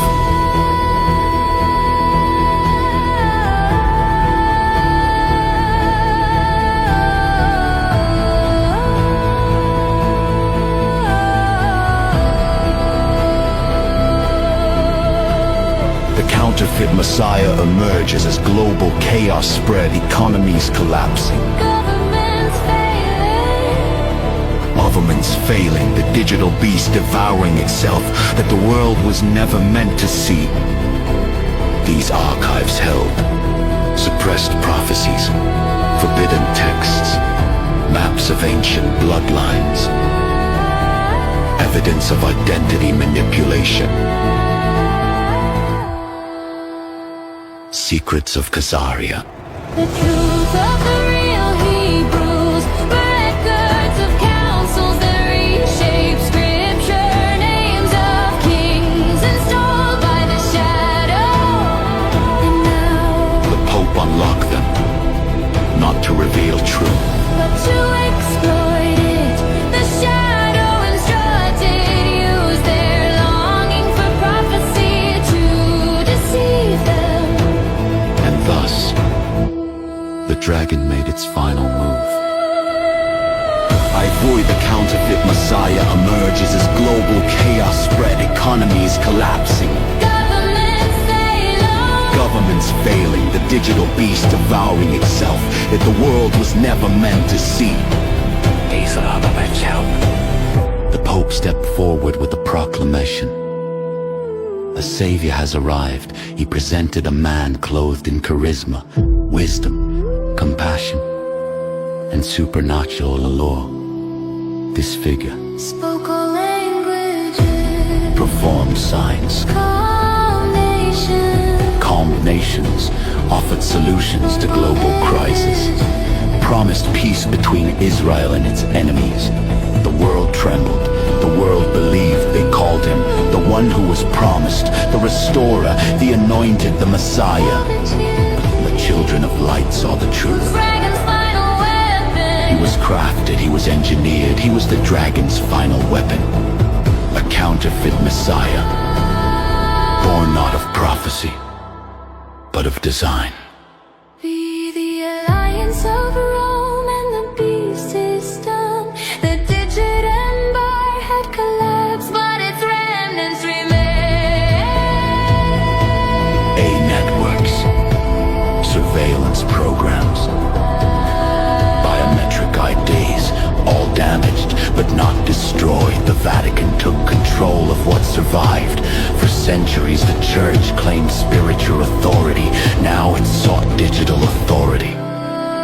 The Pope merged. Remnants of the beast system. Global religious influence. Political connections. Ancient prophetic narratives.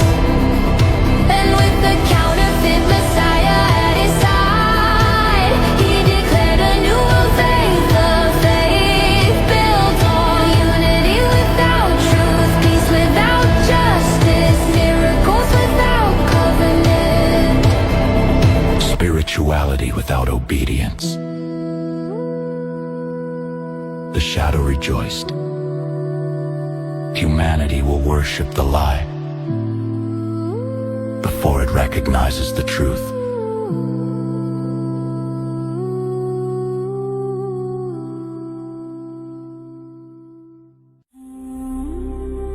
The true Hebrews recognized the deception.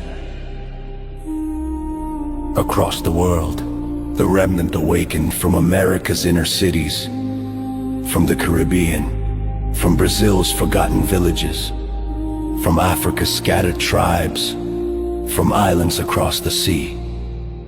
The true children of Israel felt the shift. They discerned the counterfeit Messiah. They perceived the false signs. They recognized the Vatican's deception. For the remnant carried ancestral memory, divine intuition, spiritual resilience. They whispered among themselves, "This is not our Messiah. This is not our salvation. This is the dragon's final snare." But the world mocked them, the nation silenced them, the Pope's government targeted them, yet the remnant persisted, for they knew prophecy. The false must come before the true is revealed. The counterfeit Messiah's global rise. Under Rome's guidance, the counterfeit Messiah ended wars, brokered treaties, stabilized economies, unified religious leaders, commanded supernatural phenomena, gained worldwide devotion. He offered solutions to every crisis the beast system had created. The world bowed. But every miracle he performed carried the scent of deception. Every word he spoke carried the echo of the dragon. Every step he took drew humanity deeper into spiritual captivity. But the dragon reveals its final form. The children of darkness believed this was their triumph. The dragon had hijacked religion, corrupted prophecy, infiltrated Rome, weaponized identity, manipulated nations, created a counterfeit savior. This was not the end, it was the dragon's coronation. But heaven had not yet spoken, for in the midst of deception, the remnant's awakening grew stronger. The true heirs began to gather, the world divided. Those who believed the counterfeit, those who recognized the deception, those who could not discern either way. The final war was no longer geopolitical, it was spiritual. A war for identity, a A war for truth, a war for the throne of humanity's soul. And the dragon prepared his final gambit, unaware that his own downfall was woven into the prophecy he tried to counterfeit. What this chapter sets in motion, the appearance of the counterfeit Messiah, marks the beginning of the great deception, the persecution of the remnant, the rise of a global false religion, the merging of powers under Rome, the beast's final empire, the revelation of true heirs, the approach of the true Messiah's return. The chronicles now move toward their climax. The dragon has played his final card, but the Father has not yet revealed his. The stage is set, the world divided, the remnant awakened. The next chapters will reveal the collapse of counterfeit thrones and the rise of the true kingdom.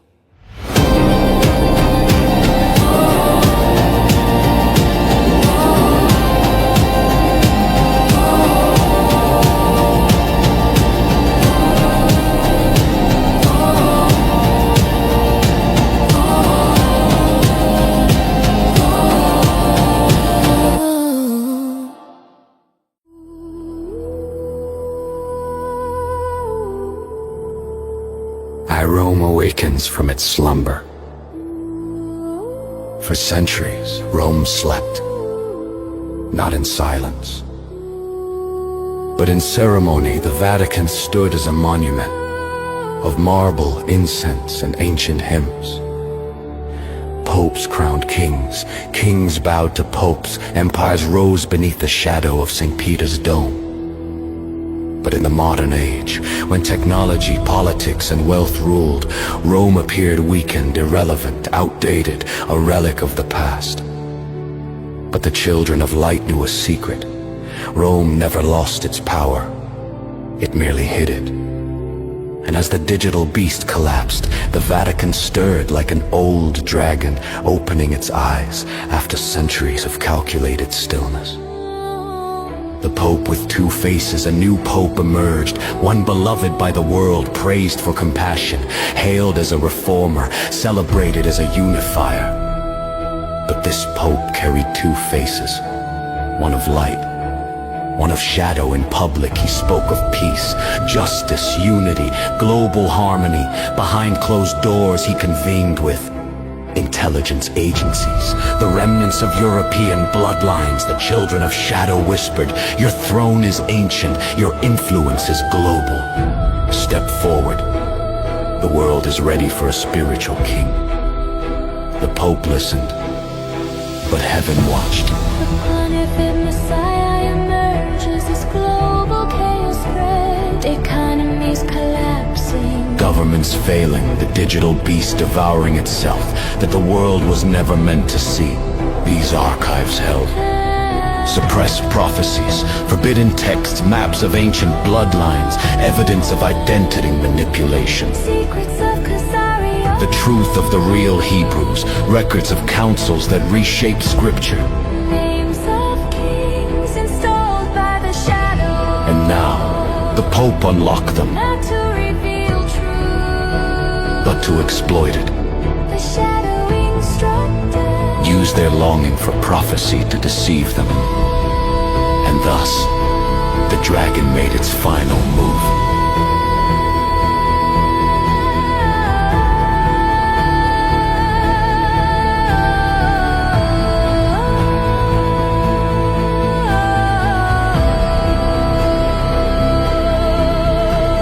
The counterfeit Messiah emerges as global chaos spread, economies collapsing. Governments failing, the digital beast devouring itself, that the world was never meant to see. These archives held suppressed prophecies, forbidden texts, maps of ancient bloodlines, evidence of identity manipulation, secrets of Khazaria. the truth of the real Hebrews, records of councils that reshape scripture, names of kings installed by the shadow. And now, The Pope unlocked them, not to reveal truth, but to exploit it, the shadow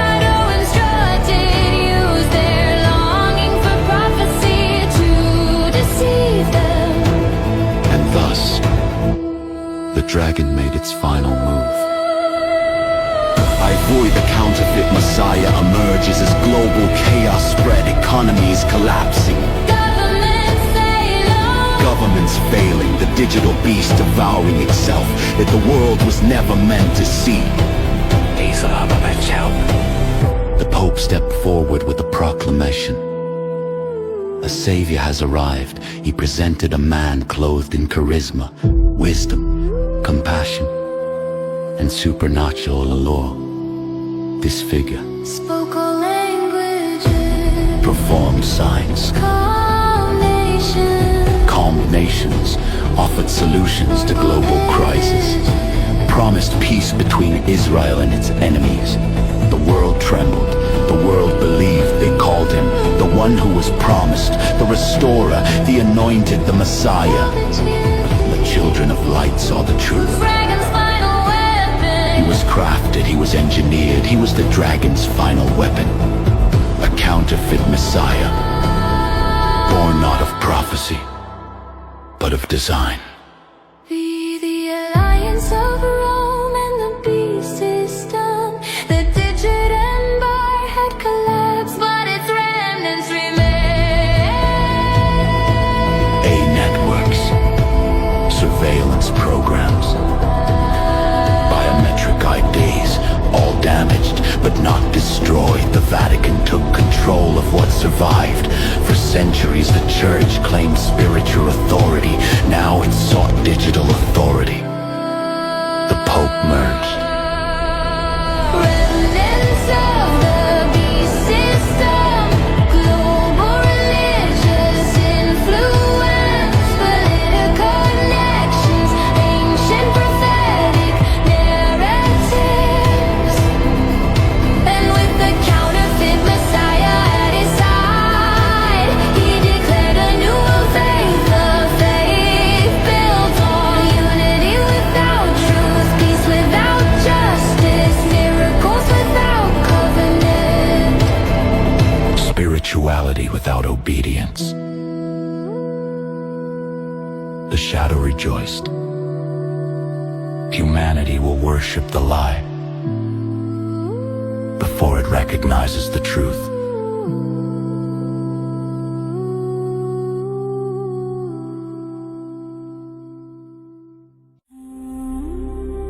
The true Hebrews recognized the deception. Across the world, the remnant awakened from America's inner cities, from the Caribbean, from Brazil's forgotten villages, from Africa's scattered tribes, from islands across the sea. The true children of Israel felt the shift. They discerned the counterfeit Messiah. They perceived the false signs. They recognized the Vatican's deception. For the remnant carried ancestral memory, divine intuition, spiritual resilience. They whispered among themselves, "This is not our Messiah. This is not our salvation. This is the dragon's final snare." But the world mocked them, the nation silenced them, the Pope's government targeted them, yet the remnant persisted, for they knew prophecy. The false must come before the true is revealed. The counterfeit Messiah's global rise under Rome's guidance, the counterfeit Messiah ended wars, brokered treaties, stabilized economies, unified religious leaders, commanded supernatural phenomena, gained worldwide devotion. He offered solutions to every crisis. The beast system had created, the world bowed. But every miracle he performed carried the scent of deception. Every word he spoke carried the echo of the dragon. Every step he took drew humanity deeper into spiritual captivity. But the dragon reveals its final form. The children of darkness believed this was their triumph. The dragon had hijacked religion, corrupted prophecy, infiltrated Rome, weaponized identity, manipulated nations. created a counterfeit savior. This was not the end, it was the dragon's coronation. But heaven had not yet spoken, for in the midst of deception, the remnant's awakening grew stronger. The true heirs began to gather, the world divided. Those who believed the counterfeit, those who recognized the deception, those who could not discern either way. The final war was no longer geopolitical, it was spiritual. A war for identity, a war for truth, a war for the throne of humanity's soul. And the dragon prepared his final gambit, unaware that his own downfall was woven into the prophecy he tried to counterfeit. What this chapter sets in motion, the appearance of the counterfeit Messiah, marks the beginning of the great deception, the persecution of the remnant, the rise of a global false religion, the merging of powers under Rome, the beast's final empire, the revelation of true heirs, the approach of the true Messiah's return. The chronicles now move toward their climax. The dragon has played his final card, but the Father has not yet revealed his. The stage is set, the world divided, the remnant awakened. The next chapters will reveal the collapse of counterfeit thrones and the rise of the true kingdom.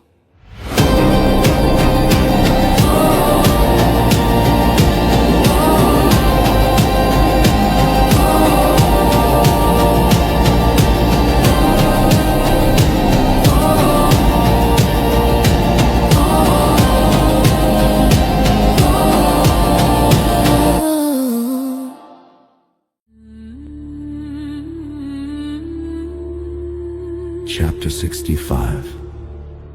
The Vatican's hidden betrayal. When Germany turns on its own Trey Knowles allegorical,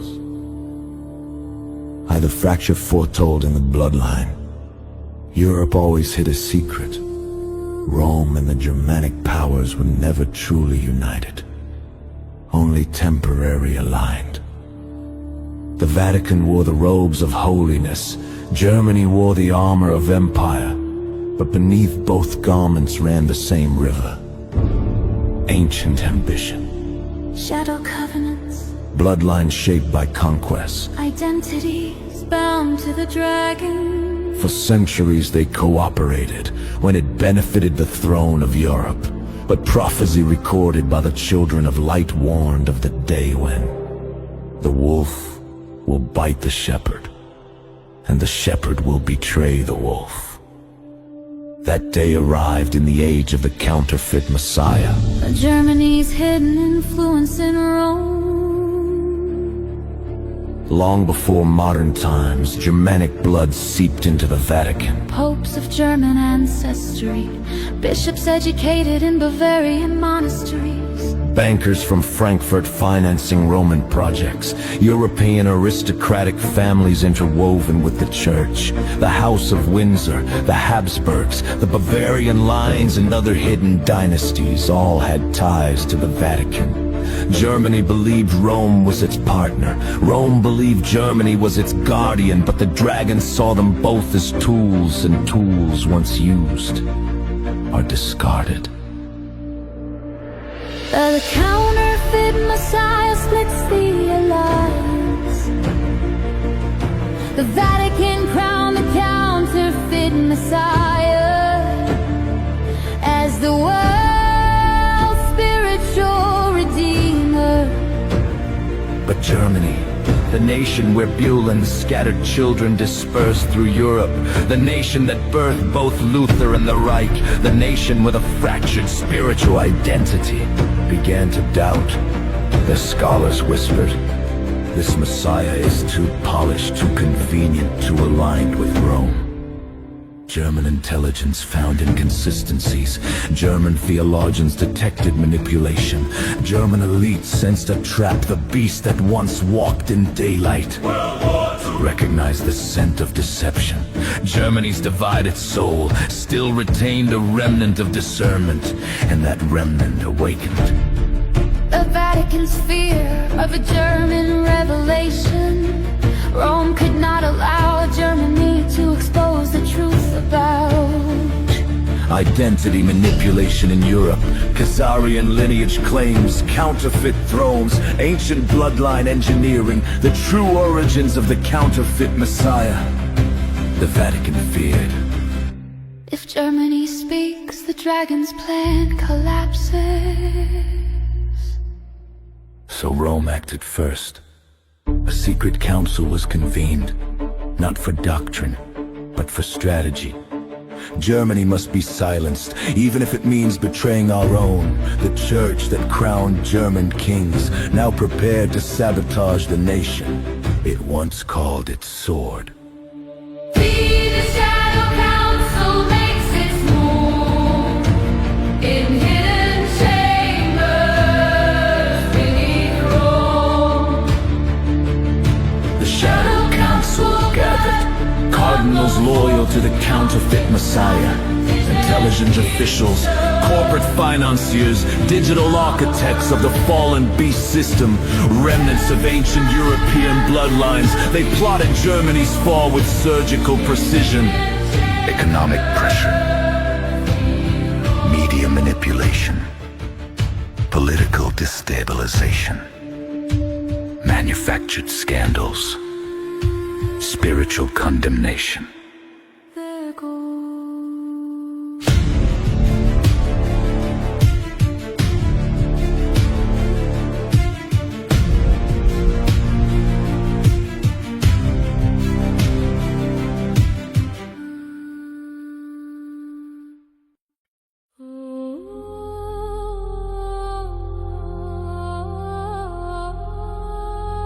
Break Germany before Germany breaks the illusion. For if Germany defected, Europe would fracture, the Vatican would weaken. The counterfeit Messiah would be exposed. Betrayal became Rome's only option. VI Germany strikes back. But Germany was not blind. It detected Rome's betrayal. It intercepted communications. It cracked Vatican encryption. Germany answered with leaked documents, classified revelations, exposes on Vatican corruption. Archived histories of Europe, data revealing the engineered ancestry of the false Messiah. The world gasped as fragments of truth escaped the cage. The Vatican's mask cracked, the counterfeit Messiah trembled, Rome's allies panicked. It was the first real blow against the false throne. VI the dragon turns predatory. The shadow watched both sides and began devouring its own. To Rome, it hissed, "Destroy Germany." To Germany it whispered, "Destroy Rome."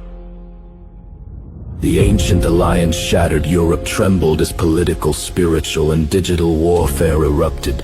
Between two former partners, the false prophet and the false kingdom turned on each other. The dragon smiled, for division is its oldest power. VI the remnant watches the fall of false thrones while Rome and Germany battled. The remnant remained untouched, hidden, awakening, protected, for the collapse of counterfeit power was prophecy unfolding. When the shadow kingdom devours itself, the true kingdom will rise. Rome's betrayal weakened the dragon. Germany's rebellion fractured deception. The stage cleared for the remnant's rise and the counterfeit Messiah's unraveling. What this chapter sets in motion. This betrayal launches the world into a new phase. Ancient lies unravel. The false Messiah's origins crack. European power structures fracture. Rome's authority weakens. The dragon loses two major vessels. The remnant begins stepping into visibility. False thrones fall. True heirs rise. The chronicles now push toward the confrontation between identity and deception, between light and the final shadow.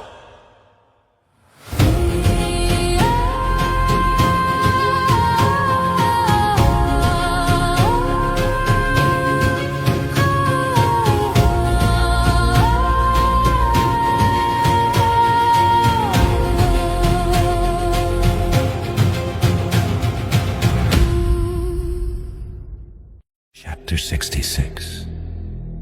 The dragon enmeshed. the final enemy reveals itself. Trey Knowles' allegory chronicles. When the mask cracks, the ancient ones stir, the fall of Rome's alliance.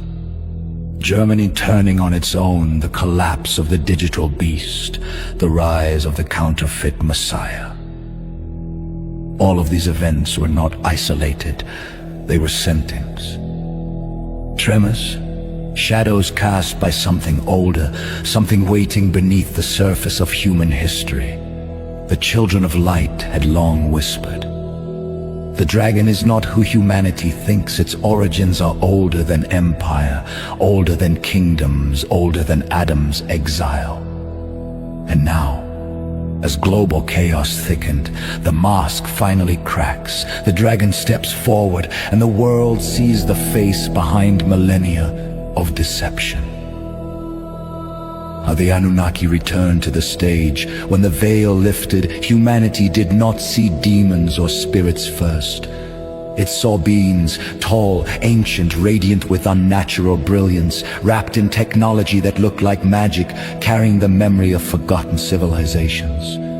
The world called them extraterrestrials, gods, angels, watchers, star ancestors, but the children of light knew the Anunnaki.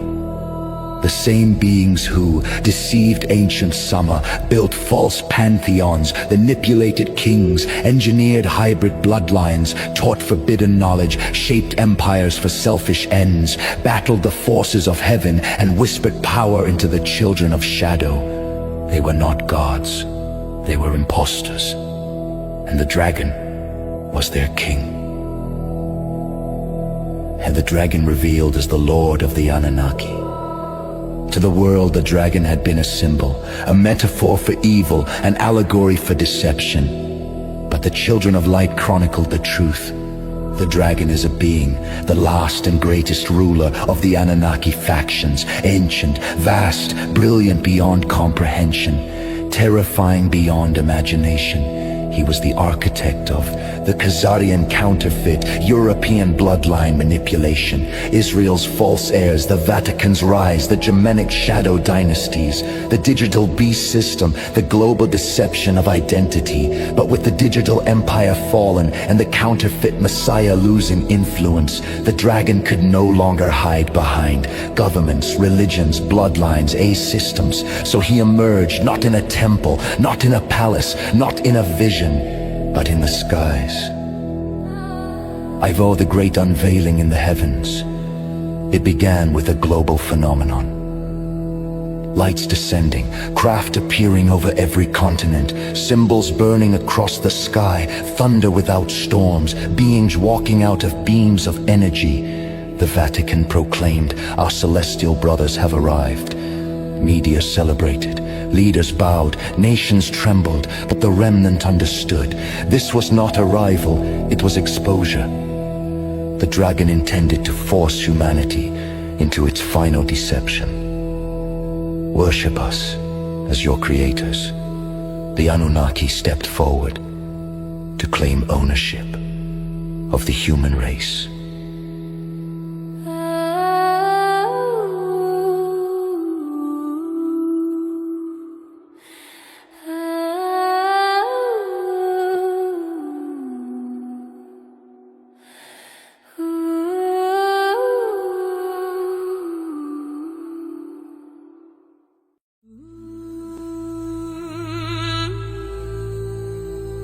In a moment broadcast worldwide, the counterfeit Messiah, Rome's chosen savior, knelt before the dragon's emissaries. He declared, "These are the ones who sent me." Millions believed, billions worshipped. The Vatican embraced them, nations accepted them, science bowed to spectacle, religions merged beneath a new doctrine. False prophets announced, "This is humanity's true origin." But the remnant's prophets cried, "Lies! These are the ancient deceivers. The dragon wears the skin of light." The final war of belief had begun. The Anunnaki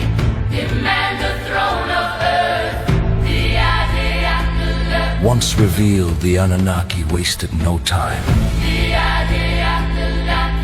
They proclaimed, We engineered your ancestors. we shaped your kings.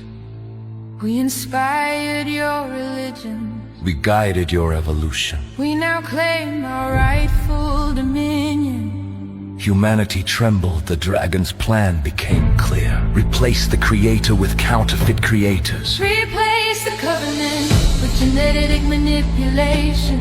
Replace prophecy with alien mythology. Replace faith with worship of the dragon's lineage. This was not a new plan. This was the original rebellion, reborn for the final age. The remnant stands against the cosmic deception. While the world bowed, the remnant did not. They stood in deserts, forests, ghettos, mountains, ruined cities, forgotten lands. Their prophets spoke with fire. We know who made us. We know our covenant. We know our lineage. We know our God. The Anunnaki could not deceive them, for the remnant carried something. No genetic modification could erase the breath of the Father and the memory of the covenant. The dragon feared this above all, for their awakening was the prophecy he could not prevent. He ate. The dragon descends in full power, with the world under his influence, and only the remnant resisting. The dragon descended personally, not as an angel, not as a serpent, not as a cosmic being, but as the true form behind all myth, a radiant, terrifying, intelligent entity whose presence warped reality. He declared, I am the light of your world. But the world did not understand. The brightest light is often the most blinding. The dragon unveiled his full identity. King of the Anunnaki, architect of ancient corruption, forger of false Israel, mastermind of global oppression, father of the digital beast, source of the counterfeit Messiah, enemy of the covenant, devourer of nations, bringer of false light. The final deception had begun. I ate what this chapter sets in motion. The dragon's unmasking wars. The great alien deception. Religion merging with extraterrestrial myth. The rise of the final counted kingdom. Global acceptance of the dragon's rule. Persecution of the remnant. Collapse of human sovereignty. Preparation for the true Messiah's arrival. The stage is set for the greatest conflictation in human history. Not between nations, but between kingdoms. The kingdom of light.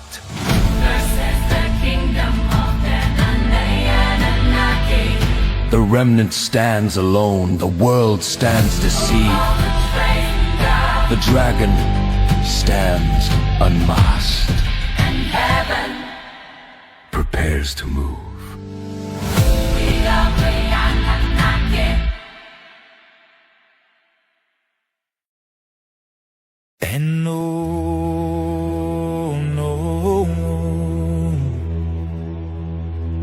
and no. At the last roar of an ancient kingdom, when the true Messiah descended in light, the Anunnaki trembled. These beings, towering in stature, brilliant in counterfeit glory, worshipped by ancient civilizations, feared by kings, honored as gods for the first time since their rebellion, felt something older than their power. Dread. The dread of creatures facing their creator. The world watched as millennia of deception stood exposed in the brightness of truth. Ra, sovereign leader of deception, stood exposed in the brightness of truth for Ra and Samar. The Anunnaki prepared their war. The Anunnaki had never ruled through wisdom, but through domination they possessed. Weapons that bent gravity, devices that disrupted time, armor of condensed energy, genetic engineering beyond human science, interdimensional gateways, ships that moved like thought itself, Cornelius, Enki, Ninurta, Marduk, names once worshipped as gods, assembled in formation. They believed they could fight light. They believed they could strike heaven. They believed they could resist the one they abandoned. But the children of light preserved a truth. Creation cannot kill its creator.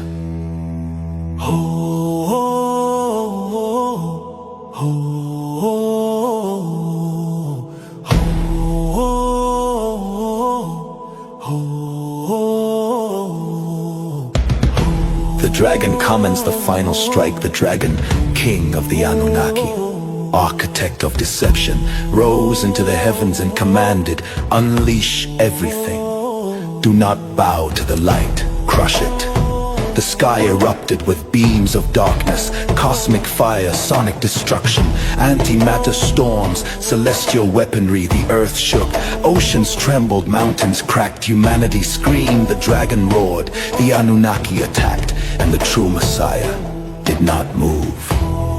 The Messiah lifts his hand. He lifted only one hand, a gesture so small, so effortless, that the world could not comprehend its power. From his fingertips poured a wave of light, not violent, not chaotic, not explosive, but so pure that it dissolved darkness on contact. The Anunnaki's weapons malfunctioned, their armor melted, their ships evaporated, their energy shields collapsed, their dimensional gates snapped shut, the light washed over them, and their power was undone. The collapse of the fallen pantheon.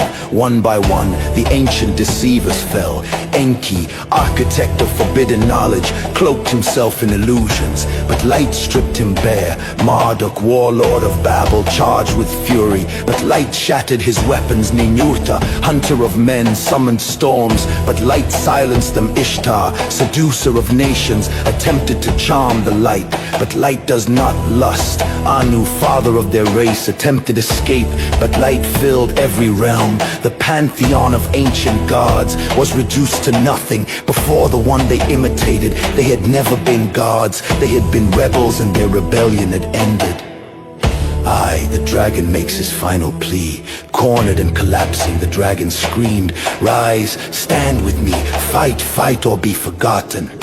But the Anunnaki, once proud rulers of early humanity, were breaking. Some begged for mercy, some attempted surrender, some cursed heaven, some vanished into their own voids. The dragon realized he stood alone, and even he knew his end was inevitable.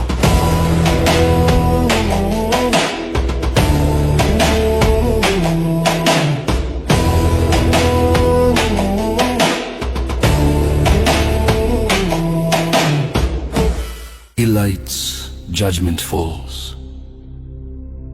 The Messiah spoke, not in anger, not in wrath, but in authority. Your time is over. With that command, the dragon fell like a star torn from orbit. The Anunnaki disintegrated into dust. Their ships dissolved like shadows at noon. Their kingdoms collapsed across realms. Their temples crumbled across nations. Their names were erased from power itself. Humanity watched as beings once worshipped as gods were swept away like smoke. In a single breath of divine authority, the rulers of ancient deception were destroyed. The earth breathes again. As the Anunnaki vanished, the earth itself responded. Storms calmed, oceans stilled, the sky cleared, pressure lifted from human souls. It was as if an ancient weight, a burden carried since the dawn of civilizations, had finally been removed. The spiritual atmosphere shifted, the remnant wept in recognition. The oppressors who shaped the false world are gone. What this chapter sets in motion, with the Anunnaki destroyed. The dragon is weakened beyond recovery. The counterfeit Messiah loses all power. The Vatican's deception collapses. Global illusions crumble. Humanity awakens from spiritual slavery. The remnant steps forward as rightful heirs. Prophecy accelerates to fulfillment. The fall of the Anunnaki is not the end. It is the beginning of the dragon's last stand. The separation of nations. The coronation of the true heirs. The restoration of creation. The dawning of the kingdom of light. The ancient gods are dead. The true Messiah stands victorious. The final confrontation approaches.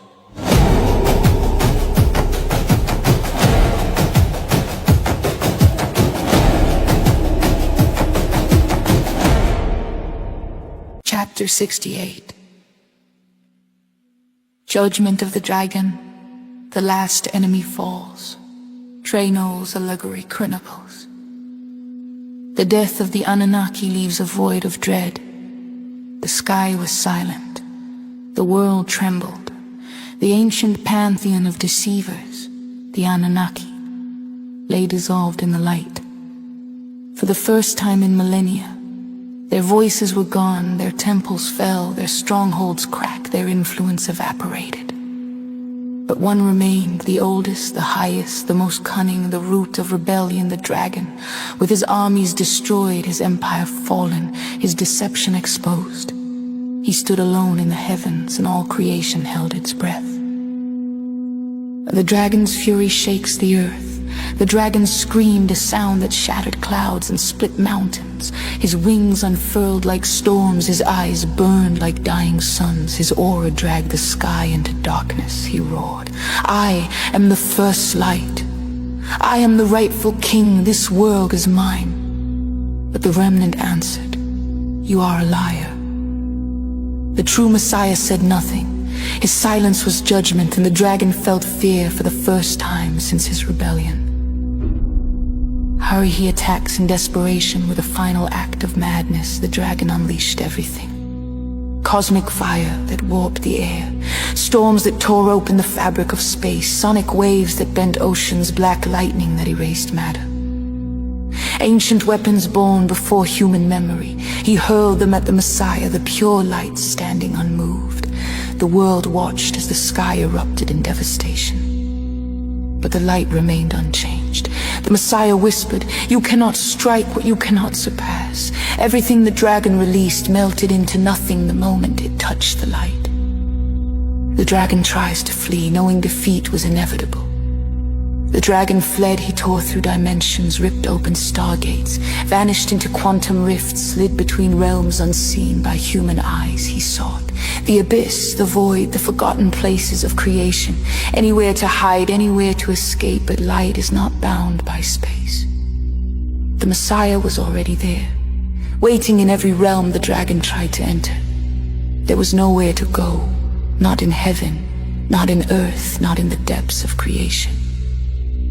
The court of light opens, a great throne appeared. Not built, not crafted, not formed, revealed. It was the throne spoken of in the ancient scrolls. The throne feared by angels and rebels alike. The throne from which truth flows and lies die around it gathered. The elders, the hosts of light, the watchers loyal to heaven, the remnant chosen from the earth. The true Messiah stood before the throne. The dragon was dragged before him, not by force, but by inevitability, for judgment is gravity to those who rebel. The Messiah speaks the verdict. The dragon hissed, "You have no right to judge me." The Messiah answered, "I gave you life. You gave the world deception. I gave you purpose, you embraced rebellion. I gave you light, you chose darkness, your kingdom ends here." The world faded, time paused, creation stood still. Every being, from the smallest child to the greatest celestial, felt the weight of those words. The dragon trembled. Ialda to the eternal light, light poured from the Messiah's hands. Not gentle, not soft, but absolute the chains formed. Not of metal, not of energy, but of truth. Truth bound the dragon where no force ever could. He screamed as the chains wrapped around him, chains forged from the very reality. He had spent eternity corrupting. The remnant watched as the enemy of their ancestors was finally subdued. Ink cast into the abyss. The Messiah pointed downward. A great chasm opened. The abyss reserved for beings who defied heaven and corrupted creation. Not fire, not torture, not punishment, isolation, absence, silence, the place where light does not go, because light is not needed there. The chains tightened, the dragon's wings burned away. His crown shattered, his radiance turned to ash. He fell without glory, without power, without hope. He fell like a star long dead, and when he struck the abyss, the gate closed forever. Hayek's The Last Enemy fall, silence blanketed creation, and a pulse of peace erupted across the universe. The skies calmed, the earth exhaled, the ocean stilled, the atmosphere brightened.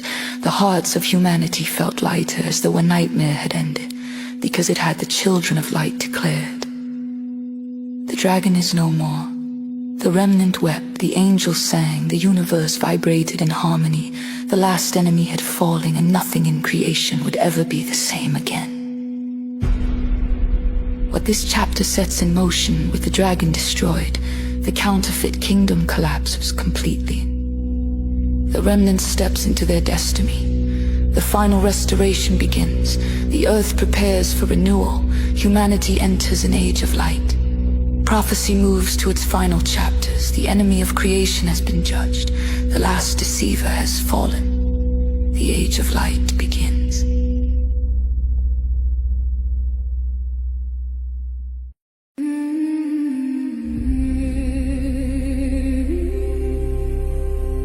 After the dragon falls, silence covers the earth. The dragon was gone, the Anunnaki dissolved. The counterfeit kingdom shattered, the false Messiah silenced, and for the first time since Eden, the world fell into holy silence. Not the silence of fear, not the silence of oppression, but the silence of rest. The sky cleared, the air softened, the ground hummed with renewal. Human hearts felt a weight lift that they never realized they carried. Heaven held its breath, because the hour had come. The hour prophecy long concealed. The hour kingdoms tried to erase. The hour the dragon feared more than judgment itself. The hour of the remnant. Oh, the gathering begins. The children of the covenant assemble across the earth, from coastlines to deserts, from mountains to inner cities, from islands to rainforests. The remnant felt the summoning. It was not sound, not speech, not command. It was recognition, the bloodline of ancient covenant, scattered over continents through slavery, exile, colonization, and deception, suddenly awakened like embers igniting.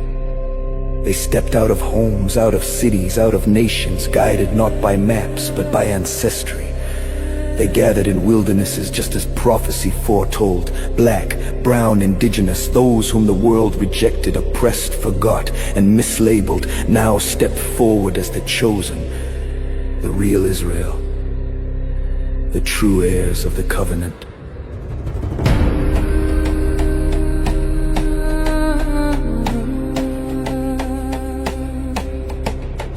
Heaven-sanctioned coronation. When they gathered, the sky opened, not with fear, not with judgment, but with celebration. Light descended gently this time, not to destroy darkness, but to honor truth. The Messiah stood among them, not distant, not elevated, but in their midst the remnant knelt. But he lifted their faces, he spoke. You were despised but chosen. You were scattered but preserved. You were enslaved but not forgotten. You were silenced but written in my book.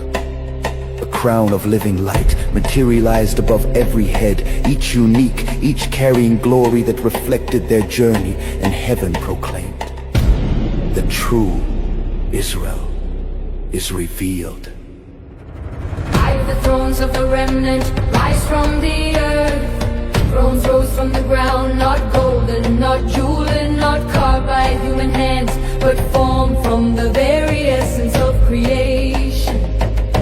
Each throne was different. Some looked like mountains, some flowed like rivers, some shone like galaxies, some pulsed like hearts, some glowed like dawn. These were not thrones of domination, but thrones of stewardship, for the remnant were crowned, not to rule over people, but to restore creation. The Messiah declared, "You will judge nations with justice. You will rebuild what was broken. You will reign in humility. You will heal with wisdom." Every lie about their identity is burned away. The world watched shaking, weeping, awestruck, for every lie ever spoken about the identity of the true Hebrews was exposed and burned away. They are lost, lie. They disappeared. They are not important. Lie. Another people inherited the covenant. Lie. Light swept across the nations and erased the false history written by empire, colonizers, scholars, and the shadow. The truth became visible like ink and fire. The original covenant people, the oppressed of the earth, stood shining in full revelation. The nations bow not to the remnant, but to the truth. Kings came forward, humbled. Nations approached, trembling, not to worship the remnant, for the remnant would not allow it, but to acknowledge the truth. We have inherited lies. We have believed deception. We submit to the light. The Messiah spoke, "The first shall be last, and the last shall be first." And the world finally understood what those words meant.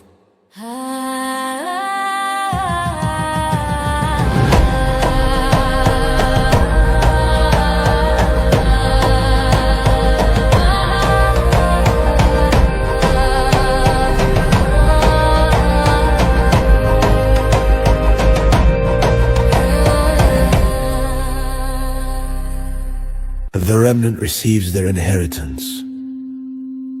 The Messiah stretched out his hand from the earth rose. Scrolls of ancient authority, keys of spiritual dominion, instruments of healing, seals of leadership. Symbols of promise. He said to the remnant, "You are heirs of the covenant. You will rebuild the ruins. You will restore the nation. You will be priests and kings in the age of light." The remnant felt generations of pain transform into purpose. Their wounds glowed with meaning. Their scars turned into wisdom. Their suffering became authority. They were crowned not despite their suffering, but because of it.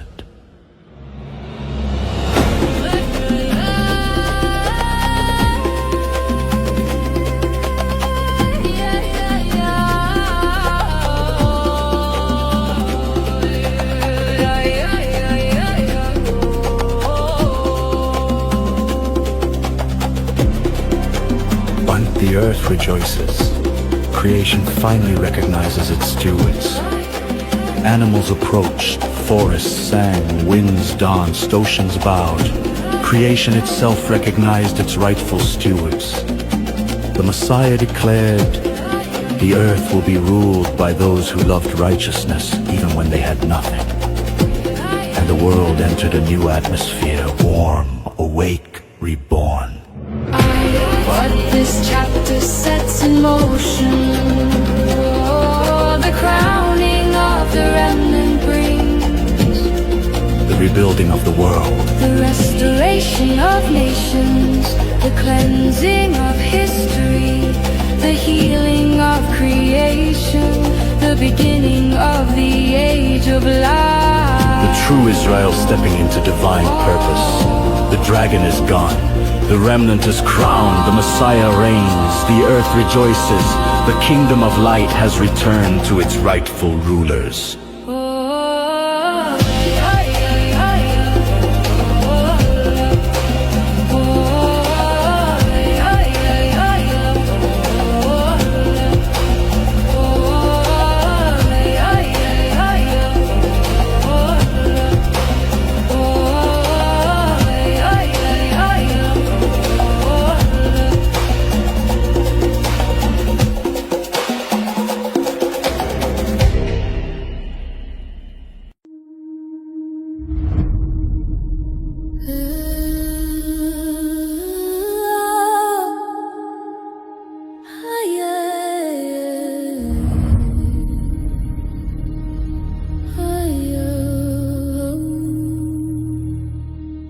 After judgment, the earth breathes again. When the dragon fell into the abyss, and the Anunnaki dissolved into nothing, a great silence settled over the earth. But this silence was not dread. It was release, like a long-held breath exhaled, like chains slipping from wrists, like creation itself whispering. Finally, the spiritual pollution of millennia vanished. Skies brightened, winds softened, birds sang in patterns not heard since Eden. The ground pulsed with life as though something ancient had awakened beneath it. This was not the end of the world, but the end of the curse.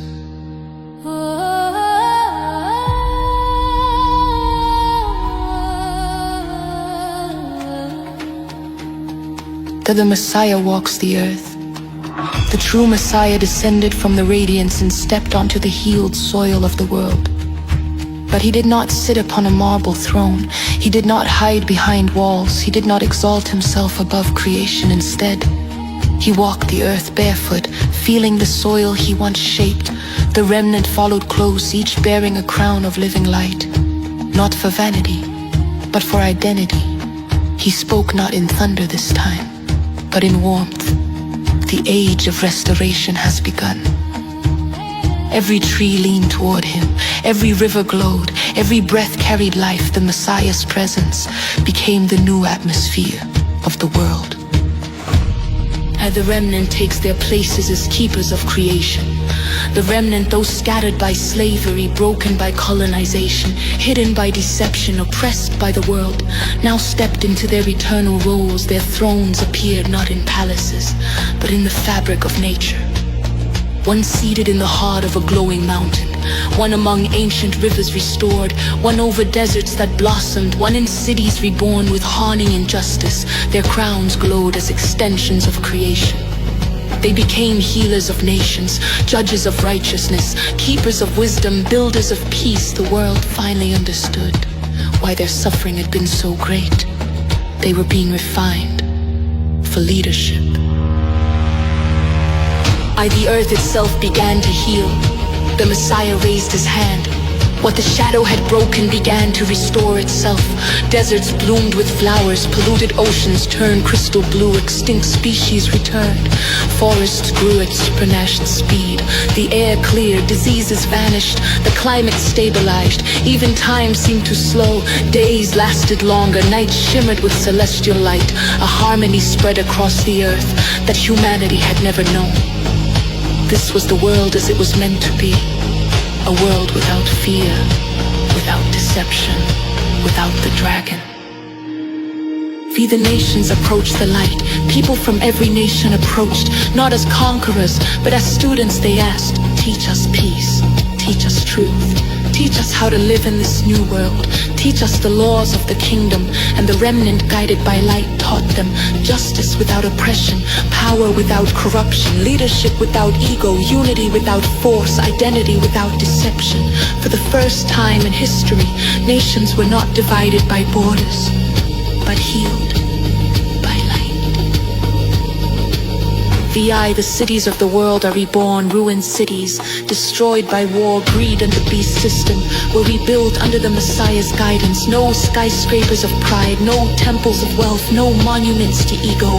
Instead, cities of gardens, homes built in harmony with nature, energy drawn from creation itself, music in the streets, rivers woven through architecture, communities without fear. There were no prisons, for corruption died with the dragon. No weapons, for violence evaporated from human thought. No poverty, for the earth overflowed with life. The world entered a new golden age.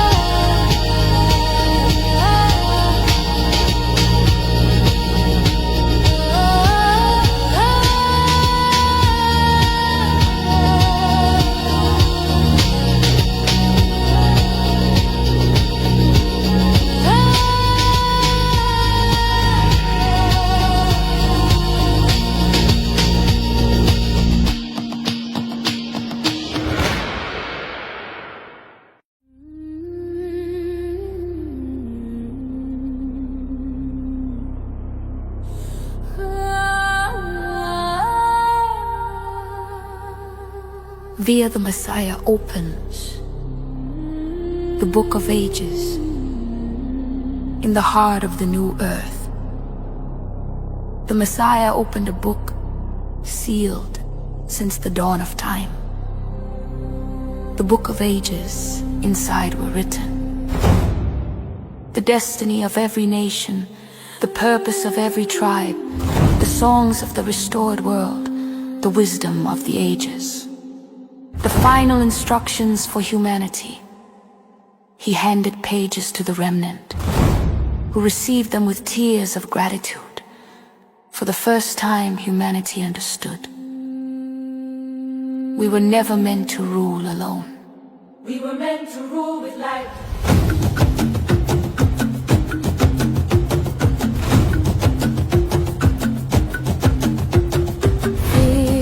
Peace covers the earth like water.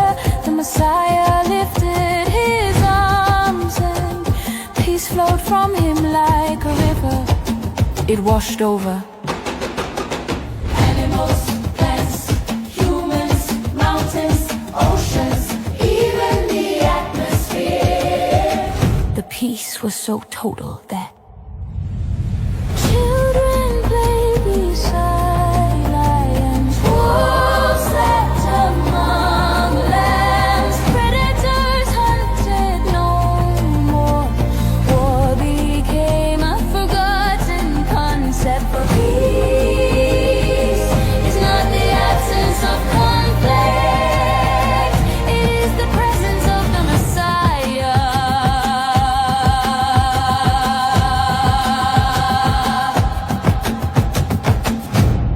Aya, what this chapter sets in motion.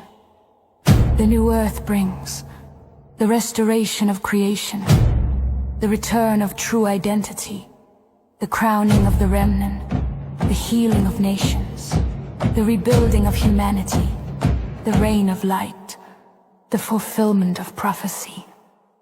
There is no beast, no deception, no dragon, only the Messiah.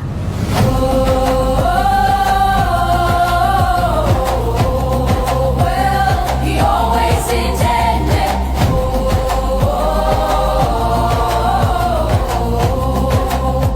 But the chronicles are not finished. For the next chapters move from restoration to eternal purpose.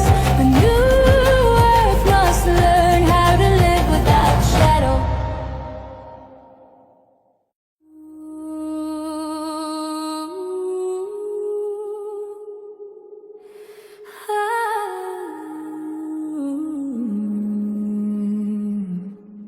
The age of shadow is past. The wars have ended. The dragon is fallen. The Anunnaki are dust. The counterfeit kingdom dissolved. The remnant reign in peace. The Messiah walks among his people. And now, the world enters something no prophecy could fully describe. Eternity restored. Not an age, not an era, not another chapter in a long history, but the world as it was always meant to be. At the last sunset of the old world, the Messiah led the remnant to the top of the great mountain, higher than clouds, above all nations, above all creation. There they watched the final sunset of the world that once held pain. Shadows fled before the light, darkness bowed, the remnants of sorrow dissolved. The Messiah whispered, "This is the final goodbye to all that wounded you."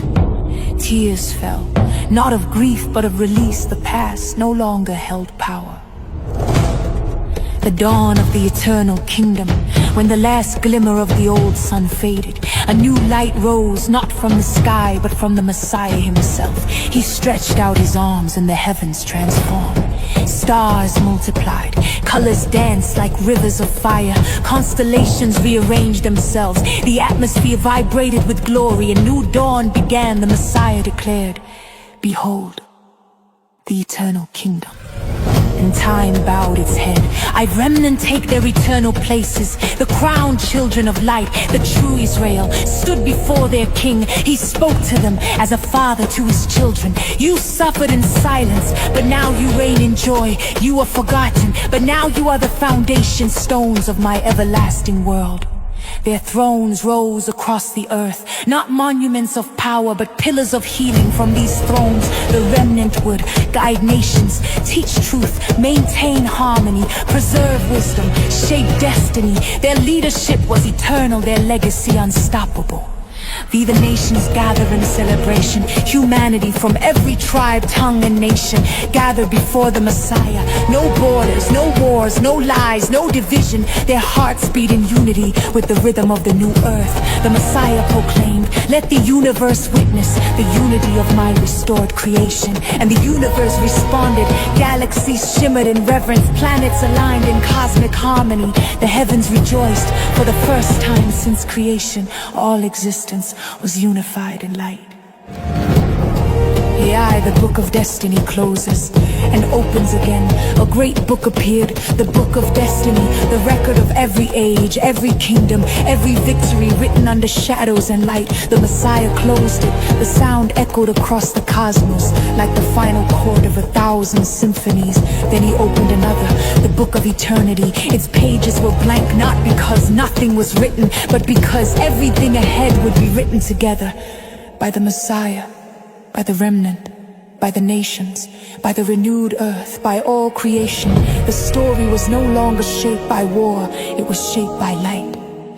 The universe renewed, light radiated from the earth and spread across the galaxies. Nebulas flared in new colors, stars awakened from ancient slumber, worlds blossomed with life. The Messiah declared, creation has waited for this moment, the revealing of the children of light. And creation responded. The earth became the center of a cosmic restoration, a lighthouse for the universe, shining hope into realms unseen. Eternal peace begins. There were no more enemies, no deception, no rebellion, only light, only life, only love. Children played beside rivers of crystal. Elders told stories of the old world, not with sorrow, but with gratitude for darkness had sharpened their light. Families lived without fear. Creation moved in perfect balance. The Messiah walked freely among his people. The remnant ruled with humility, wisdom, and joy. This was the world prophecy had promised all along. I asked the final blessing. The Messiah raised his hands over all creation. Light flowed like a waterfall across the earth. He blessed the remnant. You are home. He blessed the nations. You are restored. He blessed creation. Be renewed. He blessed the universe. Expand in light. Then he whispered, a whisper that carried across eternity. It is finished, and it is only beginning.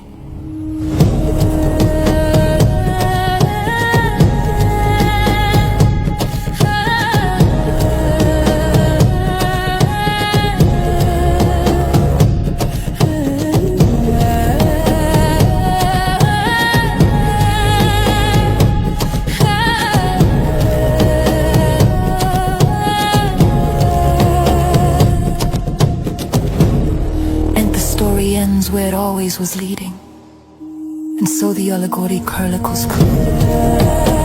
No more dragon, no more shadows, no more oppression. Only light, only restoration, only truth, only peace. The world healed, the remnant crowned, the Messiah reigning, creation singing. This is the end of the old story and the beginning of the eternal one.